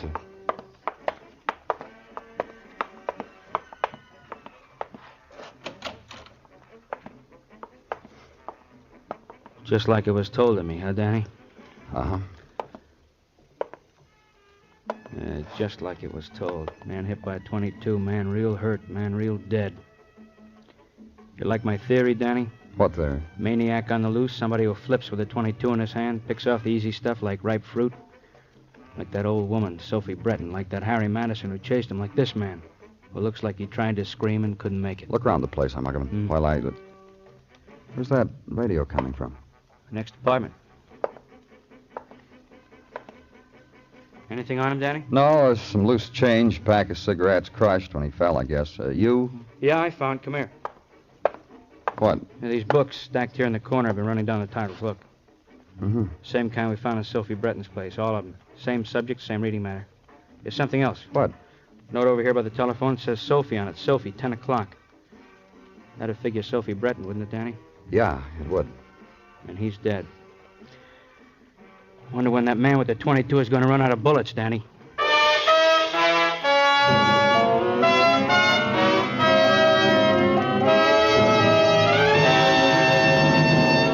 You are listening to Broadway's My Beat, written by Morton Fine and David Friedkin, and starring Larry Thor as Detective Danny Clover.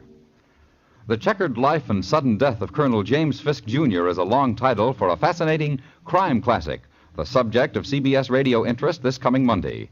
Join that estimable man about criminology, Thomas Hyland, weighing the astounding facts of the life and death of Colonel Fisk, whose end came suddenly in 1872. For the details, hear Crime Classics over most of these same CBS radio stations this Monday night.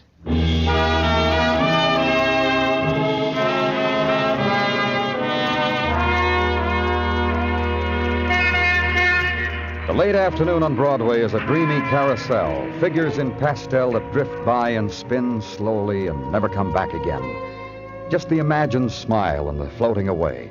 And further on the midway, juggler of buttermilk pancakes. And there, death-defying active jaywalker who, having reached the opposite curb, flips a cigarette at the world and turns left for an encore.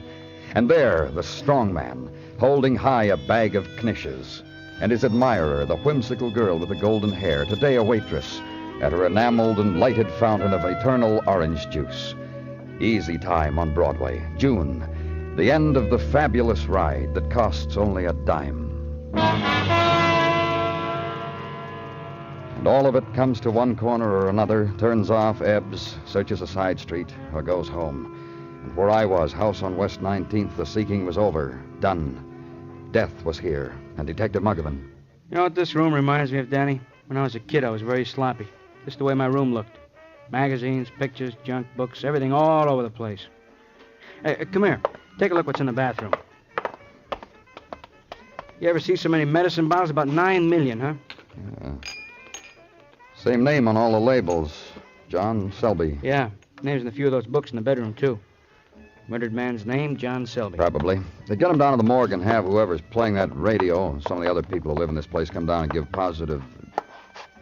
Oh, this bedroom probably hasn't been cleaned for a year. Never could understand why people saved old newspapers and... Look at these 2-year-old horoscope magazines. For people who can't remember what happened to them, huh? Not funny, huh? Here's something. What? This manila envelope. There's a box of them over there in the corner, new ones, flat. Well, this one's been addressed and forwarded and returned to the sender and readdressed. Mm-hmm. First postmarked just about a year ago. Here, take a look. Uh-huh. Should I open it? Sure. Well, don't look at me like that, Danny. Give it to me. Half of it. Let me live a little. Here. How much you holding? Fast judgment, I'd say $2,000. Yeah, these are $100 bills. Yeah, maybe 30 of them right here. Altogether, about $5,000. You know what? What? All of a sudden, this room doesn't remind me of my old room when I was a kid. Ever hear of this name? Mary Stacy. I don't think so. Oh, I thought maybe when you worked in records. Well, anyhow, that's the name it was addressed to on East 112th. Guess I'll be seeing you, huh? Yeah. If you find Mary Stacy up there, tell her I'm happy for her. I'll see you, Danny.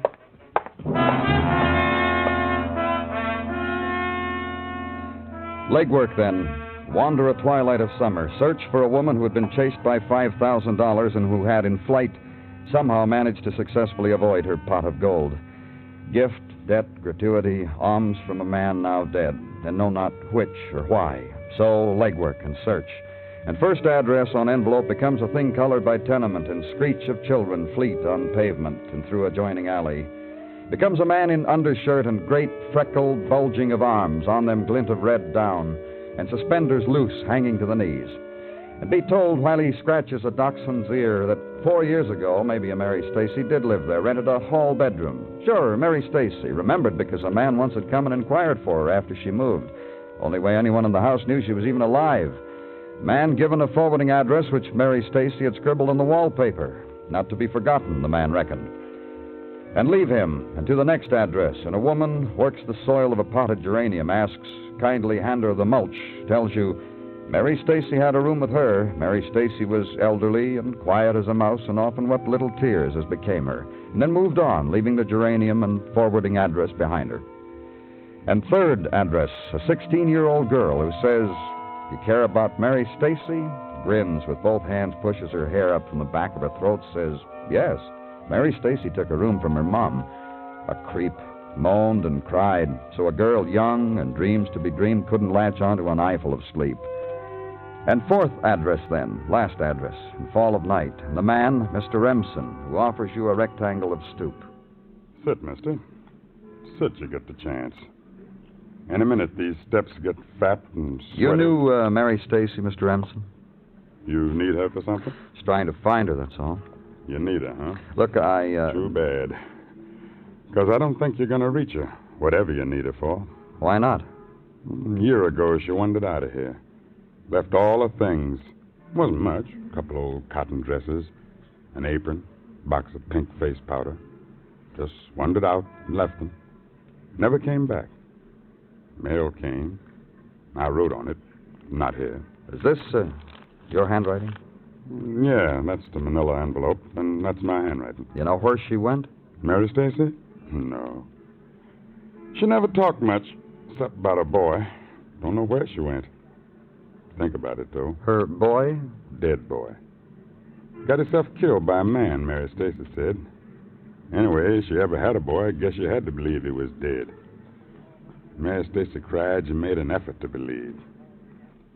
You looking for her, right? Uh-huh. You thought of the river? Or Potter's Field? Places like that, where Mary Stacy'd be? Think about it, mister. Mull it over in your brain for a minute. Night, mister.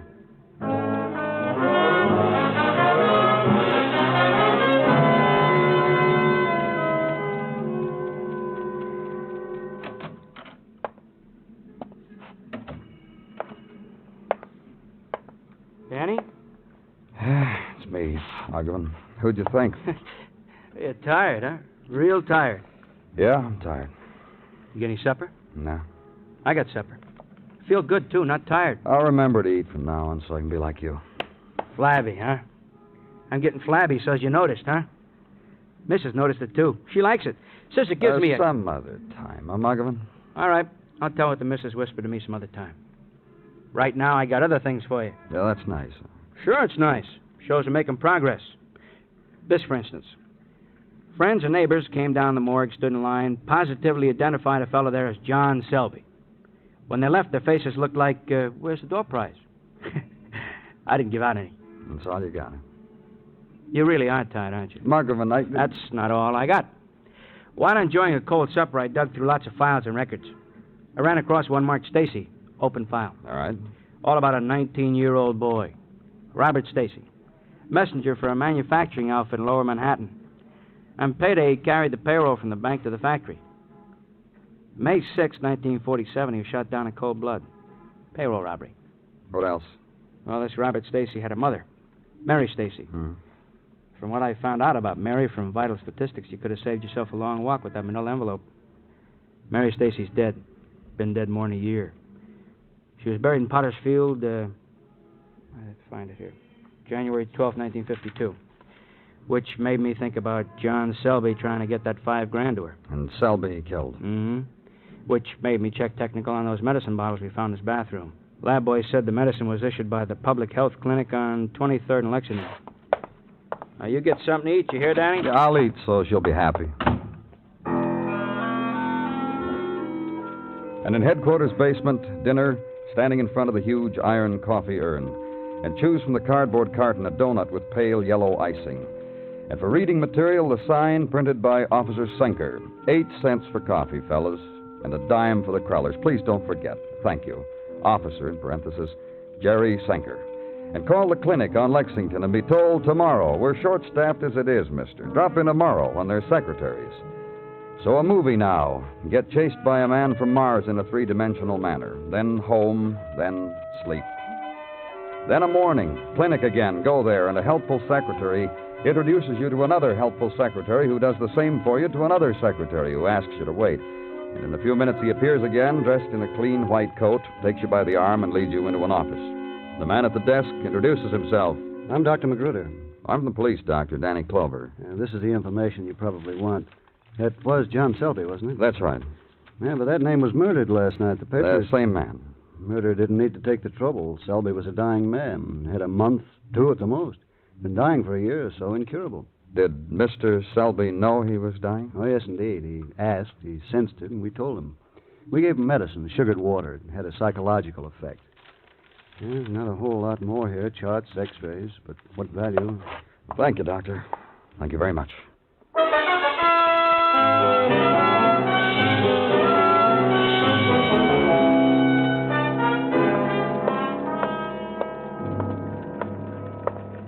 Muggavan? Huh? Oh, hi, Danny. What'd you get? The man at the clinic said Selby was a dying man. Yeah? Good diagnosis. He died. You get something? Mm-hmm, I think. What? Well, I've been here with my nose in records and files ever since... What did you get? Well, that payroll robbery where the kid Robert Stacy was murdered. There was $10,000 stolen. And we found half of it in the envelope in Selby's room. Mm-hmm, yeah. Oh, and this file says there was an eyewitness to the robbery. Oh? Yeah. He appeared at the coroner's inquest. You know, got his pictures in the paper and everything. Very dramatic account how he was walking across the street when, boom, boom, there was a couple shots. Kid screaming from the sidewalk, man running away with a briefcase and a gun. Eyewitness was kind of stunned by it all. Couldn't identify the killer. You got the... Yeah, sure. Here's a signed statement, Danny. Go on, read it. Read all of it. Real interesting. Especially down toward the last part, where he signed it. Harry Madison. Mm-hmm. I'll put the call in for a squad car.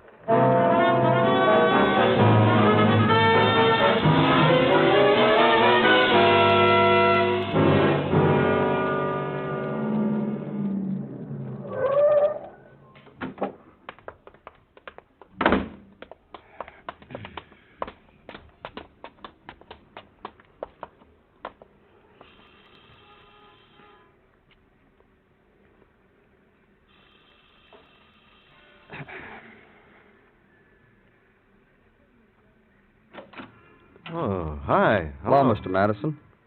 This is Detective Muggavan. Hi. You don't mind if we come in, huh, Mr. Madison? I wish you would. Thanks. How's the shoulder? Oh, funny thing just happened. What?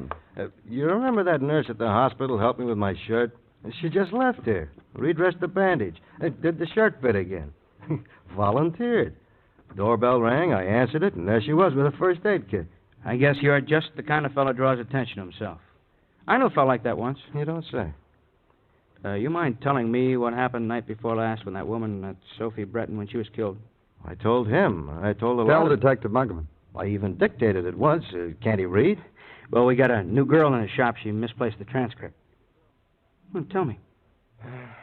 I was sitting there telling Miss Sophie my troubles, and this crazy man burst in. You still can't remember what this crazy man looked like, can you? Middle height. I told you that. That's all I can remember. Mm-hmm. Oh, go on. He called Miss Sophie a phony, shot her. Then he ran. I ran after him. I almost caught him. He shot me. Then what did you do with the gun? Huh? He said, then what did you do with the gun? I said this guy turned, and he shot me. Mary, tell us again why you went to see Miss Sophie. Troubles. Miss Sophie had a sympathetic ear. Some people are born to listen to other people's troubles. You a troubled man? Oh, some days it's awful. Those are the days you don't attract attention, huh? Hey, what is this? What did you do with the gun? Gun? .22 caliber. Well, you guys... What did you do with it? Well, you can search the place. There's no gun. Throw it in the river? I told Sewer? you. Will you listen? Garbage can? I'm trying to tell What? you. I don't know what gun you're talking about. The gun which fired the bullet which shot you, which fired the bullet that killed Sophie Brettin. That's because I ran after the guy. Which fired the bullet that killed John Selby. Okay, Harry, now tell us who fired the bullet that killed the messenger 5 years ago. You? You kill that boy, Madison? Listen, 5 years ago, a boy was shot down and $10,000 was stolen. I don't know what you're talking about. You witnessed it. Oh. And half of it turns up in Selby's room. He'd been trying to mail that money to the boy's mother. Why? How do I know? We think we know why. Figures that Selby was in on that robbery, and the boy was killed. And you were in on the robbery, too. Weren't you? Eyewitness. Very clever. Fooled everybody. I didn't kill that boy. Selby held on to his half of the bankroll money, became conscience-stricken, and tried to locate the boy's mother and give her his share. He couldn't find her. Then last year he found out he was dying and told the whole story to a gentle old lady named Sophie Brettin. Where's the gun, Harry? I'm telling you, I didn't kill that boy. Selby did? Yes. All right, come on, Harry. Where's the gun? The one you wounded your shoulder with. Harry? I threw it away. I took it apart. Dropped off a piece here, a piece there. Listen. Yeah? He didn't have to tell that crazy old woman, but he did. I tried to reason with her. She gave me a book to read. Then you know what she did? What? She told me to go away and then come back. When I did, she told me she'd meditated over it and come up with I should give myself up to the police. That's what you should have done. She said if I didn't, she'd have to tell the police herself. She said she meditated on that, too. And you had to kill Selby because you're afraid he'd tell someone else. Selby was dying, you know that. Guy starts dying, he babbles, runs off at the mouth. You don't know what he's going to come up with to say next. He goes on and on and on. Just because he's dying, he wants to get everything out before it's too late. Like I remember once just after I shot that messenger kid, I was afraid I wouldn't have time to get rid of the gun, but Selby took it from me. I can see it just like it was yesterday. Kid standing there on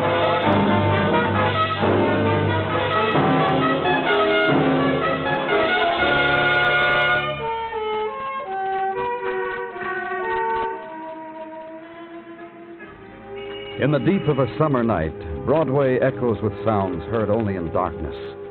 The whispers that speckle a place where there's no sun. There's a touch on your coat and you turn, and there's no one. Nothing. Only the trail of dust on your shoulder. It's Broadway. The gaudiest. The most violent.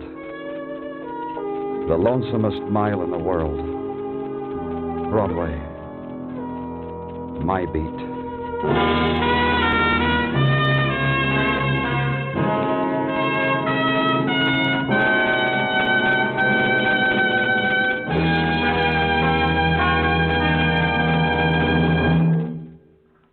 Broadway's My Beat stars Larry Thor as Detective Danny Clover, with Charles Calvert as Tartaglia and Jack Crucian as Muggavan. The program is produced and directed by Elliott Lewis, with musical score composed and conducted by Alexander Courage. In tonight's story, Clayton Post was heard as Harry, Roy Glenn as Remsen, and Hal Gerard as Magruder. George Walsh speaking.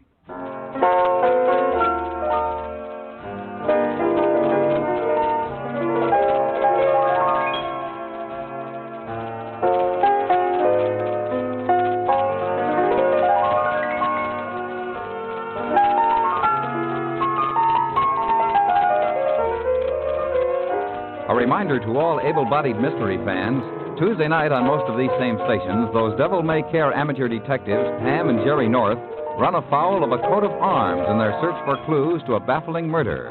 They may need every bit of help you can rally from your armchair to aid Mr. and Mrs. North this Tuesday night on most of these same stations, when CBS Radio turns them loose on their latest case. Stay tuned now for the Vaughn Monroe Show, which follows immediately over most of these same stations. And remember, John Lund, as yours truly, Johnny Dollar, brings you Colorful Mystery Tuesday nights on the CBS Radio Network.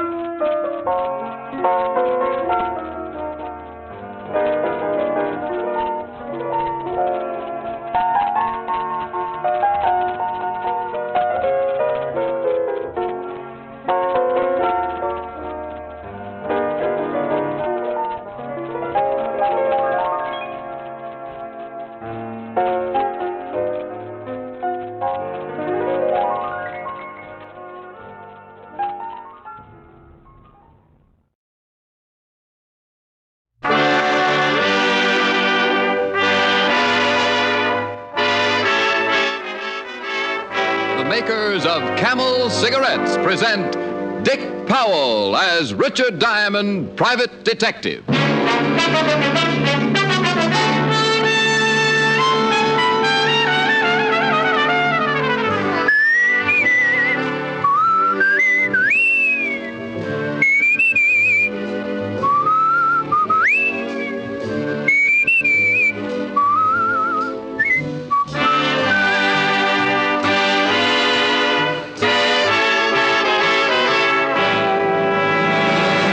Not one single case of throat irritation due to smoking Camels. That's what noted throat specialists reported in a coast-to-coast test of hundreds of people who smoked only Camels for 30 days. Make your own 30-day Camel mildness test, the sensible, thorough cigarette test, and see why more people smoke Camels than any other cigarette.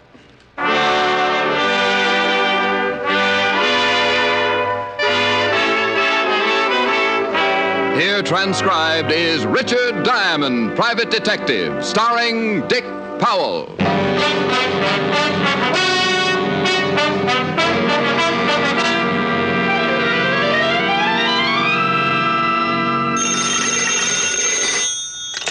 Diamond Detective Agency. Put up or shut up. Hi. Oh, hi, Helen. You busy?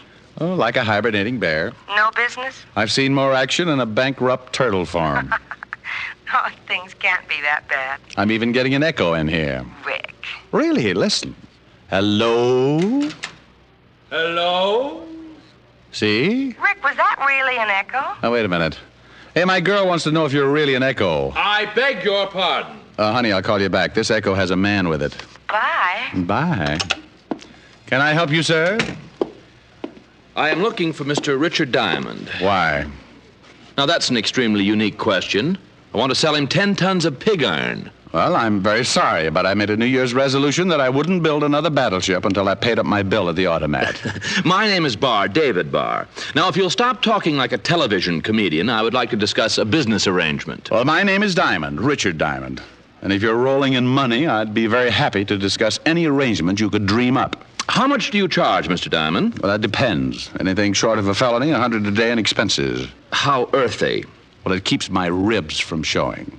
Have you ever heard of me, Mr. Diamond?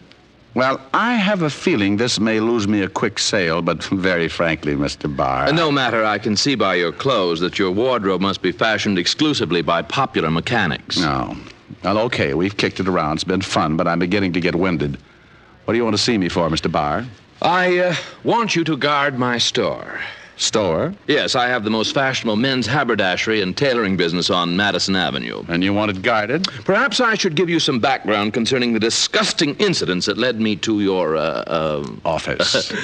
For the lack of a more sordid description, yes, office. I'm sure the whole background must be very disgusting. 2 nights ago, my shop was vandalized. Somebody broke in and swiped something. Yes, yes. To be exact, 1 blue serge suit. 1 suit? One. I reported the incident to the police, and they summed it up with the same brilliant observation as you. To quote the sergeant, somebody broke in and swiped something. Now, look, Mr. Barr, don't tell me you want me to find that blue suit. No, this was not the end of the trouble, Mr. Diamond. Somebody lifted a hand-painted tie, maybe? Naturally, my employees were questioned, and the following day the police returned to their little precinct, satisfied that somebody had merely... busted in and swiped something. Yes. Well, the following night, my shop was again the object of vicious vandalizing. This time, the party, or parties responsible, took every foot of blue serge material in the shop. Oh, now, wait a minute. First, somebody breaks in and takes 1 blue serge suit. The next night, all the blue serge material in the store is stolen. What's the matter? Did you run out of suits? All my suits are custom tailored, Mr. Diamond. Oh. My stock of finished merchandise is generally sparse. We complete only 2 or 3 suits a day. The missing blue serge was hanging with 2 other suits. The property, of course, of one of my best customers. And the thief didn't touch the other 2 suits? No. And on the following night, the night of the second burglary, a gray flannel was left untouched. The suit and the cloth stolen were both blue serge? Correct. Naturally, I had to order another stock of the same material. It's in the shop now, and I should not be able to sleep a wink unless I was certain that it was safe. And you want me to sit up with the blue serge? Exactly. I am considerably interested in finding the motive behind these unusual robberies. Oh, well, this is certainly a first in my life. I've sat up with a lot of things, but never 15 yards of blue serge. The illustrious Mr. Barr handed me a $100 retainer, ran a white glove over the top of my desk like an inspecting general, made an observation on the pursuit of happiness, and went out of my office faster than a bad molar at a dentist convention. We had agreed to meet at his shop at 6 o'clock that evening. So I pasted the $100 bill to my instep, put the instep up on the desk, crossed the other instep over it, leaned back and dozed off, secure in the knowledge that money would never go to my head.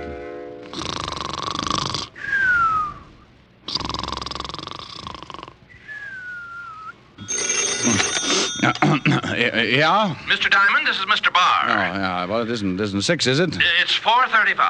Mr. Diamond, am I correct in assuming that the moment you grabbed that $100, you became a member of my employ? Well, you're correct. $100 worth. Then please come immediately to number 6 Park Avenue. Something's happened, and I feel a complete breakdown coming on.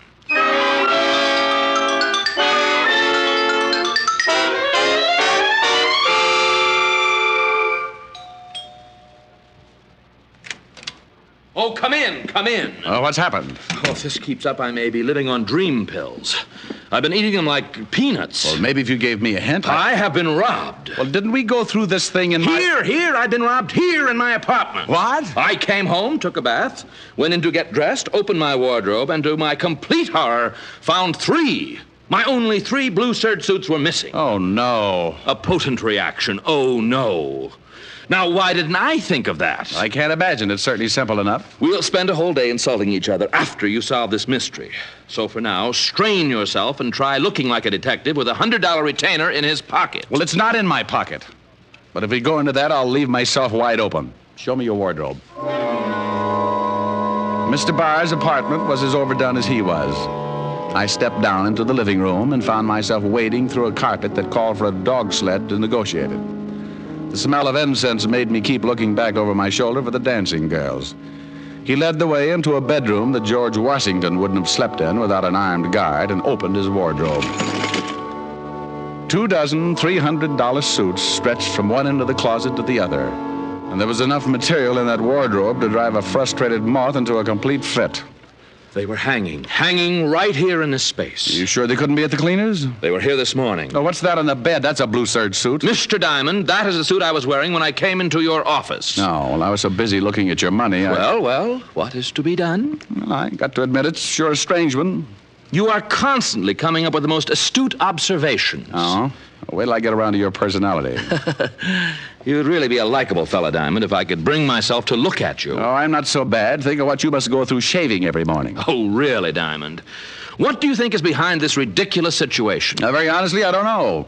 Except the obvious. Somebody wants your blue serge suits and all the blue serge material you've got. That blue serge on the bed is the last one I've got. Do you think this could be some kind of a practical joke? Not very. It could get somebody 10 years. Well, have you got any ideas at all? Yes, I have. Take that last blue serge and hide it.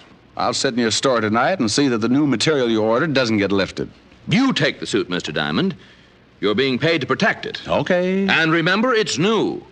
Brand new. It would cost you $300 to duplicate it. So for the sake of your home and kiddies, don't stuff your big shoulders into it. He gave me the key to his store and told me how to shut off the burglar alarm. He gave me the phone number where I could reach him that evening in case something happened, draped the blue suit over my arm, and hurried me out of the room like he was getting rid of a plague victim. I grabbed a cab, and 10 minutes later, I was unlocking the door to my apartment. I started to toss Mr. Barr's suit on the bed, but thought better of it, so I went to the closet, opened the door, and reached for a hanger. Now, unlike Mr. Barr's wardrobe, I generally sport a variety of items. A couple of sport coats, a few old Letterman sweaters to fill up the space, 4 pair of slacks, and usually, mind you, I say usually, 2 suits. One of which I was wearing at the moment. The other was a blue serge. Was right, because where my blue serge suit once was, it wasn't. That did it. First, Barr loses everything in sight that happens to be blue serge. Then I come home and find that one of the 2 suits I had to my name had been swiped. I burned.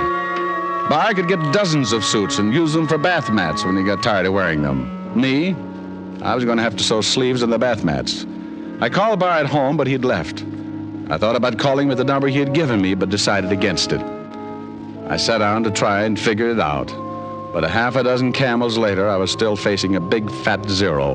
One thing was sure. I had Mr. Barr's last blue serge suit, and nobody was going to get it away from me. Big shoulders or not, I put it on and headed for Barr's shop on Madison Avenue. I never made it. Hold it. Hey, what is this? Well, I'm only considering it because he's got a gun in my back. Walked under that sedan by the curb. Well, I get car sick. You heard him. Oh, fellas, I haven't been well. Doctor recommends lots of walking. Told me to stay away from cars. No. Oh, now look. You heard him. Yeah, I heard him. Would I be nosy if I asked? Yeah, you would be very nosy. How about you, friend? You heard him. Get in the back. Look, can I interest you boys in a deal? My secret decoder and my ray gun, if you'll only... They were both big boys, and they both had big guns. One of them slugged me with one of the big guns, and my head swelled up to match the whole ugly situation. I went down and out faster than a left fielder trying to steal home with a Charlie horse. And they rolled me into the car. We drove for a long time, me lying on the floor of the back seat, trying to bring myself back to a conscious way of thinking. Finally, I snapped out of it, and they let me sit up and take a look around. We were on a lonely stretch of road, and although the car was green, not black, and didn't look anything like a hearse, I had a gloomy feeling that we were heading for a funeral. Get out. Now, look. You heard him. Okay.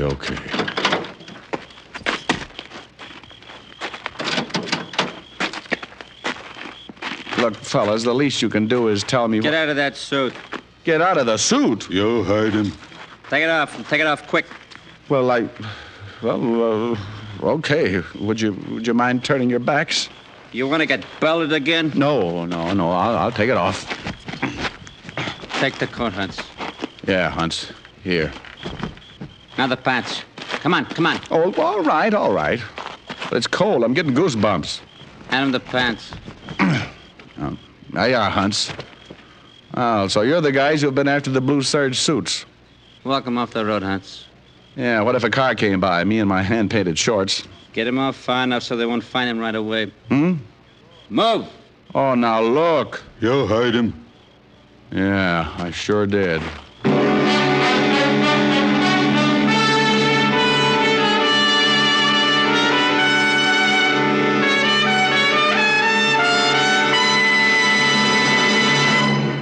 Before we continue with Richard Diamond, Private Detective, here's an important question. How mild can a cigarette be? There's one sensible way to find out. It's not just a sniff, not just a puff, but steady smoking. For only then can you find out how well a cigarette agrees with your throat day in and day out. In a coast-to-coast test, hundreds of people smoked only Camels for 30 days. Each week, their throats were examined by noted throat specialists who reported not one single case of throat irritation due to smoking Camels. Make your own 30-day Camel test. Enjoy the rich, full flavor of Camel's costly tobaccos for 30 days and find out just how mild a cigarette can be, how mild Camels are, pack after pack, week after week. It's the sensible, thorough test, a test that will pay off in years of smoking enjoyment. You'll discover why so many people say, once a Camel smoker, always a Camel smoker. How mild, how mild, how mild, how mild, how mild can a cigarette be? Make the Camel 30-day test and you'll see. Smoke Camels and see. And now back to Richard Diamond, Private Detective, starring Dick Powell.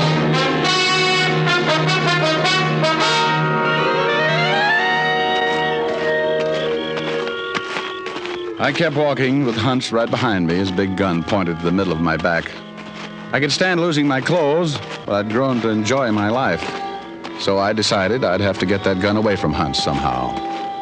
We were 50 yards from the road when I tried it. Give me that gun! Come on, give it to me! I guess you didn't hear what I said. Hunts had tried his best to put a hole in me, but like most guys who think they've got a sure thing, he forgot a small item called luck. In this case, all of it on my side. I left him lying on his face in the moonlight and headed back for the car. But the other gunsel evidently saw my white shorts bounding over the landscape and decided it was time to leave. I tried a shot at him and then went back to find Hunts and borrow a pair of pants. Sometimes when things happen that fast, a guy gets careless. Now, I'd figured Hunt's, being wounded, would be in the same spot I left him. But when I got back to the spot, the one-sentence killer was nowhere in sight. Somewhere in the distance, I heard a branch snap, so I knew that Hunt's was on his way back home. I was getting too cold in my undies to start chasing him, so I went back to the road and walked until I spotted a house. Any other time, I would have considered carefully before walking up to a front door, attired only in my underwear. Thank goodness they weren't Blue Serge. I figured I could say I was a cross-country runner with a bad sense of direction. I rang the doorbell and waited. Yes? Could I use your phone?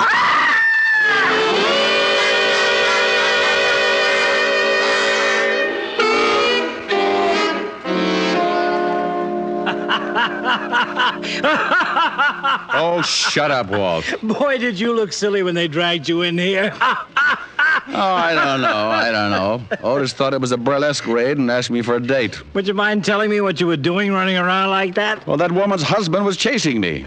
What did you think I was doing? Well, you can't blame the old man for chasing you. You scared his wife right out of her wig. Now, why don't you tell me what this is all about? Because I don't know. Well, how'd you lose your clothes? Let me make a phone call and I'll tell you all about it. I put in a call to David Barr and asked him to meet me at the store. Then I briefed Walt on everything up to date. Walt said, "Are you nuts?" And I left before I had to lie. I went back to my apartment, climbed back into the only suit I had left, and 20 minutes later, I was standing in David Barr's shop on Madison Avenue. I explained the events of the last couple of hours, and Mr. Barr said, "Disgusting." You bet. I just can't understand it. Move over. Don't you have any theories at all? Well, vague ones. That blue suit that you gave me. Tell me about it. The material was originally ordered for a customer who failed to show up, so I had it made up for me. Where did you get your cloth? Black and Winterfield. Although I'm certain you've never enjoyed the benefit of their merchandise, you must have heard of them. What customer was the material ordered for originally? Oh, not one of my steady customers. He left a deposit. Oh, what was his name? Kingsley. Leonard Kingsley, a small man with a preposterous stomach. I had to order 4 yards. Well, that's Mr. Kingsley. He's never called or gotten in touch with you? No. So needing another blue suit, I use the material for myself. If he comes in, I can always order more material. Didn't you take his measurements? He was in a hurry. He picked out the serge from the book, gave me a deposit, and told me he'd be back that afternoon for the measurements. That was over a month ago. What are you driving at, Diamond? How do I know? I'm just fishing. The whole thing has got something to do with Blue Serge material and that blue suit. You're getting disgustingly repetitious. I suppose you're going to tell me this Kingsley sent 2 hired killers to steal my goods because he thought it was easier than coming in for a fitting. I don't know. Where's your phone? On the desk. It's the only thing in the whole shop that looks anything like a phone. Honestly.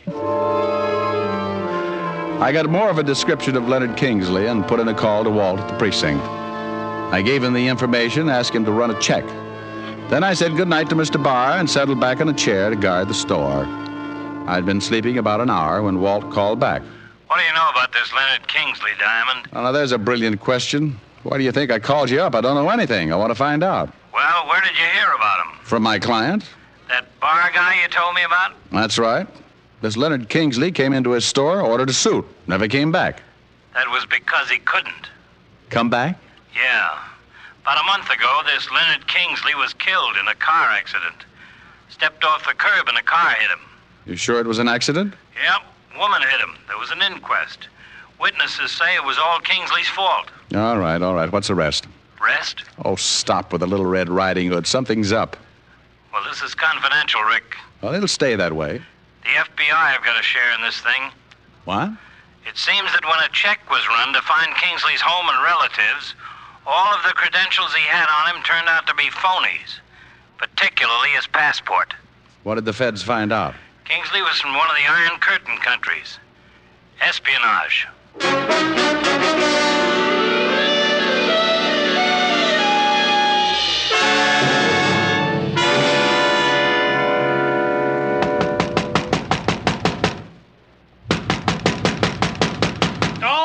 All right. Well, Paul Revere with a shoulder holster. I want some answers, Mr. Barr. How many customers can you remember who came into your shop and ordered only one suit in the last year? Half a dozen. How many never came back after they got the one suit? Well, what's the matter? That's peculiar.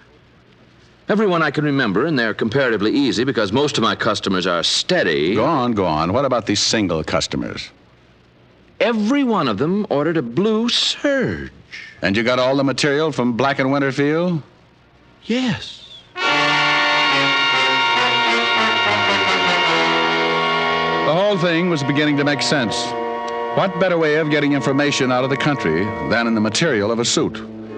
I dragged Barr down to the store again, got the names of all his single customers who had ordered Blue Serge suits. Then I went over to the 5th Precinct and had Walt make a check on them. 2 hours later, the U.S. Customs Department sent in an interesting teletype. Rick, every one of those guys have left the country and hasn't returned. And 8 to 5, the FBI can find out plenty. Well, give them the information. Let's go over to Black and Winterfield. I want to take a look at that store. See if I can find out how anyone can hide any kind of information in 3.5 yards of Blue Serge.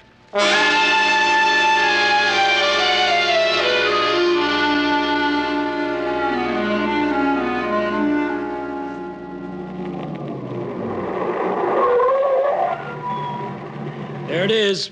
Dark. Yep, come on. What do you think you're going to do? Well, we're going in that store and take a look around. You can't do that. Not without a warrant. All right, Fatty, just so you won't disgrace that lovely badge, I'll go in first, and you can come in and arrest me for breaking and entering. Now, Rick, you wait a minute. Walt, they know I got away. We can't wait. Hey. What's the matter? What are you looking at? That car in the alley. What about it? Looks like the one those two killers took me for a ride in. Come on.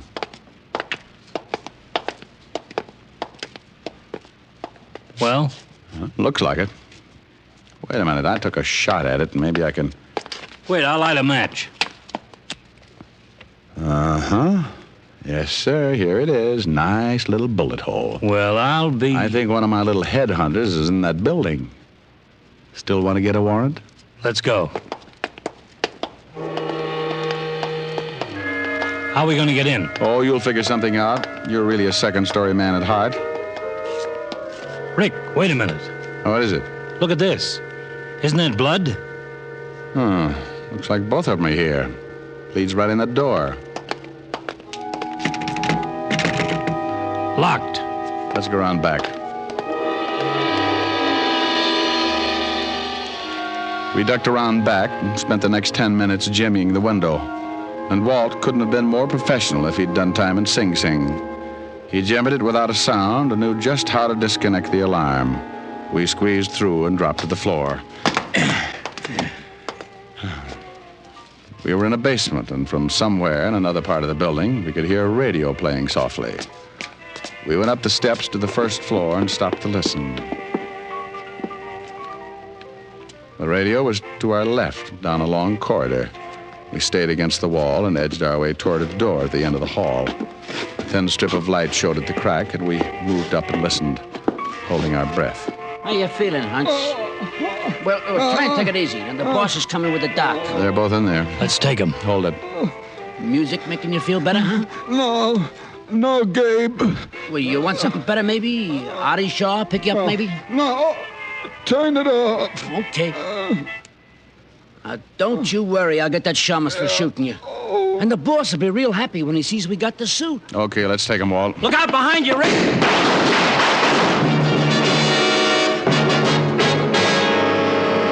It all happened so fast there wasn't any time to think. Suddenly, there were two men standing behind us in the hall. By the time the smoke cleared, both of them were down, and Walt and I were shaking like a hula dancer with a hot foot. Then, before we could catch our breath, Gabe came running out. I'll get him, Rick. No, I'll get him. You go in and take care of the wounded one. Walt went in after Hunts, and I took off after the other. I caught him just as he dove through the front door. Hold it! Okay. I'm bleeding.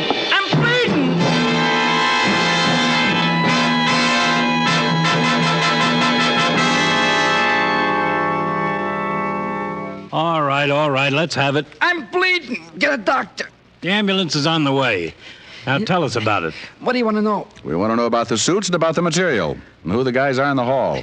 One of them's a doctor for Hunsia.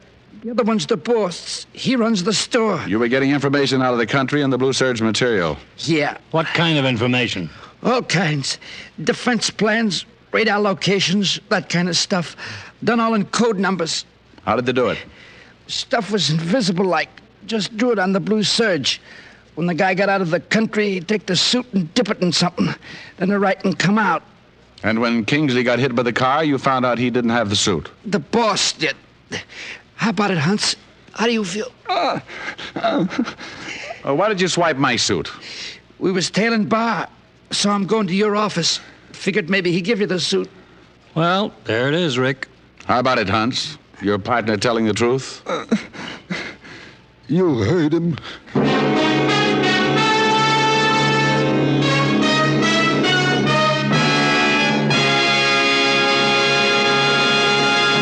Dick Powell will return in just a minute. What cigarette do you smoke, Doctor? Again, a study has been made. Again, this question was asked of doctors all over the country and in every branch of medicine. The brand named most was Camel. Yes, again and again, surveys show that more doctors smoke Camels than any other cigarette. Friends, smoke Camels for 30 days, and you'll see how mild, how flavorful, how thoroughly enjoyable a cigarette can be. And say, how about giving a carton of Camels for Valentine's Day? Makes a swell gift. How mild, how mild, how mild, how mild can a cigarette be? Make the Camel 30-day test, and you'll see. Smoke Camel and see. Here's Dick Powell with a special message. Thank you. Ladies and gentlemen, each week for many years, the makers of Camels have been sending gift cigarettes to hospitalized servicemen and veterans in this country. Now, gift Camels are also being sent to hospitals overseas. This week's shipping list includes U.S. Naval Hospital, Yokosuka, Japan.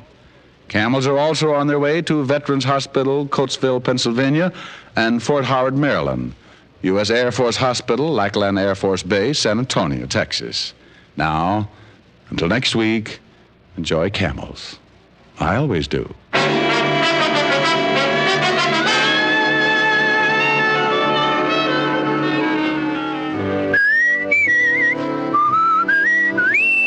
Dick Powell can soon be seen in his new RKO picture, Cry Danger. Tonight's adventure of Richard Diamond was written by Blake Edwards with music by Frank Worth. Our director is Helen Mack. Featured in the cast were Virginia Gregg, Wilms Herbert, and Arthur Q. Bryan.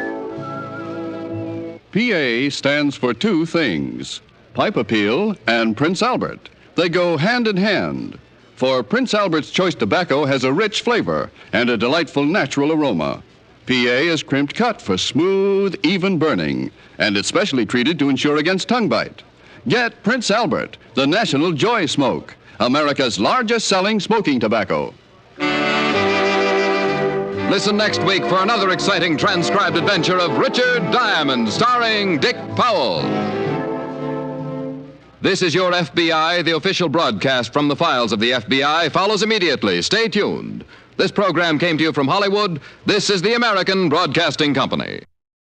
Broadway's My Beat, from Times Square to Columbus Circle, the gaudiest, the most violent, the lonesomest mile in the world.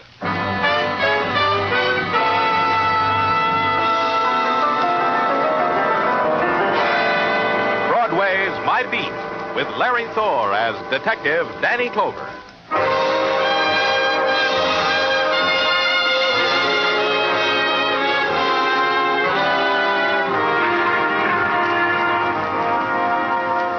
Broadway, where the torrent of night races through the neon chasm, and you're caught up in it and whirled and crushed against the shrieking and the shadows. Then you wake, and the night is gone. There's nothing, only the debris of night and the stain of its rage. You count yourself lucky, because you think you're one of the few who got away. Then you take a good look, and you know you didn't make it. It's Broadway, My Beat. Sergeant Tartaglia had told me an hour ago she was waiting. Then, a little later, he came in and told me again. Then I knew I couldn't put it off any longer. The fact of her presence had been whispering to me from the reports I pretended had to be filled out, from the desk drawers that needed cleaning and had been cleaned only yesterday. I couldn't put it off any longer, so I told Tartaglia to show her in. You can go in now, Mrs. Webster. Thank you. Here, Mrs. Webster, I will get you a chair. sit down, Mrs. Webster. Go on, sit down. This is perfectly all right to sit down. Thank you very much, Mr. Tartaglia. Sergeant Tartaglia. That's right, Mrs. Webster. Maybe you can do something, huh, Dan? Hey, shut the door, Tartaglia, and don't put any calls through for a while, huh? All right, then. Thank you for letting me talk to you, Mr. Clover. It's all right. Forgive me for the way I look. I came over in my lunch hour, and this snood, it's regulation for the girls who work on the drill press, so our hair won't get caught. I didn't have time to... Oh, you look fine, Mrs. Webster. Fine. You know why I'm here, don't you, Mr. Clover? That's why you didn't want to see me right off. There's nothing we can do. Your husband confessed to the murder. I know Jimmy didn't do it, Mr. Clover. I don't know any other way to say it, any other way to convince you. I just know Jimmy couldn't kill a man. Not Jimmy. Then why did he confess? Your husband seems a normal, healthy boy with a good brain. Why would he confess to a killing he didn't do? I don't know. Maybe because he thinks someone else did it. Someone... You, maybe? Jimmy loves me. He'd do a thing like that for someone he loved. Just talk to him, Mr. Clover. That's all I ask. You'll see then what kind of a boy he is. You'll see. When is it going to be, Miss Webster? The baby? In August. We want a little girl, I think. You're still working? Oh, yes. The Fairless Vacuum Cleaner Company is very nice to me. To all of us. They said I could keep working for as long as I thought it was all right. Oh, then you take care of yourself, Miss Webster. It doesn't matter about me. It's Jimmy. Will you talk to him, Mr. Clover? I'm sorry I kept you waiting. I made you overstay your lunch hour. Just tell them to call me. I'll explain it to them. Will you talk to Jimmy? All right, Mrs. Webster. I'll talk to him.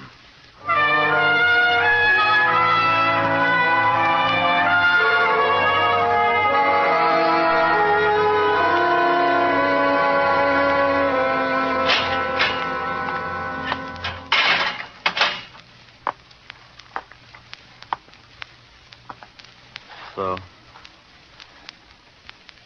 you're not wearing the blue serge. Who are you? Danny Clover. You a padre? I didn't ask for no padre. It's too early, anyhow. It goes trial, the judge looking sad, shaving my hair. You'll get your turn. I'm a policeman. Oh. So? I just talked to your wife, Jimmy. What for? What did you have to talk to her for? Talk to me. I'm right here in cell 42, tier 3. Day and night, 24 hours. So you'll do it. Talk to me and leave her alone. Leave Peggy alone. What do you want with her, anyhow? What'll she tell you that I won't? That I killed Ernie Cauldwell? I killed him. That's all you need to know. Jimmy. Yeah? Yeah, what do you want? You killed Cauldwell, you're sure. How can a man not be sure of shooting somebody? Go ahead, you know. Go ahead, you tell me.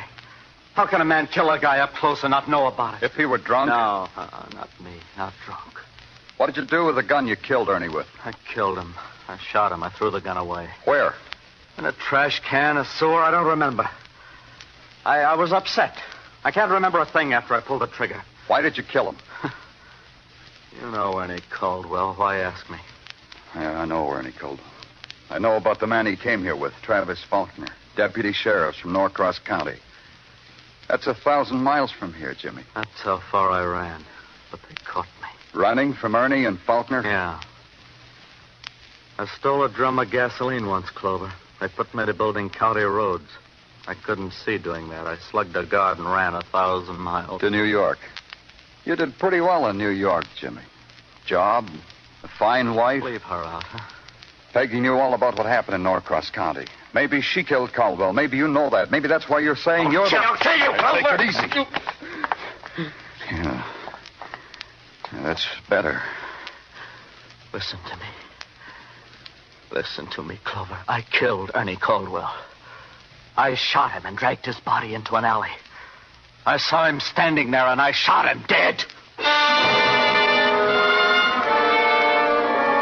If the boy had had a brass band or a rooftop, he couldn't have announced it with more clarity, more defiance. He had motive, all right. A man had chased him across miles, across time. This man could grind out, destroy the life the boy had built for himself, for his wife, for his coming child. And for this, the boy shot him dead. There was motive, and there was confession. And I stayed with it and didn't stop to ask myself why.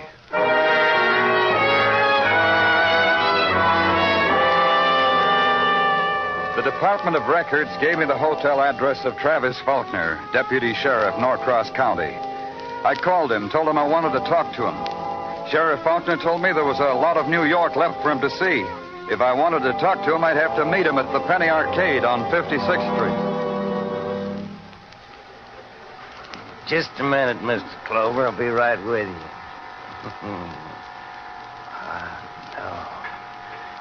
Hot diggity, ziggity dog. It's too bad you can't share this with me, Mr. Clover, because I ain't gonna let you. Turkish delight. A night in a harem. Think you can deny yourself for a little while, Faulkner, just long enough to talk to me? Well, I'll tell you. My mouth's been watering to get at those guns over there. Why don't you talk to me while I do a little shooting? What do you want to talk to a country sheriff about, Lieutenant? Jimmy Webster. Let's talk about him. Just saying his name leaves a dirty taste in my mouth, Lieutenant. What are you New York police waiting for? Why don't you execute him? Right now. Electric chair. That's how you go about it out here, isn't it? That's right, Sheriff.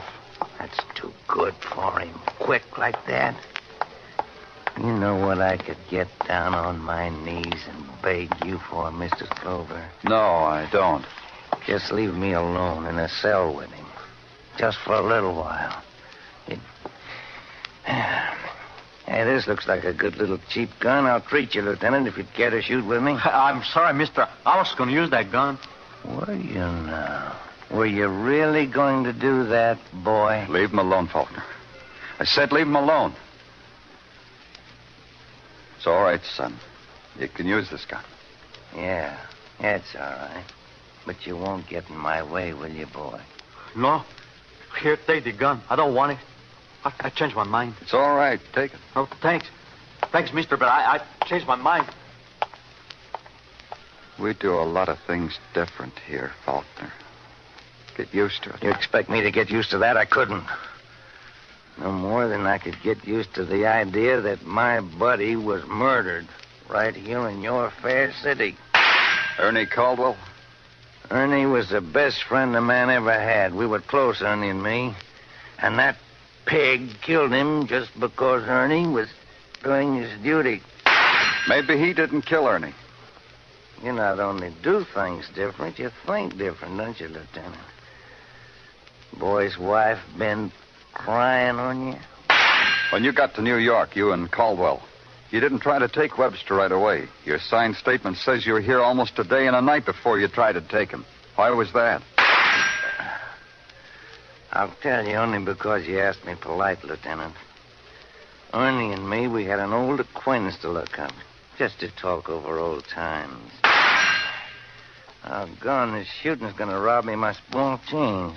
Got 5 pennies for a nickel, Lieutenant. I poured 5 bright and shining coppers into his hand, toil-worn with pulling slot machine levers. I said no when he offered me the nickel. He said, well, now, thank you. I said goodbye. It was 3:30 when I left the arcade.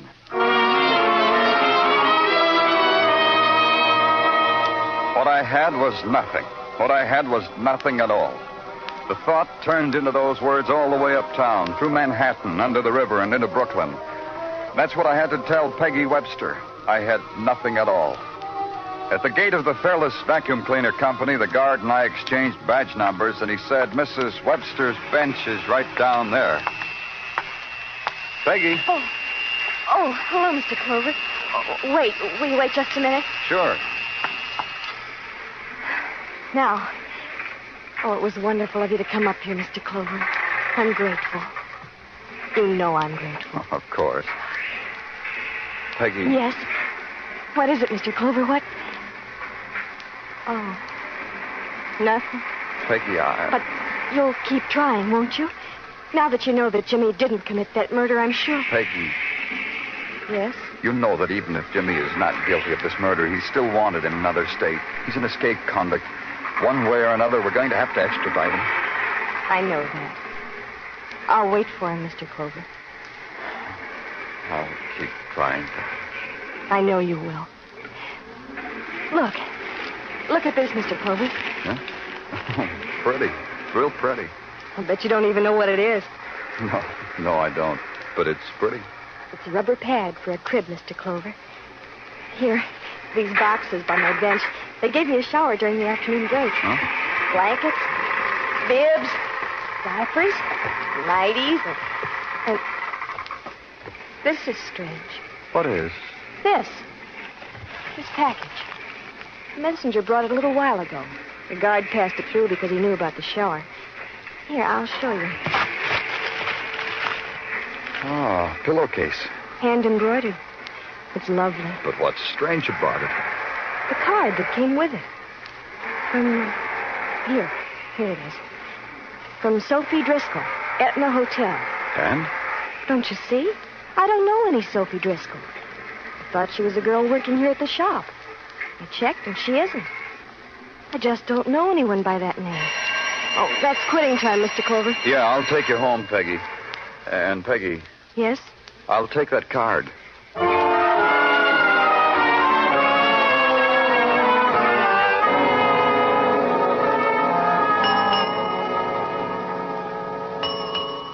Etna Hotel gives you greeting. Here, sign the alias here and tell me whether it's going to be with or without. Huh? With or without a bath, Buster? Sophie Driscoll. Sorry, but Come to think of it, I'm not sorry at all. Just Buster. Read this. You gotta wait if you want me to do that. I gotta find my glasses, and that's tough to do without my glasses. Yeah, but the shape of it spells badge, and the 6 hazy spots on it spell police. It does, huh? What about Sophie Driscoll? What about her?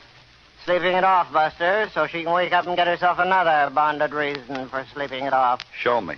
Sure. A hop, skip, and a jump down the hall. Let's walk, huh? Sure. Sophie, wanted criminal or something goose pimply like that? Oh, top drawer confidential, huh? Well, here's a room.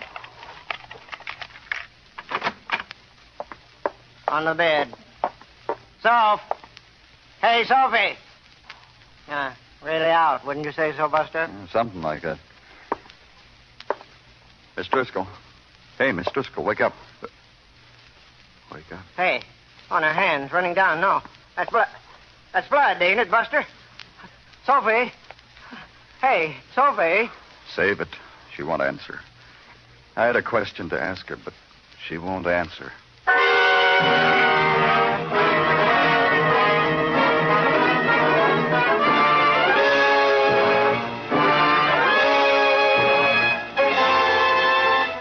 You are listening to Broadway's My Beat, written by Morton Fine and David Friedkin, and starring Larry Thor as Detective Danny Clover.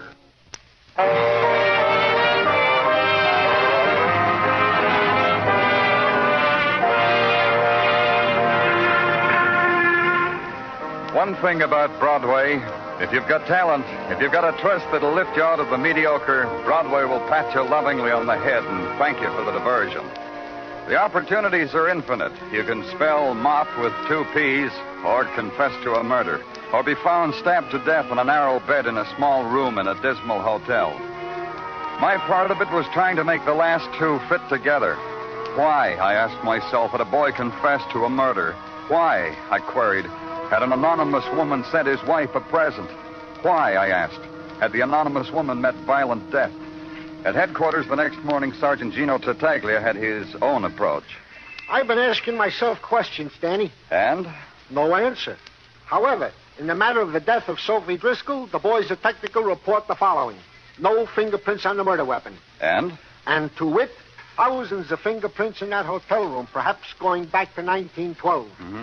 Conclusion to wit, we have indubitably encountered a riddle as to the death of Sophie Driscoll. Indubitably. What about the boy, Jimmy Webster? How is he? I peeked into his cell on the way up here. He sits there. I remarked to myself that he must be in a strange and storm-tossed mood. Indubitably. You've been improving your vocabulary again, Detective. Oh, you noticed it, huh, Danny? Every night, Mrs. Tartaglia reads me to sleep with a word from the dictionary. Last night, it was indubitably. I'm happy for you. What else, Detective? What else is a morsel which may or may not tweak your thinking bone? To wit, Sophie Driscoll, according to our intelligence, was a real sick girl. Oh, how? The moments she wasn't drinking were too few and far between. However, she was trying to get rid of her sickness. She was a patient of a phony who calls himself Doc Rundle. A doc who makes the Bowery his home and his office. The end of my report. Goodbye, Tartaglia. You gone someplace, Danny? Yeah, to Doc Rundle.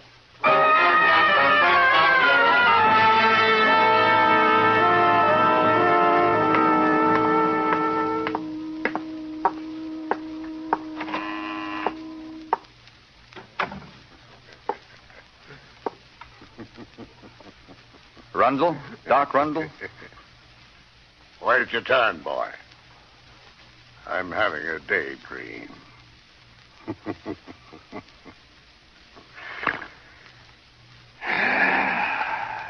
Now? Now I take a little sedative to calm me down.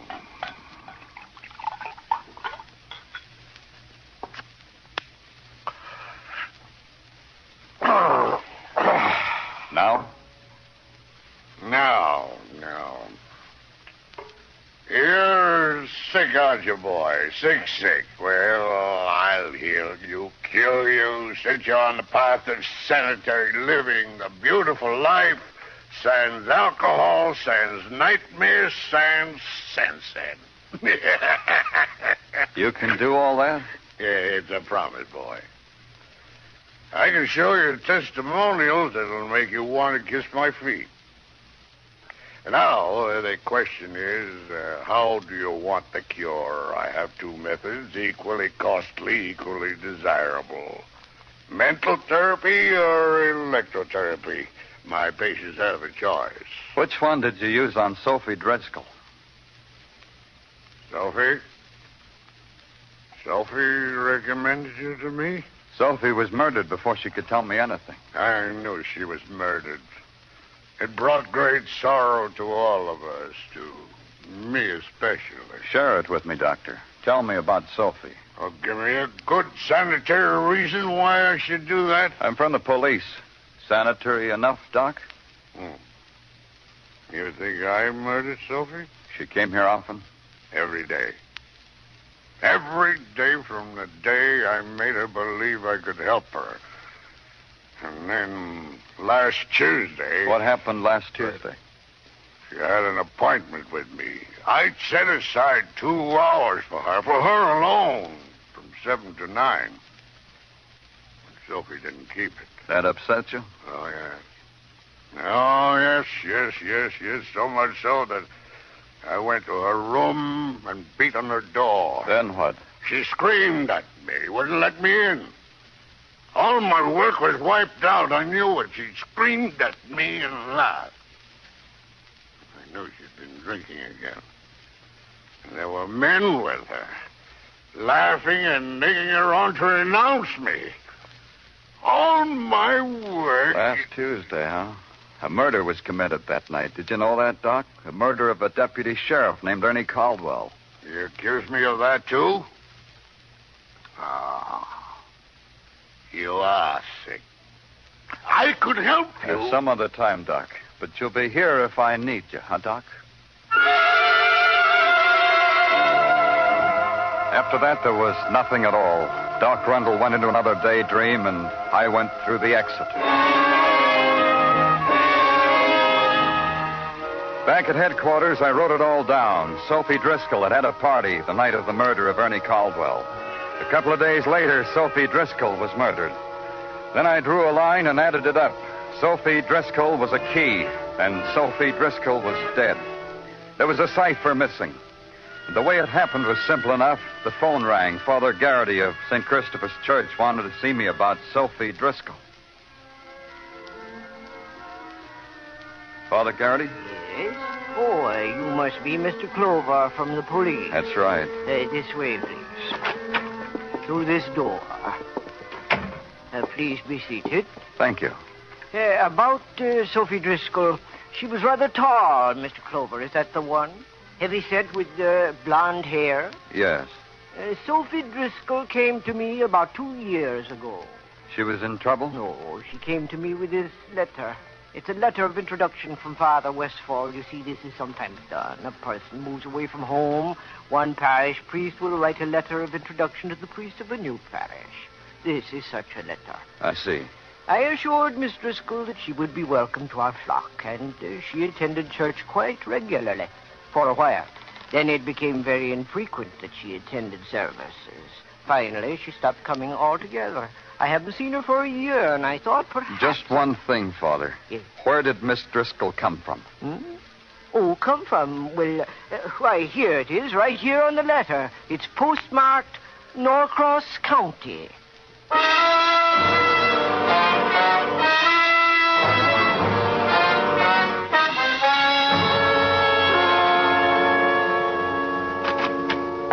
Have a nice talk with Father Garrity, Danny? You're eating again, Tartaglia. Yeah, Danny. I am eating circus peanuts Mrs. Tartaglia heisted from the Tartaglia children. Have some? Thanks, I will. Well, go ahead. Help yourself, Danny. Thank you. Ain't it awful the way nothing tastes so good as a stolen confection? Awful. Yeah.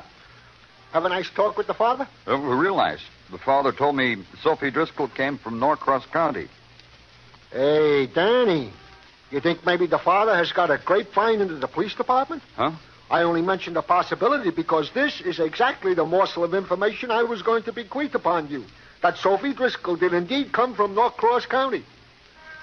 Take your peanuts and get out of here. Well, before you throw me out again, Danny, there is more to this bit of information than meets the ear. You don't say. Yeah, Danny, yeah. It seems that for a series of misdemeanors, this aforementioned Sophie Driscoll was asked to leave the county at a time when the deputy sheriff was by the name of Travis Faulkner, whom heretofore I have not mentioned. Faulkner? Yeah, the same Faulkner who even now is in our city. The same who came after Jimmy Webster. The same who... Hey, this being a deputy sheriff, this is pretty steady work, huh, Danny? Yeah. Thank you very much, Sergeant Tartaglia. You've been real assiduous. I have the missing cipher now. It could add up. It could add up to the exoneration of a boy who had confessed to a murder he didn't do. Or it could add up to 0 and the boy's execution. Either way, it had to be done. I went to Faulkner's hotel. He was out, they told me. I asked where. They didn't know, they told me, seeing the sights maybe. Deputy Sheriff Faulkner was crazy about the sights of New York, they told me. So I put out an all-points bulletin. I needed a long talk with Deputy Faulkner. And at 11 at night, the call came from a cabbie. He had driven Faulkner to points of interest. Faulkner liked the one called the Cozy Club in Harlem. Very interesting. Yeah, he should be there now. I put in a call to the Harlem precinct, have them alert Detective Anderson. I wanted Anderson with me.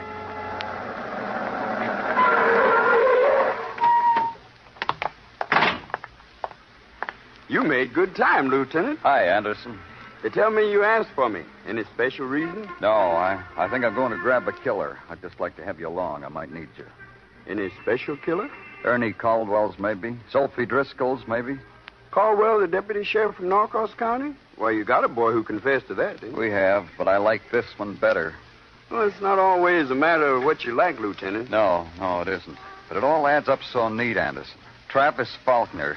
That's who you want? Yeah. Faulkner came to New York with Caldwell. They were supposed to pick up Jimmy Webster, but they waited. Well, they got a right to do that. Yeah, but they called on an old acquaintance. Faulkner told me that. So? So the old acquaintance was Sophie Driscoll, also from Norcross County. They had a party for old time's sake. A drunken party, I've been told. Well, that could happen with old acquaintance. Yeah, and it could happen that a drunken Faulkner could kill his buddy pal because there was a falling out among old acquaintances. And Sophie witnessed the murder.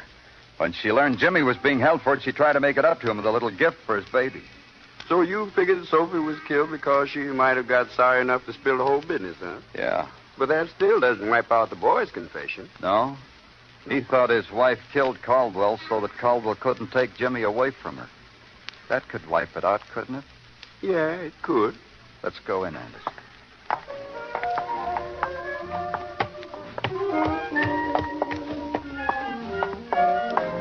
There he is, Anderson, over there. That man at the corner table? Yeah, come on.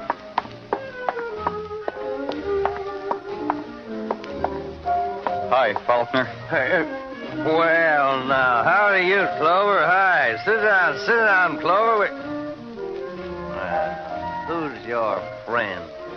My name's Anderson, Detective Anderson. A detective? Now, well, feature it, will you? Okay, Faulkner, let's get out of here. You kidding? You suddenly gone simple? My minimum charge ain't up yet. Things can't wait, Faulkner.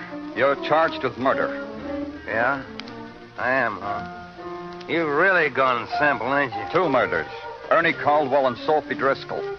You ready? Ready? No, I ain't ready. It ain't murder, killing 2 like that. You ain't taking me, Clover. Watch it, Danny. His gun. Give me that. I sure will. Faulkner, so help me. You too, Clover. You can have it, too. No. He can't.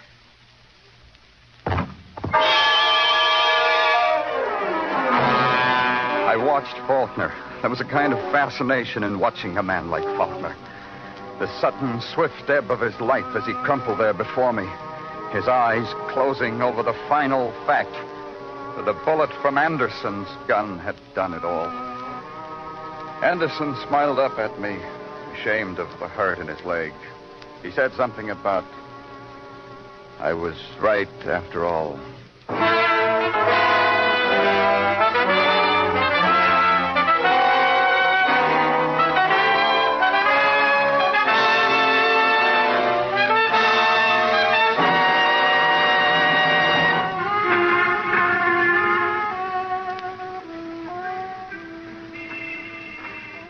Broadway's happy now.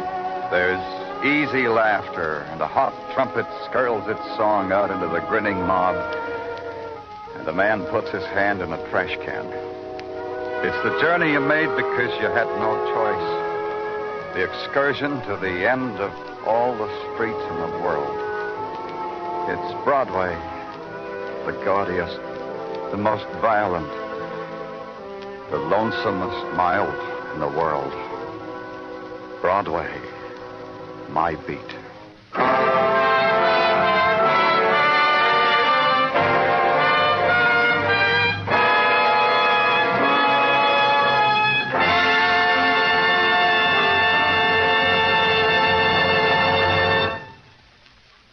Broadway's My Beat stars Larry Thor as Detective Danny Clover with Charles Calvert as Tartaglia. The program was produced and directed by Elliott Lewis. The musical score was composed and conducted by Alexander Courage.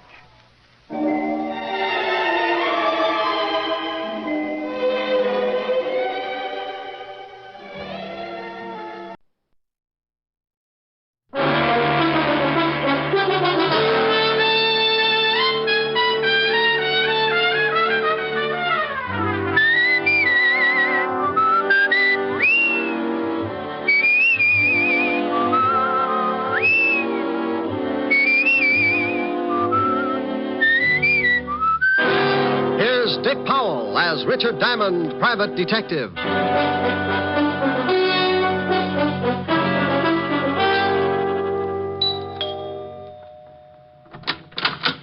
Oh, good evening, Mr. Diamond. Evening, Francis. You look like you're going out. Yes, sir. Miss Asher wants me to go down to the delicatessen for some cold cuts. Oh, where is Miss Asher? In the study, sir. Well, I'll see you later, Francis. Why don't you bring back some roll mop? Roll mop, sir? Herring with the bends. Very toothy. Yes, sir. Ollie oxen free. Rick. Hi. Hi. Well, get the silk thing there. Lounging pajamas. Yeah. I guess we're going to stay in, huh? Uh-huh. I just sent Francis out for some food. I met him at the door. Look, I've got to do a few things in the kitchen. Why don't you stretch out on the couch and take it easy until dinner's ready? Okay, I'm pretty tired. Might rock out. No, a little sleep might do you some good. Here, read a magazine if you want to stay awake. Oh, swell. Gory detective. Who sends you these things? The Corpse of the Month? Pretty bad. I won't be long. Okay. Oh, no. The case of the bloody... Oh. It was going on 11 o'clock, and the fog encircled the old house like a thin, wet blanket. Oh, swell. The figure of a man crept stealthily across the gravel of the garden path. Oh, these riders really dream it up. Mr. Diamond? What? How did you get in here? I followed you from your office. Shh. You left the door unlocked when you came in. Well, now, look. I know I shouldn't have come into someone else's house, but this is a matter of life and death. Hey, stop pulling down the blinds. I don't want anyone to see us talking. Well, you're on the 8th floor. Who's chasing you? A herd of monkeys? Please, you must listen. Now, look, if you got troubles, come to my office in the morning. Tomorrow morning may be too late. I'm supposed to die tonight. Try breathing. You expand your chest, take a lung full of air. No, Yeah, it does wonders. Keeps you around for days. You better get out of here. Please, Mr. Diamond, don't give me away. Please. Yeah, baby. Wait a minute. Duck under that desk. Oh, bless you, Mr. Diamond. Yes. I thought I heard you talking to someone. Talking? Oh, no. Must have been reading out loud. This is swell literature. The case of the grisly ghost. Oh. I like to keep up on the exploits of a private detective. You don't tell me anything about your cases. I'm modest. Hey, you got your coat on. Where are you going? Oh, Francis just called. He's had a flat tire. I'm going to pick him up in the other car. Don't you want me to do it? Oh, I'm not going to let you out of this house. I'll be right back. Okay. Read The Grizzly Ghost. It's not bad. Bye, baby. Bye. Okay, Spider-Man, you can come out now. Oh, thank you. Now, what the devil's going on? I told you my life's in danger. I need help. Tell me about it. I haven't time now. Come to this address in about an hour. My name's Leeds. Leland L. Leeds. Oh, for Pete's sake. I must get back before they miss me. I don't want them to know I got out. Say I called you and told you to come over. Here's the address on this card. Please don't fail me, Mr. Diamond. Now, wait a minute. My fee's $100 a day and expenses. Of course. I'll have a check for you. Goodbye.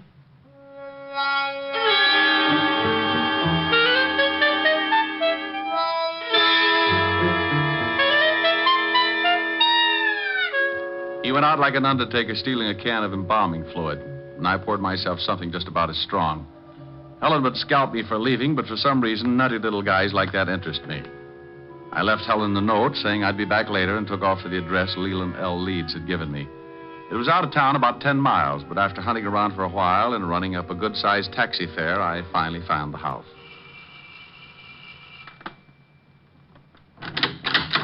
Yes? Yes. I got a call from a Mr. Leeds at this address. He asked me to come over. My brother? I don't know. Well, it couldn't have been. He's very sick. He's upstairs sleeping. Well, he was just coasting off to Dreamland when he called me. I think you'd better let me in. Oh, a detective. All right. Just what did my brother tell you, Mr. Diamond. He said his life was in danger. I'm Nina Leeds. I think you'd better come into the living room, Mr. Diamond. Dr. Miller can explain things better than I can. Sure. Roger? This is Mr. Diamond. He's a detective. Oh? Lee just called him. This is Dr. Miller, Mr. Diamond. Hello, Doctor. How do you do? You from the police? No, private stuff. Oh, I see. Oh, Mr. Diamond, I'm afraid you made a trip for nothing. Well, here are the drinks. George, this is Mr. Diamond. He's a private detective. What? Mr. Diamond, this is George Brodeen. How are you? Well, fine, thank you. Anything wrong? I don't know. Lee phoned Mr. Diamond and told him he was in danger. How did you know that, Doctor? I told Miss Leeds what he said, but not you. I'm Mr. Leeds' doctor. He's having a nervous breakdown and suffers from an extreme persecution complex. If he called a detective, I'm sure he must have said something like that. That's quite correct, Mr. Diamond. What do you do, Mr. Brodeen? Why, I'm with the New York Museum. I'm a friend of the family. I've been watching Lee break up for the past month. May I talk to your brother, Miss Leeds? I don't think you can. I gave him a very strong sedative. Let me get you a drink, Mr. Diamond. When Lee wakes up, you can talk to him. Sure.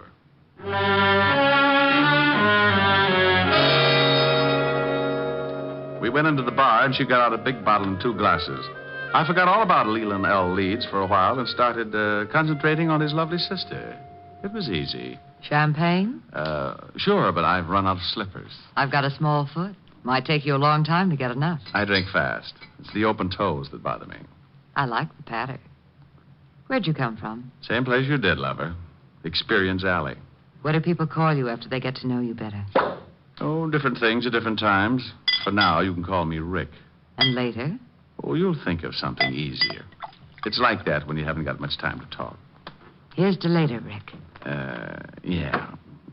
What does a doctor specialize in? Roger's a brain specialist. Mental disorders, mostly. It's Lee. He's off again. Maybe he's been listening to Sam Spade. Come on. You'd better stay down here, Nina. I'll take care of it. I'm going up. Lee needs me. George, get my bag. It's in the hall. Right. You'd better not come in, Mr. Diamond. I think I'd better.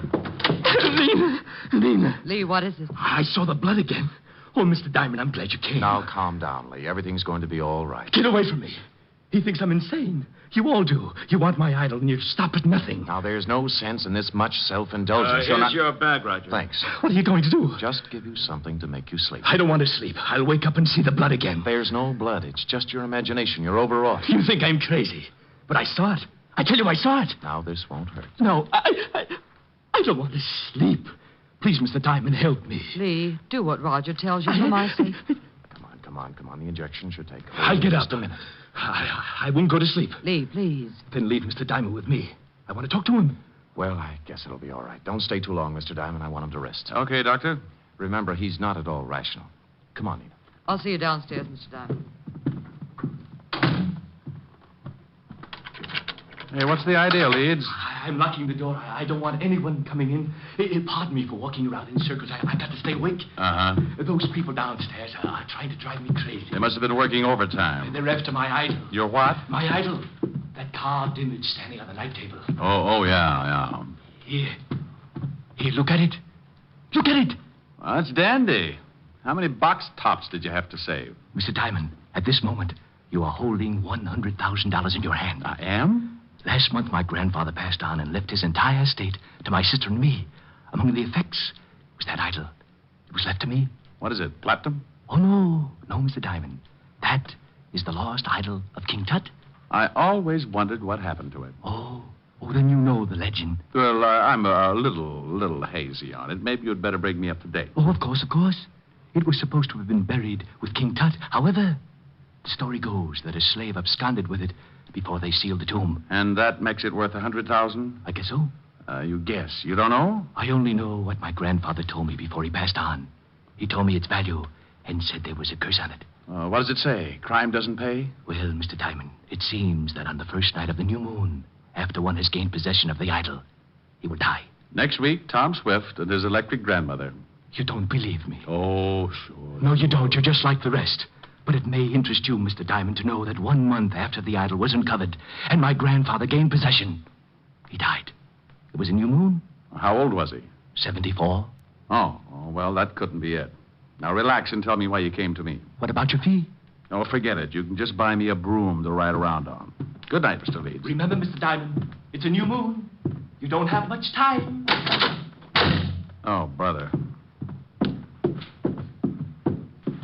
Did you talk to her, Mr. Diamond? You might call it that. Now do you understand? Your point's well taken, Doctor. What about that hunk of stone? Maybe if you gave him a teddy bear? Oh, the idol he's got is absolutely worthless. His grandfather had the same unusual ideas about it. Is there such an idol? Oh, there's a legend, but no one has ever found even the slightest clue that it's a fact. Now, I've examined Lee's idol, and it's certainly not worth any more than the granite it's carved from. Well, I'll be saying good night. I hope he gets better. Can't I get you another drink, Mr. Diamond? You certainly deserve something for your trouble. No, thanks. Goodbye, Doctor. Mr. Rodin. Thanks, Miss Leeds. I wish I could make this up to you. I'll take a rain check. It'll be raining a lot this month. Yeah. Well, good night, Miss Leeds. Good night.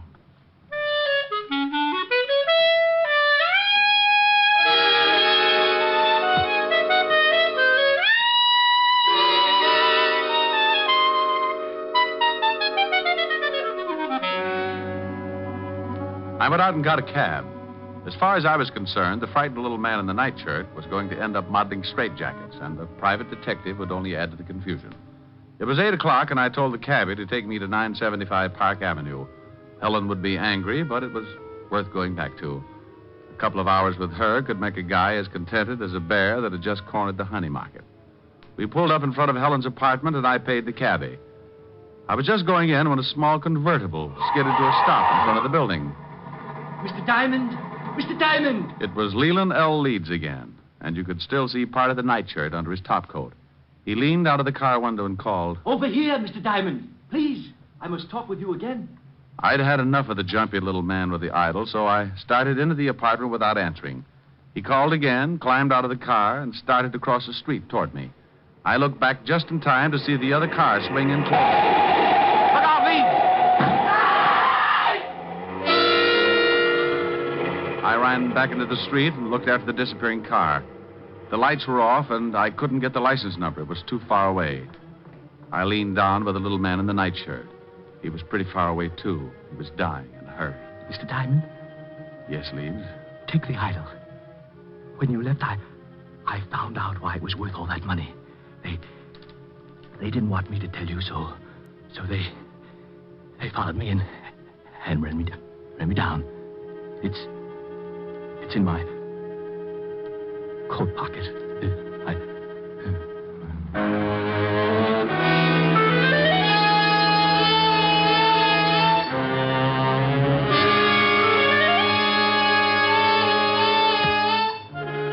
He died lying on his back in the street. Several people were coming out of the building, so I reached into his pocket and pulled out a chamois bag. I guess the idol was inside, so I put it in my coat and went in to call the police. Oh, Mr. Diamond, Miss Asher's been worried. Hello, Francis. Tell her I'm back and let me use the phone. Certainly, sir. She's upstairs. Is something wrong, sir? You look worried. The man got hit by a car. I've got to call the police. Oh, my goodness. Is he hurt badly? Bad enough to get buried. Oh, my goodness. Homicide, Sergeant Otis. Otis, let me talk to the lieutenant. Is this Diamond? No, it's the Beaver boys. Now put the lieutenant on the phone. And what do you do with all those tired jokes? You can't keep using them. I give them away to idiots. Want to start a collection? Oh. Lieutenant Levinson. Walt, this is Diamond. I got a body for you. I go off duty in 20 minutes. Call back then. Lying out in front of Helen's apartment, 975 Park. Rick, my stomach is bothering me. Why can't you be a good boy and stay out of trouble? Take some soda and get over here. Take some soda? Every time you call, I end up taking enough to give an elephant the hiccups. Well, you're a fine one. Oh, I'm sorry, Rick. I didn't know you were on the phone. Wait a minute, Walt. Hello, baby. I'm talking to the lieutenant. Aren't you afraid you'll catch cold in that thing? I'm mad at you. Oh, you're cute. Hey, what's going on? Just Helen. If you could see her, your ulcers would start popping like chestnuts. Say hello. The law sends you his greetings. Hello to the law. She says... I know, I heard it. Now, what about the stiff? His name's Leland L. Leeds. He got belted by a car. It was too far away to get the number. What makes you think it's a job for homicide? Get over here and Helen will give you the story. I've got some work to do. But wait a minute, Rick. Oh, you're getting lazy. What's the matter? Don't you want to find out things for yourself? Rick, what happened? Francis told me some man got hit by a car. Right on your doorstep. Oh. Let's go into the other room, baby. I'll tell you all about it.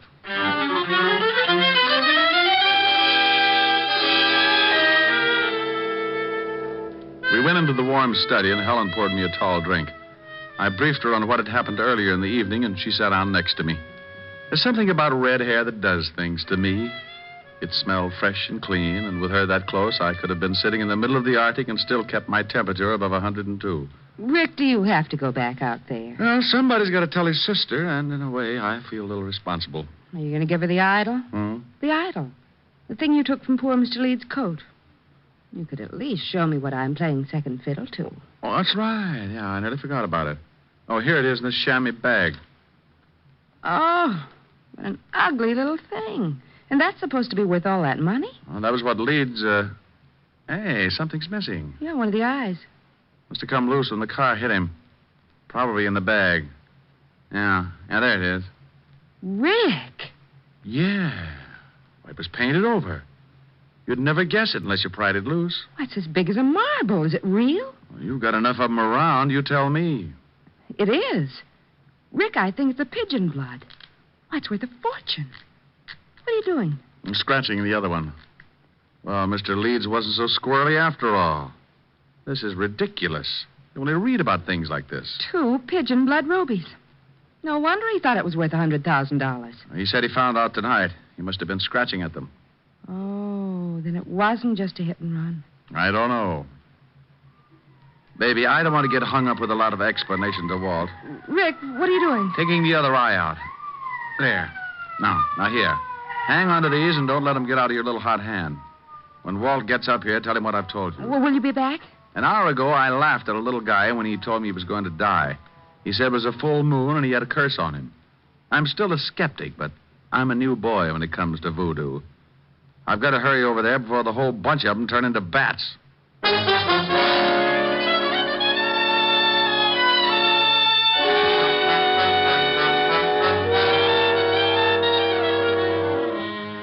I went down in the service elevator and out on the street. The wagon was driving off with Leeds, and Walt and Otis were going into the building when I slipped up to the convertible and got in. Leeds had left the keys in the ignition like I figured, so I took off and headed across town. 20 minutes later, on a lonely stretch of road, I started counting suspects. All three of them could be in on it. Dr. Miller, who said Leeds was insane, George Brodeen, a man from the museum who said the idol was worthless, and that lovely sister. I didn't notice the car pulling up behind me until it was too late. It was doing a good 70, and as it swung around to pass me, the guy at the wheel cut in sharp and hit me broadside. Hey, look out! I went through a white fence and over an embankment. The car rolled, and somebody dropped the night on my head. I went to sleep. I don't know how long it was before I started coming around, but when I tried to shake myself back, it was like pulling my head out of a barrel of molasses. It stuck to my eyes and plugged up my ears. I tried to claw the stickiness away, but my hands were like two baseballs. I moved my shoulders and felt the stiffness in my back. It spread out to my hands and down to my feet. I opened my mouth and took in a lot of air. I finally made it.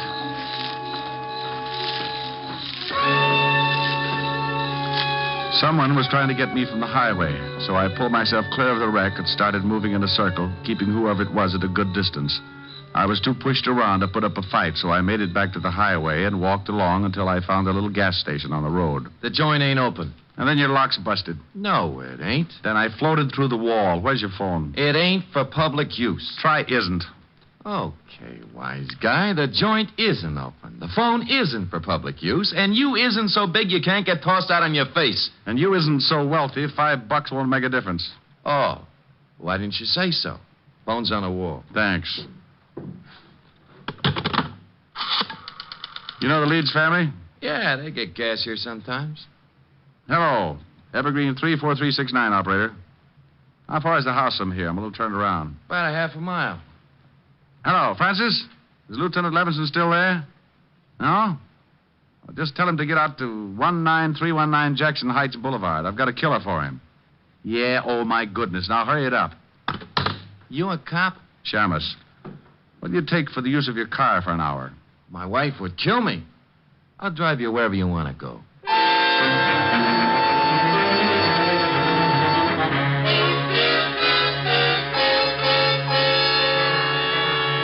He gave me a lift in his old sedan, and 10 minutes later I was ringing the doorbell to the Leeds house. I was glad the girl answered. She made me feel better right away. Oh, Mr. Diamond, come in. Thank you. Where are your friends? Rog and George? They went out to look for my brother. He disappeared right after you left.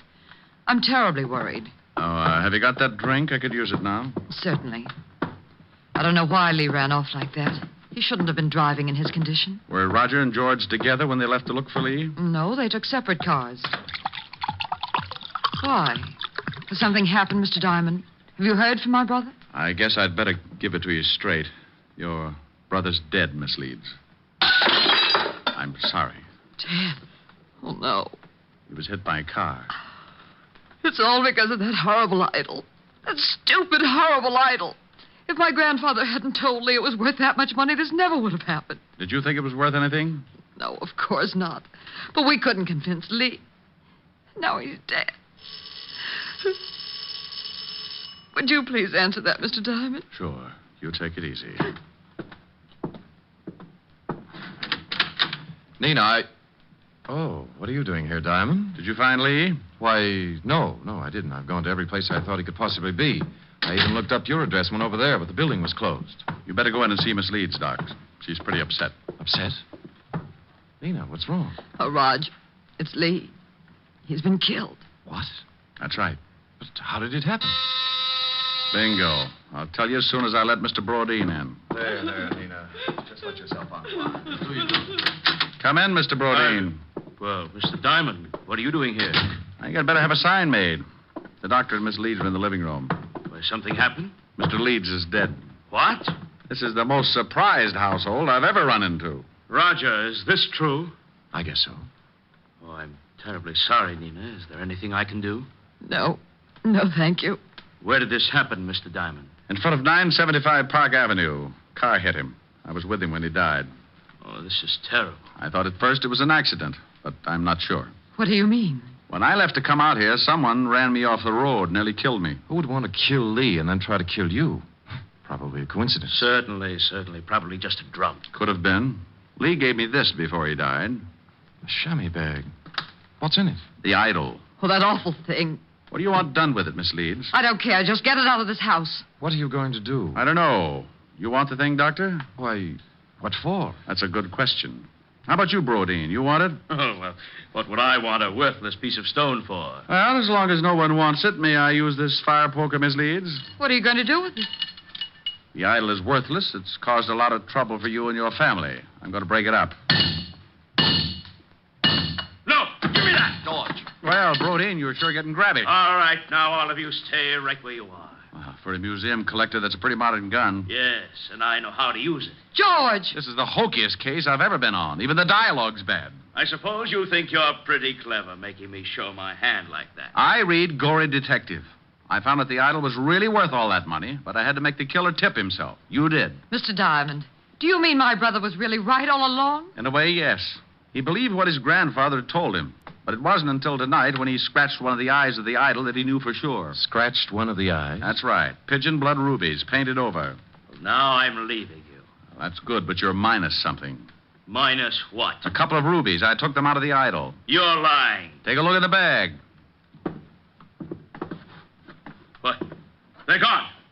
I'll kill you for this. Give me the gun, George. Look out. He's going to shoot. Give me the gun.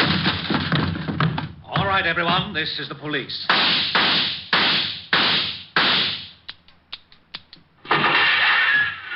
Oh. You killed Mr. Diamond. He shot Diamond, all right, Lieutenant. Put the bracelets on him, Otis. Sure. Come here, you. Not him. Put him on Diamond for disturbing the peace. Pin the medal on the other guy. No. Sure thing. How do you like that, wise guy?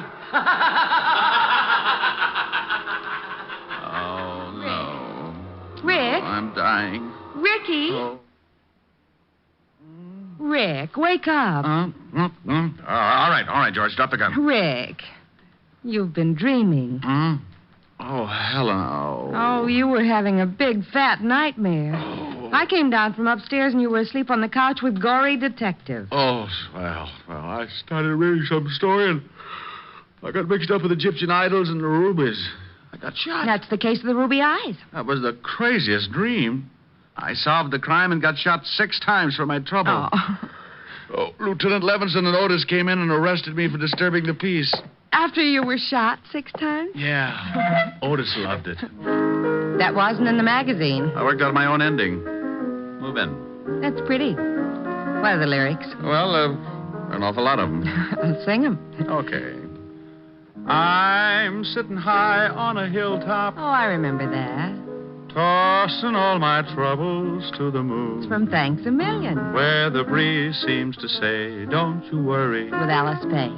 Things are bound to pick up pretty soon.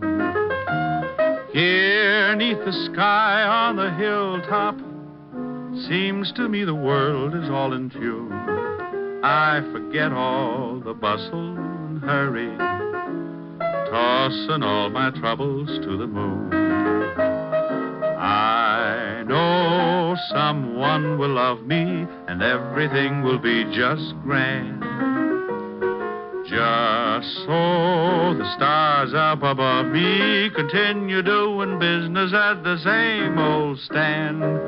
It's mighty sweet in the evening when I've had a busy afternoon, sitting high on a hilltop, tossing all my troubles to the moon. Sing it again, Rick. I'm sitting high on the hill. Oh, Rick, the grouse. Yeah, listen to that. Where the breeze seems to say, don't you worry. Hey. How you like that, wise guy? Oh, that's really awful. Yeah, well, maybe you know how I feel when you open that big bazoo of yours. You mean I sound like you do? Look, Diamond, what do you think the rats keep jumping out of my window for? Well, maybe if you had some plastic surgery. And your crummy jokes are as bad as your crummy singing. So please, save the world from a horrible fate and cut your throat or something. Oh, yeah? Well, let me tell you, old boy. I'm sitting high on a hilltop, tossing all my troubles. Hey, you! Shut up! We want to hear Diamond. Yeah, shut your big bazoo. Yeah, shut up! What's that? You heard it. We want to hear Mr. Diamond. No. Rick. Yeah, my dear public.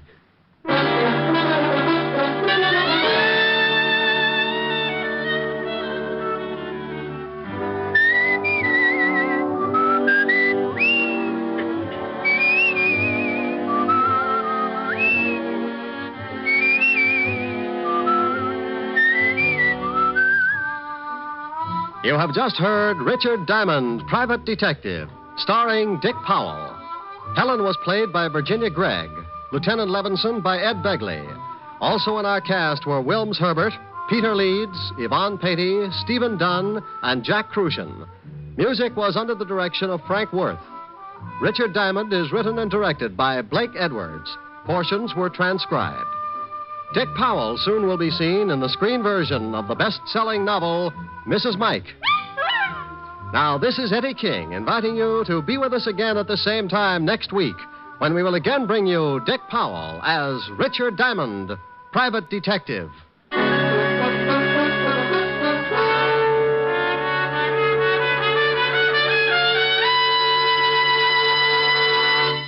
What's on NBC tomorrow? Detective story fans will want to hear Madeline Carroll and Basil Rathbone in the detective melodrama The Amazing Dr. Clitterhouse, tomorrow on Theater Guild on the Air. And for more detecting, listen tomorrow for The Adventures of Sam Spade.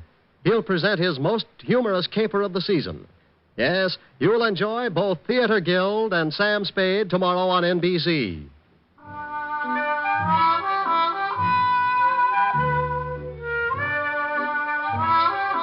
Next, it's Free Ride to Danger with Dorothy McGuire on NBC.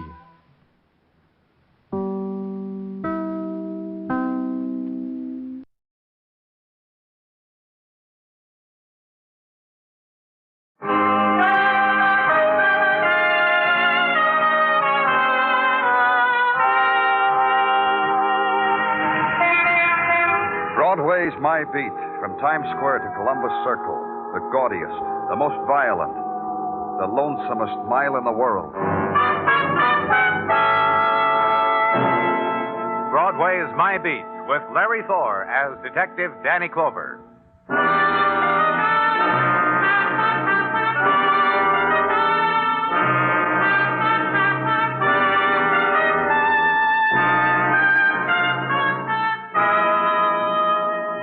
When Broadway leaps into the nighttime, the sound is a thing compounded of trumpet and machine and hiss and a gaudy laugh.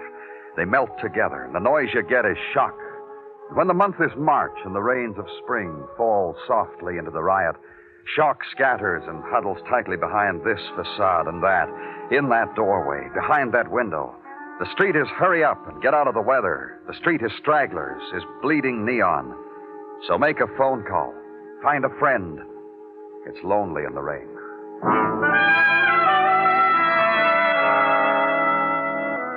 There were ceiling-to-floor windows where I was to enjoy the view, high above the city and look out over it, blurred now by the spinning raindrops, the penthouse apartment, and violent death on the 40th floor with its own private entrance, and Detective Muggavan kneeling over it. It's a way to die, Danny. With a .32 slug, I'd say. Shot in the back. Of course, it's frowned on by 100% sports. Who is he, Muggavan? His name's Gordon Merrick. You know, Angel Merrick. I hope he makes Angel where Merrick, huh? The show backer with a golden touch. Isn't that what the columnists call him? Yeah. They'll think of a better one after tonight. Well, let's have it, Muggavan. What happened? Well, pretty definite when he was shot. A hotel like this times everything. Calls, requests for room service, you know. Merrick called down for champagne at 11:30. And a table service. For a two? Well, would you drink champagne alone on a rainy night in a place like this? Sure, for two. Waiter brought everything a half hour later at midnight. No answer. Walked in, saw Merrick lying there. Any callers on the desk you have? Anybody could get on the public elevator to the 35th floor, get off, take the private elevator to here. No way of checking. That painting underneath him looks like he grabbed it when he fell. I don't blame him. All I got that resembles that picture I had to cut out of a magazine and paste in my locker. With Merrick, it's a life-sized oil painting. Comes the time I back a show starring that woman... Carol Royce. Beautiful girl, Muggavan. I saw her a couple of weeks ago coming out of the theater where her show was playing. Well, I would have found some excuse to stop her and talk to her. You know, your car's parked in the wrong zone or something. Well, work to do, huh, Danny? And through the window, the pattern of the city far below, sodden now with rain and mist. The sunken city, its roar muted, its brilliance dimmed and sallowed in the haze of night rain. Then the quick phosphorescent gleam of neon, and only neon has the power of flight through this darkness.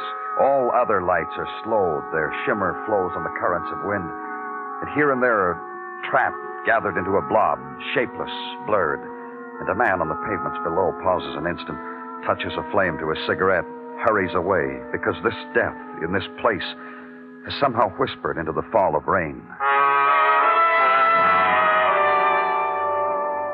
And at headquarters, the opening of a file on the death of Gordon Merrick. The image of the woman's portrait to whom he spoke is dying gives you the first entry. A name, Carol Royce. An address, Sutton Place on the East River. Go there. The woman who finally opens her door to you is wrapped in night lace and goes well with March Torrent. I was trying to sleep. It's quite late, you know. For me, it's late. I'm from the police, Miss Royce. May I come in? It's late, I told you. I'm trying to sleep. I have a matinee tomorrow. It's about Gordon Merrick. What have I to do with... What about Gordon? He's dead. He was murdered. Please come in. I asked you something. Yes? What have I to do with Gordon Merrick? Alive or dead? We found him holding a portrait of you. When he was shot in the back, he must have reached out and... In the back? Poor boy. In the back. It must have hurt. You think so? Think what? Think that it hurt. Tell me. I want to know. I'll send you the autopsy report. Do that. Please do that. That's all it means to you, is dying like that? Well, Gordon called me at the theater tonight, asked me to a champagne supper for two, a cold bird and candlelight, to talk about things. I was bored talking to him about things, so I didn't go. I came home. Tried to sleep. Oh, my portrait in his arms. Poor boy. Talk to him about what things, Miss Rice?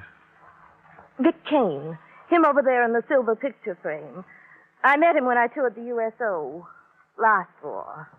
The man stood out from that olive drab crowd on the hill. I went after him tooth and claw.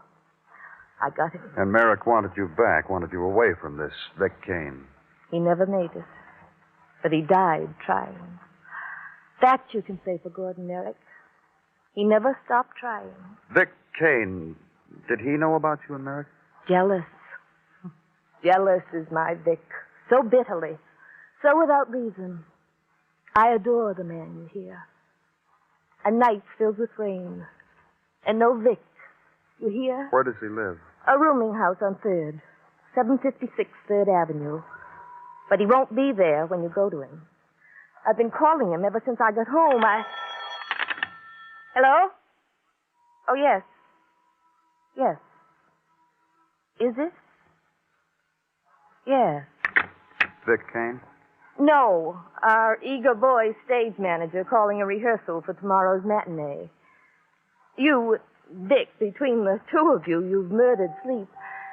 Anything else you want, Dad? And leave there and the drive now downtown through the streets of wavering shapes and rain that slants towards you with the sound of the windshield wiper that somehow becomes intimate and lolling. The spotlight on the car searches out a house number, finds it. Be told Vic Kane is not at home. But why don't you wait, sir? That chair over there in the hall, sir, is for waiters. So wait. The hall is a place of built-in draft and a picture of a tiger at bay and a rug becoming one with the wooden floor. Wait. And in an hour,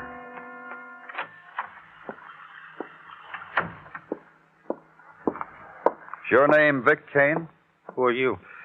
Police. Danny Clover. Waiting for me? That's right. Could have waited in my room, mister. In here, it's always open. A stinking room by the side of the road. What do you want, cop? Information about the death of Gordon Merrick. Is he dead? On a rainy night? Very theatrical. Very. He was shot in the back, Vic. You got a gun? Yeah, I got one. 32. You want a pat-pat on top of your head and admiring, don't you? You just tell your boss I said you're real good. The 32 it is. Get it. Sure.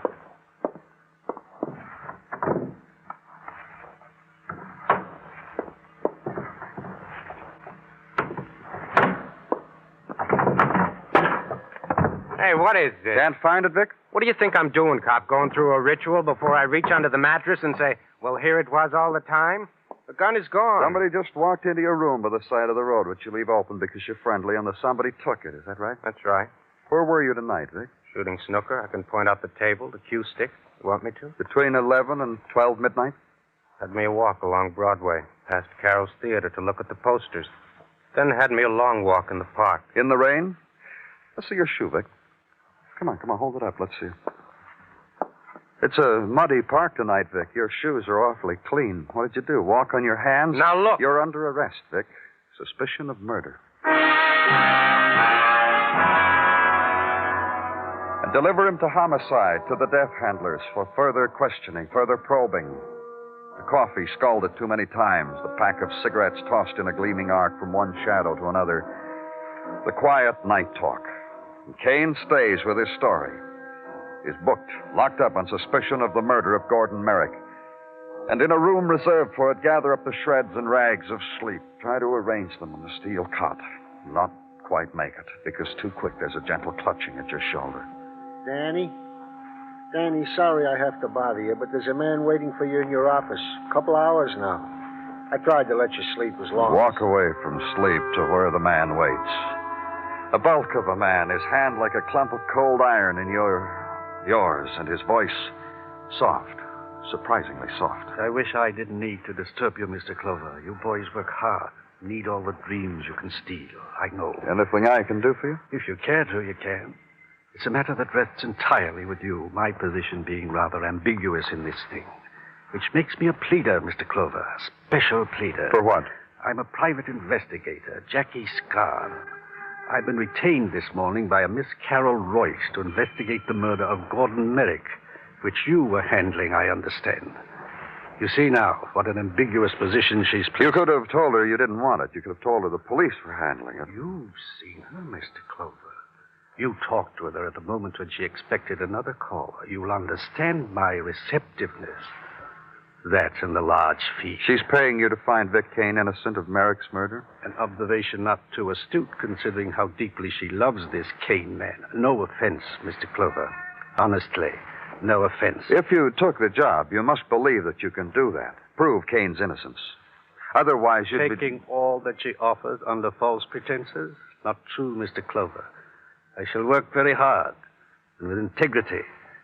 If I prove nothing, I get nothing. Only expenses. It's a thing we've grown to admire here, Mr. Scarn, integrity. Then you'll admire me. And since I must begin the process somewhere, your permission to speak with the Kane man in his cell, that is, if it's... Danny Clover here. Muggavan, Danny, get down to the morgue. Got a thing for you. Real interesting thing. Right away. You want to talk to Kane. That's your special plea, Mr. Scarn? Exactly. So I, too, can earn my keep. Tell him at the desk I said you could have an hour. Go ahead. Prove his innocence, Scarn. I'll admire you when it happens.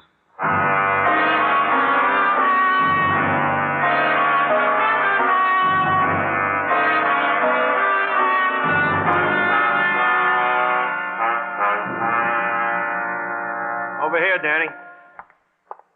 Why don't you take a look at somebody? Okay, what have you got? This woman. Been here in the morgue since 5 this morning. She'd been dead about half hour. Oh. Who is she? A name that's made police blotter a lot of times. Vicinity of the Bowery. What'd you call me for? This gun. Was found beside her in an alley downtown. And? It's been up to technical, Danny. Slug that killed this woman came from this gun. Also the slug that killed Gordon Merrick. Let's see it for a second. Serial number's been filed off. Yeah, I was coming to that. The boys from Technical raised the numbers. And you know what? No, I don't know what. Come on. Gun's registered to Vic Kane. But I had Vic booked at 2 this morning. Yeah, his gun. And this woman he couldn't have killed. You've got to find yourself a new murderer.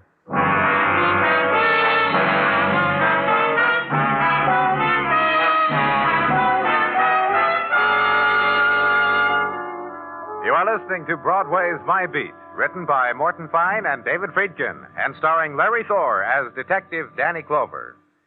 Now here's a word from Burt Lancaster, star of the motion picture The Crimson Pirate. This is Burt Lancaster. I've been doing quite a bit of traveling around the world lately, either on location or making personal appearances. But I always keep in touch with Hollywood by listening to the Lux Radio Theater every Monday night over the CBS Radio Network. To radio actors, the Lux Radio Theater is Hollywood, because you can always be sure of hearing the latest and best motion pictures with the original stars. Why don't you tune in with me to the CBS Radio Network next Monday night and hear some fine entertainment on the Lux Radio Theater? This Monday night, it's Barry Fitzgerald, Ann Blythe, and Dennis Day in Top of the Morning on most of these same CBS radio stations.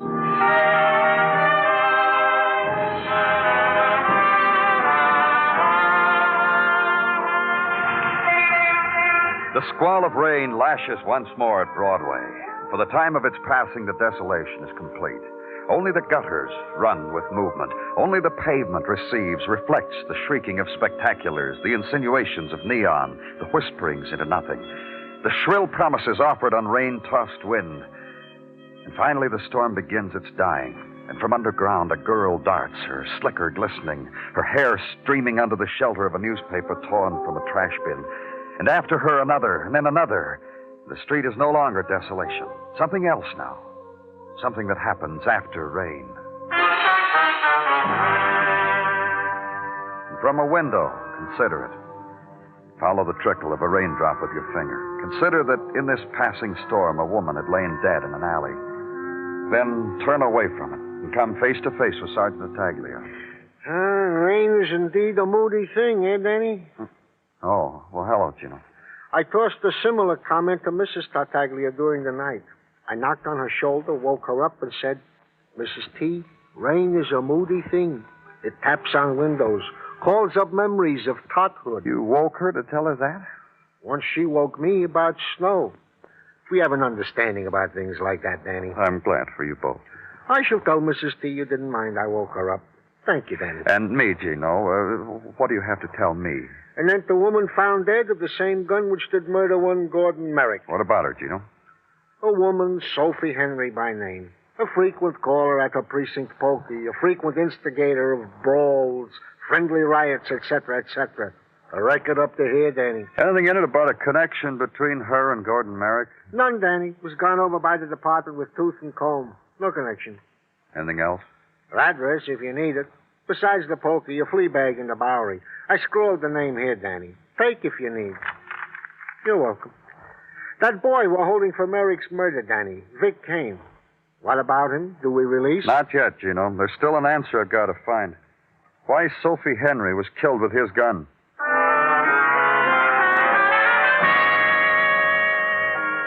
So because the new murder is closer to you in time than the old one, pursue the reasons for violence done upon a woman named Sophie Henry, late of the Bowery, late of police blotters, late of the living.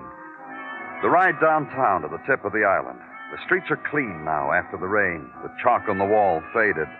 The gutters running deep and turbulent for the 5-year-old sailors of matchsticks. The address you're looking for is placed between a grocery store and a bar. And note briefly that the cat in the bar window is the fatter.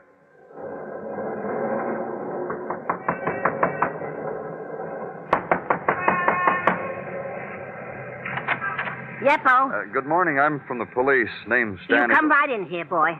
This way, right in, sonny boy. Oh, my, what a day, what a day, what a day. Meet your brother.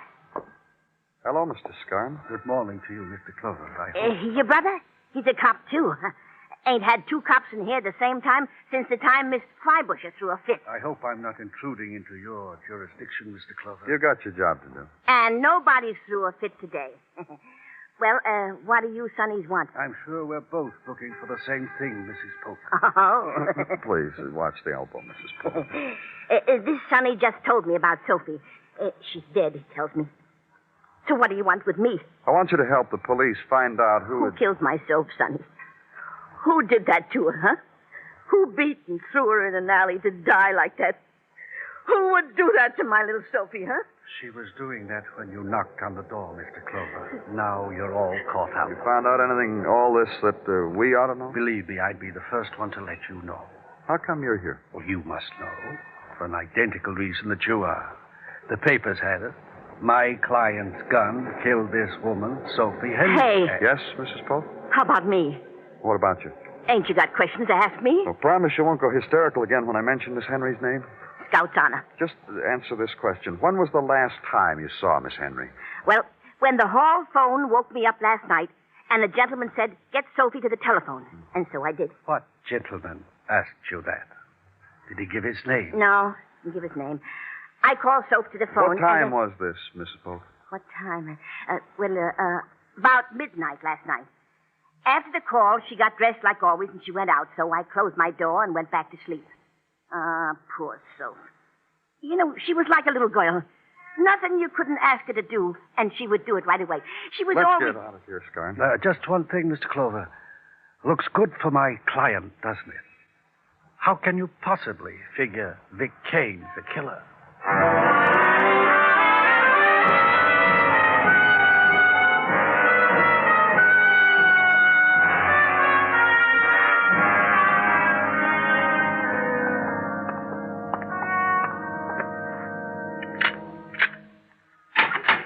Thanks, guard. I'll call you when I want you. Hello, Vic. Welcome. Carol Royce been in to see you, Vic? She was here. Oh? She wept and pressed her lips against the wire mesh and carried on. Everything but the saw and the fruitcake. I can't figure you at all, Vic. Yeah. Police psychologist had a go at me a little while ago. Ran screaming down the hall. I can't figure you, Vic. Because a woman like Carol Royce is in love with you. A beautiful woman, talented, famous. The way I hold a cue stick, little finger crooked, just so. You love Carol? It eats you what I got for Carol. That's not what I asked you. Listen. You love her? What you want with me? Love her? Yeah. That gives you motive, Vic. To kill for her? We've been over that. I said no to you. I know. You went walking in the park at the time of Merrick's death. Hey, I forgot to tell you something about that. What? I scraped the mud off my shoes so I wouldn't get the landlord's rug all muddy and dirty. He's got trouble enough with tenants who drop cigarette butts. All right, let's assume you've scraped your shoes and you're all neat and natty. Did you happen to walk past Merrick's apartment house and just happen to get on the elevator and just happen to get off at the penthouse? I've never been in a penthouse in my life, which includes Merrick. One more question, Vic. Did they let you see the morning papers? I saw him. Puts you up a tree, doesn't it, cop? Kind of. What kind of jury's going to convict me, cop? Merrick dead with my gun, I go to jail. Hours later, I'm still in jail, and somebody else is found shot to death in an alley. Also shot with my gun. My gun was stolen, like I said it was. That guy that Carol hired for me, that Jackie Scarn, he's going to find out what this is all about. Hey. What do you want, Gino? Some technical, Danny. Here. Take a look. You'll be interested in this, too, Vic. These copies of your prints. What about them? They match perfectly with prints taken off the phone at Mr. Gordon Merrick's penthouse apartment. Okay. Okay, what? So I was at his apartment. That's right. I forgot to tell you. I made a free phone call from there, but I didn't kill Merrick because I didn't have a gun. My gun was stolen. That I can prove. My gun killed Merrick, and it also killed a dame while I was in your jail. So what are you going to prove, cop? And leave him. Spend the rest of the afternoon wondering about Vic's question. What was I going to prove? And know this. Vic would never be brought to trial unless I could prove something. His statement that his gun had been stolen would hold. But make an assumption and work from there. Assumption, Vic had murdered Gordon Merrick. Reason for assumption, Vic had lied twice. The mud that wasn't on his shoes, his prints that were on a telephone. Further reason for assumption, he had motive for killing Merrick. Motive, the love of Carol Royce. What needed to be known now was how the murder gun was found in the Bowery beside a dead woman. So have dinner and think about it. Read a newspaper. Catch up on back detail. And it's 11:30. A late time, but still a question time. So go now to the apartment of Carol Royce.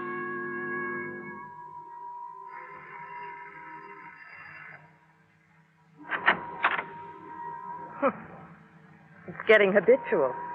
I open the door and it's you. Mind if I come in? A well-turned question. Yes, I mind. Mind if I ask why? Because I'm dressed like this. My third act costume happens to be this negligee, and I rush right home. We've got to talk, Miss Royce. If you want to change, I'll wait. Well, a packed house saw me like this tonight. Come on in for some standing room. Thank you. In here. And don't stand too long. It gets me nervous. Say your say and get out. I understand you saw Vic this morning, Miss Royce. Yes, I did. To see him with bars in front of him. I wanted to measure my self-control. You think he'll be getting out? I don't know much about the law, but I doubt whether they'll even arraign him. It's what my friends tell me. It's what I read in the papers. Vic's coming home to me. We'll have a party. He'll drink wine from my slipper. We'll pass it around the room, and only the two of us will drink it. It'll be a happy... Mr. Scarn, come on in. Miss Royce has been waiting for you. Of course. I guess I was wrong all the time. Don't let it distress you, Mr. Clover. People are wrong about things, right about things all the time. It happens. But this time I was too wrong. I thought Vic and Miss Royce... Now it turns out you have the key to Miss Royce's apartment. Hired help. I'm a courteous employer, and I expect loyalty from my domestics. Domestics? I suppose you could say so. And I'm sure your visit's about over, Mr. Clover. That's about right. Miss Royce? Man talk now, Mr. Clover. The three of us. You really love Vic, don't you? I told you how it's going to be when he gets home. When's he going to come home, Scarn? That's up to Mr. Clover, my dear. But it shouldn't be too long. He'll be held where he is for trial, and the trial is going to be for murder. Scarn. Does he know what he's talking about? No. When's Vic coming back to me? Soon. You can believe that if you want, Miss Royce, but that's not the way it is. Vic Kane killed Merrick out of jealousy over you. Scarn. Gently, my dear. I told you. Did you tell her Vic's prints were found in Merrick's apartment? Oh? Gently. I paid you. You said it would be all right. The situation doesn't warrant so much drama, my dear. It's really a very simple situation. Let's start from there. Vic killed Gordon Merrick out of jealousy over you, Miss Royce. He used Merrick's phone, called you, told you what he'd done. Listen to him. Listen to him, Scarn. So Miss Royce got in touch with you, Scarn, and you set up a thing. I'm sure Miss Royce is quite bored with all this now, Mr. Are you, Miss Royce? You set up a thing, Scarn. Picked up Vic's gun where he left it in his room, then killed... Shut up! Gently. Gently, my dear. That's right, then killed. Scarn got hold of a woman named Sophie Henry, murdered her with Vic's gun. You did! Look, Clover. That way, Vic would never be brought to trial. Lack of sufficient evidence. His story about his stolen gun couldn't be disproved. Look, Clover, all I get out of this is expenses, like I told you. I don't help in any way. I get practically nothing. But you helped. You did a lot. You got a reward coming if you want. Let's go, Scarn. That's Carol Royce, Clover. No? Then we'll have to do it another way. Hold quiet. What do you want?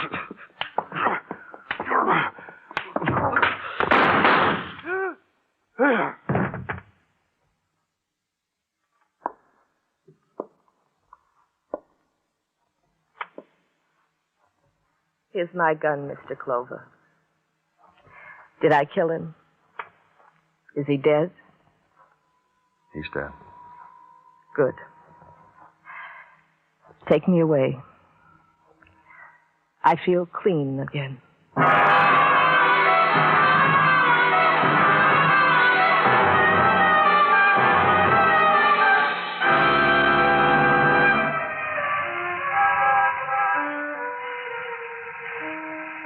Broadway's almost empty now. except for those who never quit.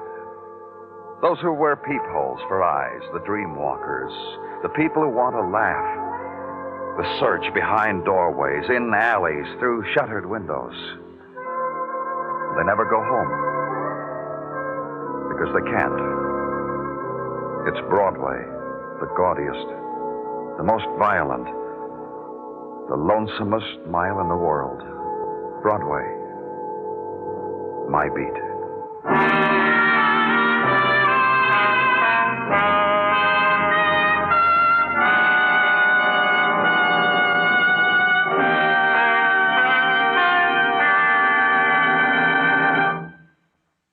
Broadway's My Beat stars Larry Thor as Detective Danny Clover, with Charles Calvert as Tartaglia and Jack Crucian as Muggavan.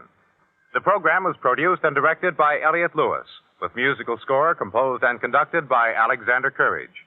In tonight's story, Rita Johnson was heard as Carol Royce, Herb Butterfield as Jackie Scarn, Martha Wentworth as Mrs. Polk, and Paul Richards as Vic Kane.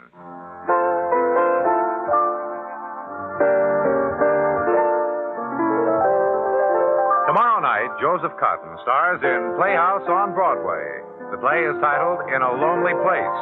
Don't forget, it's a thriller for Playhouse on Broadway tomorrow night on most of these same CBS radio stations. And remember, Robert Q's Waxworks bring you the top records and recording artists on the CBS Radio Network.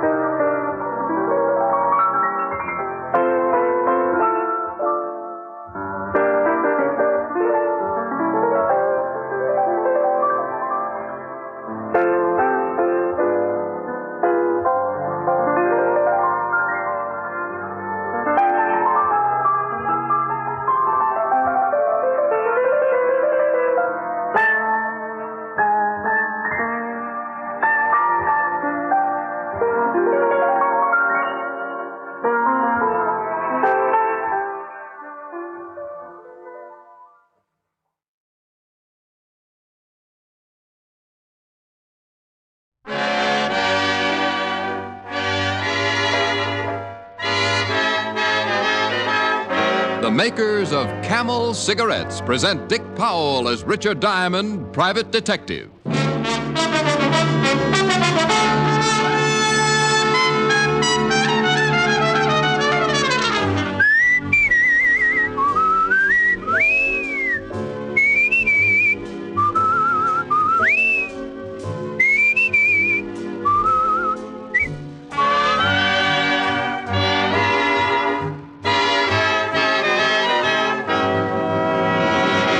No other cigarette has Camel's rich, full flavor, the flavor of Camel's costly tobaccos. And no other cigarette gives you this proof of mildness. In a coast-to-coast test of hundreds of people who smoked only Camels for 30 days, noted throat specialists reported not one single case of throat irritation due to smoking Camels. Make a note. Think of your throat. Try Camels.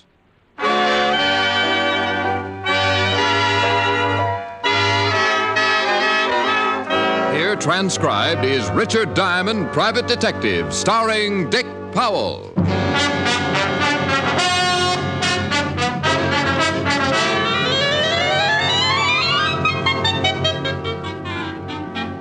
Now, in my business, I run into a lot of people, make a few friends, and a lot of enemies.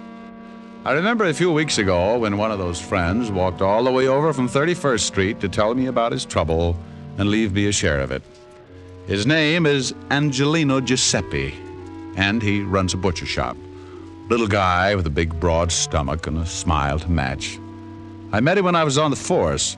Used to stop in and buy some cold cuts or a pound of bacon.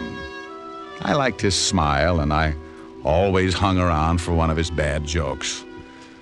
But when he came into my office that afternoon, pushing his big stomach in front of him, I spotted trouble right away. The smile was gone. Well, Angelino. Hello, Mr. Diamond. Haven't seen you in a long time. Come stai? Sto male. Yeah, I can tell. Oh, what's the trouble? The pig's knuckles got arthritis? Pig's knuckles? That's better now. That's more like my answer. You always kidding. You make it easy to smile. Yeah. Accetti. Grazie. All right, Angie, let's have it. What's wrong? Well, I'm going to ask you to do something. I can't pay you. We'll talk about it later. You can take it out in a trade. That'll run into a lot of ham hocks, Angelino. Well, I want to pay you. Well, I can always throw a barbecue. Now, tell me about it. Well, you see, it's like this. I come to you as a sort of a representative from all the other butcher shops, the independent ones. I see. I ain't the only one that's worried, so all the butchers got together last night and decided to do something about it. All of the independent butcher shops? That's right. Every week, a couple of guys come around and collect. Now, if we don't pay, we get our shops bust up, and if that ain't enough, we get our heads busted too. Look, see? I still got 3 stitches right here in the top of my head. Oh, I see. Well, that's a nice job. Doctor must have used a loom. I got this last week when these 2 guys came for the money. I couldn't pay, so one of them hit me with a blackjack. Oh, that's too bad. What about the law, Angelino? That'd give you the right kind of protection. Well, we discussed that at the meeting, but we decided it was too dangerous. We've been warned. If we go to the police, we get hurt bad.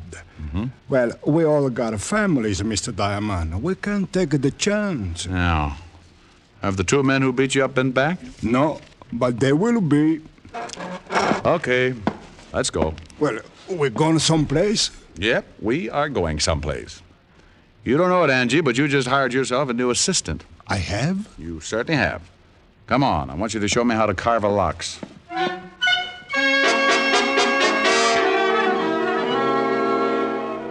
Well, that's what happens when your reputation gets around the butcher shops. I'd been telling Angelino what a great detective I was for the past 10 years, but I should have known he'd never take my word for it, so I had to prove it. We went out, grabbed a cab, and 15 minutes later, I was standing behind the butcher shop counter. Angelino handed me a white apron. I don't get it. Why you want to be a butcher? Angie, you want me to get a line on these guys who do the collecting, don't you? Well, sure. Well, I can only think of 2 ways I could watch them and not look suspicious. Make like a butcher, or crawl in with the ground round. Crawl in. Think of what would have happened if someone looked down for the price of ground round and caught it staring back at them. Callista, that's so funny. Oh, now, come on, Angie. It wasn't that funny. Well, customer. Huh? Nothing like learning firsthand. Let me handle the sale. Well, you think you can? Sure. Here she comes. Oh, good morning, Mrs. Hennessy. Oh, good morning, Mr. Angelino. Well, business must be good. I see you have a new butcher. Oh, yes. This Mr. Hangtooth. Mr. Hangtooth. Hangtooth? Good morning, Mrs. Hennessy. Something I can do for you? Oh, yes. How much is the lamb shoulder today? Which one? What? Look, maybe you better let me... relax, Angie. I'll make it. Which shoulder would you like, Mrs. Hennessy? Is there a difference, young man? Oh, yes. You see, this lamb here is really a ram. A ram? That's right. Hurt his shoulder playing against the Cardinals last season. We're also selling his shoulder pads at 21 cents a pound. Mr. Angelino. You'll find him hanging in the back with the spare ribs. Now, Mrs. Hennessy, if you can tell me which shoulder you want, I'll wrap it up and send it off tackle between the liver and the... Well, I never... Of course you haven't. That's the trouble with you people. Here's a nice little ram that played his heart out. And... Oh, by the way, the heart is special today, 11 cents a pound. Angie. She's gone, huh? Like laundry in a tornado. But what do you want to do that for, Mr. Diamond? She was one of my best customers. I wanted to get her out of here, and I wanted to get her out in a hurry. Just as she came in, I spotted 2 guys heading this way. When they saw her, they backed off. Look, they're standing across the street right now. Where? Right over there. You see them? In front of the drugstore. Yeah, that's them. It is? They're the ones that hit me. They're the ones that come around collecting. Well, they're coming again. You better duck. I'll take care of it. Well, listen, please, you be careful. They're pretty rough monkeys. Go on, Angie, and beat it. They're almost here. All right. I'll be in the back. Okay. How mile can a cigarette be? Make the camel 30-day test and you... Well, good morning, gentlemen. What can I do for you? Hey, where's Angelino? Oh, well, he's out buying some old buffalo. I'm the new assistant. Buffalo? Shut up. Well, tell me, new assistant, when'll he be back? Well, it's hard to say, gentlemen. These buffalo are in Wyoming. Oh, yeah? Carl, I think this guy's trying to be funny. You, my friend, win yourself a lamb chop. How'll you have it, with or without the bloomers? Hey, you know something, Red? I think you're right. Hey, what's your name, laughing boy? Hangtooth. Hangtooth? Oh, I'm going to have more fun with that. Those everybody. Well, look, Hangtooth, you know who we are? How many guesses? You won't need even one. We're in a hurry. We're collectors. Oh, well, we put all the scraps out and back in a can. You can't miss it. I don't like you. Well, I have a friend. Maybe we could double date. Look, let's stop the clowning. If Angelino didn't tell you about us, it's gonna be too bad for you. We're here for some money. We get every week $25. Yeah, last week Angelino didn't have it, so he accidentally hit his head. We figured that all that blood would make him remember it this week. Well, I'm sorry, friend, but Angie didn't say anything about it. Tell me, what does he pay you boys for? Oh, little things. Protection, mostly. You see, if he paid us last week, he wouldn't have hit his head. You know something? I know a big, fat cop who would just love to hear all about this protection Angie's paying you for. You do, huh? Yeah, I do, huh? Well, look, seeing as how you're a new boy around here, maybe we ought to tell you first. Why don't you do that? Yeah, let's go in the back. I like it here. I listen better. Oh, you do, huh? Is that all you guys can say? Now get out from behind that counter. I want to explain the thing to you. Yeah. Go on, Red. Explain it to Mr. Hagtooth. Hangtooth. You'll have to pardon him. He don't hear so well. How's your hearing, Hangtooth? Depends on what I'm listening to. Well, listen to this real good. Seeing as how you're working for Angelino, you're gonna need protection, too. So let's have the $25. I want to know what I'm buying. Oh, sure.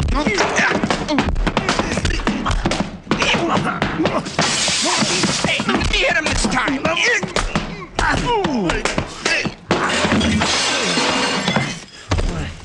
Hey, a rough one. Yeah, you're bleeding.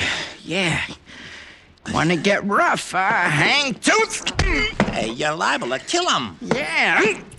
Let him alone. Hey, we better get out of here. Yeah. We'll come back for Angelino later.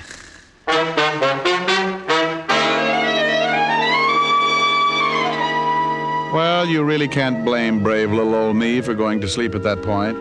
One I could have handled.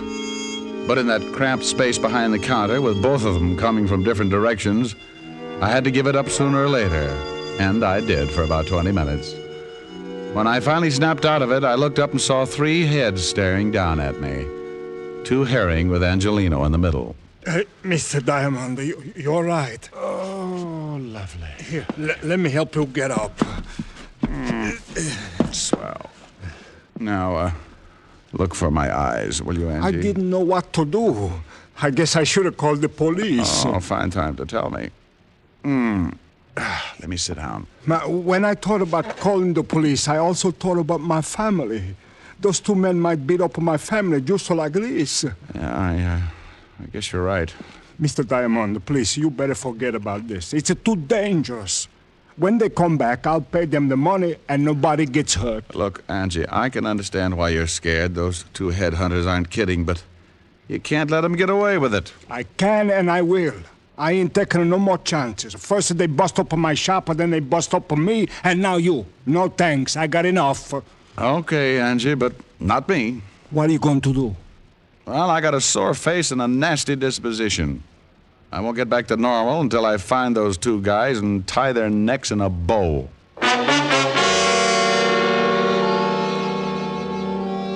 I left Angelino's shop and headed for the 5th Precinct Police Station. I wanted to look up 2 sure bets for the police gallery. One named Carl and the other Red. 2 guys who went around scaring poor little businessmen like Angelino. By the time I reached the station, the aches from the beating were making me very unhappy. And when I walked into the squad room, I spotted something that didn't make things any better. Yeah, what are you... Holy cow, Diamond. Well, Sergeant Otis, I'm glad you noticed. Means I put myself together all right. What happened to you? Don't be silly. I always bleed just before lunch. Well, how did it happen? It wasn't easy. Is the lieutenant in? Sure, go ahead. Well, thanks. Say, Otis, when are you going to start shaving in the morning? Why? What's wrong? Your 5 o'clock shadow is 4 hours fast. Oh. Hiya, Walt. Wow. What hit you? Well, the bruises show up. I come on in Technicolor. Someone sure did a good job. Yeah. That someone is 2 guys, Walt. One named Red and the other Carl. Red and Carl? Yep. I got closest to Red. Name matches the hair, busted nose, about 190, very nasty with a sap. And Carl? Dark, greasy, well-dressed if you like the type. Big boy with a scar under his right eye.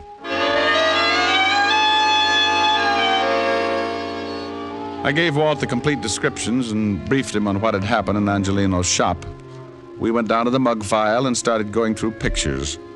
20 minutes and 8 dozen charming photographs later, I found what I was looking for. I showed them to Walt, and he said, "Oh, you know him?" Yeah, Carl Tate and Red Dillon. Here's the package. Dozen arrests, half a dozen convictions between them. Very impressive. Couple of muscle men. What do they go after you for? I've been pulling a protection racket on some of the independent butcher shops. Who do they work for? He used to work for Jack Arno before he got sent up. I know they're not working this setup alone. It's too big. No, there wouldn't be.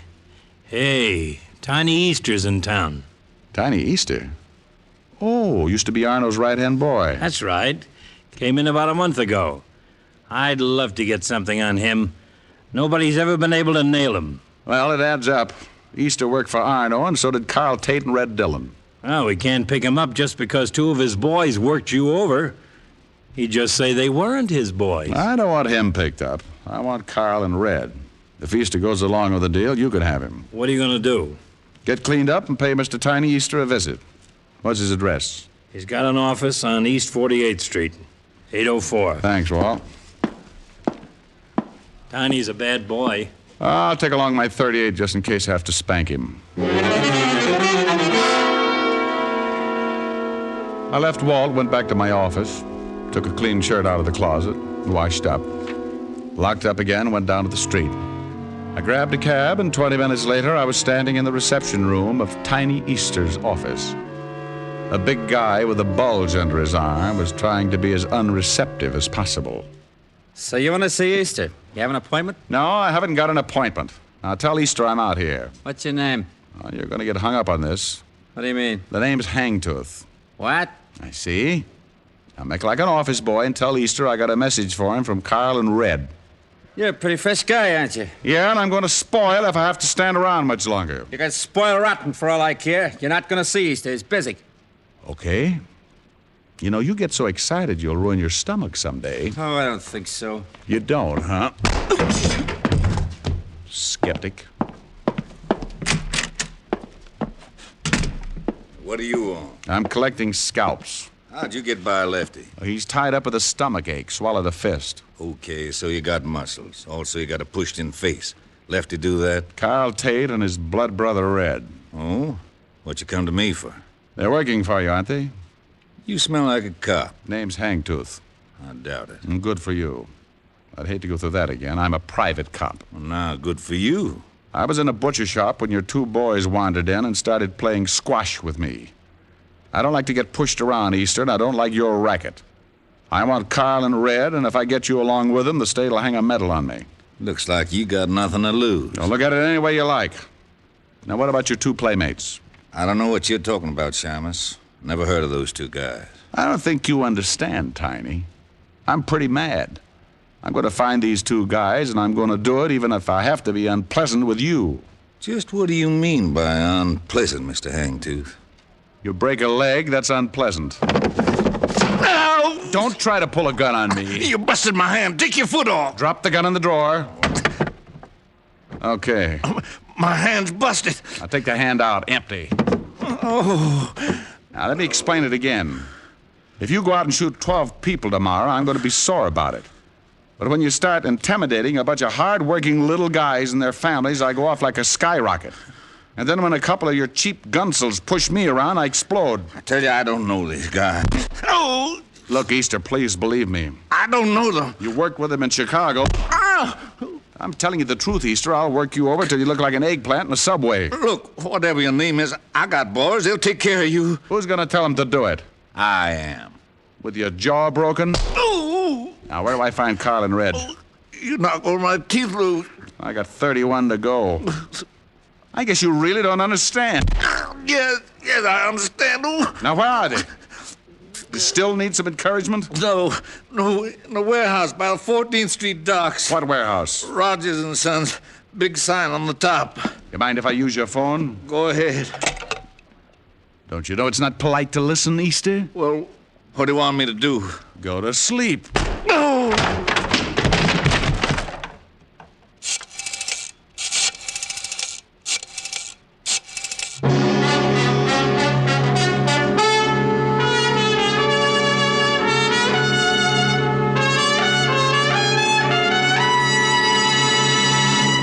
Before we continue with Richard Diamond, here are a few words about smoking enjoyment. More people smoke Camels than any other cigarette. That's right. More people smoke Camels than any other cigarette. Behind Camel's great popularity are the two things that mean steady smoking enjoyment: flavor and mildness. No other cigarette has the rich, full flavor of Camel's costly tobaccos that are properly aged and expertly blended. And no other cigarette gives you this proof of mildness.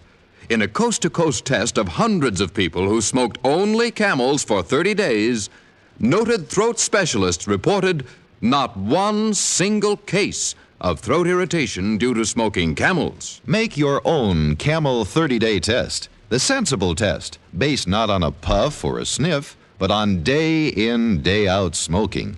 You'll see how flavorful Camels are and how well Camels get along with your throat, pack after pack. How mild, how mild, how mild, how mild, how mild can a cigarette be? Make the Camel 30-day test and you'll see. Smoke Camels and see. And now back to Richard Diamond, Private Detective, starring Dick Powell.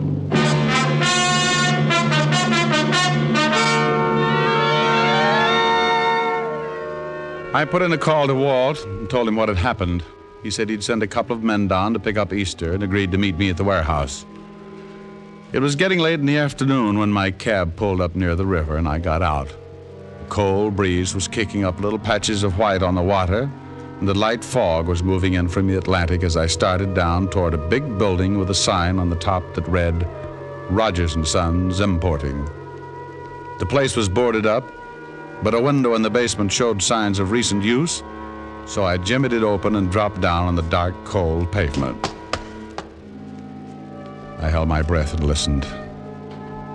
The place was as quiet as a tomb. So I moved across the room until I found a flight of stairs and went up to the main floor. I opened the door and listened again.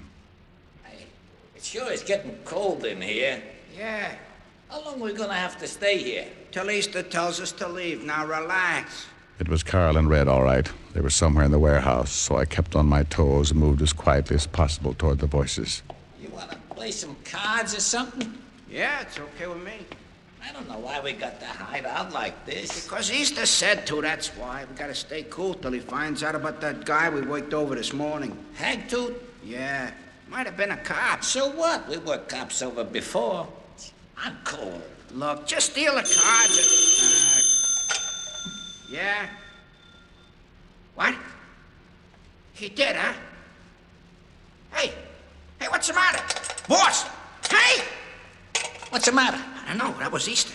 The guy we worked over was in his office, tied him up. He got loose, but the guy's headed down here. Hagtooth? Yeah, just as Easter was gonna say what to do, sound like he got in a fight. The cops? Yeah, I think we better get out of here. Afternoon, boy. Huh? Hagtooth? tooth. Hang tooth. Come back here, Carl. Help me.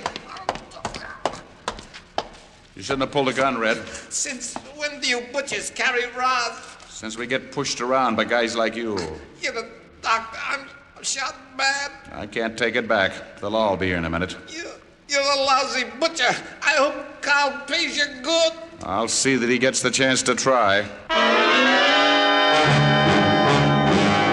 I left Red lying on his face and ran toward the front of the building. The only way out was that window in the back, and Carl was sure to be hiding somewhere in the dark, hoping to get around me and head for the basement. There were a dozen places to hide in that warehouse, but I had one advantage. He couldn't see me any better than I could see him. I stopped and listened. Come on, Carl.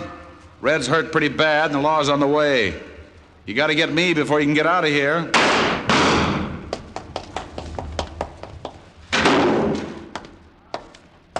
Carl.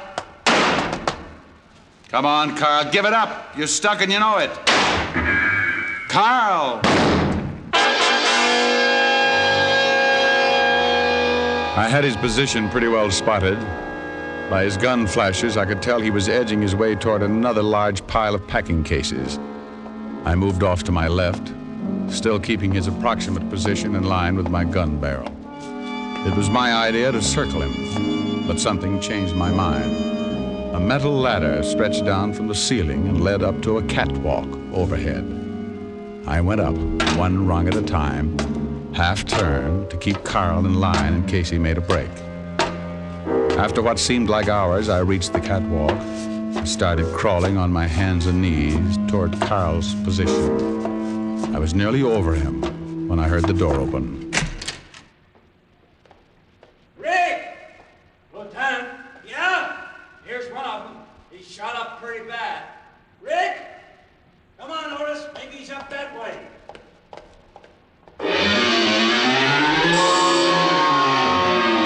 I couldn't answer him, and he was heading right for Carl. I kept looking down, hoping Carl would show himself. Walt got nearer, and I held my breath. Just then, Carl stepped out and aimed his gun at him. I beat him to it. Lieutenant, shut up. It's okay, Walt. I got him. Where are you? I'm up here on the... Oh. There he is up there. Rick. Good grief. Yeah, good grief. Get Otis out of here, will you? What's so funny, Lieutenant? If you knew Otis, you could rib Diamond for the rest of his life. Yeah? Walt. Come on, tell me what it is. Walt? Okay. Get out of here, Otis. Oh, Lieutenant. You heard him, Otis. Now beat it. Yeah, go on, Otis. Oh, gee, Lieutenant, won't you even... No, he won't. Now you beat it. It's real funny, isn't it? It sure is. I just saved your life, and you stand down there and you... Oh. Well, don't look down. Get the fire department. Don't you ever think about these things before you start climbing ladders? Well, it was the only way I could get in a position to shoot. I just didn't think. For a guy who can't stand high places. Walt.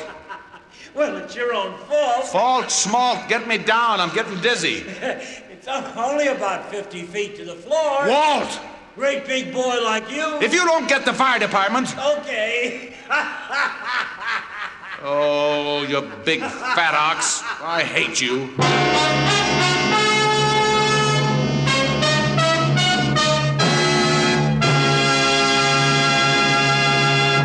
Dick Powell will return in just a minute.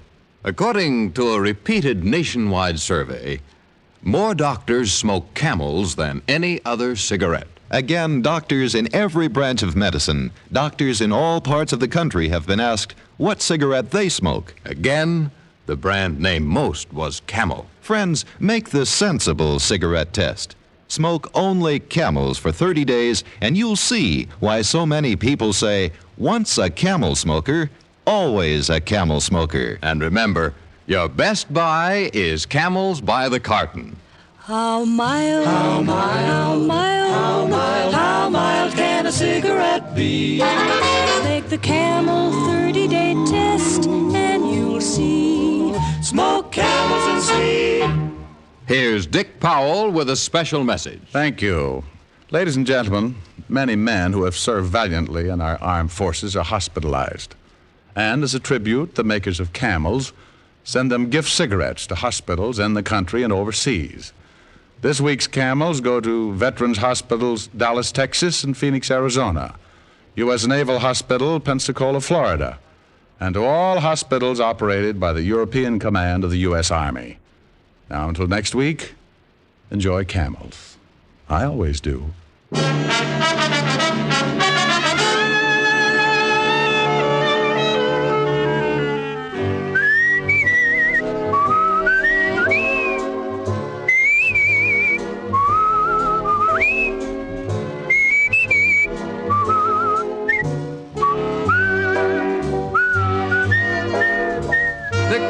Can now be seen starring in the RKO film Cry Danger. Tonight's adventure of Richard Diamond was written by Blake Edwards with music by Frank Worth. Our director is Helen Mack. Featured in the cast were Virginia Gregg, Wilms Herbert, and Arthur Q. Bryan.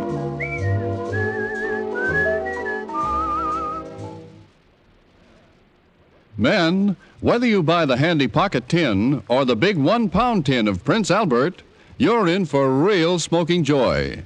PA's Choice Tobacco has a rich taste and delightful natural aroma. It's specially treated to ensure against tongue bite, and it's crimp cut for smooth, even, cool smoking. Get Prince Albert, the National Joy Smoke, America's largest selling smoking tobacco.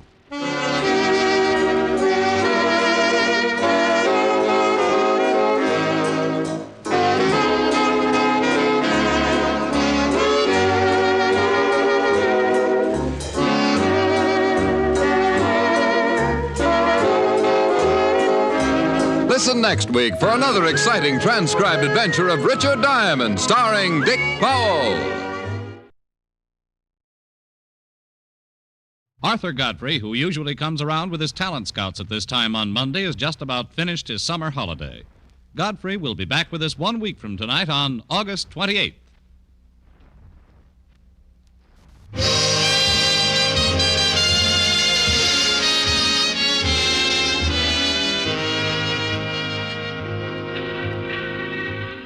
Broadway's my beat, from Times Square to Columbus Circle, the gaudiest, the most violent, the lonesomest mile in the world.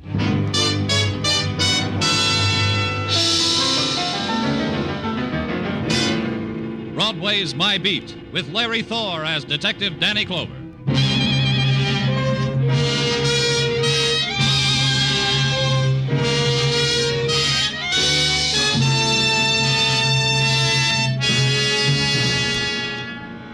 Broadway, it's the place you drift to because the other promises you made to yourself never happened. You leave your life behind and stand on a street corner beating down the scream in your throat. It's the best of the 1,001 nights you dreamed of. The one place in the world where something happens to you outside of the movies. It always happens. Something starts it, the tap on the shoulder, the laughter that floats down to your end of the bar, the smile, the special delivery, the phone call. Your phone's ringing, Danny. Thanks, Gino. Danny Clover speaking. You gotta help. You gotta come here. You gotta come to my home. Who is this? Mrs. Corey. Please, please, my husband. What is it, Miss Corey? A suicide pact. He's trying to force me to kill Place myself. this call. I don't want to die. He's gonna make me die. Hello. Hello. Who is this? What happened? Mr. Corey, I've just killed my wife. Now it's the time for my dying. Listen, don't be a fool. Hello. Tartaglia. Oh, wait a minute, Danny. What'd you say, operator? Oh? Uh-huh. Oh. Yeah. Party hung up too soon. Couldn't trace it, Danny. It began that way, with a desperate protest against private agonies. The protest that can't face the loneliness of death and must kill the loved ones so that the path into darkness will not be walked alone. The man Corey murdered his wife and then himself, and the glittering, blood-spangled shriek for attention, final identity, set into motion only an old, a familiar routine. The official collecting of the dead.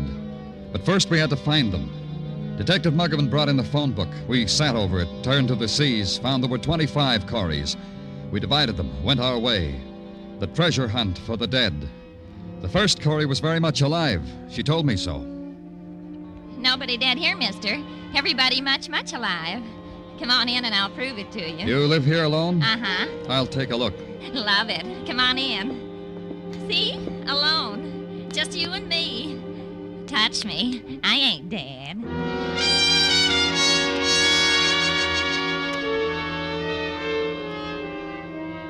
Yeah, sure. My name's Corey. Why do you have to know? A man named Corey killed his wife, said he was going to kill himself. Killed his wife, huh? Guts? That takes guts. Where's your wife, Mr. Corey? She's in the kitchen washing out my work pants so I can go out and look for work. Come on, I'll show it to you.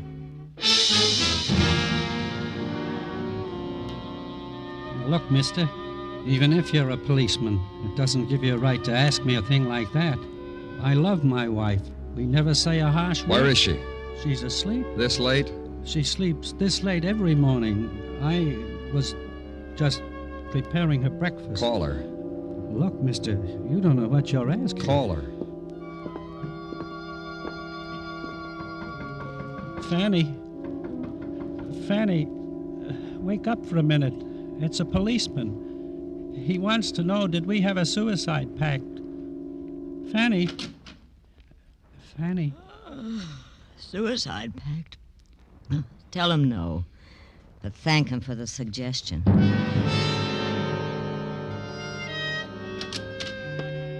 You finish your list, Danny? Yeah, Muggavan. Find him? No. You? No. Maybe it was a joke, huh, Danny? A practical joke? I don't think so. Did you finish your list?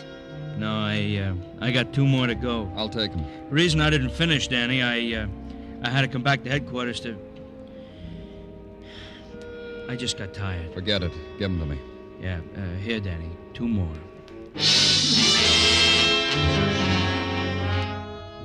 Maybe Muggavan was right.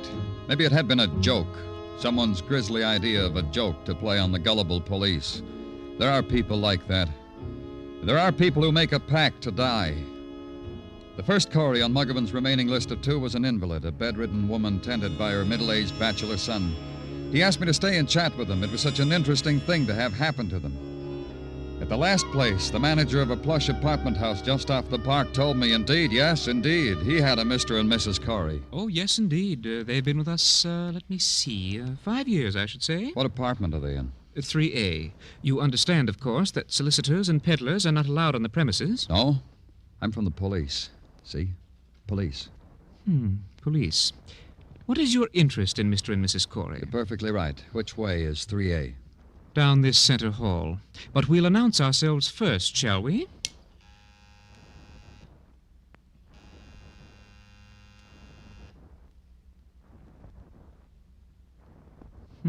No answer.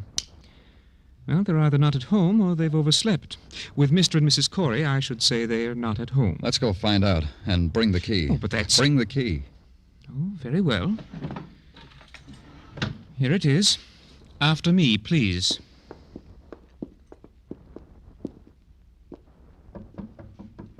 Mr. Corey. Mr. Corey, I'm sorry, but there's someone from the police. Mr. Corey? Mrs. Corey. Open it. But I... Open it.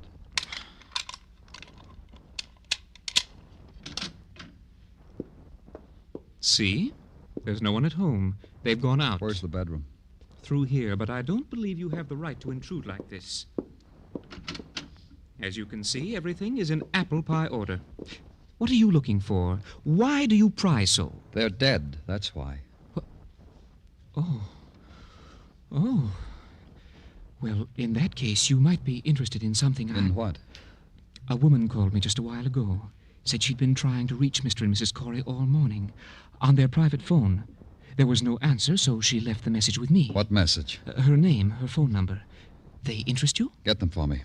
Now, get them. This time it was easier. The message was from one Zella Stanley with a phone number to match. As easy as investing a nickel in the nearest phone booth and telling Zella Stanley you were the police. asking her if she had been calling the Coreys and would she be home, and I wanted to talk with her. Miss Stanley was in turn noncommittal, puzzled, cooperative. Please come up, Mr. Clover. The address is 1520 West 46th, apartment 2A.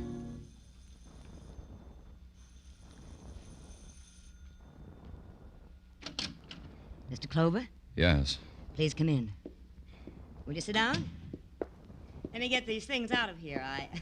I was so tired when I came home last night, I undressed walking into the bedroom. Now, won't you sit down? Thank you. About Mr. and Ms. Corey. Now, don't put me on the defensive, Mr. Clover. I want to help you with whatever it is, so just let me tell you. Good. Go ahead. I've been calling Alice all morning. That's Alice Corey. That's right. There's been no answer at her apartment. Is that something unusual? Not in itself.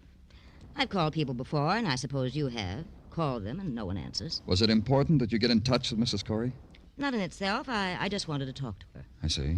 Just a kind of, good morning, Alice. How are you? Is that it? Something like that. Just let me tell you.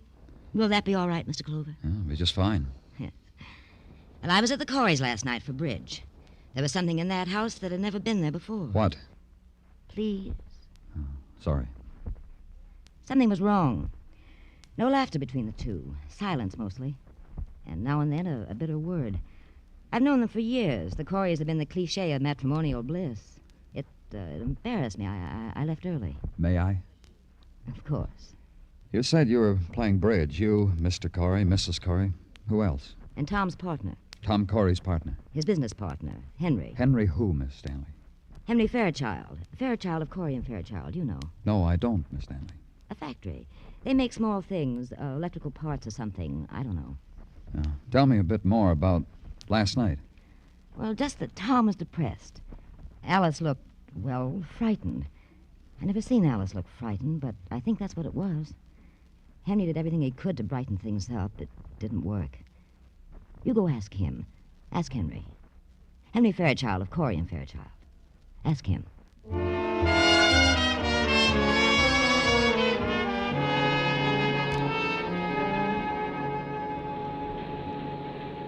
My secretary tells me you're from the police.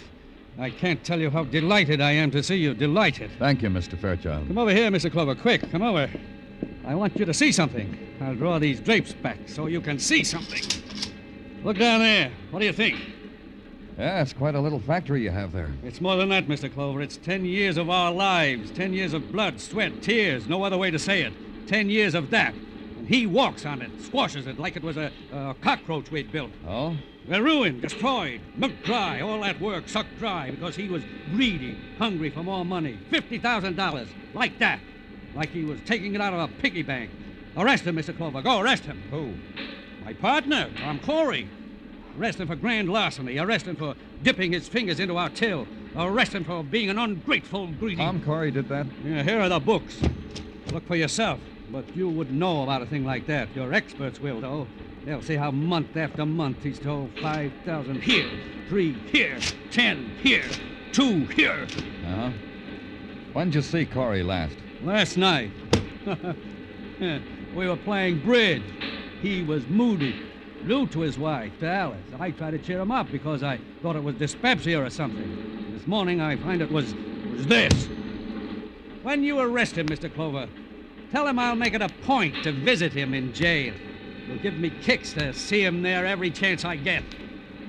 Corey killed his wife this morning, then himself. What? He didn't have to do that. He could have come to me. I'd have helped him. Honest. We can't find them. They're not at the apartment. How about their place on Fire Island? Where? They have a house on Fire Island. You think we should try there, Mr. Clover?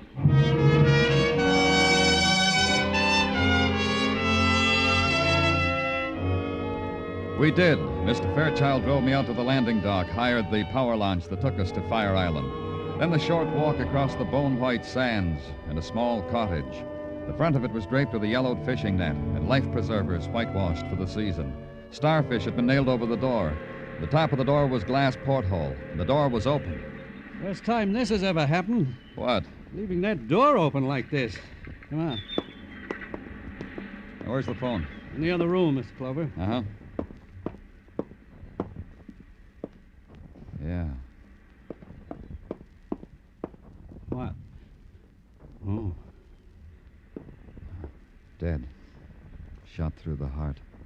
Poor Alice.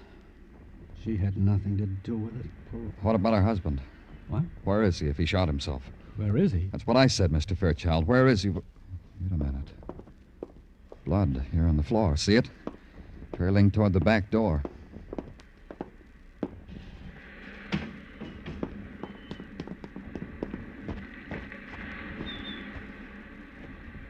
Here.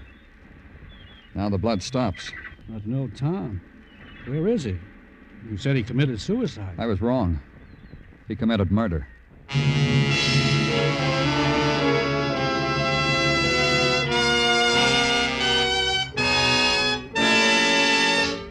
You were listening to Broadway's My Beat, written by Morton Fine and David Friedkin, and starring Larry Thor as Detective Danny Clover. Next week, along about this time, Arthur Godfrey and his talent scouts will be on hand again to delight and entertain you. You'll find that Godfrey's amateur but knowing scouting have dug up some wonderful new discoveries for you, and they'll be here Monday after Monday all season long. By the way, next Monday also marks the return of My Friend Irma, the Lux Radio Theater, and the Bob Hawke Show on most of the same CBS stations. Don't miss next Monday evening with CBS, the network of the stars.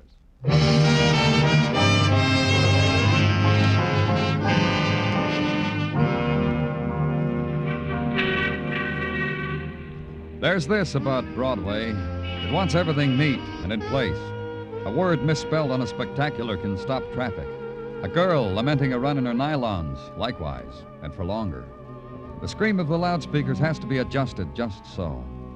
And the deep, anguished weeping in a darkened doorway, not too much. Even death and violence have to meet Broadway's standards. The death of Alice Corey by a bullet through the heart, that would measure up.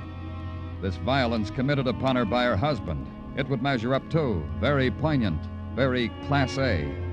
We've stood in line for worse, huh, kid? A man makes a pact with his wife to commit double suicide, kills his wife, only wounds himself. That's hard to do when you're hungry for dying. And harder still to be wounded and disappear from an island. If I'd wanted to kill myself, I'd have succeeded. How could Tom only have wounded himself, Mr. Clover? Maybe that's all he intended to do. Meant to murder Alice? A policeman has to consider the possibility, Mr. Fairchild. Well, then how, what I asked you before, how could he have only wounded himself? He shot Mrs. Corey in the heart. He must have thought that was the best way, in the heart. When he shot himself, he must have flinched, a reflex against his own death. He flinched. He saw he wasn't dead. He liked it that way. It's been that way before. But you said he committed... Murder? That's right. When someone kills someone else like that, we call it murder. Is there anywhere else on the island he might be, Mr. Fairchild? No, we've covered all of it. Places I never knew existed. I don't mind telling you I'm tired, Mr. Clover. And he must have crossed over to the mainland. You know these people at the landing dock, Mr. Fairchild? Most of them. Call out and ask if anyone took Tom Corey across. All right. Did anyone here take Tom Corey across today? Did anyone take... No, Graham did, Mr. Fairchild. Where is he? Just the other side of the landing. See his boat? Let's go, Fairchild.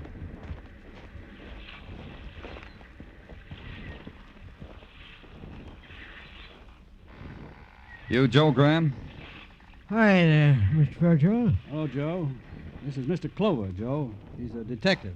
He wants I want to know if you took Tom Corey across today.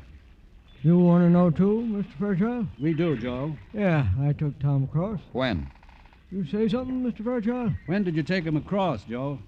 Early today, around noon, Mr. Fairchild. Did he say anything to you? Tell your friend I'm a very sociable man, Mr. Fairchild. People talk to me. I talk to people. People I care about.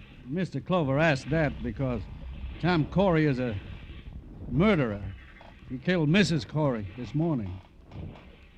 Guess that's why Tom wasn't very talkative. Had things on his mind, just kept biting his lip, just sat huddled there. Didn't think it proper to ask him why. Glad I didn't. Where'd you take him?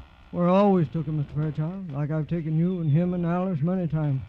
So you could go back to your factory over there. Ask him if he'll take us back. Will you take us back, Joe?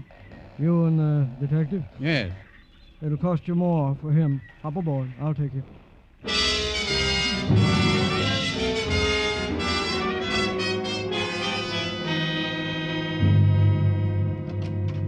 Danny? Come on in, Gino. What's on your mind? It came through, Danny. I'm going to miss you. Why are you going to miss me? Do you know what came through? But Captain Julius okayed your vacation request, and so did the inspector, and so did the commissioner. Then back again through the inspector and Captain Julius. So, here it is. Where you going, Danny? I haven't made up my mind. I've been mulling over the travel folders, me and Mrs. Tartaglia, and we feel the place for you is Mexico. Mexico, huh? See, in Ensenada, in Mexico, in the Riviera Pacifico. Imagine you with a serape over your shoulder, huaraches on your feet, and a la cucaracha on your lips. See, Mexico, mon amigo. Me amigo. And we are friends, aren't we? Gino. Lieutenant Clover? Yes. What is it? I'm Dr. Haskell. They told me to come right in. Of course. What is it, Doctor? They said you'd want to see me, that you were working on something that might have something to do with what I want to see you about. All right. What is it? About 20 minutes ago, a man forced his way into my office. I say forced himself because he had a gun. What did the man look like? Oh, about 40, strongly built. I wrote it all down here because I knew you'd want to know. Here. Oh. I knew you'd ask me. Uh-huh. About 20 minutes ago, he came to see you about a bullet wound, didn't he? Yes. How did you know? We're looking for this man. How badly is he hurt? He'll die. Unless a miracle. Then I'm only a doctor. I gave him plasma, extracted the bullet, shot into the heart. He wouldn't let me give him anesthetic. He's hurt. Unless he's found immediately, he'll die. You let him go? I told you he had a gun. Oh, I see. Where do you live, Doctor? Here's my card. Thank you. Is there anything else you want to tell me? No, I believe that's all. It just came in, Danny, over the teletype. What did? Item about a woman you talked to earlier, Zella Stanley. Off the dime, Muggerman. What about her? She was found in her apartment, shot to death.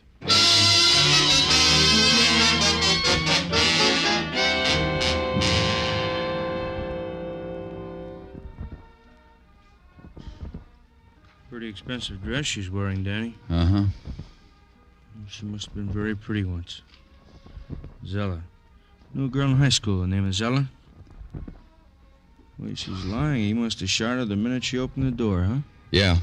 Take the other room, Muggerman. I'll go through this one. Okay, Danny. Danny? Yeah? The radio? Radio phonograph combo. Also very expensive. The bed also, the furnishings. Wonder how she managed. Maybe she was rich, huh? Maybe.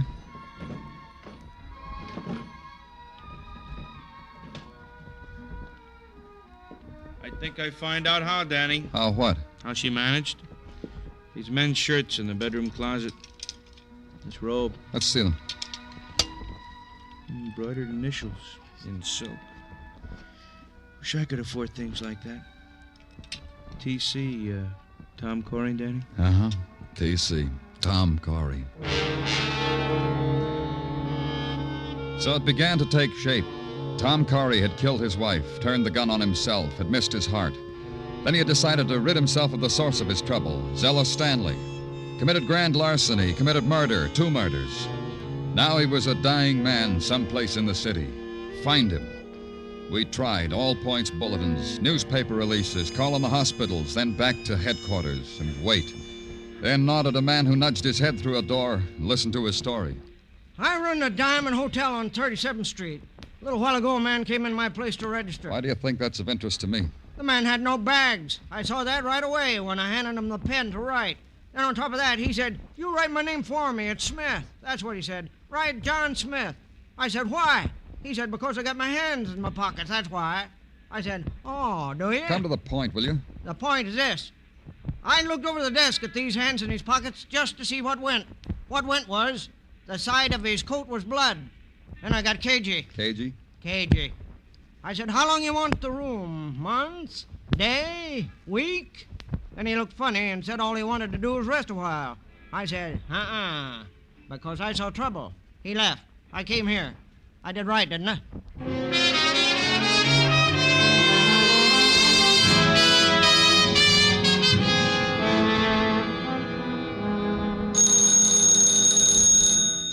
Danny Clover speaking. There's a man in my house. Who is this? Mrs. Barry. I live on West 57th Street, 1209. I'm frightened. There's a man... What man? He rang my bell and pointed a gun at me and walked into my house. Is he still there? Yes. He looked tired. He sat in the big chair in the parlor. He fell asleep. He's there now, sleeping. I'll be right there.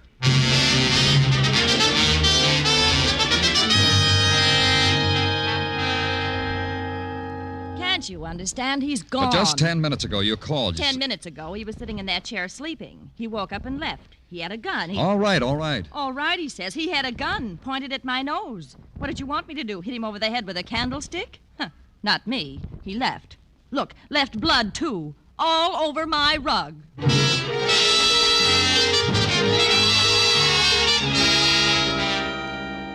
Back to headquarters again. Then a phone call from a pedestrian who'd just seen a man who fitted Tom Corey's description on West 62nd. The man was staggering Mr. Clover. So Mr. Clover dispatched a squad car to the area. The man was nowhere in sight. Then Mr. Clover sat down and thought about it. Tom Corey left Fire Island by boat, found a doctor on 12th Street in the village. Put a thumbtack on the map. Tom Corey has tried to get a room at the Diamond Hotel on West 37th. Thumbtack. Tom Corey had murdered Zella Stanley, West 46th. Thumbtack. Tom Corey had been asleep in a parlor on West 57th. Thumbtack. Then a phone. Man, probably Tom Corey, was seen staggering on West 62nd. Thumbtack. Tom Corey was headed uptown. Tom Corey was crazed with pain. Then a recheck of my notebook. Tom Corey had a partner named Henry Fairchild. Henry Fairchild lived uptown. He lived on West 70th. Maybe I could get there before Tom Corey.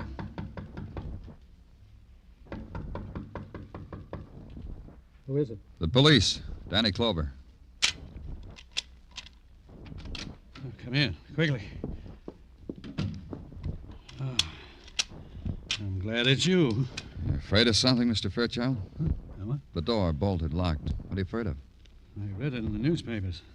Tom, he's still loose. You still haven't answered my question. What are you afraid of? Isn't it obvious? Tom has killed his wife, killed Zella. Now he's... Well, that's why you're here, Mr. Clover. You know Tom is on his way. Uh-huh. I figure he is. I'm just wondering why you figured it. You just said it's obvious. Tom is out of his mind. He killed Zella, didn't he? You know why, too, don't you? No. Tell me why. You found his shirts there, didn't you? At Zella's. How did you know that, Mr. Fairchild? It wasn't in the newspapers. Why, no, it wasn't. It's simply that Tom told me all about it, about Tom and Zella, how expensive she was. That's why he stole all that money. I see.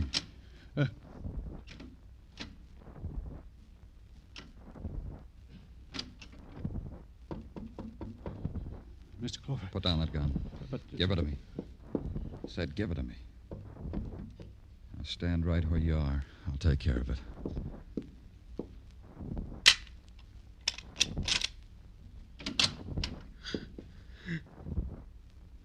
Come in, Tom.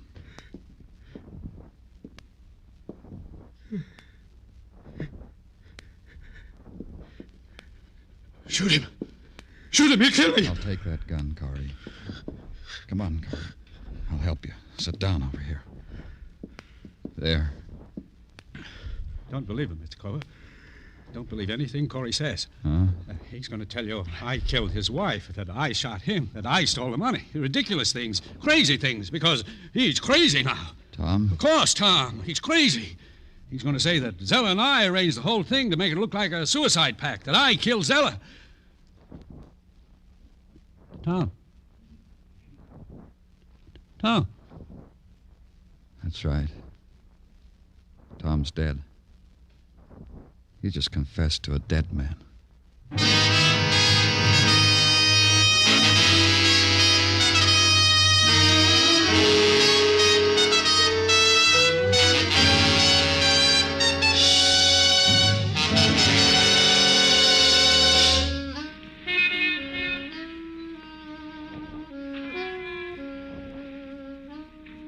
Broadway stretches out in front of you, a livid scar slashed into the night. It's a cruel and fantastic carousel, a palace of fun, a hall of mirrors. You pay your way and you take your choice. Me? I get in on a pass on Broadway. The gaudiest, the most violent, The lonesomest mile in the world. Broadway. My beat.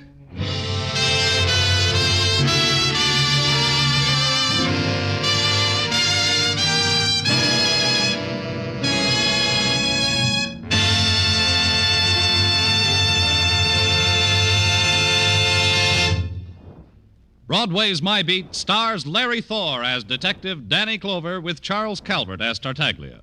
The program was produced and directed by Elliott Lewis, with musical score composed and conducted by Alexander Courage. Included in tonight's cast were Herb Butterfield, Janet Logan, Ann Stone, Junius Matthews, Byron Kane, and Jack Crucian.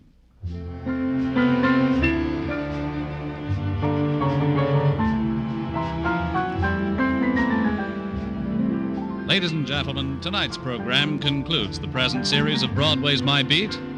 We thank you for listening and hope to return in the near future when Danny Clover will bring you more adventures along the Great White Way. Meanwhile, listen to Arthur Godfrey, who returns at the same time next Monday with his Talent Scouts.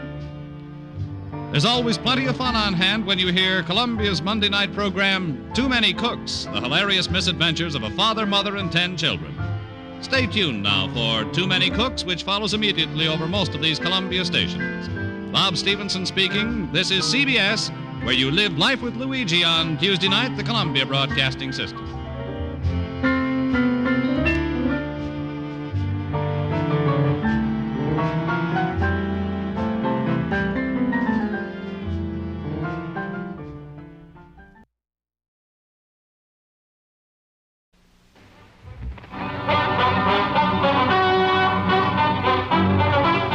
Diamond, Private Detective, starring Dick Powell. Oh,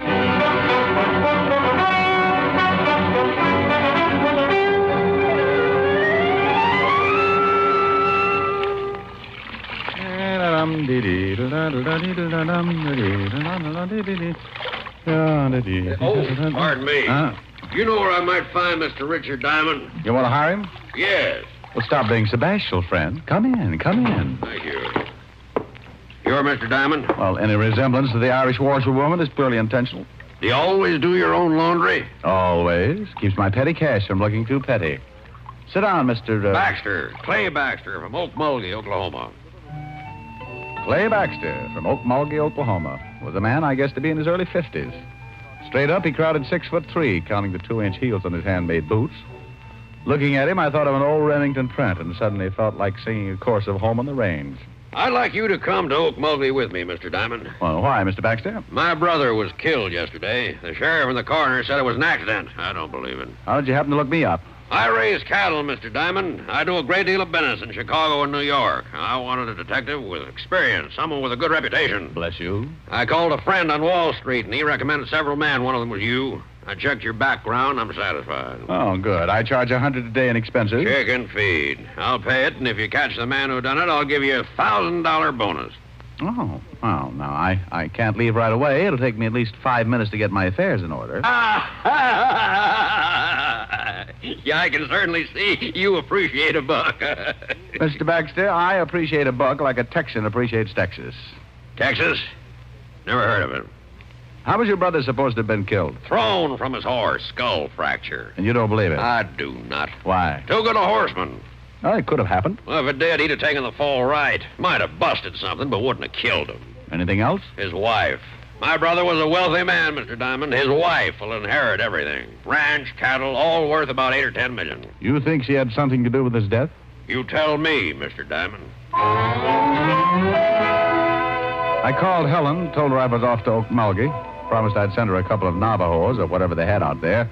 Then I took Clay Baxter over to my flat and threw a few things into a suitcase. Oklahoma's dry. So's Richard Diamond. Might get arrested. I don't want to leave it here. Wouldn't make any difference if it was empty, would it? No.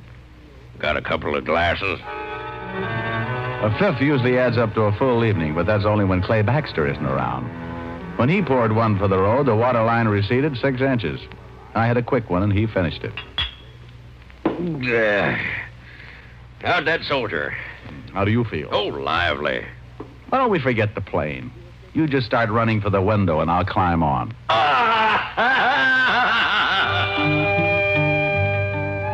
Okmulgee, Oklahoma. Population 17,091, according to the last census, and very hot in August. Baxter's station wagon's waiting at the airport, and the driver took us into town where I was introduced to the local law. This here's Sheriff Billings. How are you, Sheriff? Jim, this is Mr. Diamond. He's a private detective from New York. Howdy, Diamond. Howdy. Private detective, huh? Oh, I've been called other things. Still ain't satisfied, huh, Clay? Not yet. And you ain't either, and you know it, Jim. How about it, Sheriff? You think Mr. Baxter's brother was killed deliberately? Coroner says it was an accident. Hit his head on a rock. That ain't what Mr. Diamond asked. Well, Will Baxter was a pretty good rider, but he could have been thrown. I know. All the evidence says he was. Could see plain where his horse bolted. What could have made his horse shy? Snake, maybe. Not that horse, and you know it, Jim. Well, maybe stepped in a chuck hole. He was limping right bad when he got back to the barn. No signs of anyone else near the body? Well, when I got there, some of Will's boys had already ridden out. Who found him? A couple old miners, Luke and Phineas Merriweather. Well, let's go out to the ranch, Mr. Baxter, and take another look at the spot where your brother died. Will Baxter's ranch is 40 miles from here, Mr. Diamond. Maybe you'd like to go out to my place and freshen up a bit first.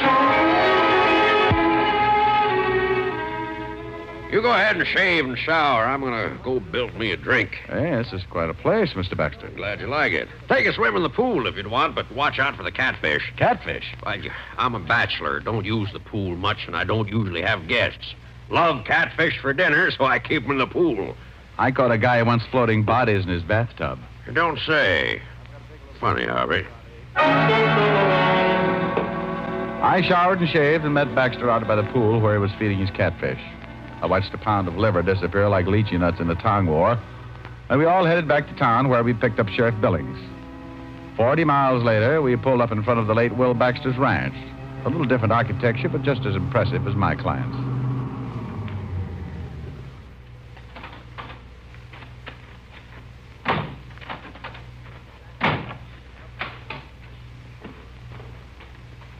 Clay. Afternoon, Sheriff. Oh, Wilma. Afternoon, Wilma. Wilma, this here's Mr. Richard Diamond. Wilma Baxter, my brother's wife. How do you do? How do you do, Mr. Diamond? Private detective. Come up from New York. Oh? Well, why don't we all go in the house? It's too hot out here. Mr. Diamond wants to go out and look at the spot where Will got himself killed. Certainly. Have one of the boys fix you up with some horses. When you're done, why not stop back for dinner? Mr. Diamond's eating with me, and he's going to be pretty busy for a while. Now, I'll give you a rain check, Mr. Diamond. Oh, thank you. I'd like you to tell me about New York. It's been a long time, and I've almost forgotten what it's like. Let's go, Jim. It's getting late. Bye, Mr. Diamond. Nice meeting you. Goodbye, Mrs. Baxter. Seems all broken up, don't she? Yeah. Where was she when her husband got killed? Perfect alibi. In town all day. A lot of people saw her. Mighty fine-looking woman. Mighty.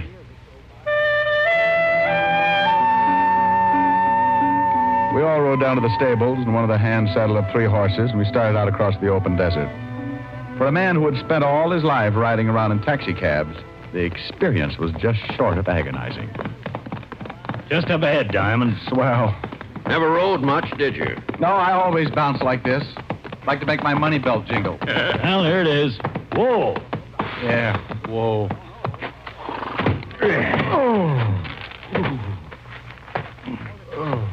Well, here's where they found the body. Now, what did he hit his head on? That rock right there. Mm-hmm. Did you take an impression of the wound to see if it matched? Nope. Why not? Never thought about it. Well, that's a pretty good reason. Anyway, let's dig that rock out and take it back with us.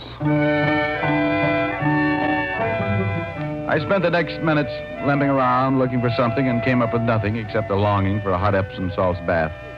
We dug up the large rock and took it back with us to Wilma Baxter's ranch. Whoa! Whoa! Whoa! Whoa! Oh. Howdy, Sheriff. Howdy, Frank. This here's Mr. Diamond, Frank. Diamond, this is Frank Kelly, the ranch foreman. Howdy. Detective fella, huh? Miss Baxter told me about you. Said you was doing some investigating. Yes, sirree. Scientific investigation. The way the city boys do it. What you going to do with that raw? A hopscotch. Oh, on second thought, I think we'll take turns untying the knots in my back. Good warm shower, and you'll feel fit as a fiddle. Well, I got a good start. I'm shaped like one. You'll find it a little bit rough out here, Diamond. Oh, I'll get used to it, Mr. Kelly. I hope you're right. Ain't much like the big city. Oh? Just what is the big city like, Mr. Kelly? I ain't never been there. Just what I've noticed. Looks like a man can get pretty soft living in the city. Well, I'd like to show you where I was brought up sometime, Mr. Kelly. We never got around to playing cowboy, though. We were too busy kicking each other's teeth out. See you later, Mr. Baxter. So long, Sheriff. I don't think Frank likes you, Diamond. Well, what about Will Baxter's horse? I can take a look at him. Right over there in that stall. Really pulled up lame. Oh, good horse. Never figured to shy at anything. Man, look at that. His hip's swollen. Yeah, really twisted something. Steady, boy. Steady. Hey, that looks like an infection. Yeah, it's a funny thing. It kind of does. What are you getting at, Mr. Diamond? Oh, I'm not getting into thing, Mr. Baxter. I just said it looked like an infection. Yeah, we better tell Mrs. Baxter or Frank. Have someone take care of it. Tell me, boys, if you jabbed a horse with something, would that make him bolt? Come on, I want to get back to town and talk with the coroner. Now, look here, Jim. Ain't my word good enough? Why, sure it is, Coroner, but Clay hired Mr. Diamond to do some investigating, and he's doing it. Clay, I tell you, your brother died from natural causes. I don't think so. But if you insist, I'll show this detective fella the body. I want the head wound matched with this rock. Okay, but the mortuary ain't gonna like it. They got him all ready to bury. The coroner led me across the street and into a funeral parlor where I took a look at the late Will Baxter. 6 years with the 5th Precinct homicide and a couple of dozen killings should have conditioned me. But like always, the first look shakes something loose in the middle of my stomach, and I have to keep swallowing hard. Looks right natural, don't he, Clay? Yeah. They do a good job here. Bully for them. And he hit his head right here. Concussion, plain and simple. No other marks or bruises? No. While the coroner rolled the late Will Baxter into one of the back rooms and made a comparison with the head wound and the rock we'd brought in from the ranch, we went out on the front porch for some air.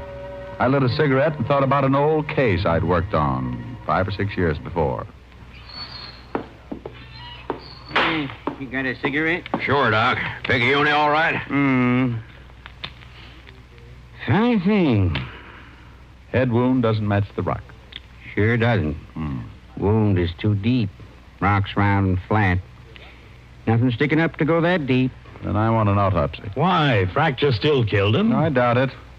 When someone plans a murder, they don't count on one blow to do the trick. But there's nothing else that could have done it. Well, nothing you can see. I've met someone here in Okmulgee that I'm pretty sure is wanted for another killing very similar to this. Now, Doc, go make that autopsy and fast. You think maybe you found something, Diamond? You think Will was killed deliberately? Maybe, but we'll have to wait for the autopsy. In the meantime, I'd like to go out and visit those 2 old-timers. Luke and Phineas? That's right, Sheriff. Well, it's mighty dangerous. But come on, I'll take you out. You better wait here for the report. Mr. Baxter and I will go on out. All right, you can use my horses, so you won't have to go all the way back to the ranch. Horses? Well, the Merriweathers are on the other side of town, not about 10 miles, no roads. Oh, horses, 10 miles. I may never play kick the can again.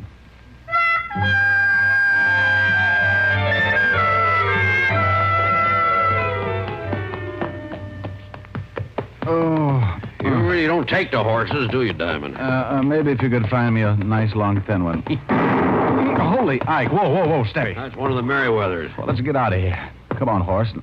Now, come on, I'm yellow, and I admit it. Now, it's okay, Diamond. That's just the boys' way of letting you know not to come any farther, unless they say so. Oh, swell greetings. What happens now? Hey, up there! Luke! Phineas! What you want? It's Clay Baxter. I got a friend here who wants to talk to you. Phineas? Yeah, Luke? Hey, Baxter. Got some friend who wants to palaver. I don't feel like palavering. Better shoot him. Giddy up. Just take it easy. Take it easy. They always act like this. Phineas don't want to palaver. I gotta shoot you if you don't promote. It's important. About my brother. Phineas? Yeah, Luke? It's about his brother, the dead one we found t'other day. Oh, all right, I guess. Let one of them come up. Baxter, Here, Luke. send your friend on up. And up I went, leaving my better judgment running off across the desert. I climbed a small hill and found myself standing at the entrance of an old mine shaft. Luke and Phineas and Merriweather stood on either side, shotguns ready, pointed right at my chest. Start talking. Well, gentlemen, my name is Diamond. Don't pay no import to names. What do you want? Just wanted to ask some questions about the man you found the other day. You a policeman? Well, kind of. Shoot him. Oh, now, wait a minute. I'm not a real policeman. Then what are you? I'm a private detective. Luke? Yeah. What's the matter? It's an honest profession. Fellow's got to make a living. You a real live private detective? Well, I'm a private detective. The real live part I'm depending on. Well, my goodness gracious. Come on in, have some victuals. Huh? Why, mister, me and Finny read all them stories about you fellas. Uh-huh. We filled up one whole tunnel with old detective magazines. You fellas really are something. Wait a minute. What's wrong? Let's see your badge. Oh, yeah. Sure. There you are. Oh, yes, sir.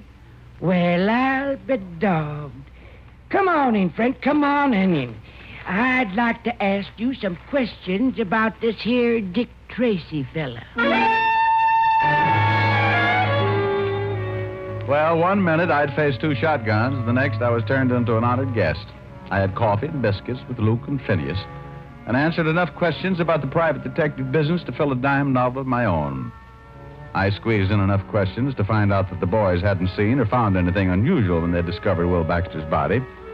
4 cups of coffee and a dozen biscuits later, I bid the Merriweathers a fond farewell and returned to Clay Baxter. They loved you? Oh, worshipped me. They're starting a Richard Diamond fan club. Well, did you find out anything? No. Well, give me your hand. I'll help you up on your horse. Oh, couldn't I just walk back? Come on, horse. Hold still. Steady, boy. Clay Baxter, sitting in his saddle, had leaned down and grabbed my hand to help me up on my horse, and that was when he got it. His horse took out with the wounded man still up and hanging on. I booted my horse in the ribs. Oh! I took off after Baxter like citation on a good day. I closed my eyes, prayed a little, and tried to remember every jockey I'd ever seen before. Suddenly, I looked up and spotted Baxter's horse dead ahead, standing still and right in my path. Whoa! Oh! Well, I guess it's just my time.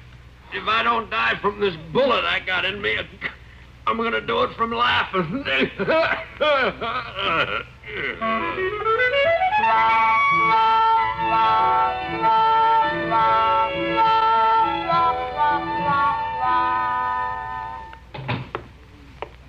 How is he, Doc?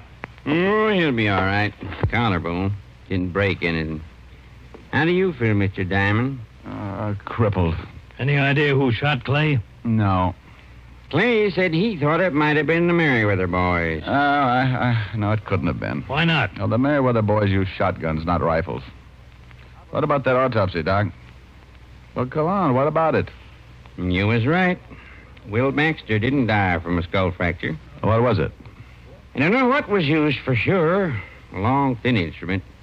Whoever did it pulled the lower eyelid down, killed Will Baxter by jabbing something through the eye into his brain. Probably hit him over the head to knock him off the horse, and then got down and made sure. And then jabbed his horse in the flank to make him bolt. Nasty way to kill him, man. That's been done before. It's not a man's way of killing. Wilma Baxter was in town all day. When Clay comes around, tell him I borrowed his station wagon. Going out to see Wilma? Going out to her ranch. I want to take another look at Will Baxter's lame horse. And, Doc, I want to borrow a pair of surgical probes.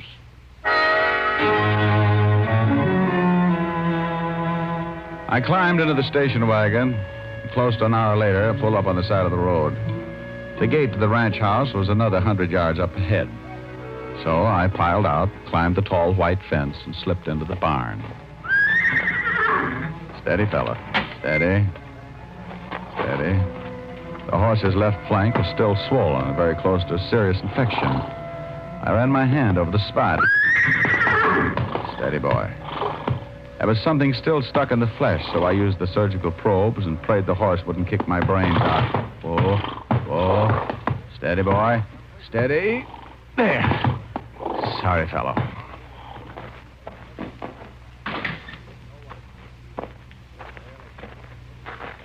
I didn't know you were a vet, Mr. Diamond. Huh?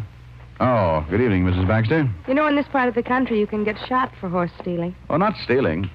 Just taking this out of your horse's flank. What is it? That's a piece of a long needle. Might be a hat pin or something. I think you'd better tell me what this is all about. Oh, certainly. Your husband was murdered. That's impossible. Suit yourself, but he was. Somebody hit him over the head, knocked him from his horse, jabbed this needle into his eye, then jabbed it into the horse's flank so the horse would pull up lame, look like he'd shied.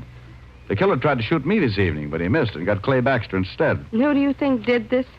I don't know. The method doesn't fit a man. A woman, then? Well, the blow on the back of the head rules out a woman.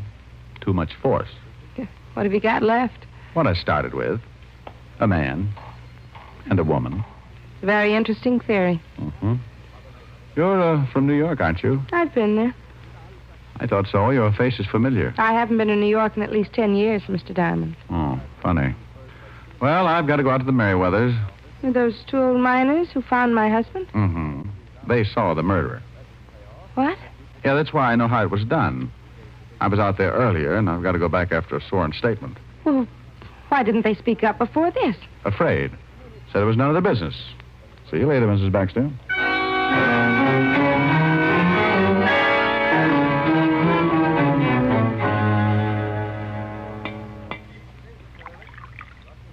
Have another biscuit, Inspector? No thanks, fellas. 10's plenty.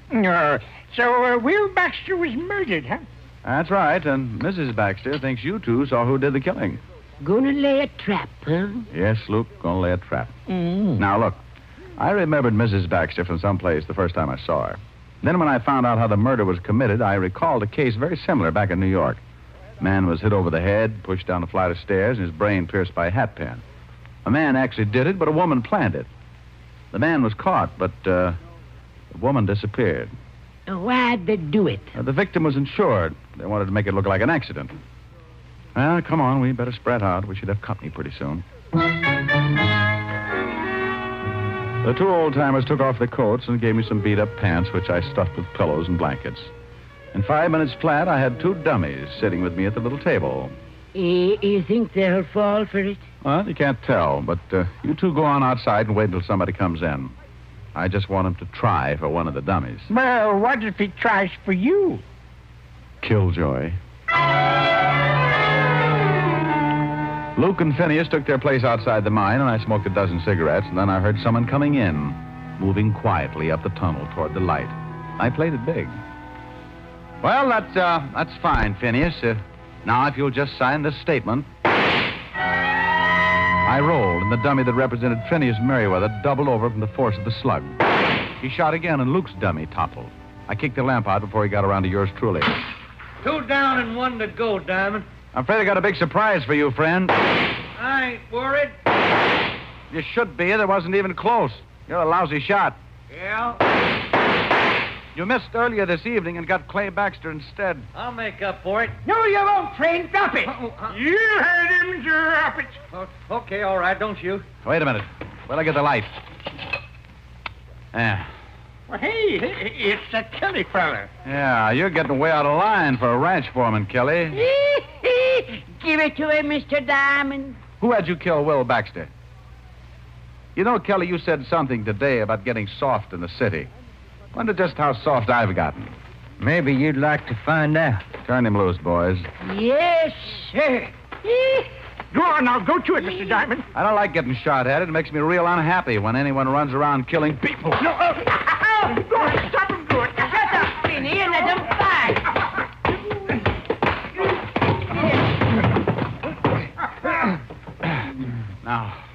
Now, Kelly, why'd you kill Will Baxter?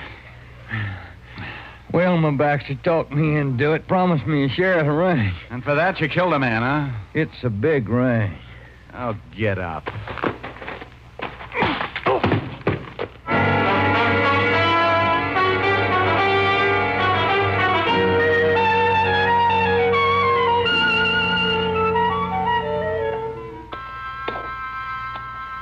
Sure hate to see you leave, Mr. Diamond. I hate to go myself, boys. Love them biscuits. Maybe we'll get up and see you in New York sometime. Hey, Kelly's coming, too. Doesn't like being tied to his horse like that, I guess. Finney. Yeah, Duke? Fella's coming, too. Hit him with something. Sure.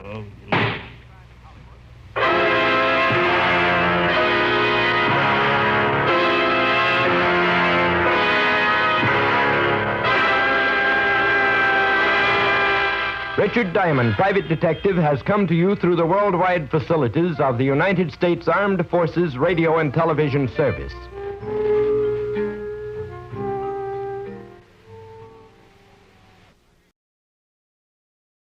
Broadway's My Beat. From Times Square to Columbus Circle, the gaudiest, the most violent, the lonesomest mile in the world.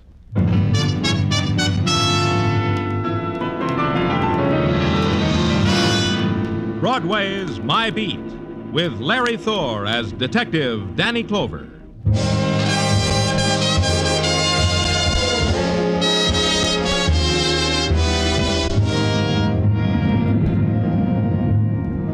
Broadway.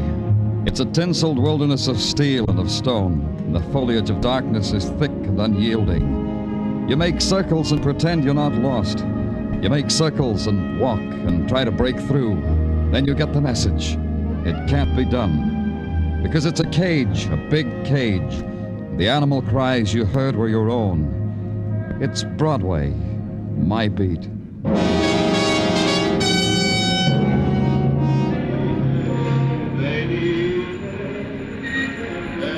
At 10 o'clock of a bright December morning, Broadway's music shops open their loudspeakers.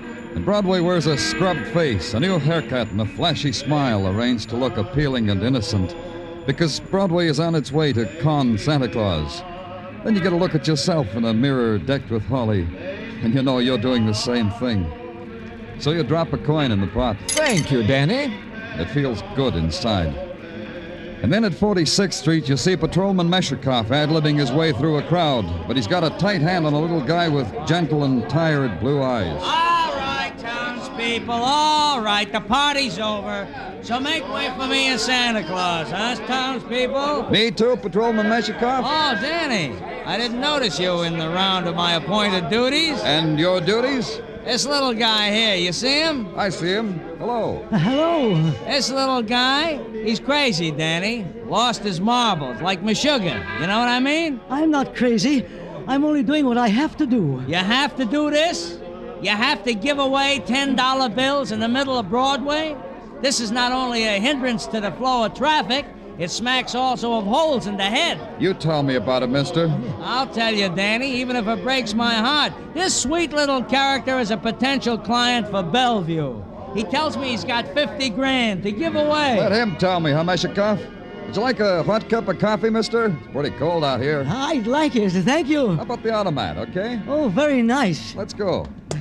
He's a very nice man, that Patrolman Meshikoff. He has a kind heart. I tried to give him $10, but he wouldn't take it. Will you take it for him? All right. We'll put it in the policeman's fund. After you, mister. Thank you. Here, I got a couple of nickels. You want coffee or chocolate? Chocolate would be nice. You think I'm crazy, too? You look like a man who worked hard for all that money. Why are you giving it away? Here's your chocolate. Oh, thank you. I give it away because it's my duty to share it with those who need it. Those people in the street, maybe they're just greedy. Oh, here's a place. We can stand at this counter. Sugar? Thank you. Some people buy yachts with money. I buy little boats in people's hearts. Maybe they'll still be sailing when I'm no longer here to wave them on their way. You'll be here a long time, Mr. Henry Baker. No, I won't be here for long because I'm going to be murdered. What? My brother George. He'll murder me because he wants my $50,000. And I want to give it away before he kills me. What's your name? Well, Danny Clover. Look, I don't quite... You're a policeman, aren't you? Yes. Then you'll protect me until I give all that money away. You'll do that, won't you, Mr. Clover? Yeah, I'll do that. Oh, you're very kind. Kindness is in your face, Mr. Clover. Look, Mr. Baker, you've done enough for today. Why don't you go home and rest? If there's any trouble, call me right away. Just give your name and they'll put you through to me. I may call you at any time? Anytime. All right. Now I'll go home. Thank you for the chocolate, Mr. Clover. It was very kind.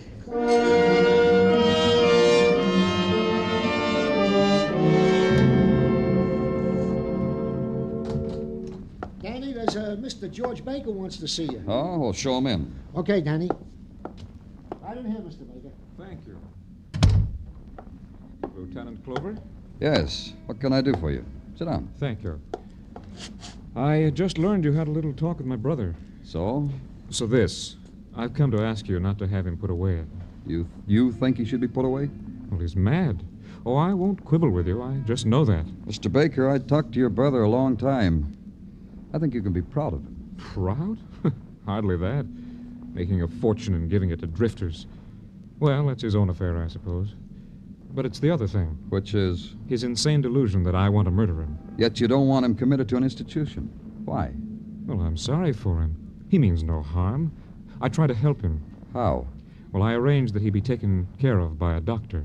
Oh, I'm glad you did. What doctor? An expensive one, Dr. Michael Sinclair. Dr. Michael Sinclair. I see. Oh, pardon me a minute. Yeah, surely. Danny Clover speaking. He tried again, Danny. He tried to kill me again. He did, Henry? When was this? Just now, just this instant. He shot at me, but he didn't get me. I'm glad to hear it, Henry. You'll have to do something, Danny. Promise me you'll do something. I promise. Where are you? 2150 East 20th Street. I'll be right down. Your brother, Mr. Baker. What did he want? You'll have to excuse me. I got to get down there. He says there's been another attempt on his life.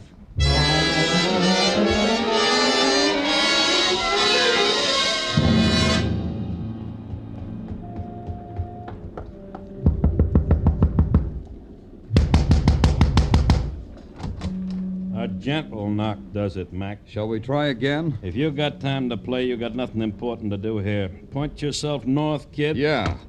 Now we stop rubbing noses, huh? Now we discuss our problem. You think so? I say we play some more. Copper. Huh? Blush to my shoes when I say it. I'm from the police. Oh, so I can't bang on you, huh? I gotta throw my hands back against the wall and drop my jaw and say, golly. I gotta do that because you're from the police. Do it. It'll make me feel important. Where are you from? From Hare. Landlord. I had cards printed once that said Ben Croft, landlord. They got sticky on a hot day and melted, but I ain't changed. You want to crumb your room? I want to see Henry Baker. Huh? I got a theory. You want to hear? I'll tell you. A cop puts in 8 hours a day with the city ordinances and a gun and phony muscle. That gives him 16 hours left to be a grabber. That's why you want to see Baker, grabber. You, an off-duty cop. Look, I'm working. I'm between card-punching time. So when I say a question, you say an answer. What's your interest in Henry Baker? I like him. Answer. Like why? Because sometimes I talk to him, then I can stand to look in the mirror. Answer. Try this. Why didn't you want to let me in? Because people come here, try to get the little guy's dough from him. Because he's got a crazy idea someone's going to walk in and kill him. Because... Maybe he isn't kidding. Let's go.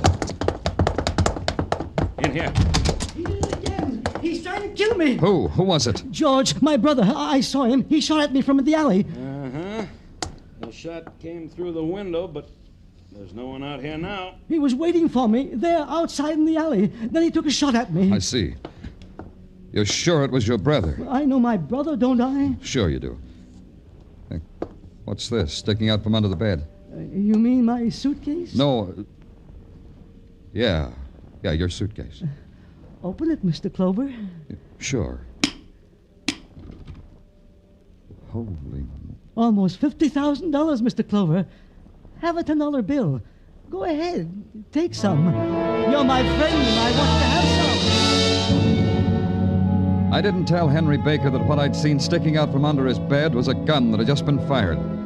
I didn't tell him that the window glass had fallen into the alley outside. And I didn't tell him that all that meant he had fired the shot himself from inside his room and through the window. He didn't even know his brother couldn't possibly have been there. I couldn't let him know I saw through his child's game of attempted murder. But I could take the gun away with me, and I could call on his doctor, because a doctor is where you go when someone important to you is sick. Yes, what is it? I'd like to see Dr. Sinclair. Is he in? I'm Dr. Sinclair. Won't you come in? Dr. Michael Sinclair was the least medical-looking girl I ever saw. She wore a dress of some metallic cloth that shimmered in the afternoon light. And in her eyes was a kind of grave, mocking smile. And her mouth... The way you look at me, I wouldn't diagnose as neurotic. Not in the least. I'm sorry, it's only that... That what? I don't know. You're the doctor. It's that I'm a woman doctor, and women doctors are rare, wasn't that it? Rare? Yeah, that's it. And women have the vote, give their seats to nice old gentlemen in subways, get their PhDs in psychology at Hunter College in the Bronx. You feel better now? I'm a policeman, Doctor. Danny Clover. I want to talk to you about a patient of yours, Henry Baker. What about him? He tells me his brother is trying to kill him. Yes, that's what he told me. When did he first come to you? About 2 weeks ago, his brother sent him to me. What's your interest in Mr. Baker? Has he committed a crime? No. It's only that he's a friend. I want to help, if I can. Yes, he does have a lot of money, doesn't he, Mr. Clover? And he gives it away. It's good you're a woman. Don't be angry. I find greed universal. I have it myself. I just diagnosed you incorrectly, that's all. Or did I? You keep records of everything Baker tells you? Of everything everyone tells me. I record it on tape. New world, new methods. I find it more revealing and more accurate than taking notes. May I hear Baker's recording? Mr. Clover, what he says to me is in the nature of a confessional. I see no need to trespass on Mr. Baker's privacy. That's a law, isn't it? Is it? I'd like to hear the recording, please. I guess there's no harm done. I'll get it since you're a friend. Yes, here it is. You'll find, Mr. Clover, that Henry's case is the usual one of sibling rivalry. More intense, perhaps. More outward-going. More bizarre. How do you play this thing? Like this. Why should he keep imagining his brother's trying to kill him? That's my problem, Mr. Clover, and I... Shh, that's me. Everything, just as it comes to you. It began when I sold my truck farm and took all the money and savings and started to give it away. I said to him, George, why do you want to kill me? You want my money. That's why you want to kill me. It's all like that, Mr. Clover. A recurring aberration. You think it's only that, eh? There couldn't be any truth in it. I strongly doubt it. How often do you treat him? Every day. As a matter of fact, he should have been here an hour ago. What? I called his rooming house. He wasn't there. I called his brother. Not there. Do you have any idea where he might be? Yeah, Doctor, I do.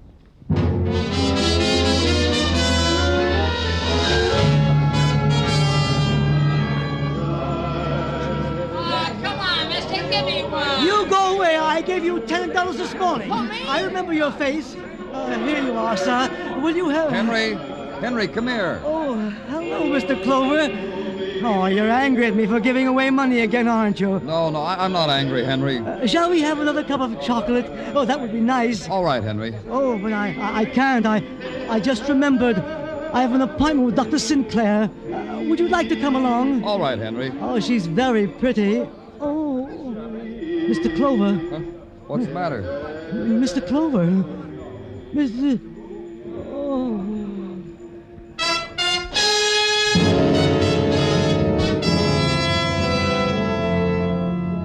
His body slumped to the pavement and his face stared up at me. It was a face from which everything had fled. Terror, the waiting, the protest against pain, the slender knife between his ribs, the blood that nudged from the corner of his lips was the shape of his dying.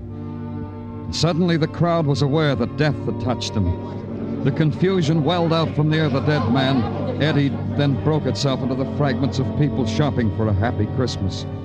And with them, inside the sudden spasms of shock and motion, and lost, was a person who had just killed a friend of mine.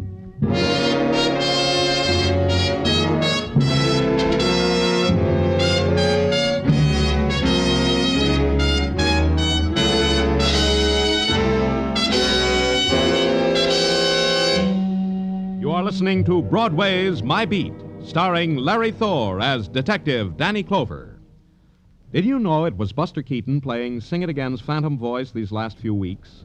Well, now there's a new Phantom riding the airwaves on Sing It Again, For identifying him tonight, some CBS listener can win $50,000 in cash prizes, radio's largest jackpot.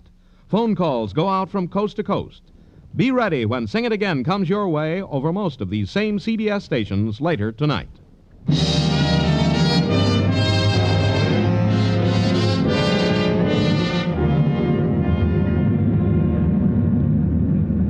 You've got to listen close on Broadway. That's the only way you can tell if the sudden sound you just heard was laughter or anguish. Not that it makes a lot of difference. Broadway reacts to clowns and dead men in pretty nearly the same way. And the dead man you saw lying in the blood of his death on a holiday pavement, you tell your family about. How the policeman pushed you back, but you saw anyhow. But you didn't tell how somebody came and swirled a mop over the sidewalk, because somehow you knew that was his final recognition, the requiem for a man who had just died. But I saw it. I had to stay till the end, until Henry Baker was shrouded and carried away, until Henry Baker was made a matter of official concern. Then I left. I had to go to a place.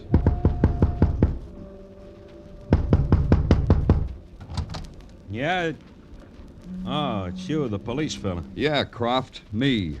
Then come on in out of the snow and cold and the dismal elements. See, I'm doing the right thing by you. Stick around. I got a bowing and scraping act that'll tug your heartstring to pieces. Henry Baker is dead. Did you hear what I said, Croft? I heard only say it once more. Baker, dead. See, it don't pay. It don't pay at all. Good little guy with a good idea. Be nice. The world couldn't stomach him. Breaks you up, huh? Yeah, I don't show it good, do I? Because I don't know the words how to talk about it. To a high school graduate like you, I ain't being crushed enough. How did he die? The world slipped a knife in his back. A real one. I don't want to repeat myself this time, Croft. Who would want to kill him? I don't know you for a lifetime, Croft. So I'd say you might. Yeah, you'd have to say that. That's so you can smile when you draw your pay. You're being a keen police fella. Yeah, this keen. How come you got a hat and muffler on? The temperature's fine in here. I've been out. Smell my breath, you'll see. Around Broadway and 46th? Nowhere near there. Stick around, Croft. I'm going down to Baker's room. A matter of $50,000 in a suitcase. Keen police fella. Where's the light switch? Oh. Better. Under the bed. No suitcase. Maybe he found another hiding place. Oh,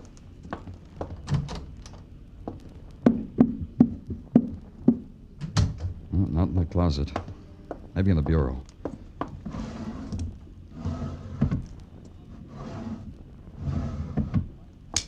Hey, who turned out the light? Oh.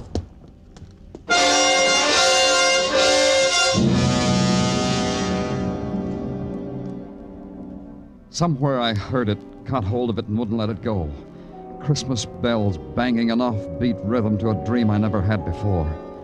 I was in the middle of a room, which was in the middle of a room, which was in the middle of a room, and far away, far, far away was a little man with a blood-red $10 bill tucked in his coat lapel.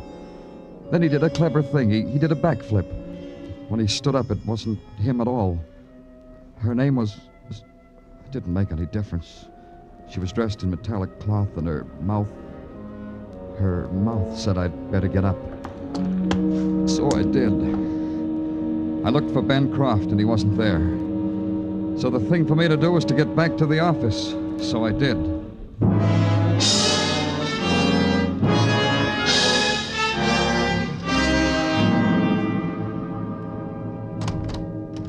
There's a Dr. Michael Sinclair to see you, Danny. Huh? Well, show her in, Tartaglia. Okay. You can go in, miss. Thank you, sir. Thank you for everything. Surprised to see me, Mr. Clover? Should I be? Yes. I'm a very busy doctor, and I know you're a busy, busy man, so I'll come right to the point. I want Henry Baker's money, all that was left of it. Oh?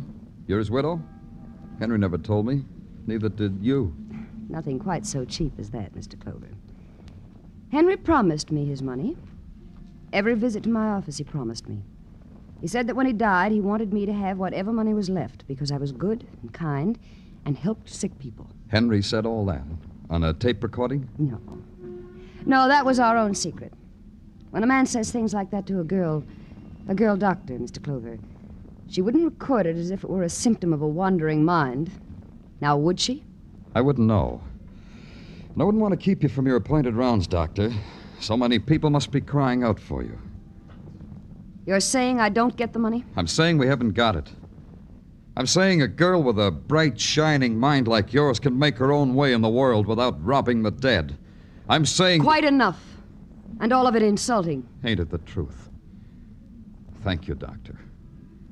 Happy neurosis, Doctor. I was glad when she went. Anyhow, she ruined the decor of my office. I made a note to splatter the place with wax roses, then have her in again, which constituted the mixed-up daydream for the day. Right now, there was a man I had to see. George Baker, loving brother and sole living heir of a murdered man. I wondered how he reacted to the news. At his home, I found out. I have nothing to say to you, Mr. Clover. You don't understand about policemen, do you, Mr. Baker? When they intrude upon grief, they're intruders. I started to talk about you not understanding policemen. We got a right to make a nuisance of ourselves, Mr. Baker. The public demands it. What do you want to know? You thought your brother was mad, didn't you? I told you that. Of course Henry was mad. He gave away money. Money? What money? Money that was in a suitcase under his bed. Do you have the suitcase? Me? You have it. I don't have it. Then find it. It's mine. I'm his only living relative. Take it easy. Take what easy? I want that money. It's mine. See what I mean, Mr. Baker? What? See what I mean? You want that money so badly, maybe you'd kill for it. Get out of here! You can't say that to the law without nudging me with your elbow and smiling. You know that, Mr. Baker. I'll post a suitable reward. Does that interest you, Mr. Clover? A reward? Wait a minute. I know men like you, Mr. Clover. You're greedy. You're holding out for a price. So I'll give it to you. I'll give you 20%. Baker! 25%! So help me, Baker. No, don't hit me. No, I wouldn't do that. I'll just throw you away. Ah! Dog! Pig! Filth! Scum!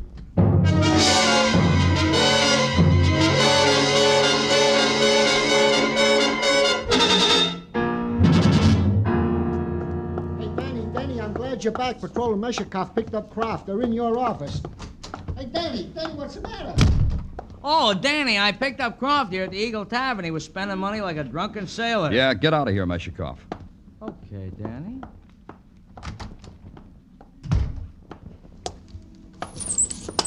You ran away, Croft.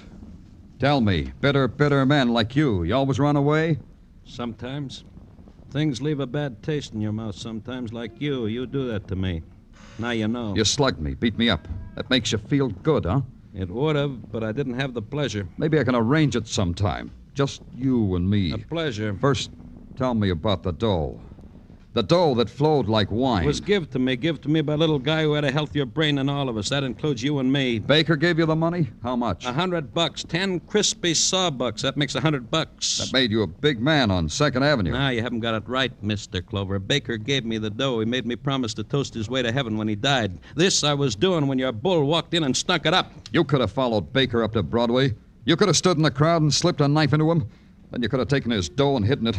You want to know something, Clover? I'll bare my soul to you. None of that what you said could I do. It's a weakness with me how I'm in love with good people. Yeah. Baker sometime had callers in his room. Yeah? The callers. Who were they? You? Me. His brother? His brother. His doctor? His what? His doctor, a perfumed doctor with the body of a girl and the legs of a girl. Like how often? Like practically every day. It was a thing a man could look forward to. Her with her little black case and a smile that said, "Hey, policeman, where you going? I ain't finished with my confession."